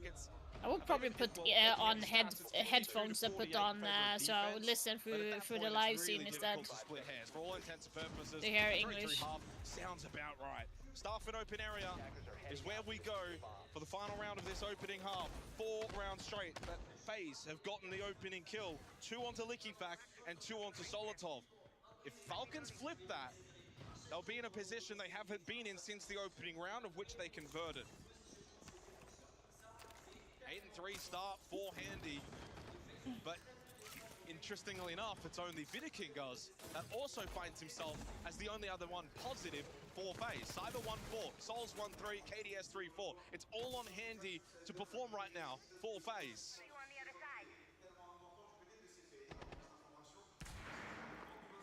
So once again then, early drone work, top floor here from Falcons. A bit of utility clearance as well with the explosives that they have on offer, chipping away at these castle barricades that Handy has deployed to try and stall out this push, to try and dissuade the top floor clear. No ram this time out for Falcons, and that may be indicative of a slightly different game plan from them, but it's Lickifak elsewhere to find Handy, who finally will fall on entry. Yeah, that's a ATM's peak towards front desk. Good angle. DMR for Lickifak gives him the advantage. Poor old Handy just trying to, of course, be the one to make something happen, but then that comes with the risk-reward factor. In this case, the risk. Now he's the opening death. The star play for FaZe down. Finally an opening kill for It's not Falcons. Cyber this They've got time, 9 at seconds least. to take advantage of the situation they find Oh, a themselves in. pre-play. As we see a pre-placed Nitrocell Oh. by Cyber. Vidiking as well will make a That's gonna final hurt stand over towards if they Jack. jump in. Is this a position that Falcons are ready to clear? Are they aware of this position? Because Vidiking from here can have big impact. He's not necessarily forced to drop. Also presence inside of stock, mind you. Nitro cell shot out. Nice from Solotov.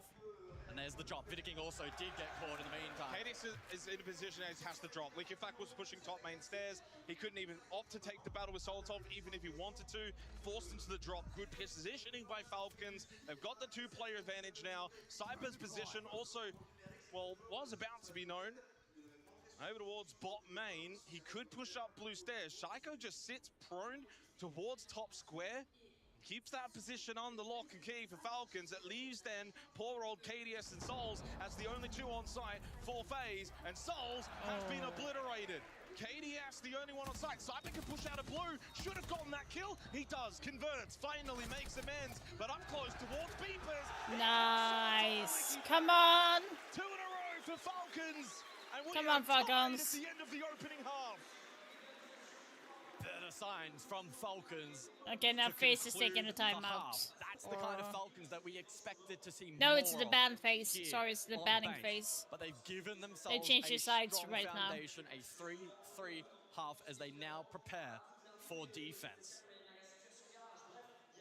Really like their ability in that last round to finally shut down Handy, who has been a menace so far in this series. That was facilitated by really good utility clearance on the top floor, the preset position on Repel from Liquefact, who lands his shot.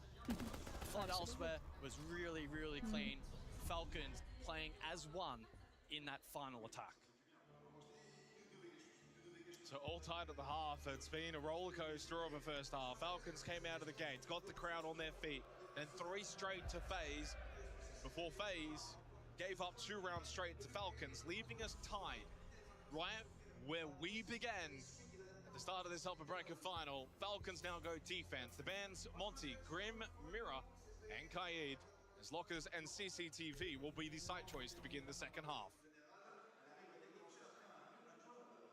I don't want to hear the I don't want to hear the French casters in the background. It's so annoying. First half, in terms of I don't want to be bands, mean, but like seriously, all but identical as it stands from here. I don't understand why. Neither team wanting to throw anything too wild into the mix for the next 6 rounds. As you mentioned, it's basement for the opening site. Again, anticipated on Bank. The question will be, though, for Falcons is how aggressive do they wish to play offsite? You do have the potential to do that with the Mozzie in play. You have some trap utility as well that you could disperse quite far from the objective as well. This doesn't necessarily for Falcons need to be, and we've seen this at the events about, it doesn't have to be an instant drop over towards Red Hatch. They could look to take at least a couple of fights and be quite aggressive in targeting the drone economy here of FaZe. You say that, but I just can't help but get the feeling it'll be pretty default. A little bit of pressure, staff open area. Not quite the overextension where you're very much wanting to stay and risk a fight, an opening death. Take a freebie if you can get it, sure, if it's presented, but don't need to go searching. You have enough denial. Double Nitro, 3 gas babes, goo mines, F-not mines. There's enough there in terms of utility for later in the round. As the goo mine stepped on by Vidiking, does seem to take 2 ticks of damage. Opens up electrical. It's Liquefact towards Archives and Solotov towards Tellers. If you're playing that sort of position though, Gus, that says to me you want to bring aggression in the round for the defense. Yeah, the positions that Falcons are playing right now, not the easiest in the world to peel from, especially. Liquefact's top square.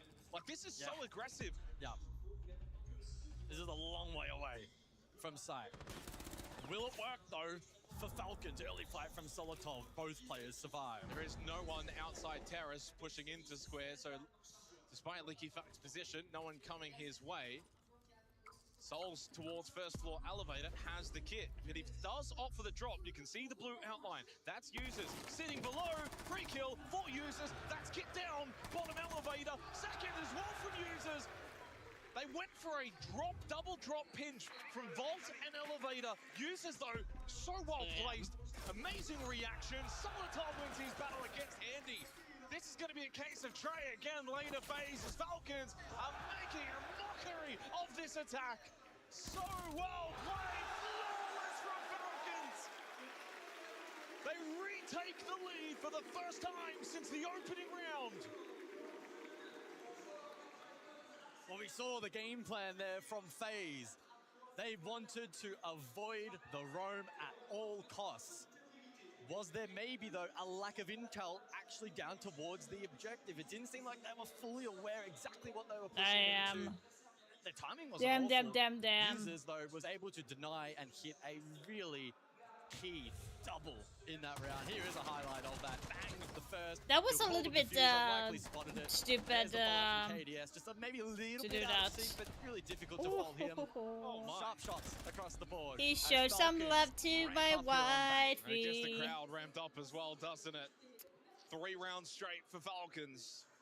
While they certainly didn't look out of it, guys, they were 3-1 down to FaZe, and FaZe looked incredible. Handy was just doing what he wanted. There was no one that could stop him. But he's 8-5 now. He has been stopped. He has been slowed down. He's not quite rampaging around the map as he was to begin in that opening half.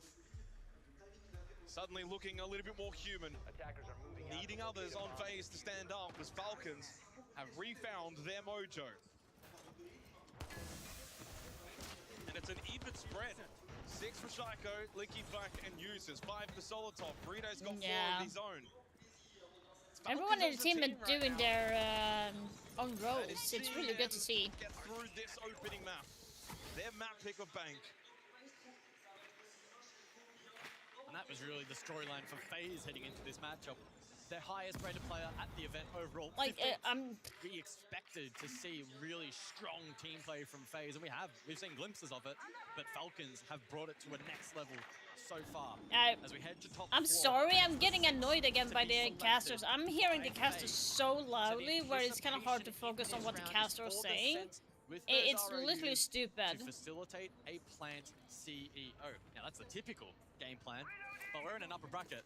Final in Like, SI. I'm not mad at the Wouldn't be shocked casters, if but we see I'm some mad at variant the to that. production for having that You're already seeing so variants loud, in small where doses, it's like, just even in the way there's that gotta be a Falcons better played way that to, last like, round with Locker CCTV. do this. Lickifat pushing top square. You don't see that all that often. It's an ultra aggressive play. Playing even Tellers and Archives instead of Staff and Open. So on a very micro scale, you see. Oh, damn. Threes off screen. Make it the round's basically done. We did it. We saw one kill. What the fuck? FaZe just completely destroyed Falcons in that What round. happened there? Where did that come from?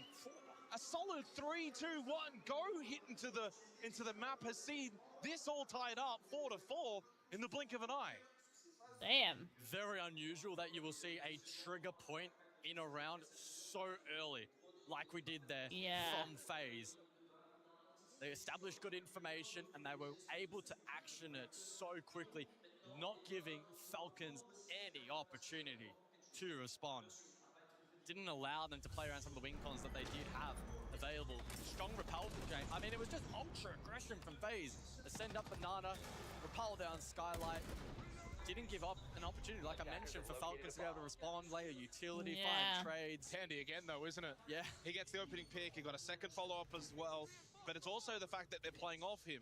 We're going to push up, Nana. We're going to try and take space. We're going to create these fights. You're in a great position. Upside down repel. They might not be wary for that. And also, from the defender's angle, it's like, who do you take the fight against? The guy pushing up Banana Stairs or the guy who's down on the Skylight? You can't really get both. It's a difficult trade. So you kind of then sometimes even get caught in the middle. Very quick aggression from FaZe. Oh, if they're going on to We've now played Oryx. 8 rounds. Only one. The opening kill was not converted. That was back in round 5. Otherwise, it's a very strong conversion rate heading into the second half of this opening map.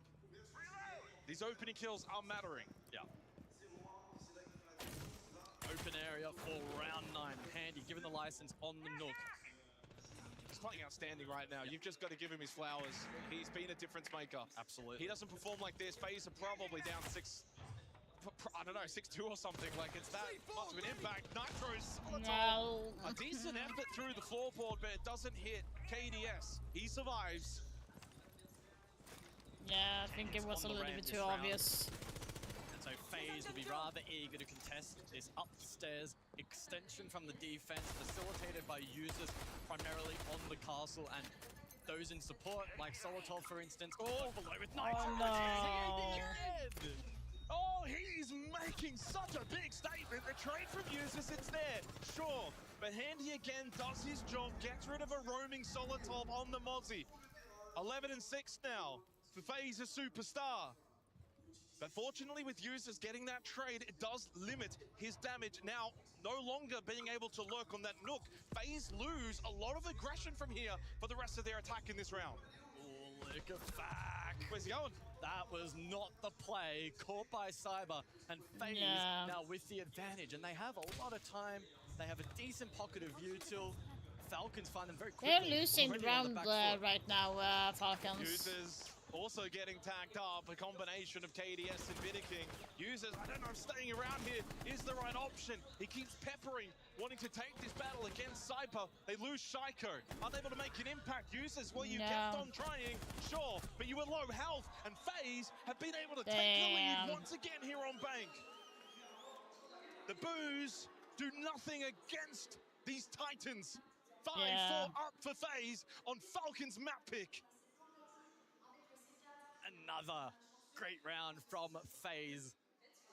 Able to leverage Handy again. ATMs, gets the opening kill.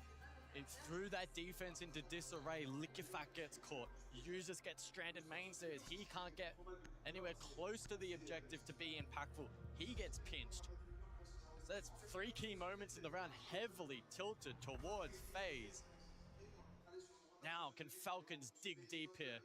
We return to basement and an opportunity for them to resettle themselves. And again, the operator bands here, the Capitao, the Valkyrie, we haven't seen those selected, but it's a case of just not wanting them to be able to be selected within the next 3 rounds. They're strong operators on this map especially, so don't give the opposition a chance. Maybe they were just keeping them hidden for the first 3 rounds. Solid bans, despite not either of those operators being picked. Attackers have located a bomb.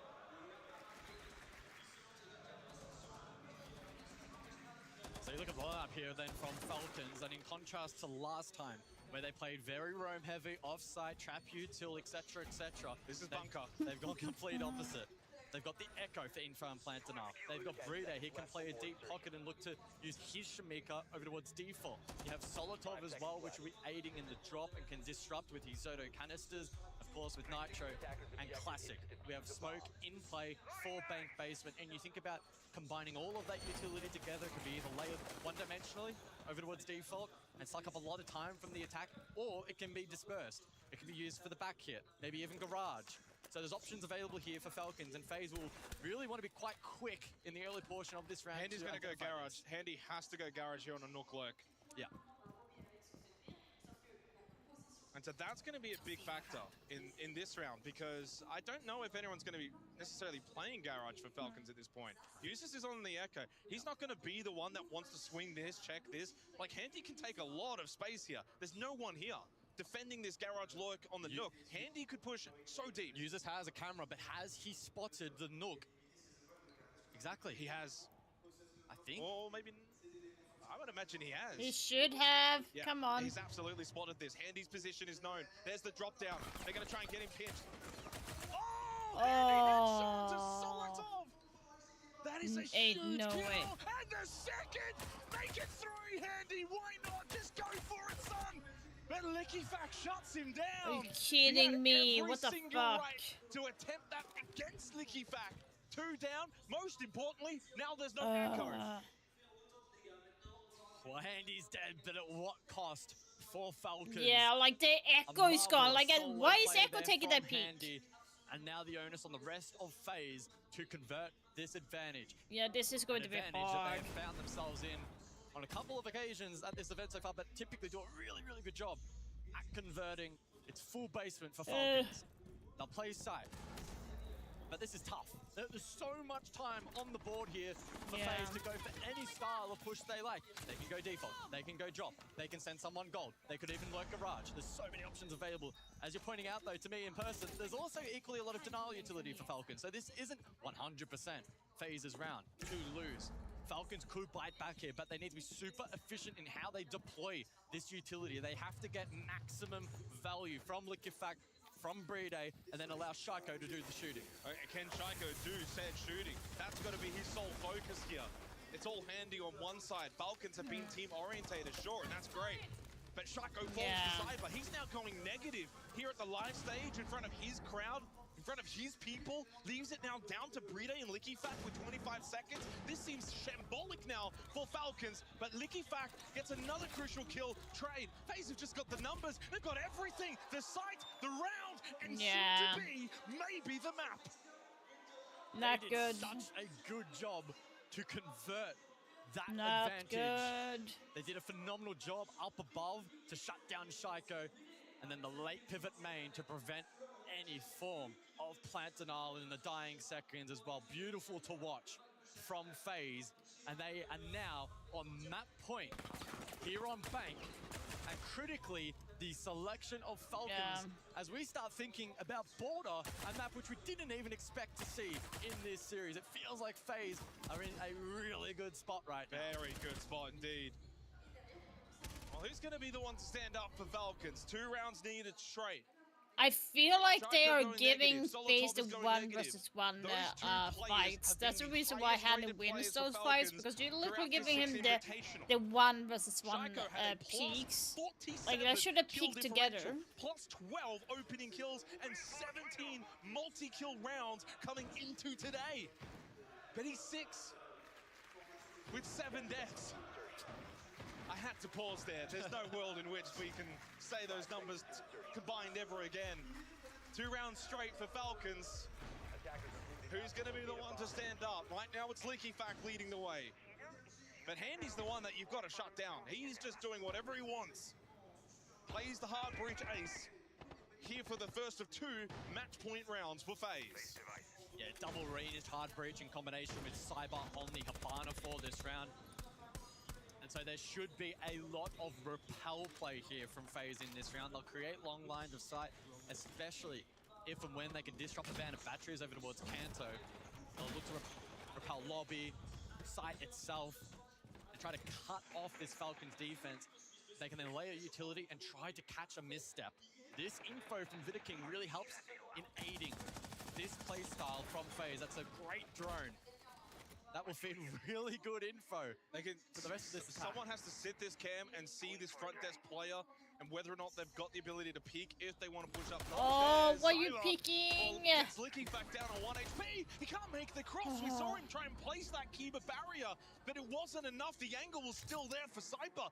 Why the fuck would you go Deli Fac? Opening kill for FaZe. They have dominated in this department, despite us not feeling that would be the case coming into this match.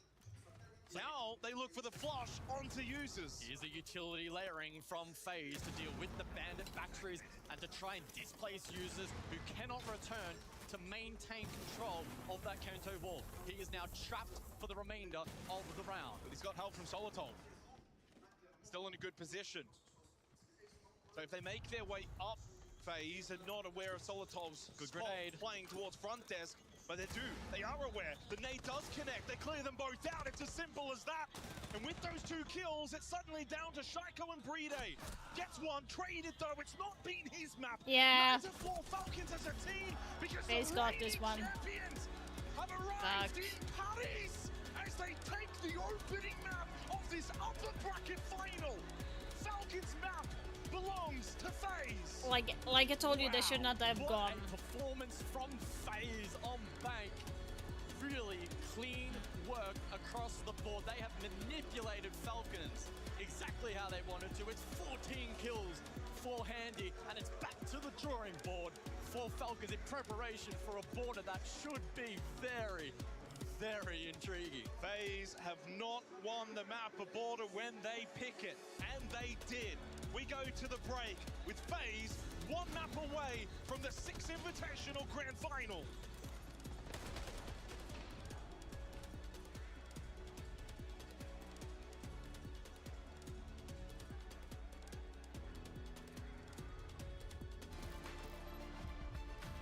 Damn.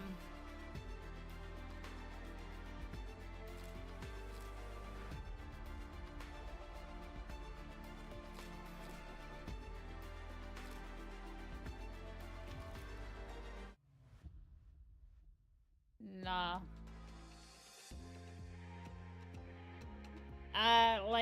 Julio would not be happy by the results of that. That is so bad.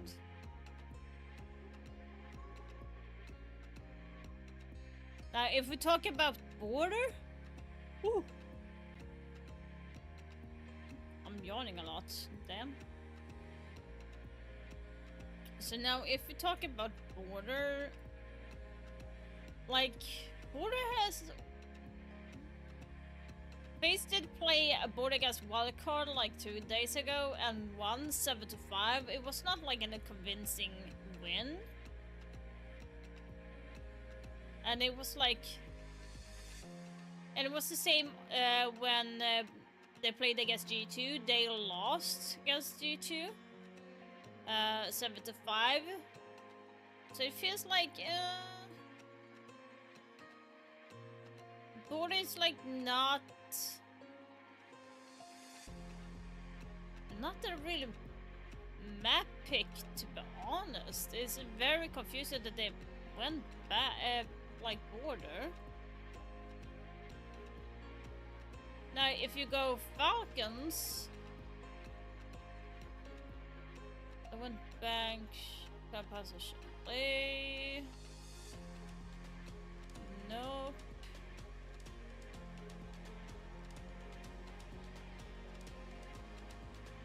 So Falcons have banned Border a lot. They played Border once against Wildcard and have won 7-0 during this tournament. No, 2 times. They played Border 2 times. So they won 7-0 against Wildcard. And then they won against Elevate 8-6. But that was in the group stage where they were playing really bad on Border. So like by default in general, Falcons do have a better grip onto Border than FaZe. So technically they should be winning.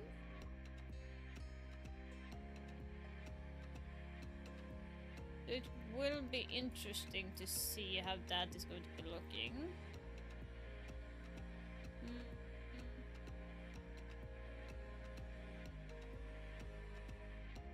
Yeah, it will be interesting.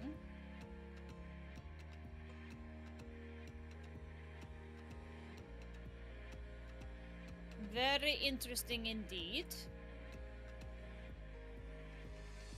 I have still 67% left.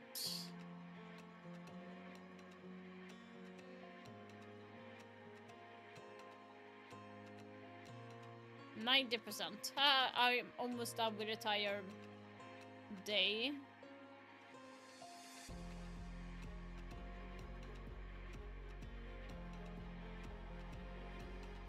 I almost have the entire skin on Bandit. Like I have the headgear, so I'm getting the body here really soon if I'm lucky. And then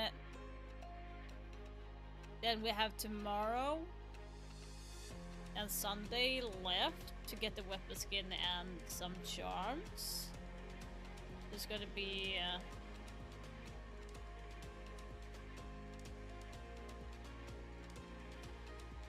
so this is for today and tomorrow actually. So okay, interesting. Then on 15 is going to become first.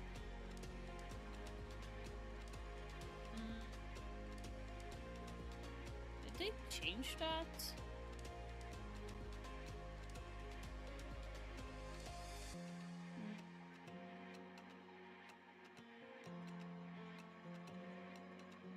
Let's see here.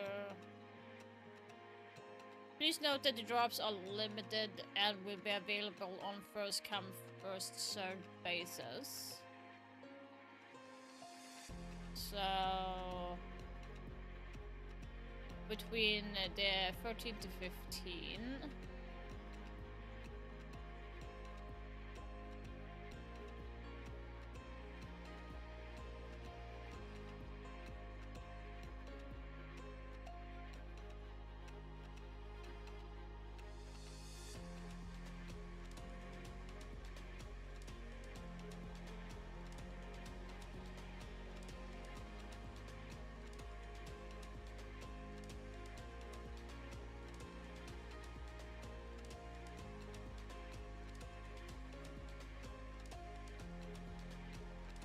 Yay! Hey, no.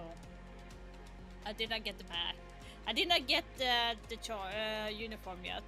I just got the message. Share the love from the streams.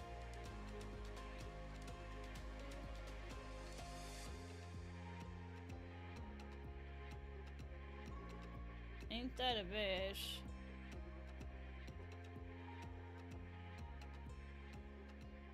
Let's get into the broadcast. Bank was Falcon's map pick. What part of the plan went wrong? I think we had the plan at the start, it was good. And I think FaZe adapted really well at the end. And with just some his eyes are really, really red. Like doing early kills and stuff, like giving early kills. So I think it's mainly this, and I think we'll try to fix it for the next map. We spoke about some negative stats, important stats from FaZe Clan, but you still managed to win NSI. You're here fighting for another hammer. You just won a map. What is so special about FaZe Clan? Acho que o nosso diferencial maior é realmente o coletivo. Acho que a gente joga pelo outro e isso transforma a gente numa grande equipe. Thank you. I think what makes us special is that we play like a team. We play for each other, and that makes us a great team. FaZe have absolutely shown us amazing teamwork. They snatched this first map out of the hands of Falcons, and I thought Bank was Falcons or Europe's domain. It was Europe's domain. In fact, Falcons have not slot that map against any other regions than Europe since the Jönköping Major in 2022. That's how long it's taken for them to fall to a Brazilian team on Bank. That's how big the miracle from FaZe was. And how did they do it? It was mainly Handy that on the entry. was so and it's good. not just the fact that he was getting so many entry kills. In fact, I looked at FaZe's record over the last year on Bank. Their average entry time was 1 minute 30 left on the clock. Today, against Falcons, it was over 2 minutes. They were more than 20% faster than they normally are on this map, Leo. And the main reason for that, you have it on your screen, Handy. Absolutely insane, both in the defense and the attacks, finding the opening kills. Brille said it best, we're giving way too many opening kills, well that's the truth. 8 out of 11, 6 of them were Handys. Handy right now is the one dominating the server. And that is a big problem because he said it best, the best quality of FaZe is their team play. So what is happening right now? Falcons are on the nerves, they're losing their entry kill. Then what happens afterwards? They give more and more space. And what happens when you give space to a team like FaZe? They will take it and they will crush you flawlessly, not leaving a single gap. Handy right now is the one-man army, the one guy to shut down. And FaZe are that team that if you let them set up, they don't make silly mistakes. They don't give away man advantages generally. So the fact that Handy, and he is the one that's forcing the pace. Of course, it's a whole team effort, but he's the one that was so good on the entry. He's forcing the pace. He's winning those entry engagements. He's the one single-handedly putting Falcons under pressure. There was no sugarcoating in those interviews because I feel like what the players said really reflects what we're seeing inside of the match as well. With Handy and FaZe playing for each other, getting those entries, playing off amazing teamwork that we're seeing as well. I mean, the crowd here, they're backing Falcons, but so far it seems like they might be on the losing end. It's fine. I would say this, it's the first map of a BO3. We're looking at a team that has been consistently reaching grand finals. No, this is not only copium, I think it's experience. And I will say this, Border is the perfect map to reset. It plays out entirely different from Bank. It's all about the gunfights. They need to start winning those opening engagements. I was about to say, who's been winning the gunfights, Leo? It's been Handy. So far, it's been Handy. It's been Handy. From one map to another, everything can change. I didn't quite get the border pick. I really wasn't quite sure on the border pick, but then seeing FaZe that are a much faster FaZe than we've seen in the group stage, that are really taking the fight to Falcons, it does make me wonder. I think they've got a few tricks up their sleeve come border. We're looking at the Xbox fan cam, of course, showing our fans in the arena so far, where we talked about, the majority is favoring Falcons here, of course, with their hometown heroes, but I want to talk about Border a little bit more. It's a very frag-heavy map, right? It's all about taking space, something we've been seeing Falcons do a lot. FaZe do a lot. What is it that Falcons need to do to get back ground? Be disruptive. That's the main thing, right? Because right now they're so afraid of taking the gunfights, they keep on giving space to Falcons to set up. Most of it, honestly, from outside as well. And so if you give that space, FaZe is just taking it and just executing things step by step, methodically, and there's nothing you can do. I think for me it starts by being aggressive on Border, trying to bring the pace back to you. In the end, who has the fragging power in this matchup? If you think about the two quality of these two teams, FaZe, they have the team play and the adaptation. Falcons, they should have the best gunners. They should go onto Border and be happy about just bringing it to a gunfight. Because in the end, it's all about the team play. FaZe will win at that game. It's that crazy P word, right? Pressure. Falcons seemed like they were under pressure because of what FaZe were doing on Bank. You don't let that happen on Border, like you say. I think just be a little bit more dynamic from the Falcons' point of view. Take some risk, have a little bit of fun. That's when we've seen them play their best Siege. When they've got that energy, they're having a little bit of fun, and they're not letting the pressure affect them. They're so used to winning that grand final or that upper final. They're so used to it. It's fine. Use that life. You have one. You can go to the lower bracket. Maybe it will break the curves. It's fine. Just have fun and play with your gunfights because it is the one thing that they have, that mechanical skill that can put them on the edge. So fight fire with fire is what I'm hearing here. But we speak to our players. We also check in with the coaches. What is your expectation for the map Border? They usually don't pick that map. They might have an ace up on their sleeve. Who knows? I think it's a map we like. Props to them for Bank. They play really well. And now we go for Border. And I think we got a lot of understanding on how they're playing now. And they're gonna fix for Border. Border doesn't suit that well FaZe Clan playstyle, so just tell me, what was the plan behind that pick? Border é um mapa que a gente tá gostando de jogar agora, né? A gente não tinha ele, mas agora a gente passou a gostar. Então, acredito que a escolha foi porque a gente achou que eles eram piores nesse mapa e a gente resolveu escolher. Okay, we're kind of started to like this map now, so we want to play that, and we think they are worse than us, so that's why we are choose that map also. We already talked about it. Fight, fire, with fire. I want to talk about specific players maybe on the side of Falcons as well. Is there anybody that really needs to step it up going into the second map? I mean, there's a clear candidate here. I think the real thing is Solotov. Okay. I mean, he's been losing almost all the entries. He's 0-4 right now. He used to be the one that carried Falcons all the way to that main stage tag. I don't know what you think, but for me, Solotov is the one that needs to step up in the entry department. I was thinking that, man, on your screen, Leaky Fact. I think when you're in a bit of a hole, when they were on bank, when they were clearly doing their defaults, Falcons were not doing anything different from their default, and FaZe have come with a very clear game plan. You look to your IGL to think his way out of it. I think maybe they dropped a little bit on bank. Coming to border, Julio actually said something in that interview just then. We know how they play now. And that was key for me. FaZe have turned up with a different game plan to what Falcons are expecting, so Falcons now need to think their way out of this problem. I see one key weakness in the game plan from FaZe right now. Pretty much everything we've seen is all 5 players committing to step 1, then all 5 players to step 2, then again the same thing. Which means that most of the time, there is no backstab, there is no back pressure. Use that to your advantage. Double up on every gunfight. Because you know there is no backstab coming, you can abuse that. Now, there's one more question I have before we dive into the second map here. If you win today, that means you do have a day off tomorrow and you go directly to the finals. Is that an advantage, or do you feel like you might be a little bit cool going into? Well, let's check the math, Jack. Yeah, I know. I mean, history does tell us. The team that wins 6 Invitational comes from the lower bracket, so maybe. I don't know. May as well lose it. Just break the curse. Oh, I don't care. Everything it takes.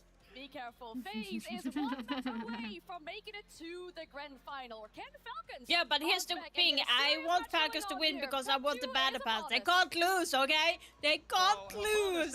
I need the battle pass, okay? On the game plan for FaZe, they want to win it as they took bank. They now go. At least I think it should be, right? Border, and we are split 50-50 heading into this second map. The reigning SI champions, because they're only 1 map away from another grand final. It would be 3 straight. I wouldn't put it past Falcons though to respond. Bank wasn't their best performance, but here on board, I have if they 19. can get those fraggers activated, I reckon they can still send us to a 3rd. Who for Falcons will be the one to rise to this occasion on this So stage 19, in front of their fans, 20, 21, 22. home arena, Yep, the I Adidas would arena. miss. Falcons must respond. Here If I on miss Border. this, It is I would map miss the pick battle of pass FaZe, by but it's 1 Falcons to point. take. That is not what I want at all. I don't want it to miss.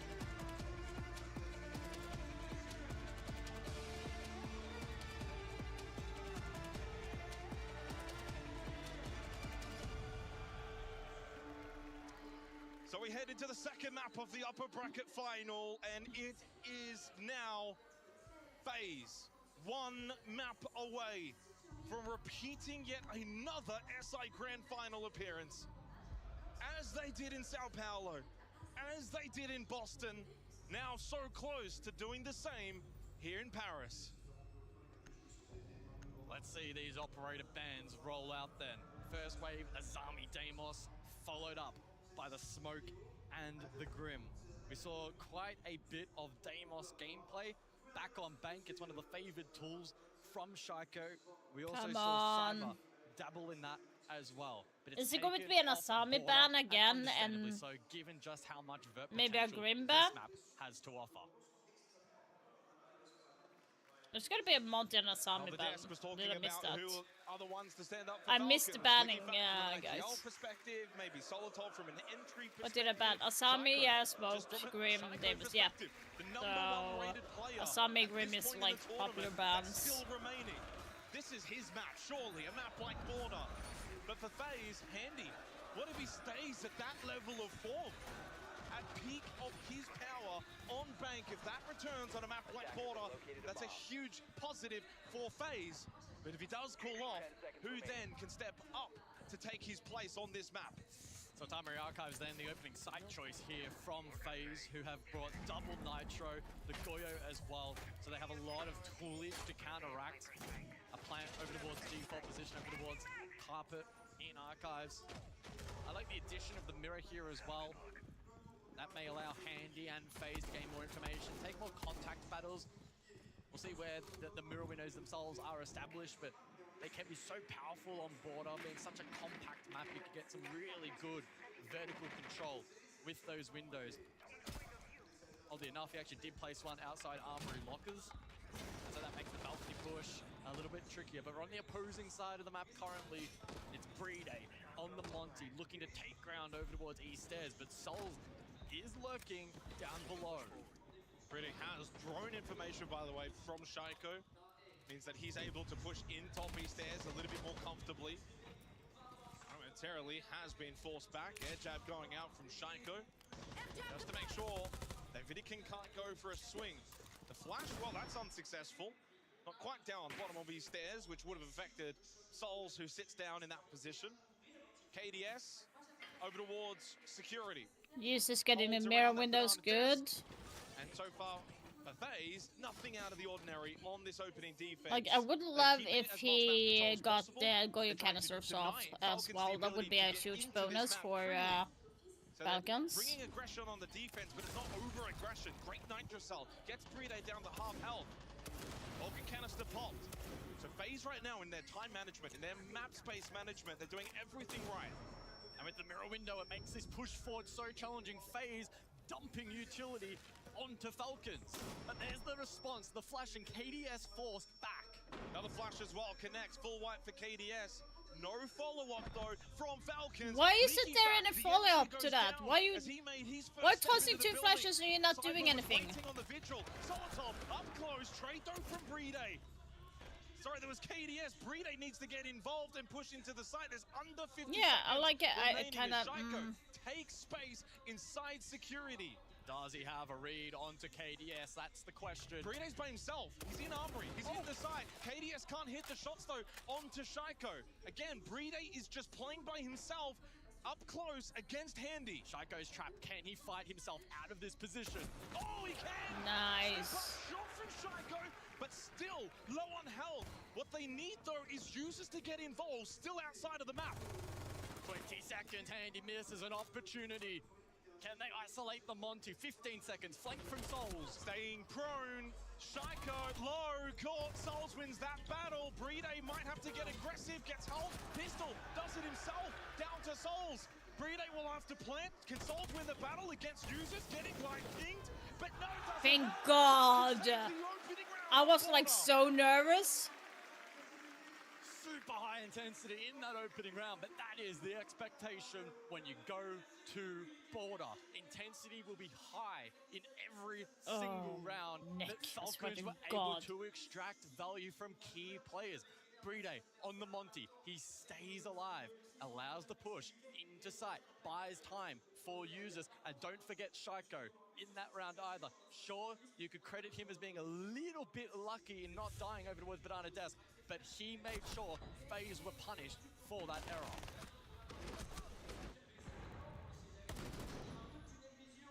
This is the moment, up, bang, and he had to be quick with those shots. Brede as well held so much position for Falcons in that round towards the site of Armory.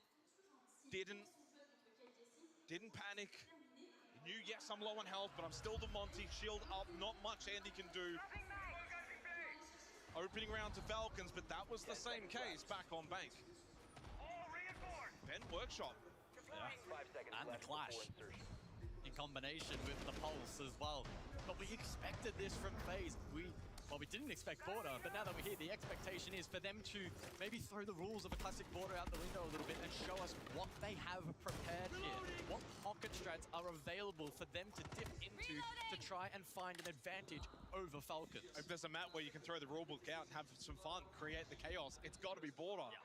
The most attack-sided map, although it only sits at roughly 50-50 anyway, with how defender-sided the vast majority of the map pool is. Now, Vidiking and Handy, I mean, so much information that those two can actually gain in this round. Playing the Solus, playing the Pulse, and then you have the Clash as well for late round, can sit around the site, can help others out if they're taking contact fights, the nice swings towards 90 like that. Now, like the lineup here for FaZe, it means for Falcons, they're going to have to deconstruct it.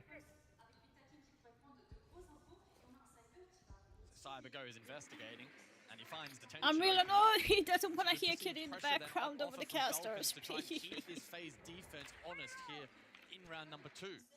The drone work as well here from Falcons has been phenomenal. They've cleared customs, they've cleared waiting, they've got Shaco established on East Stairs. And so they can start to encroach the lobby side of the map and maybe consider more of a focus horizontally. And that may take the Pulse, for instance, out of play a little bit more. But if they don't contest the vert, that may enable Handy, for instance. So a lot of chess games taking place at the moment. Tap, tap, tap, not connecting though. Solotov, the one that's come off worse from those attempts. Vidiking inside office. Of course, he'd have the information from the cardiac sensor. Shaiko goes down towards the main hallway. He will fall. Oh, not yet eliminated. DB&O. KDS that finds the opening kill eventually. No way. The start fragger for Falcons. Why are you taking those peaks, Solotov? KDS alive. Liquefact will bite back. And just before Souls as well could get into a good position, block off the doorway from Break. Under a minute, 4v4. Both teams capable in this second round. Oh, but here's the lurk through lobby from Falcons as Solotov nets a kill. It's advantage Falcons. Bride and Liquefact together. Smoke goes out. Bride will go for the plant inside of the smoke.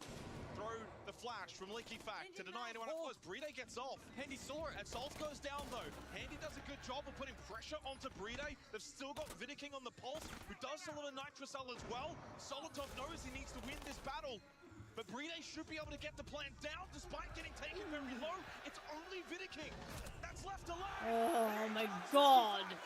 It's like such a nail biter of a map. And they're working for it. FaZe are making them work for it. Falcons are digging deep here on Bordeaux, and it's only 2 rounds in. I think you have summarized it perfectly. Falcons, FaZe come on, you can do it. You can do it. Work for keeping them. Do it. We saw the Solace play there in the last round from Handy, enough to deter the plant. Do it. Ultimately, though, wasn't quite enough to flip the man count advantage that Falcons had rightly earned themselves in that round. And funnily enough, you look at the opening map, only 1 round opening kill wasn't converted. To start Border, it's 2 rounds straight. Completely goes against what we saw on Bank. The fact that we played 11 rounds on Bank and only 1 of those was not converted, but to begin a map like Border, so frag heavy, so many opportunities, especially when you go 5-4 up in the round. And so far it hasn't phased Falcons now actually playing from behind. What it does though mean is storyline-wise, it's still more of the same from FaZe. They've found a way to take what is their weakness and turn it into a strength, but they just haven't converted to start in the opening half. So we head over to bathroom then. The final round before the additional operator bans will be introduced. And for Falcons this time out, it is double specialist drone operators. Users on the Brava and Shaiko on the shot drones of Twitch. Both of those particular operators will counteract Good the pick. really nicely, especially Shaiko. And of course the Banshees as well. Users can hack those and claim them for his team. And for FaZe, 5 new operators, so really showing what their operator pool looks like. Come on. Any of these ops except the Mirror in the opening round. The other 4 completely new. First time seeing this composition going into bathroom towers. On the flip side for Falcons, yeah, Doc could be 3 rounds straight. Ooh, Monty twice. Shaiko. It's just his shot drone that does get shot out. He had a very, very small window to hit that shot. Sends the next one in. Can he hit it? Oh, the lineup, I don't know if that's connected. No, he's missed. It has not connected from range. In fairness, from that distance, it's a tough shot. It's a very tough shot. If Shaiko's struggling with that shot, you know it's tricky. Liquefact lurk entry through passports, got eyes towards body stairs. Speaking of that position, it's Souls that's very close by, just underneath. If he were to make his way up, it should be a free kill for Liquefact. But Souls is actually pushing towards Liquefact. He's right on the other side of this reinforced wall. Zeus's that finds the opening kill. That might get Souls to move. Liquefact couldn't hit the headshot. But I don't think he was ready for Souls to be that close at the wall. It's hard to blame him from that particular position. 5-4 though in favor of Falcons. Minute on the clock. Bride has diffuser. Come on. This is so nerve-wracking. Ultimately forfeited second 4 with that drop down from KDS. Double nitro though available. They've swept through, cleared out security. They got top east stairs control. Hatch opened up above site. Nitro from Souls plays, rips it, finds nothing. Board at the bottom of east stairs as Shaiko can now push through, create the chaos for Falcons. Wants to get into the site. KDS bathroom. Vidiking is still close by inside a workshop, but Handy a distance away in customs. Oh, Brede isolated 1 versus 1 again. Pistol hits a headshot and gets Vidiking very, very low, but they combine the duo. Do for FaZe, and now with only Solitov Brede left, FaZe are right back in this round with just 14 seconds left. They go the plant as Solitov will cover, looking to deny the entry, hits the headshot. It's only Handy left now in a post plant. No. Hits the headshot onto Solitov. Just balls on this man to pull the pistol out against Handy of all players and hit his nicely shot. done. 3-0 Falcons. Brede cold in the clutch. They're going to ban Monty right now. I think they're going to ban him. The early duel, They're going to ban catching Monty. Handy off guard. There's no question about it, and I think the second one might be Mira. Yeah. Monty banned.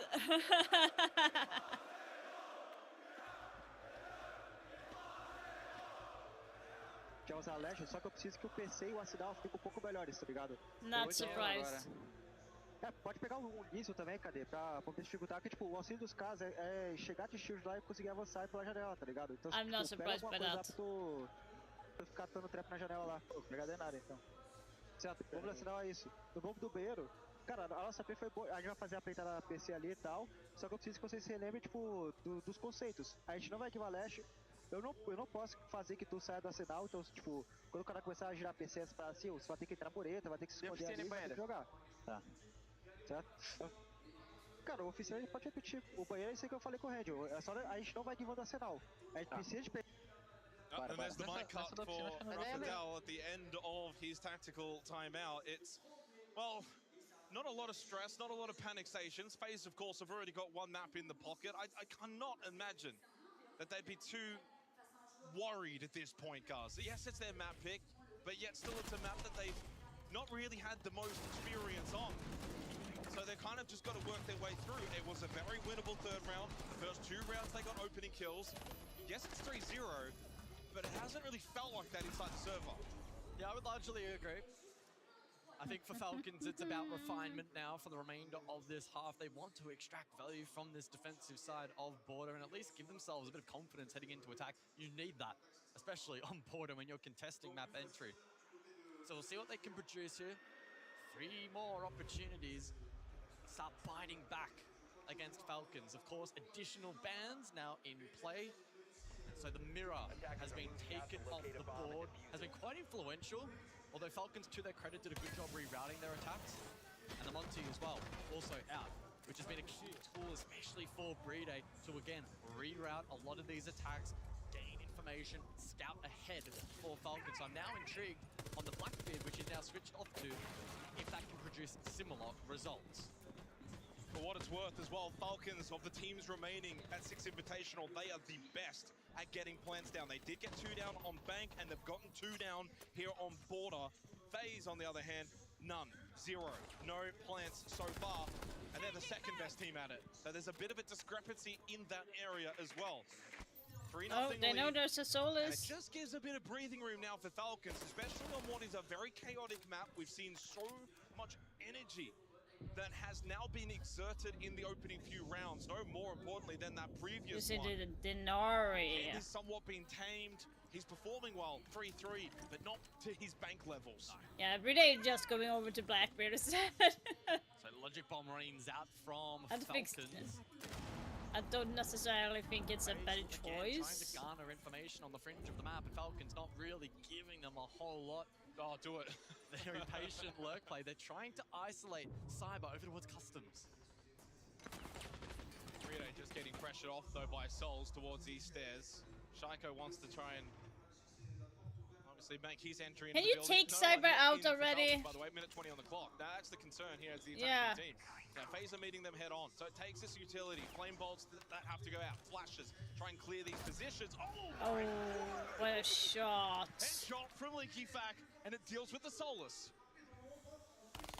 Minute on the board for Falcons. They invested a lot of utility to them, and Souls remains inside, waiting. He's got a ping. He's got the line ping. They know exactly where Souls is. And he's trapped in towards the corner as well. Oh, no. Making his move, caught by Handy. Trade elsewhere. Shaiko gets involved. That's his third kill. Advantage stays with Falcons as Solitov doubles down on that. It's only Handy and Vidiking. Oh, Handy finds the kill though, and Shaiko is low on HP, but Handy traded out. And now it's Vidiking. Now they should win. He's like 1 HP. Come on. 4 straight, and indeed, Thank God. Falcons. They can smell those roses, and maybe that third map still a ways to go, but a 4-0 lead puts them in a very solid position here on border. And a tricky position for FaZe. They've used that tactical timeout, and it hasn't resulted in a round win. So they can't look to rely on that for the remainder of border, and it's up to these 5 inside of the server to try and formulate a plan to shut down a Falcons team that are doing a really, really solid job in investing utility early to flush out positions and then backing themselves into convert these plays. I've got the translation from Rafadel's tactical timeout that was just prior to that previous round.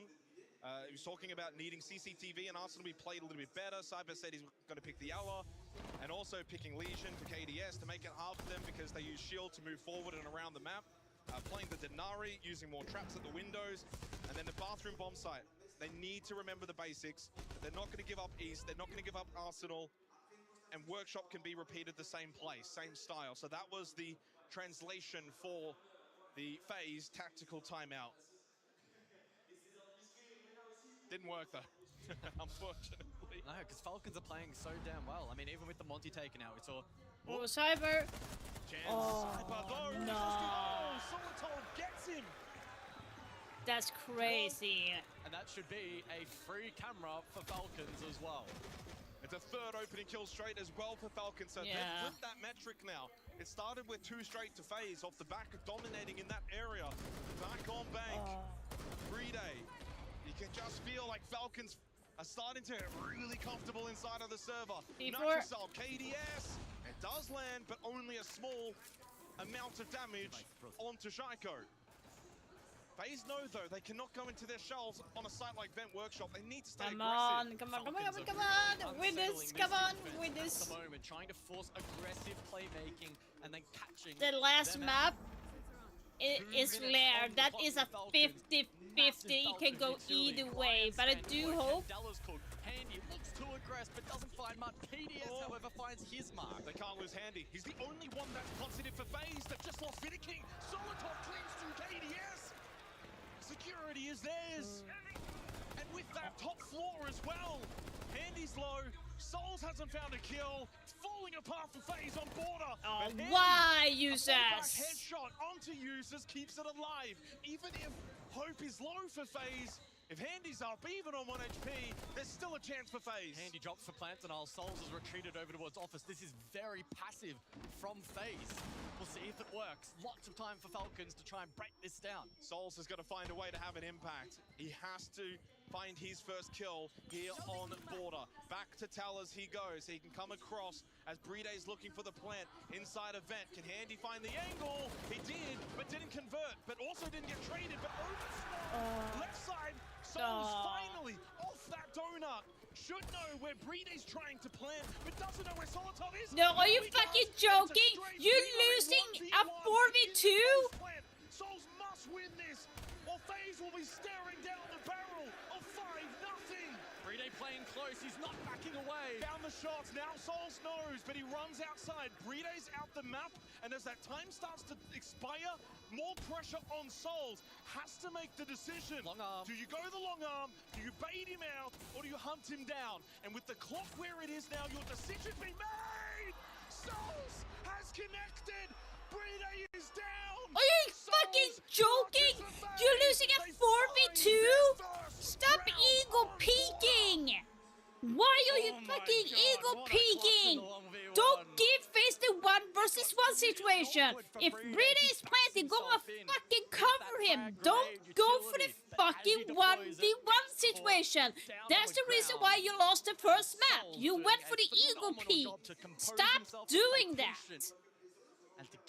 Oh my god, seriously, that is annoying. That round. This is always a good lesson. You can never do a 1v1 against FaZe. It doesn't work. To make the impact to win a round. The previous rounds are gone. They're irrelevant. You cannot change history. But you can still have impact in those future rounds. And we just saw that from Souls.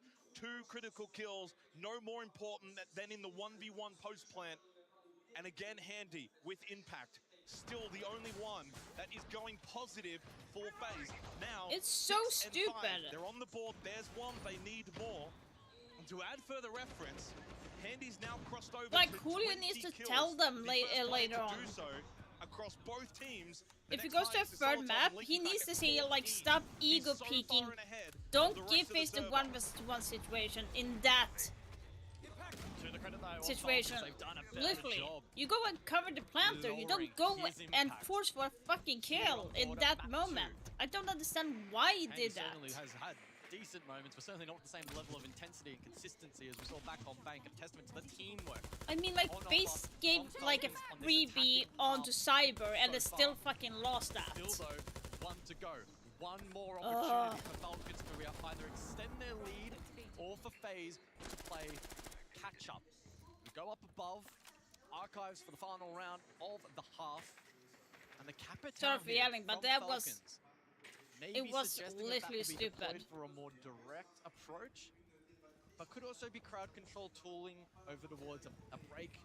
It was so stupid of them to lose that. For that utility to be deployed and have impact in this. They can do better. That's the thing. Like, they can literally do better. On the same game plan. And don't forget, FaZe is the best team remaining in attacker win rate. In fact, for the entire tournament, there was only one team that was higher rated than them, which was Weibo Gaming.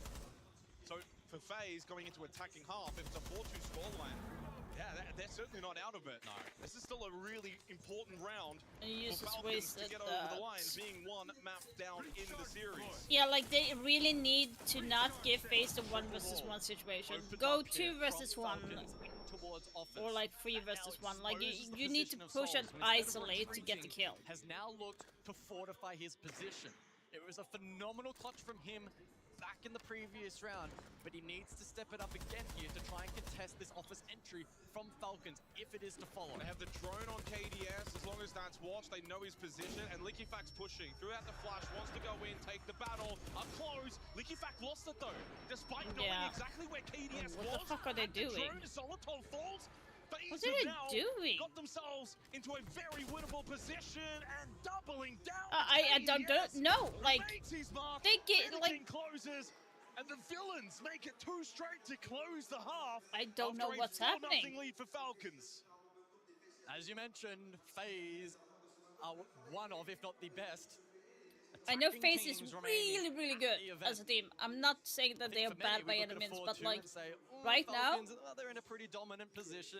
Right now, it should be Falcons win on this map, but I don't know why they're like fucking around right now. As we head into the bands to begin the second 4-2 in attacks, really, really good, but Border is a slightly lean towards attacker favored. Closer to 3-3 sort of territory in what would be maybe a more neutral matchup. Falcons need to win this. But one thing need to hold security really well. They were able to find their strength once again. Opening kills. And need to isolate so they can get the kills. Sure, but they also started to get the plants down. 3.5. That's another good sign. Compared to Bank, which they lost 7-4. Ying and Clash, okay. I'm not surprised by the clan. And that's the positive side. That's Fluke. Now on defense, still within a very good position to go and take this map, despite FaZe being I do this. The bands, Monty I do Ying, this. Smoke, and Clash. I'm doing the old school. From a tactical perspective, what kind of tempo FaZe want to bring into Border. It's well known, and the stats back it up. They are the 16th team overall at the event for entry time. whether that be either a successful or an unsuccessful entry battle. They play slow, they play patient, they find an opportunity to make a play when they feel settled, when they have the correct information, when they layer the appropriate utility. That's not exclusive to attack, but that's going to be under the microscope here for the second half. And on a map like Border, where it can be tough to fight your way through the trenches of that map entry, I think Falcons are going to throw everything they have at FaZe here to prevent Boots on the ground, where FaZe can look to then unlock the map. But that's where they've really switched it up, Gus, though. Back on Bank, 8 opening kills. The slowest was a minute 40. Yeah. The average was around the even 2:10 minute mark. And again, I think that's where it's the sign of a great side. You know that you're relatively slow compared to your opposition. You know that they will know that. Let's pick up the pace. And they did that on Bank. Border's a whole different beast, though. You're going to get far more of a contest at these windows and doorway positions. If we look at the average time of the opening kill so far here on this map, it's actually closer to a minute 12. Yeah.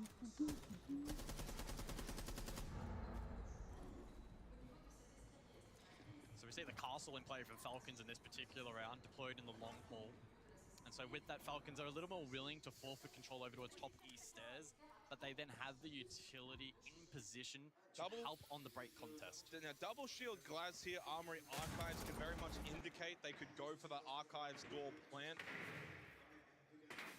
Don't have to put all of your eggs in that basket, of course, but it is certainly viable for FaZe in this 7th round.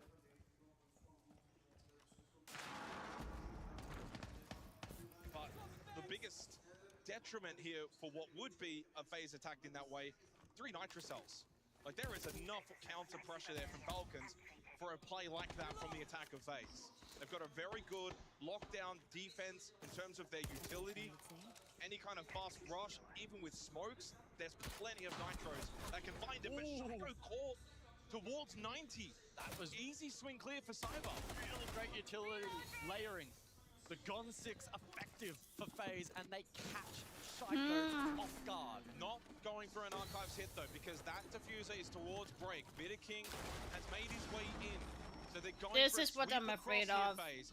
They found the opening kill. They know that defense can no longer be extended towards security. They've taken this space, and they've pushed all the members of Falcons back to the site, keeping them trapped.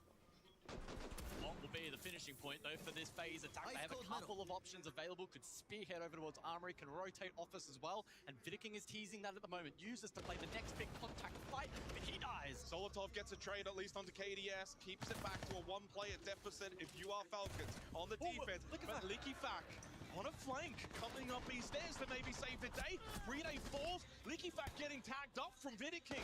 And then the overswing Souls found the shoulder angle, gets the kill. As Solotov by himself, Nitro doesn't do anything. 20 seconds left, needs to find the next down very quickly, but it's a Blackbeard shield up.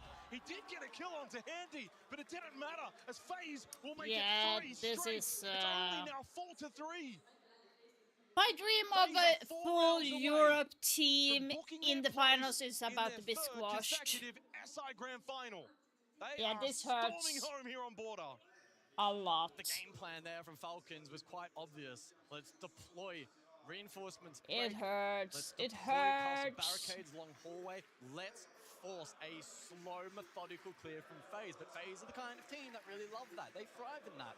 We saw the combination with the Gon 6 that catches Shaco off guard, and then FaZe immediately spring into action. They know how to exploit these advantages. They are arguably the best team here in Paris at doing that. They teased over towards Armory, then ultimately swept over towards Office. They kept the Falcons' defense honest. They kept them on their toes. That play there was absolutely spot on from FaZe. Users gets caught. He's trying to defend Office. The shields, the double shields, start to get into play there for Falcons. There's nothing Solotov can do. FaZe with an ultra suffocating attack to kick off round number 7. Oh, they're playing so well. They're playing so well. So into the 8th round, Vent Workshop we go. And FaZe are going to bring an intriguing little combination here. Fuse and the Blitz. Now it says to me there's again a couple of options here for FaZe, and you can really start to see that they've workshopped this map. It's not one of their more played maps, but they've got the strategies. They're ready to go. They go for a fast hit. Inside a vent, through the window, with a few fuse that's taken space up above, you can easily get that plant down successfully if Falcons aren't ready. But again, they've brought Nitro Cells. Falcons did it in the previous round, expecting maybe that fast hit from FaZe. Ooh, and Solotov gets rid of Souls, no Thatcher. And that's actually very important. The Thatcher's so good at countering the Nitro Cells that can get thrown for one of those quick plant attempts. That's no longer available now for FaZe. Very aggressive run out from that pillar position. Great work there from Falcons to give themselves in an advantageous position for the remainder of the round. And as you mentioned, bolsters a lot of the late round win conditions on offer for them with triple Nitro, with information. Shaiko almost getting caught out, but he'll be okay for now. He's safe over towards supply.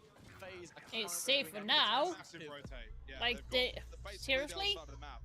Loop re-entry towards break. Solotov's gonna be careful. Oh, Solotov's sword is so careful! Headshot Oh, are you kidding me? Onto Handy, and he gets back safely. Why would you re-peek? Why? There was no point in you re-peeking that shit. Pushing towards Usis, who's got that mirror shield set up. They want to go for a top-down clear, but Handy's by himself towards 90. Surely we don't see yet another 3 versus 4 on the side of FaZe. Force the drop. It's somewhat of a win for FaZe. Yes, they're down a player, but they've forced the drop, so that's full top floor control. The downside, though, Guz, you no longer have the fuse. The fuse would have been so good in this situation with this control towards Armory Archives. Falcons know this. They got the extra player. They don't want to take any risks. They force the drop. And Shaiko's in a well-placed position, ready. KDS. Wifey's Shaiko. What more can I ask? Break this streak of FaZe. 3 straight for FaZe. Falcons now look using impact on my wife? You naughty boy. Oh my god. Okay, I can forgive you, Strike, a little bit for using impacts on my wife, but she likes C4s more when using Valkyrie, so. Then 3 straight for FaZe. Finally, Falcons break that streak and put themselves that little bit closer to taking this second. Like, I'm getting like woozy, like my head is spinning from all the excitement. The crowd certainly wants it to be. But you just get the feeling FaZe will not go quietly into that night here on Border, that they've got more tricks up their sleeves.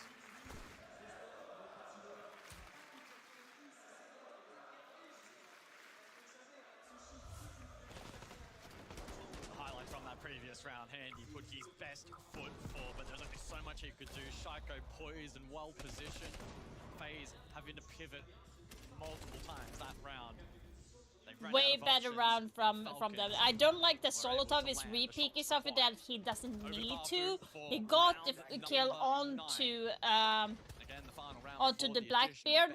That was enough. He should have backed off safely into Fountain and hold instead of re-peeking, because obviously there's going to be someone covering where the Blackbeard died, and that was not like blitz only, so you kind of like need to secure your area instead of like re-swinging. Positions. Vidiking, who can create space on the blitz. How quick do they go here as well? I mean, does it yet? I hesitate to say it will be super direct. I don't think that will be the game plan here from FaZe, but they can definitely... Don't know what Solotov is doing. His Solotov is playing really well. He has 12 kills, but he can't be overly aggressive. That is way... That was a little bit too early from 3-Day. Don't know why. Vidiking probably never had any intention of actually going for the quick bolt in. He doesn't even have the kit. But what he does do is he says to Breeder, you need to respond to me. And he forces out a Nitro Cell. Really good early positioning from Vidiking. Well, there's another one. He gets very low off that from users. What that means is, though, no more Nitro Cells available for the defensive Falcons. And Souls, interesting, trying to play through the smoke from the full board. Cyber catches Licky back. The I don't know about the workshop. And through the horizontal, it's Cyber that gets the kill. Turns his attention towards top middle. This is a no! Oh, no. Clean headshot for Cyber. Solotov's been so instrumental on Border. At 12, though, now 7. He falls. No. Oh my god. Main, but uses there to help out. He gets 2 critical kills. And potentially a chance to get Bride back into this round. Why? I'm like, why, guys? I don't get it. Psycho, a 1 versus 3. He couldn't, could he? On the main stage, in front of his home crowd, with a death mark on his location, it's never been more difficult for Shaiko. And he cannot handle the pressure. I don't get why Falcons feels the need, if they miss the shots and then go for a repick right after, they're going to be ready. I just don't get it. And there's the power of the Deimos on display when you find yourself in an advantageous position. If you're the solo in the clutch, and especially if there isn't a mute for protection, or you can't find a mute jammer, you find yourself in a world of hurt pretty quickly, and even the best in the world find that a very difficult position. The groundwork before that from FaZe was phenomenal. The cutoff of Bride, again, when they had the advantage, FaZe... Glass and mirror, okay. Not surprised about that. We saw it used twice, and it can certainly have effect as we go into a timeout from Julio. On this map, so woohoo! I got the bandit body skin. Like these, push everywhere, so I got everything today. Big traps. I feel like pressure everything for today and tomorrow. Well. They don't Let's like go. it that much because they're not comfortable like step by step, you know. Only if you do fallback. We did fallback is good, but I feel like now we put a little bit more pressure with traps. You can bring even like info for side for guys that are afraid that you just like push side or shit like this. But I think we can take the control of the map, you know. Just traps everywhere. You just play on the communication, you know. We help each other. Okay, they're going for the gap, but we have trap. Just we take stuff together, okay? You're just smoking stuff and making us move and please. Let's play like classic. Well, you heard it there from Julio. The messaging is quite clear for the remainder of Border. Try to play a more deathmatch style. Sure, sometimes the peel is appropriate, but if they can try and meet FaZe head on and interrupt their checklist attacking mentality, that could be a win condition. If we look back at that previous round, great lurk from Cyber, and used this with a decent fight back. But he had to try and combine with Shaiko. Unfortunately, he falls.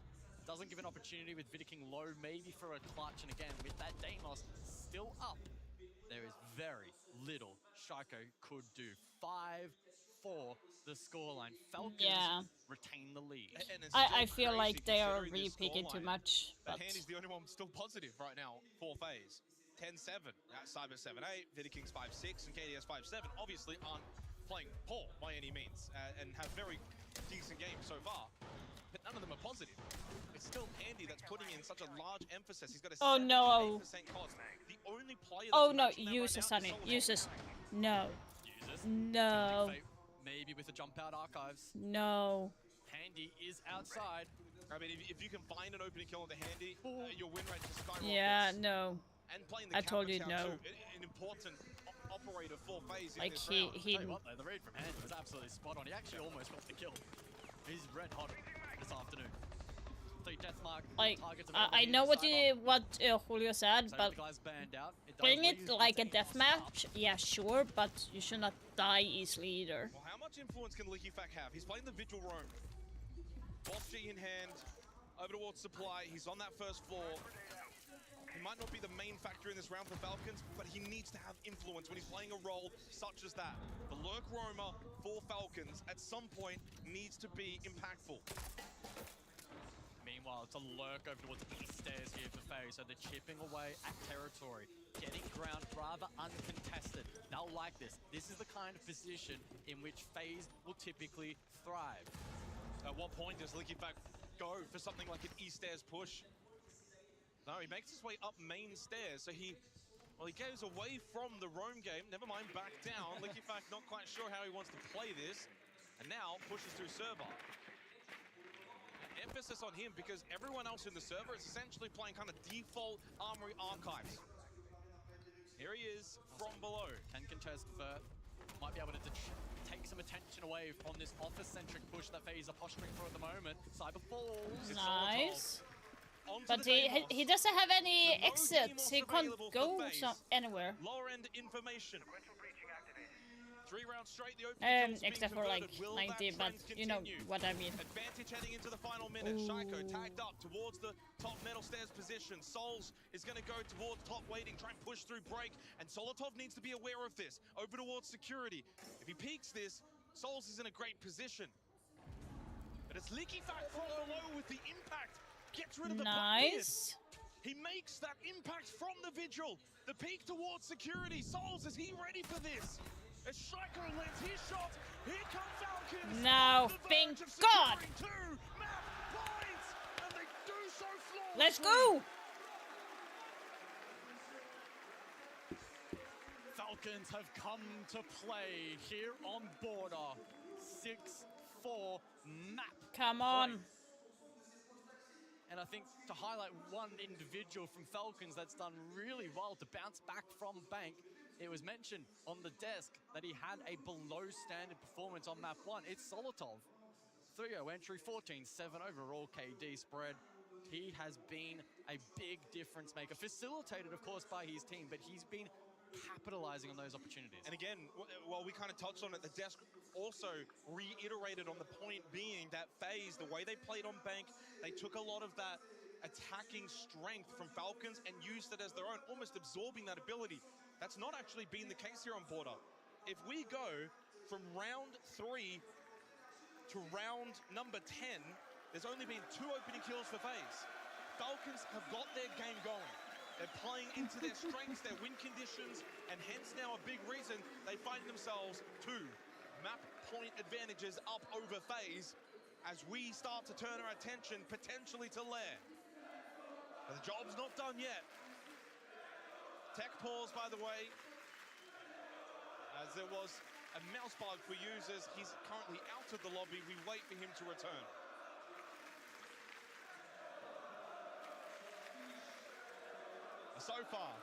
So far, guys, it's lived up to the billing. The grand final rematch in the upper bracket final.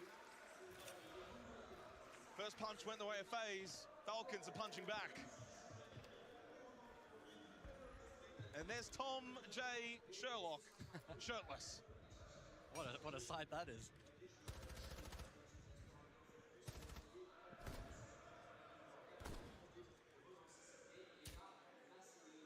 Is that the Breed A chant? It is the Breed A chant. Classic. Well, we take a breather here, we take a rest. Vent Workshop coming up next. 2 opportunities for Falcons. And these will be 2 very stressful rounds. They need to get this done. Get to Lair. Have the break in between the maps. For FaZe, everything's still to play for here on Border. And looking back on their Border guys, again, they've not won this map when picking it in the last 3 years. They're on the verge of losing again, but they have been ultra competitive. Yeah. And it just goes to show that the best team in the world has the best map pool in the world. But they can even bring a map out that they just simply now they're blocking the in upper screens. bracket final. We already know what brand they're using. Of course, Kicks will always be part of Siege and this family. Yeah, it's still hard to imagine that he's gone. And in case you missed it, we are unfortunately in a technical pause. Falcons currently leading 6-4. The pause was called by users reporting a mouse issue. So he is unfortunately still out of the lobby. Maybe we're waiting for the backup mouse to get delivered. It's simply delicious. Well, Brito's been pretty good today. Here on Border specifically, 5-4. Hasn't been involved in any entry duels, but that's the expectation. Well, in the plant, it's been Solotov. Yeah, the plant metric though for Brito has been absolutely outstanding. He's #1 at the event so far. 3 plants for him on Border. There is Solotov with yet another opening kill. 3-0 on the entry for Solotov, so he has been able to step up on Border. This has been his fun house. 14-7, 3-0 entry, 80% cost. Coming into today, top 20 rated player at 6 Invitational, or playing like a top 10 player on Border. And Handy, to his credit, has kept his form here on Border. Obviously, not as dominant as Bank on a team that's losing a lot more than on Bank, but 10-8 70% cost. He just hasn't been able to get an entry battle. In fact, 0-0. So Handy has not been able to get into those entry battles to give FaZe those head starts. Attackers activating diffusers.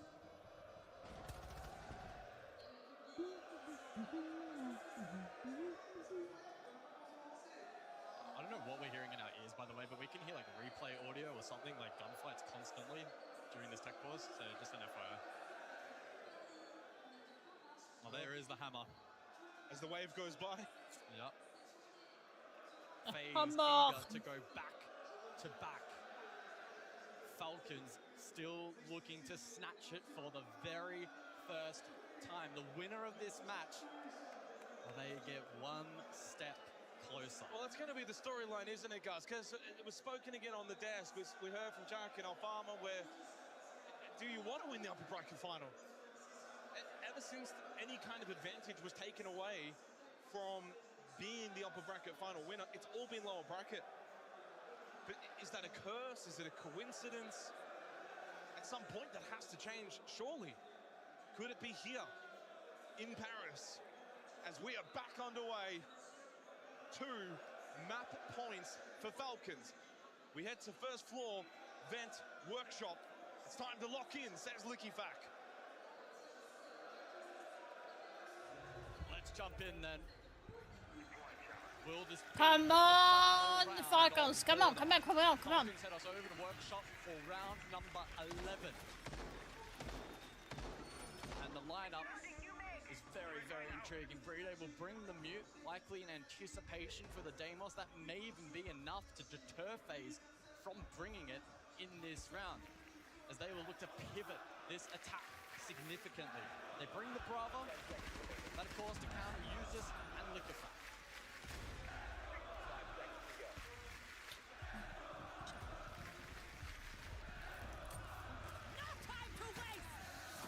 A sweet noise, isn't it? No time to waste! A live arena. The 6th Invitational, it gets better and better every... I want to be a voice actor for this game. That would be awesome. Grow old. I would. As they stand for Falcons, 2 opportunities, 2 chances. I'm gonna get you. Imagine if you have an operator that says that line. I'm gonna get you. Like, wouldn't that be creepy? Falcons currently searching for a lot of information around the map at the moment. Or like, I'm coming for you. FaZe dedicated with their drone work though, and Cyber's been able to hack quite a bit of utility. Dodges the burst as well. It's been very, very good from Cyber. Yeah, that is fruitful over towards front door. That could definitely come into play later in this round if we see FaZe pivot and try and spearhead attack from that particular position. Come on, Falcons, get the opening pick and you good. Looking for the sweep across on the top floor as Vidiking. Like, get the Blackbeard would be a good thing. Pushing through east stairs, wants to try and get in towards office. He will do just that. 3 Day sits below in bathroom, has a Nitro available. Vidiking just keeps on searching. Licking back over towards Fountain, now push back, top metal. Solar top taking low towards security. FaZe are just slowly bringing across this wave of momentum. There's 2 quickly from Vidiking and Handy. Pressure back on you, Falcons. Who will respond? It's users. Big kill onto Vidiking. Yeah. That's the Blackbeard down. That's a big entry positional player for FaZe off the board. What can Solotov do? Backed into a corner, low on HP. Can he push forward and find this kill? Why? Again, Solotov is overpeaking! He's literally overpeaking so many rounds now. I'm getting really annoyed by him doing that. Don't overreach. Gives them a 4 versus 2 advantage. Like, he should have waited a little bit more before he went. We know how good this dynamic duo can be, but this is a tall task for users and Brede to close out the map for Falcons. So much pressure above here from FaZe and so much time to prepare themselves for this final push. Oh, down bottom metal stairs, they fall together, users and Brede. And a hush over the Adidas arena. Like, Solotov has been overpeaking so many times. If I were a Solotov, I would have waited an extra, like, 5 seconds before moving, because then the guy in Archives would think that, oh, there's no one there, I don't hear anything. Selected from Falcons. Like, there was no point in Solotov being aggressive at that point. Builds up once more. Only one opportunity remains for Falcons to close out this map and send it to Lair in regulation. The side of choice will be Tellers and Barthel. Here's a look back at that previous round. Vida King marching forward on the Blackbeard, handy bit of pick as well. So much presence and pressure around the map that there was nothing Friday or users could do, locked down in that objective. And if FaZe want, they could go quick. I mean, are Falcons really expecting a quick rush plan from FaZe? 6-5 at the 6th Invitational upper bracket final. It's the kind of play you would maybe see them pull out. Maybe start a group stage, certainly maybe back at SAL. But would they do it here, at this moment, right now? You're still going to have someone ready for it. If you're Falcons, you cannot let that be overseen. Reinforcing that, FaZe okay. They do drop the blitz. That's interesting. Typically, you would see the blitz for that sort of play. Leads me to believe that FaZe probably won't go. Again, Solotov being so overly aggressive is really annoying at this point. With the way he's been playing today, he gets ownership over such an aggressive operator. Wait, they reinforced the entire Talos wall?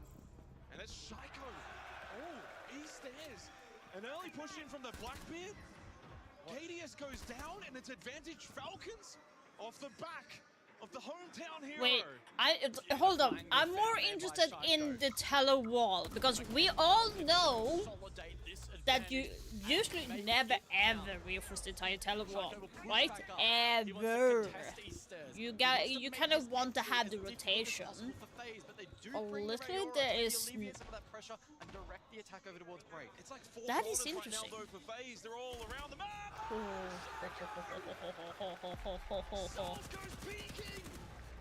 And you go teaching. Clean headshot. And this seems like it's done. No, don't say that. Don't say that, because I have lost. Because they got too heavy-handed and wanted to kill. It's marginal. But you don't give up on a star like Handy. Vida King needs to help him out, but he just pushes in willingly on his own accord. Thank you. As good as Handy is, and he so very much is, even this seems beyond him. 1v5. Yes. Thank you. Thank you. I like that. My dream is still on to get the battle pass. On board on. It was a big call for FaZe to head us to this map. The game plan from Falcons. But it took way too long for Falcons to be even getting anything done. We're able to grind out the rest of that map in regulation. Lair required, and that one is even harder to call. 15 kills from Solotov. Here they come. Falcons make their return on border. It's all tied up in the upper bracket final. We go to the break, and on the other side, Lair to decide it all.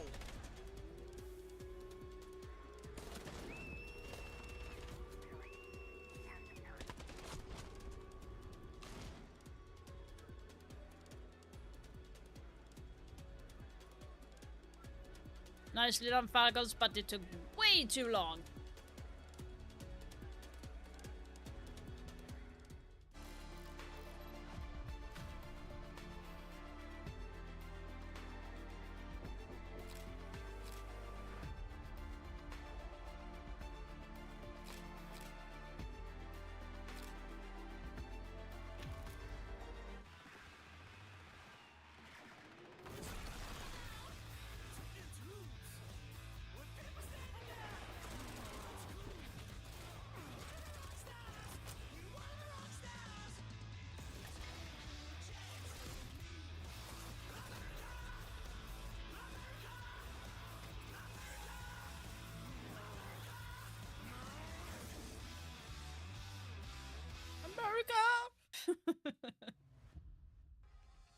Okay, 6 minutes.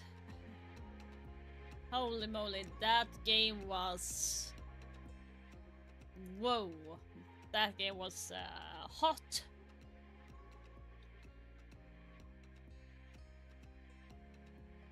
That was absolutely hot.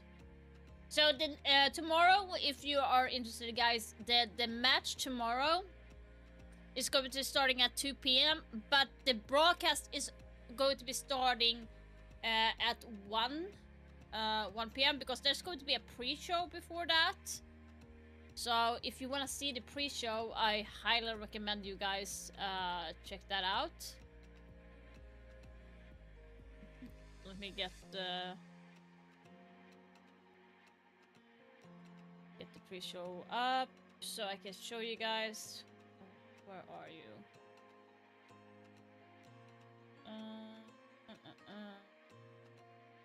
And of course, when I want to show you guys here, I don't see it.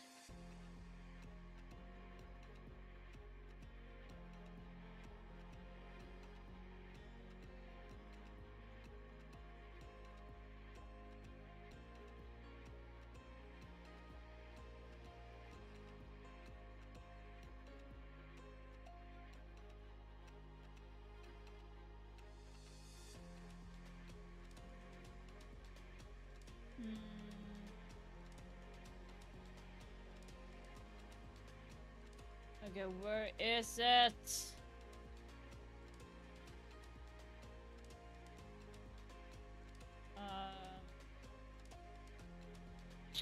Gosh dang it. I'm like trying to see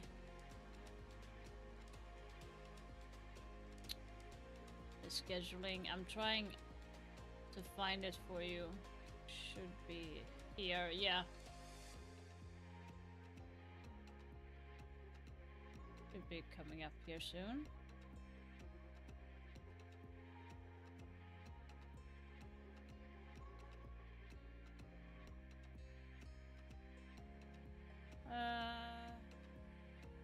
Are you kidding me? I'm not seeing it. Oh my god, no. There. Oh my god. Thank god. I'm going to save that.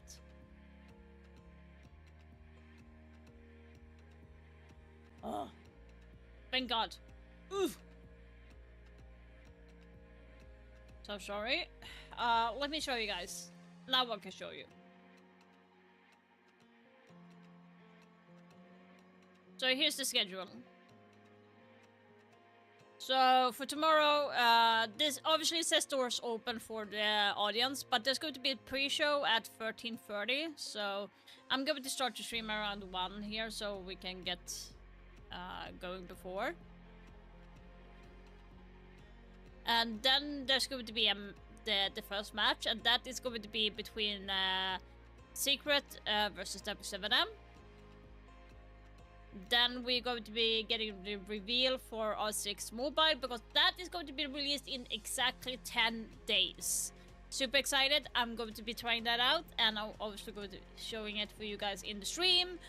And then we have the esports roadmap, and what that means is that they're going to talk about all like the tournaments that is planned for 2026, and including like where SI is going to be for the next year.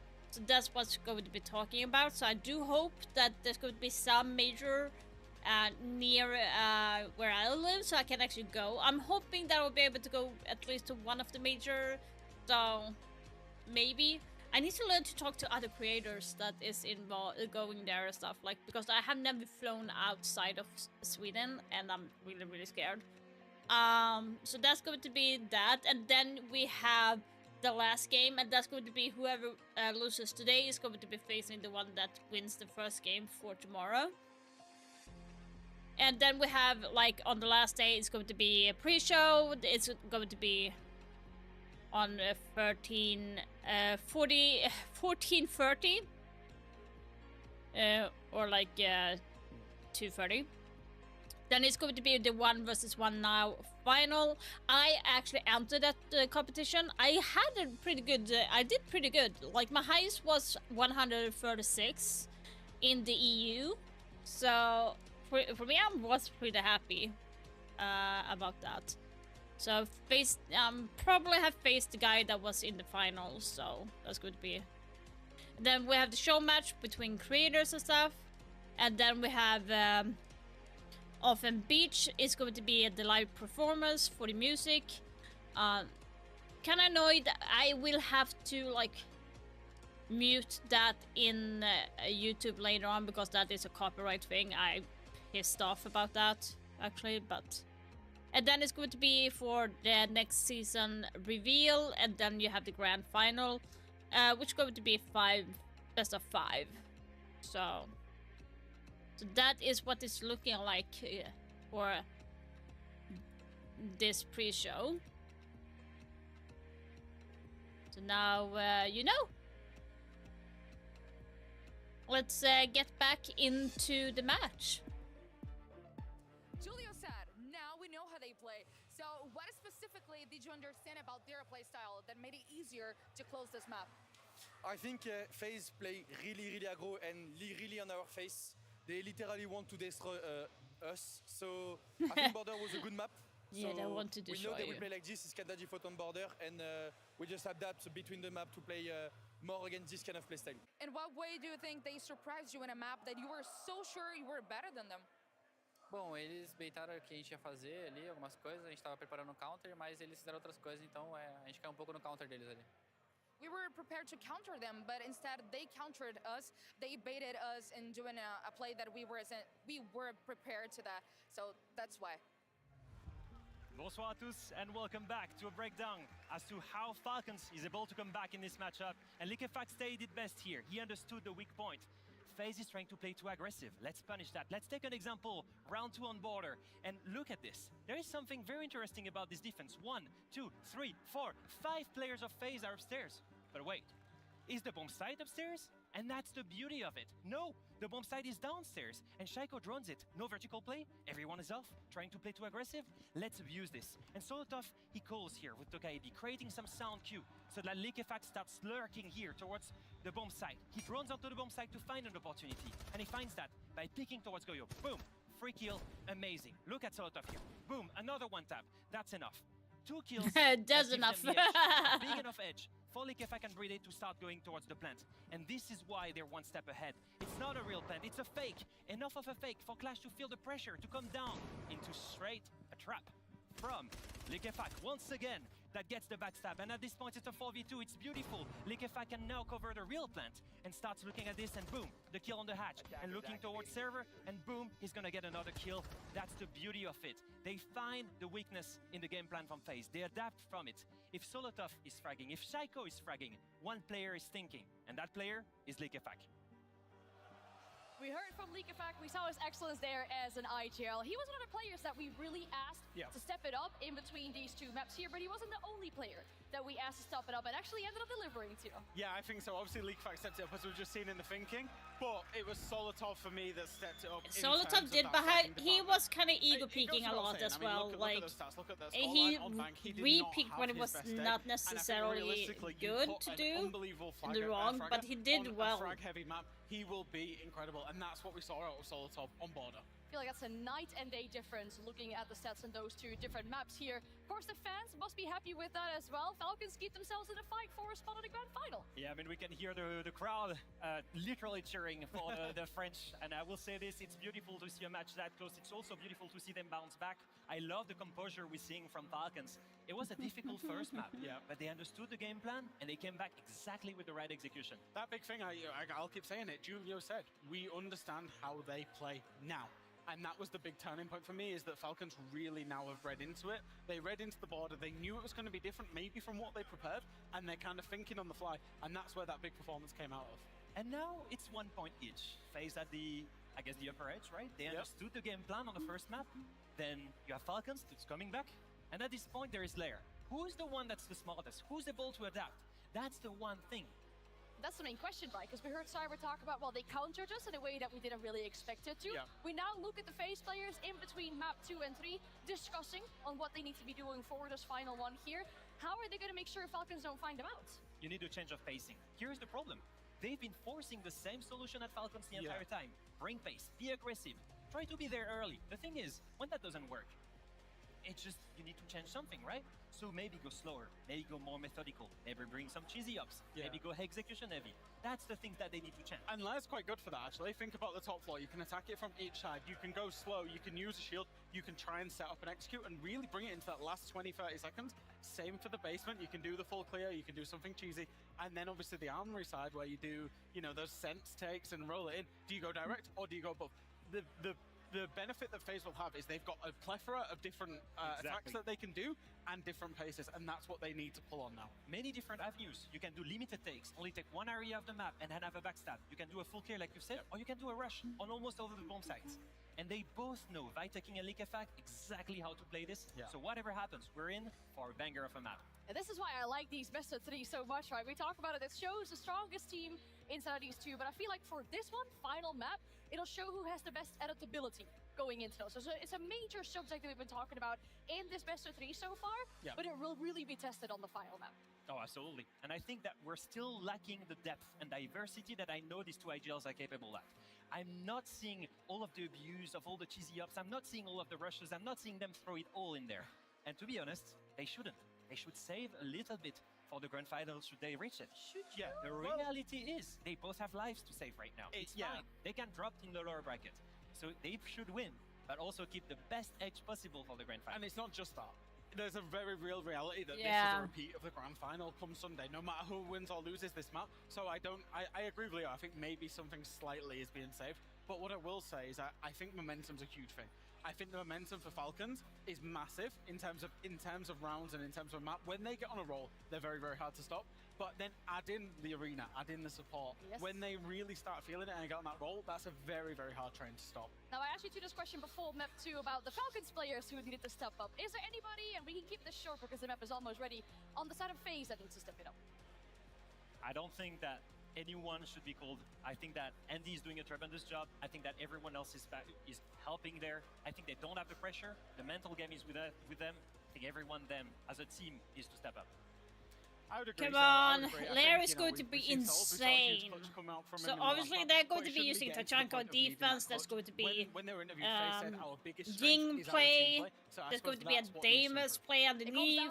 Maybe a Buck underneath if Damus is banned. Grand final, Lair is our decider. So it comes down to Lair, single map, the third map off this upper bracket final. The two best teams putting on a grand show. FaZe through the first punch.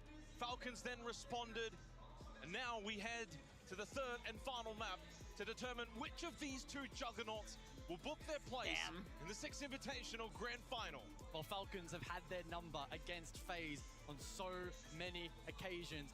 Will they add a fourth to that tally? Their opportunity is now here, in their arena, in front of their crowd. After responding on the second map, Lair now awaits for Falcons inside Paris. They have the crowd at their back, heading into the third map.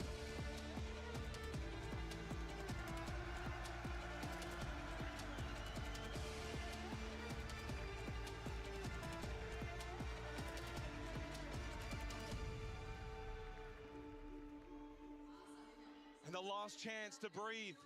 The last chance to collect our thoughts. The bands, like I wouldn't like to say Asami and Grim because it kind of feels like.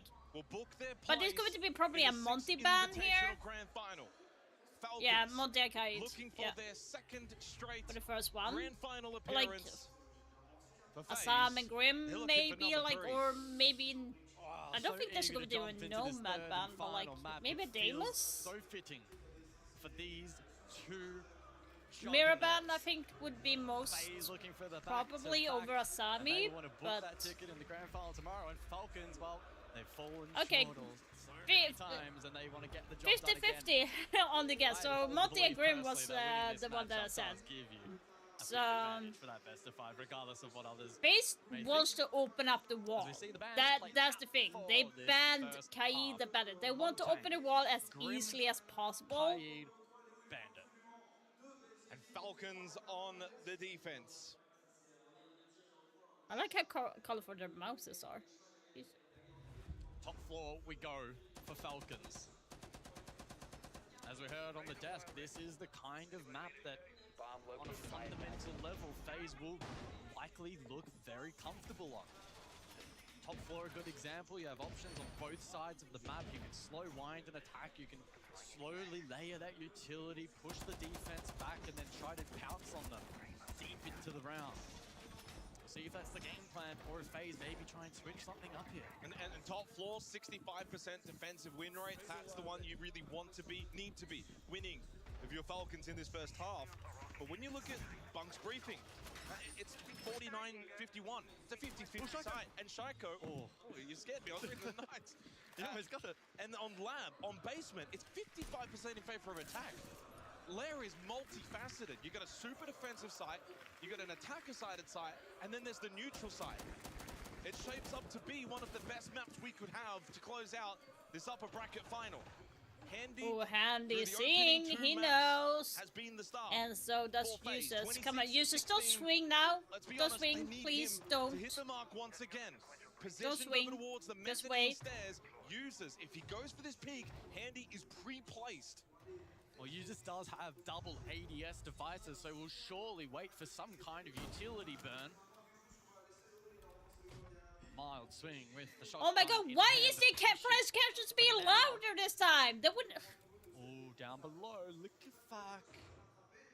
Liquefac, it's your left. Handy, it's your right. Oh, and Handy gets away. Liquefac cannot connect in total. Gives a chance for Handy, and you do not want to give him any second opportunity, any second chance to make amends. Deathmark immediately activated. Users been pressured towards Mezzanine as well, but this time, oh my god, does connect. Headshot shuts down the Deimos, why? traded immediately by Souls. Yeah, nice trade, but it does mean that this lobby control will still be a challenge. Couple of nades taken off the board here for FaZe. This is favorable for Users, who's now able to stall out time with that utility, but FaZe have a pinch opportunity as KDS has been able to sneak forward into Bathroom. This is where Shaiko is going to need to help out and deny any kind of chance, maybe for Vidaking to cross towards Mezzanine, block off Users from being able to push back up. As you said, a pinch potential because of KDS, but Pride Overwatch Display has cut that off. In fact, he's even just landed a wonderful Shamiga launcher onto KDS, has dislodged air jab onto Users, but with the gas babe, no one can push up Mezzanine. There's no positional space taken from FaZe throughout all of this. Users is really valuing his life at the moment, and it could pay dividends for Falcons. 45 seconds on the board for FaZe. Souls is still blocked off from pushing up main. Headshot KDS though, and the Mezzanine is now open. It can be taken by FaZe. They can put direct pressure straight into the site. So Vidaking and Souls can push in, push through Mezzanine.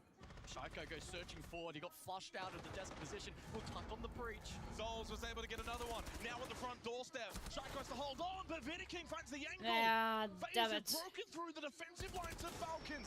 Big shot from Solotov. Creates a 1v3. Vidaking on plant, and he hits the shot. So ballsy. Damn. Instead of stacking the plant, he goes gun up, finds the kill. FaZe will take top floor on the attack to kickstart Lair. And it's another really good display of grit and determination from FaZe on the side of attack. Able to grind that round out. But it got so awkward at the beginning. Liquefac shutting down Handy, taking the Deimos and the frag grenades off the board. They were still able to layer pressure onto Users. They were able to get some value from the likes of KDS and trapping him. But they had Mezzanine trapped off. Great use from the smoke, and they had KDS trapped in Bathroom. What changes the round is KDS hitting that shot in Bathroom. That he was the man to be able to flip it around. We saw Shaiko pressured. He got pressured from Vert off camera. He was forced forward. He gets caught. No repeat. You go from the best defensive site on this map to the worst. Please, I don't want to hear that. Not the way they would have wanted to start this third map, but a dream start for FaZe. Great teamwork. Handy kind of teased out the Jackal, which is a very low peak operator. But attacker repicks off. Falcons know, though, on this site, on basement, you're going to have to play the roam. You're going to have to play aggressive. Like, am I the only one that is like hearing the French casters that loud? Because I'm feeling I have a hard time hearing like what the English casters are saying. And there's no one there though. No. That in itself can feed some information as to what kind of push FaZe may be formulating. So Liquefact hasn't gained nothing from that. By gaining nothing, he's actually gained information. Yeah. And then on cue, opposing corner of the map, top floor, R6, Cyber taking space on the buck. And super important as well, because there's no one top floor for Falcons. A lot of first floor presence though. So by opening up these top floorboards, you can get that information, force them back to site, put pressure on. There's a drop from users. Breeday's gone back as well. He's in lab. So Falcons are being somewhat conservative with their roam. It's not a full roam commit. They're more than happy to go back, play basement. Yeah, it's a 3-2 split currently, but they will likely drop down here, trying to soak up a bit of time, a bit of drone economy. Some contest though. Cyber a little bit low, but Shaiko wins his duel. Leafback, don't die here, honey. Don't die here. Well, start for FaZe, 0-2 to start. Falcons are going to make the most of it. They couldn't capitalize in the opening round. Despite Handy now 2 opening deaths straight, FaZe still lead. And we know, and we spoke about it, they're very, very good at bringing back these 4v5 differentials throughout the SI. It's a matter of conversion for Falcons. They can bunker down on objective, play into the utility that they have on Spam is not banned. Would it be fast to use spam at this point? You've got Goyo canisters still established from Solotov. This is good positioning for Falcons. That being said, there are third options for FaZe. And if Cyber can open up some nice angles, maybe create a bit of space for his team, it could be a difference maker. 4 bullets left though in the skeleton key, so limited now, and he has to really make sure he makes the most of this. And he does get the kill onto Solotov. Damn. So there has now been enough space opened up to make the most of it. Big kill back for FaZe heading into execute. 45 seconds on the board.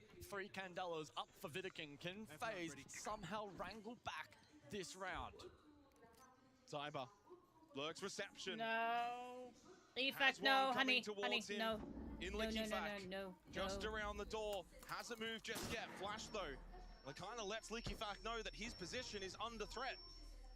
Liquefact goes directly back there though. He wants to commit to the play. Cyber pushing up. They take contact. Cyber just holding this space, denying Liquefact. He just sprints into him. FaZe have opened up the site again. 8 seconds. Like seriously, Leafback, you know that he's looking at you. Why would he fucking sprint back there? No, that was not good. So disappointed. Very quiet. But it finally feels in a weird way that we have returned to a sense of normality in this series. We are finally seeing a map where, at least so far in the opening 2 rounds, FaZe have struggled. Falcons have gathered the advantage onto Handy, who, mind you, has been the best player for FaZe in the series so far, but then unable to convert. FaZe having a phenomenal read, able to lay a util site, making it work. That is why FaZe are so deadly at this event. Unfortunately, someone get this man a new mouse. Another issue with the mouse, it seems, as we head into the tech pause. For what's shaping up to be a pretty long best of 3 series, going the distance, all 3 maps. A couple of issues along the way as well. Of course, it was users that had the mouse bug issue. I think it was map number 2 from memory. Yeah, map number 2. That's correct. Chance though for Falcons to mentally reset. They cannot talk, they cannot strategize, but internally, individually, they just kind of think their way through. It's only 2 rounds. They'll go back top 4. Master and R6 need to win that site. Never has there been as much pressure to win a round 3 site. Yeah. Watching Monday in the crowd on the right.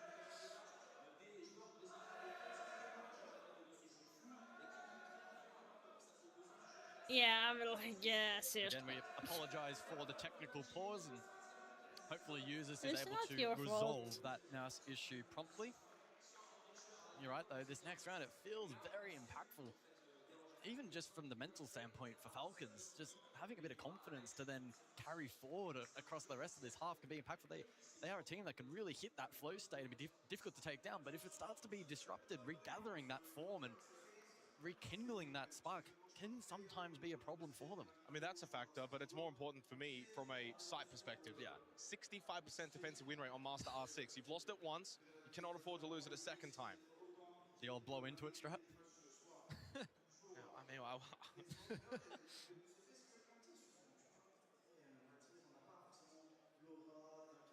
do wonder, is this the backup mouse? And in which case, is there a backup for the backup?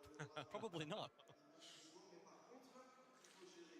He certainly wouldn't want to be playing with, you know, a default mouse that's kind of there as the backup for the backup. At this point, 2-0 down in an upper bracket final at the Six Invitational. So far, the crowd has been fantastic here in Paris. Cheering on Falcons, but so far not a lot to cheer about on the third map. Loud in voice, of course, on Border.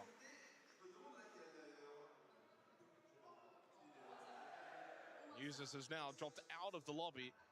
Hopefully the next time we see him join back in, the mouse is fine.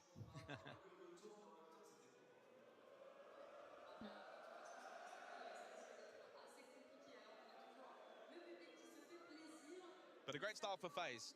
And I think what you pointed out is perfect. Back to normality. We were speaking through a lot of the statistics, not just us, but also on the desk pre-series. A lot of the win cons for this FaZe roster throughout Six Invitational so far, 15s for opening kills. They just usually don't get them. We go to Bank, and they just dominated on opening kills. Second best attacking team, but had struggles. Most importantly, to start on Lair, 2 opening deaths, 2 round wins. That's the FaZe that we're used to seeing. They are able to bring rounds back from deficits. And that's the worry then for Falcons, because if FaZe are getting their win conditions back, and Falcons have got their win conditions, they're the third best team at opening kills at the event overall. They have a 78% conversion rate. You go bang bang, but you also go lose lose. That's a concern. Like, you can't talk, but like you can still goof around, right? It's almost like this tug of war between trying to get each other's strengths to overwhelm the other. And I right don't now, want to FaZe sit are there winning and be that like, tug of war. when are you Heading into starting? this When are you third starting? site, I want to like if FaZe win do Master something, R6 you know? again, it puts Falcons in a horrible position. It's like, That does seem to be the objective of choice for Falcons. Well, Tatanka's locked in, by the way, so...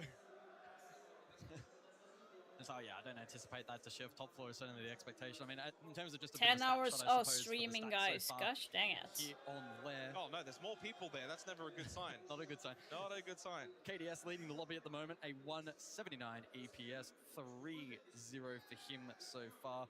Vidaking as well, trailing not too far behind, 176, again, 3-0. Those two also with a 100% survival rate, alongside Souls, who have stayed alive at the conclusion of both rounds so far, netting a total of 2 kills. Come on. We hit the 10-hour mark of being alive. This technical pause. Again, apologies for the delay. Pretty evident. Little mouse issue for users. Well, I say little mouse issue, but turning into a pretty big mouse issue. When you've got 1, 2, 3, 4 admins standing around, they're struggling to figure out what is going on.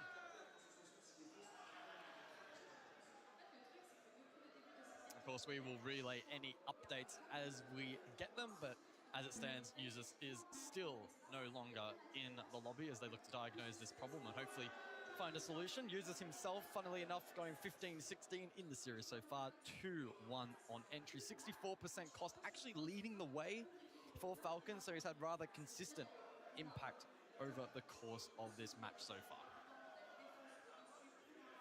Overall summary for the series, 2 rounds into the third map. Handy stuck on 26 kills, of course the opening death through the previous 2 rounds. He had a 6-1 entry start, by the way, guys. Now make that 6-3, of course, with the 2 opening deaths. And his cost has actually now dropped to 64% behind KDS and Vidaking, who have got 68% apiece, and both now going positive. For the side of Falcons, Solotov's been their best, 22 and 18, but 3-4 on the entry. Their best entry player has been Shaiko at 4-2. He's going 17-17. But like I pointed out, pre-match, he only has a 60% cost overall at the event, and that's maintained here as well, 60% cost. But he's tied with Solotop, he's tied with Brede, and Liquifax down at 52%, oh my gosh. tied with A Cyber long and wait. Sol. And also 3-6 on the entry for poor old Liquifax. Well, a positive We're back update. on the way. Yeah, Users back in the lobby. The timer has ticked down. And we've loaded in to top floor. The site of choice for Falcons and a repeat for them. Must win. After round 1. And it's teetering on that territory, right? If Falcons lose this reattempt, the path forward for them in this series looks very, very tumultuous. Let's see what they've got in the third round. Lost it in the opening. Finally. To be completely honest, they lost it to a phase round where they played so well. Opening kill. Okay, Falcons, reset now. Reset and win, okay? We want the first win in now. Come on. They took mezzanine control, went direct, and just cleaned up the defense of Falcons. Falcons need to be wary of that. And the crowd get behind them.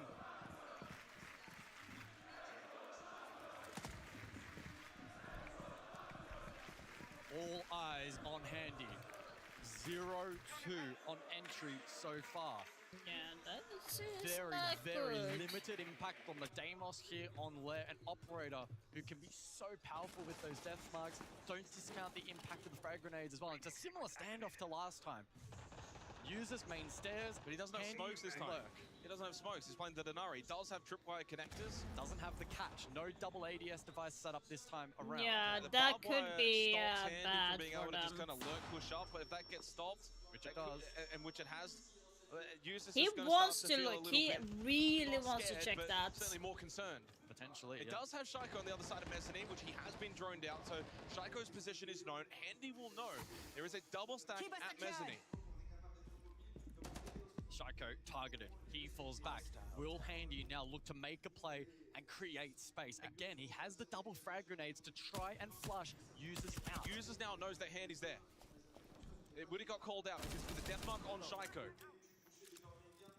Now giving away his own position means 100% users knows he's under the pump here. 90 seconds left though. FaZe have taken their time. Users gonna get flushed out. That's gonna be the fire from Souls.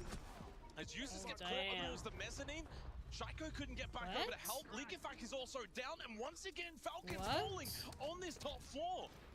FaZe just keep finding these avenues, and it's down to Shaiko, Brita, and Solotov. And that's the beauty of still having the Deimos available. FaZe are looking to crush Falcons. Push forward now from Handy. Shaiko, is he aware of this? Solotov got his one. Users now finished off. Oh, Shaiko swung! No. But Handy puts him to bed. Solotov finds his second and keeps the round alive. 50 seconds. Have they got the ability to fall back, play sight, and use that Shamika launcher on Bride? Bride is dumping utility towards default. That's an unlikely win condition now for FaZe, but they have the man count to counteract that. They can maybe frag out, they can look to go deep. There's options available still to FaZe, and they will look to pivot accordingly. Solotov's the front man, though. To get to Bride, you almost have to go through. Oh, Solotov swung! He catches KDS at the window! Sols can get the trade, needs to get the trade. But Solotov is going to be wary of this as Vidiking is now deep sight inside of Master. He's dropped the kit temporarily into the final 20 seconds. Now it's a standoff. 2 versus 2, 15 seconds for FaZe. They've got the smokes from the Capital if required, but Sols will go for the plant. Holding, watching, is Vidiking. Solotov's got 4! The plant will go down, but 2v1. Sols is already clutched though. Don't give him the 1 versus 1. Push together now. Push together. Come on. Push together. Up close. That's one more left. Solotov, he needs the ace clutch, or they find themselves 3-0 down. He has to clutch this. 4 Falcons at the door. He can't. Sols is done like again. it's still like I said. Don't give FaZe Clan the 1 versus 1. Massive like, round why? for FaZe. It felt like a must win for Falcons, and to lose it in that fashion like if is really going to test their mental. Do they have it within them now to dig deep, bounce back, and get at least 2 rounds in this half? It's got to be That is Deimos the now. bare minimum now for Falcons. Deimos and Miro the bands. It's timeout. The last time they'll hear from Julio. And play aggro, okay? Or like mid-round retake. Because we are playing fallback and then you guys are saying, oh, let's aggro, and we are not aggro, and then the guy aggro is dying alone. Like, just fucking put the ball on the table. They were using a lot of demos to first kill the gun, and now I think they're gonna full use Tokabi. So, like, for example, for for basement, just flood everywhere above, okay, guys? I don't want to play fall back, pussy, and then they open everything and we die like inside, you know? Okay, Like, just play full, like, bring I'll let you play whatever going you guys inside, like. brother. Just play Play going inside. slowly, play visual, play flag, okay? Remember the What clash, strat you okay? want to do? We do On top floor, Furia? we can bring You should clash do, to retake, you should do okay? Fury and we should just retake Top wherever floor, we inside can bring clash to retake shit. For me, but they should play Goyo so I can play L whatever. I can just run around. Let's go, guys. Let's go, guys. Let's go, guys. I'm putting. Well then, the messaging sounding very similar to Border. Sounds very chaotic. Chaotic, sure. But the messaging is clear. Let's not fall back. Let's continue to aggress and contest. Yes, we banned out the Deimos. Let's now anticipate the Dokkaebi. I like it's a fighting mentality from Julio. Now it's up to Falcons to translate that into the server. Big round from Solotov, collecting 4 kills. Had the chance in the 1v1 against Souls, who was low on health. As soon as he stepped in front of that doorway, Souls was able to do it once again. Another clutch from Souls, as he did back on Border. 3-0 Annoying. lead for FaZe. Twice taking top floor. It's all set up for them. Let's be real, 4 rounds away now from booking their place in a 3rd consecutive SI Grand Final. Falcons will have to dig deep, deeper than maybe they've ever been before. They have to dig deeper than they've ever done before. They are so down bad here right now. No round wins from 2 attempts on the top floor. That's bad. That's really, really bad. It would certainly go down as one of the better comebacks. They need to win the last 2 rounds, job otherwise done. it's going They're to gonna be have to emulate really it in the bad. second half. Or like the last 3 rounds, to be honest. But like if they can get 2 wins in, that would be good. But like Falcons are on defense, they should be winning more. Over towards Barrels and Warehouse, spearheaded by Cyber, who's had some good lurk plays so far in this series. And they need a round win for the mental. You heard the communications during that timeout. A little panicky, very nervous, chaotic. I feel like you lose this, you almost start to go on tilt. And it's very difficult to then play from against FaZe. Some vert pressure here deploying users, briefing. Has line of sight down below. Spots some information. How do Falcons look to react on? A bit of a peel back towards sight, but it's Souls first down. That's a Solus as well. So now a lack of information. You don't have that Solus anymore. Over towards Missile. It's FaZe that are putting direct pressure towards basement. They want to force Falcons back to sight. Or at least put pressure on those that are still there. They're not worried at all about this first floor, except for Handy. Pushing for KDS, gets rid of the F not mine. They've lost Shaiko, he's 1-4. He hasn't made a dent into FaZe here on Lair. The star for Falcons is shining in users and Solotov, but not Shaiko and Leaky back. It's others that are standing up. Solotov now 6-3 in a 3v3. But they lose Breeder. KDS gets rid of Solotov. Why are you just jumping out the fucking hatch without information? And Falcons can't withstand it. Users falls 1v3. Has to hit that one. Cannot. Swinging KDS. And dare I say, this one is looking very likely now for FaZe. Yeah, I was worried from the beginning about the Falcons going to Lair. I was not even joking about that. I was so worried about that. Test. And in these big games, to be the best, you need a strong mental. And maybe there's a reason why this team keeps finishing second.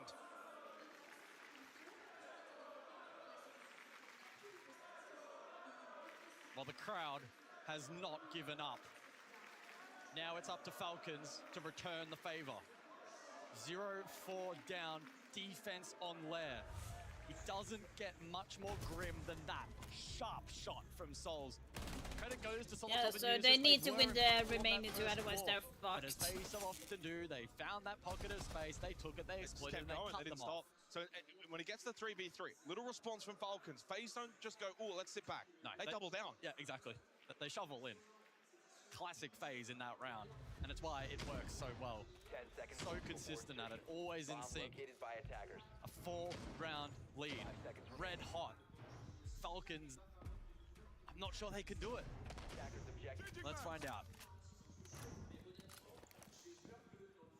It's such a long way back. We go bunks briefing for the first time in the 5th round. Maybe this will be the site where Falcons can find success. 2 attempts on basement. They're just going to open up, go for a plan, take control on top floor. at minimum, they really I need these think next two the rounds. first They don't have opening any kill hope is going to into be the second half. Shaiko They're so or far behind the Leafak eight at this ball now. point. They're getting nothing out of Bride, Shaiko, and Licky Fat. And it will probably FaZe all over be them. on And the guess what? green It's without stairs. Handy. Probably. Only one kill. Who had 26 coming into this, averaging 13 a map. He's got one, and they're 4-0 up. Their top-rated player, 15th at the event. Reflective of just how much of a true team effort it is for FaZe and why they are so threatening. In the biggest games, in the biggest moments, they know how to deliver. And they're doing here on Lair. We heard Julio in the tactical timeout. You've got to stay on that front foot. Why are we falling back? Be more aggressive. This is the round to do it. To show that there's still hope, still belief. Users trying to get information on the Solus. Handy, again, so patient, but finally success. And it seems to be Solotov the one that is answering the call. He has 7 kills, the rest have 3 combined. A shining light for Falcons. But it's a FaZe 4v5. We've seen it time and time again. That's the problem. They'll fight back. Handy. Got the Top of green stairs for free. As That's not Vidic good. makes his way through ops, they've got mezzanine control with Soul. Like they just gave Handy like Handy just got the green stairs for free. What the fuck? Like why are you not saying anything? Catches him off guard as Licky Fat can make nothing work. Oh my Handy fucking falls, god. So does Shaiko. It's down to Bride. FaZe just slice their way through this defense again. A 1v3 opportunity for Bride. But let's be real on this. It's not going to be an all EU finals, unfortunately. He at least has If anything, it might be FaZe Clan versus Falcons again. Plant. And the plant will be saved. It will not be denied. Drop down, desperate time. Bride, turnaround shot, doesn't matter. Headshot from Cyber. The Brazilians are flexing their muscles in Paris against the Parisians. Like, if I had to choose, like, between Secret and Falcons, that's going to be hard, because I want to say... This crowd cannot believe it. Oh, he looks shattered. Julio looks absolutely shattered. This crowd's gone silent. Wow. On another big stage game, these Falcons cannot I don't know if the pressure. Secret versus Falcons, Even I in front don't of their know who home win crowd, that and one while actually, this because Secret's been upper playing bracket well. I final think it comes... with redemption in the lower bracket final. You can't help but feel the scars of this Falcon roster continue to surface when we get to these big games. Add that one to the show reel. It's another FaZe 4v5. Unbelievable just how strong they are at the disadvantage time and time again. Like, have Secret played against FaZe, by the All the way. stats coming into this game. Falcons, better defense. Falcons, better opening kills. Falcons, better multi-kills. Falcons, better plans. Better death Okay, rate Secret has percentage. not played Equal against tied FaZe on 1v during this X's, only tournament 2 at all. That they were lower than FaZe.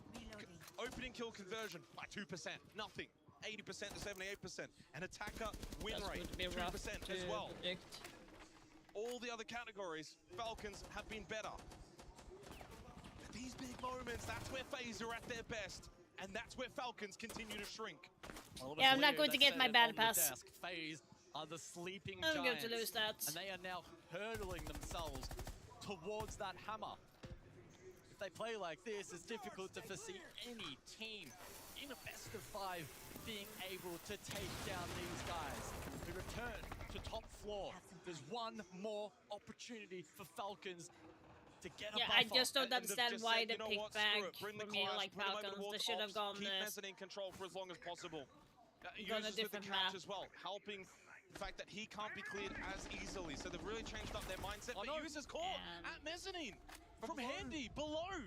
But Handy might not be aware of this, so Lickyfack will sprint on over immediately. He will go for the revive. But Cyber finds Shaiko. 1 and 6. Shaiko cannot get anything to work on Lair. Yeah. So much time for FaZe, and now they have the advantage. They have control over towards ops. They have route now towards a default finish in this round. Falcons now need to get active on defense. But they just look like they're scrambling. They look like they're panicking. Lickyfack with the shield up means he can no longer be as aggressive. You've got Bride that's going to be with the Shamika launcher. So how many guns are realistically up right now for FaZe? It's Solotov and a low health users. Solotov goes and plays Skybridge. That could be an ace up the sleeve here for Falcons. Don't discount this impact. And look at the utility for FaZe. So many flashes. Bolts available for Capitao. You've still got a frag grenade from KDS and air jab as well. Solotov will have line of sight onto the default plan here. If played correctly, he's the one to win the round for Falcons. There's so much pressure on Solotov in this moment if FaZe ultimately do shape up for that plan. FaZe, of course, have got mezzanine control. They've been able to do it every single time on this top floor. Solotov, can he find a kill? It's necessary. It needs to be now. It has to be now. He's right there. Doesn't swing right. Sees him. Shoots him. Vidiking dead. There's the response, but no. Doesn't land onto Solotov. As we head into the final 30 seconds, Likifac also with SMG up finds a crucial kill. Handy goes deep. Can FaZe Come on. for the plan? Handy though, his What? position not aware, not Seriously? Solotov sprints on in, What the dies, fuck? goes too easily down into the final 10 seconds. It's must-win territory for Falcons. Likifac trying to be the nuisance. Cyber though, he gets a quad. It's all too easy for the reigning champions. 6 straight rounds, and this crowd I'm at the so Alex Arena like I is don't know dead what they're doing. quiet. 6-match series grand final appearance. Likifac is tilted. I can see that. He's pissed. 3 straight grand final What the appearances. fuck are they doing? Another deadly attack from FaZe to cap off Like, a seriously? perfect half. They look amazing right now. And you're right, you could hear a pin drop in this arena. It's 1-6 for Shaiko.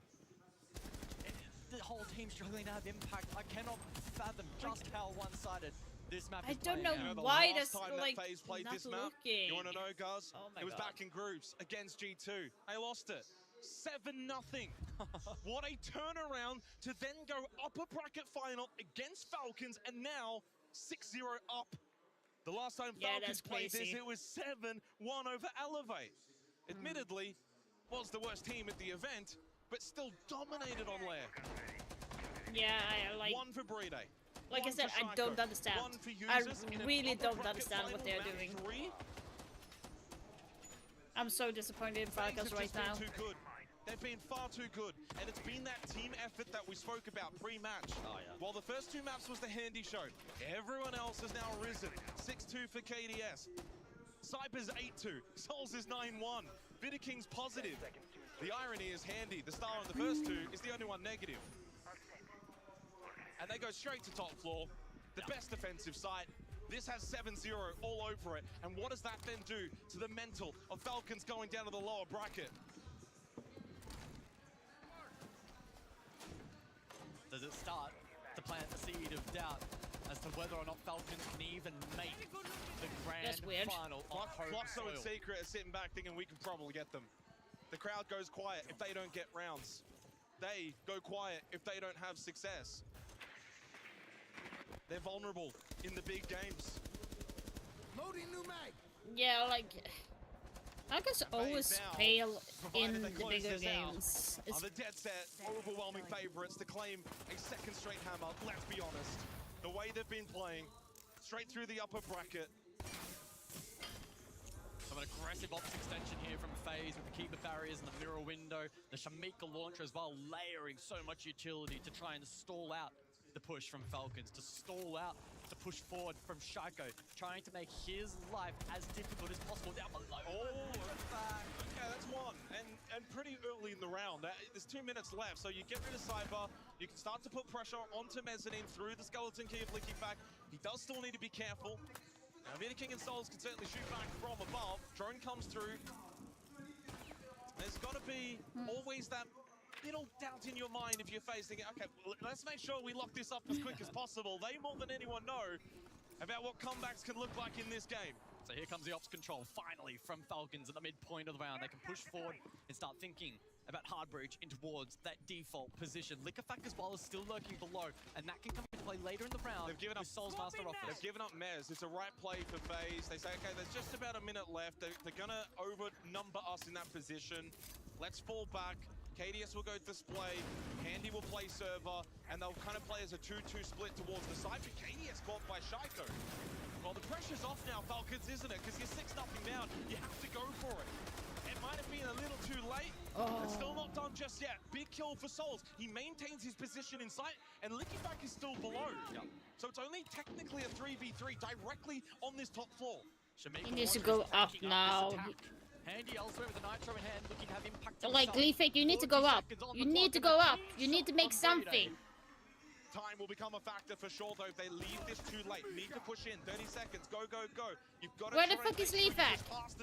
Where's the Leafak? Where is he? Headshot onto Shaiko. Gets rid of the Grim. 3v2. Falcons still have the extra player, but Handy is just so good. Where the fuck did you go, Leafak? Brede going for the plant inside of Mars because Vidiking makes his move. The Shamika launcher couldn't end it. It pushes him off, and it did. Yeah, that's pissing me off. Leafak, you were downstairs for too long. Way too long, you underneath. You should have gone up way earlier. As soon as you saw one of you guys died in that moment when they were trying to plant, you should have gone up. You should not have been downstairs. Absolutely no. You were there for too long. I'm sorry, that was really bad. And that will be a shattering result for Falcons. 7-0? How do they rebound in the lower bracket? In their home arena, in their home country. What is going on? That shouldn't happen. They go lower bracket now. And with it all to prove, all to respond to, everyone after today will be saying and continue to say that Falcons cannot get it done in the big matches, guys. That is their concern to deal with moving forward. Yeah, but that's for bad. FaZe, they're the best. They have now got a third straight SI Grand Final position locked up, and they're in finals now. And the back-to-back for FaZe. Oh, it looks so tantalizing. The way they have been playing at this event and their ability to win so many They'll be rounds playing from really well, uncomfortable FaZe. positions will They'll serve like them so well in a best-of-5 in high-pressure moments. They go in, for me, as the favorite to lift that hammer. It doesn't matter who they play for me. Going into that grand final now, doesn't matter if it's Fluxo, doesn't matter if it's Secret, certainly doesn't matter if it's Falcons. FaZe are the dead set favorites. It's on them to make it now 2 straight in a row from Boston to Paris, looking to do it again after what felt like maybe should have been a win in Sao Paulo, but that fueled them to greater and greater heights as we go to Ian with an interview. That's Thank you very crazy. much, guys. The Brazilians looking as dominant and as dangerous as ever. FaZe Clan officially the villains here in Paris, silencing the majority of this crowd, sending Falcons into the lower bracket. They have got some work to do coming in. I kind of don't get why people are leaving in the post-interview like that. KDS, you said before this matchup that you were not concerned about an away crowd. You've been here before, you know what it takes to distance yourself from the noise. How do you manage to do it? I think we just focus on our play, and I think we just focus on us. We know we are a great team. Damn, a lot of so I people think left this is the just main because of focus that. for us. I am. Well, we're celebrating 10 years of 6 invitationals here, and look, chances to make true history in this scene are few and far between, and you've got a real chance to make some true history on Sunday. In the grand final, of course, you have booked your spot. A chance to raise that hammer and become the second team to ever do it back to back. Can you do it, and why? I think we can do it because we are the best team like in the last year.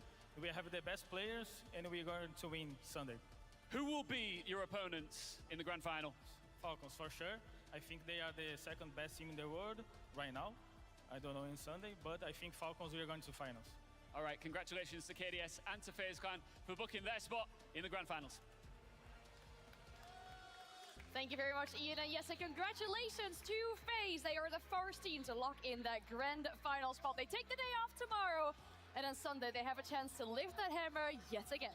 That map was a statement. Yes. They needed one. 7-0. 7-0 to finish it, and the way they did it as well. The attacks absolutely flawless. The way they were doing it, the pacing, the diversity, everything we were wishing to see. We saw it from FaZe, and we did not see it from Falcons. They're no mugs, are they? They've got the composure, they've got the diversity, like you say, in their strat pool, in their operator pool, in the way that they approach the game, and they do everything as a team. I think that's the biggest strength that they've got.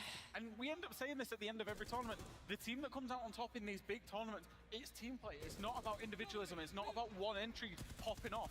It's about the team dynamic and trusting each other in the process. That's exactly what FaZe did, even after they lost their own map pick. And on one side you see a team, and then on the other one you look at those highlights, and how many 1v1s do you see taken by Falcons? Yeah. It's been a consistent issue, no trades, and that team play that used to be... Yeah, that's exactly what I've said during the entire match from Falcons. They're giving the FaZe clan the 1 versus 1 fights, and they win every single time on the 1 versus 1. Like, I don't like... Final of a 6 invitational in a row. Like, I don't I don't understand why they're giving them that, like, Falcons. They should not give that. Plus, they should never have got the back. They should have gone to a different map where they know they're better at. I think maybe they're not the flashiest team. They don't play as FPS Siege as, you know, some of the other Brazilian teams, but fundamentally, they are sound. And very similar to that, flying under the radar, is Handy. Yeah. Handy with 32 kills. Handy's so consistent, especially on the first 2 maps. And just like FaZe, no one really mentioned that guy as being one of the best, if not the best Brazilian player. Yeah, he's the most consistent day after day at this event, and all the way here to the first day of the finals. Well, we highlighted him at the beginning with those entries, so he's kept consistent throughout this whole match, but it's a big celebration for FaZe. You already talked about it, 3 SI finals in a row. That is absolutely incredible. I mean, we talk about making history at the 10-6 Invitational. That is for sure a way to make history without even having lifted the hammer yet this week. That's the thing. If they lift the hammer, they will break basically the dynasty that G2 and Penta had. They will be the first team to do it under the same name, twice as FaZe. But most importantly, already here, like you said, they make history. 3-6 Invitational finals. Just let that sink in. Who can say the same exact 5 players have the consistency and the hunger to be driven all the way to an SI Grand Final 3 years in a row? That's completely insane. It's an incredible amount of longevity, isn't it, that we see in today's Siege. We see teams chopping and changing styles, and the meta has evolved over that 3-year period. But this team has stayed the same, stayed consistent and true to their beliefs, their way of playing Siege, and, you know, they deserve it. Of course, they will get that map advantage in the upper bracket as well. You know, we'll go into it on Sunday, how effective maybe that's been, but they will get that all the same. Now, as the day is concluding, we can have a look at our bracket and see where we find ourselves today, because we started the competition today with 6 teams. We have 4 left. A lot of housekeeping today.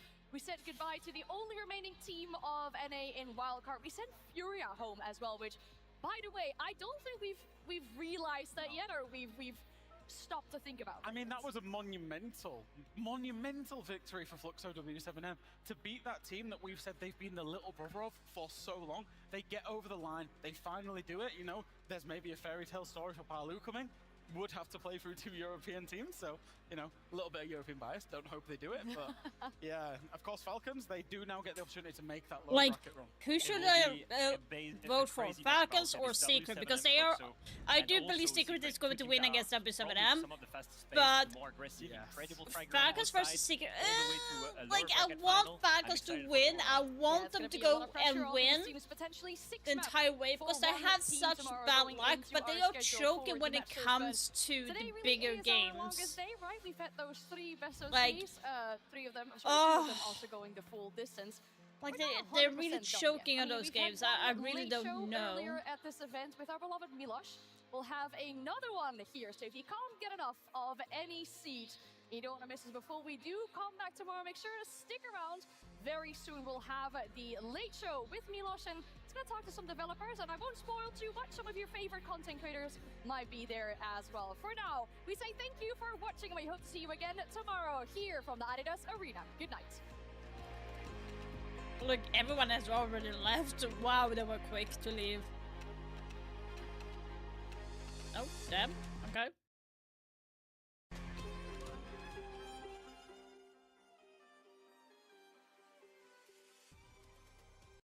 Like them? Like them. That, there's going to be a late show here as well. I just wanna stumble into, like, we do have the match for tomorrow. So it's going to be, obviously,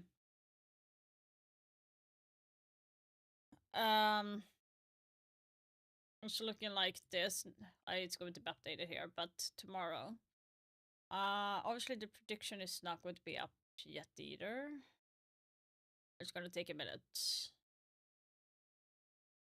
So I got that wrong, and I got that wrong. I got one right, so I have only 19 points, and therefore my battle pass is gone. But I got Emerald, at least, so I'm happy with that. And we cannot... The prediction is not open yet.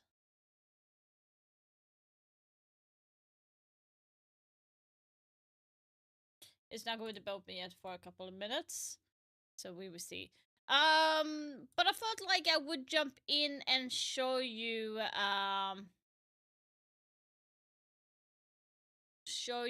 the skins. Obviously I don't have the weapon skin for Bandit. That will come tomorrow, but like I can show you at least how it's looking.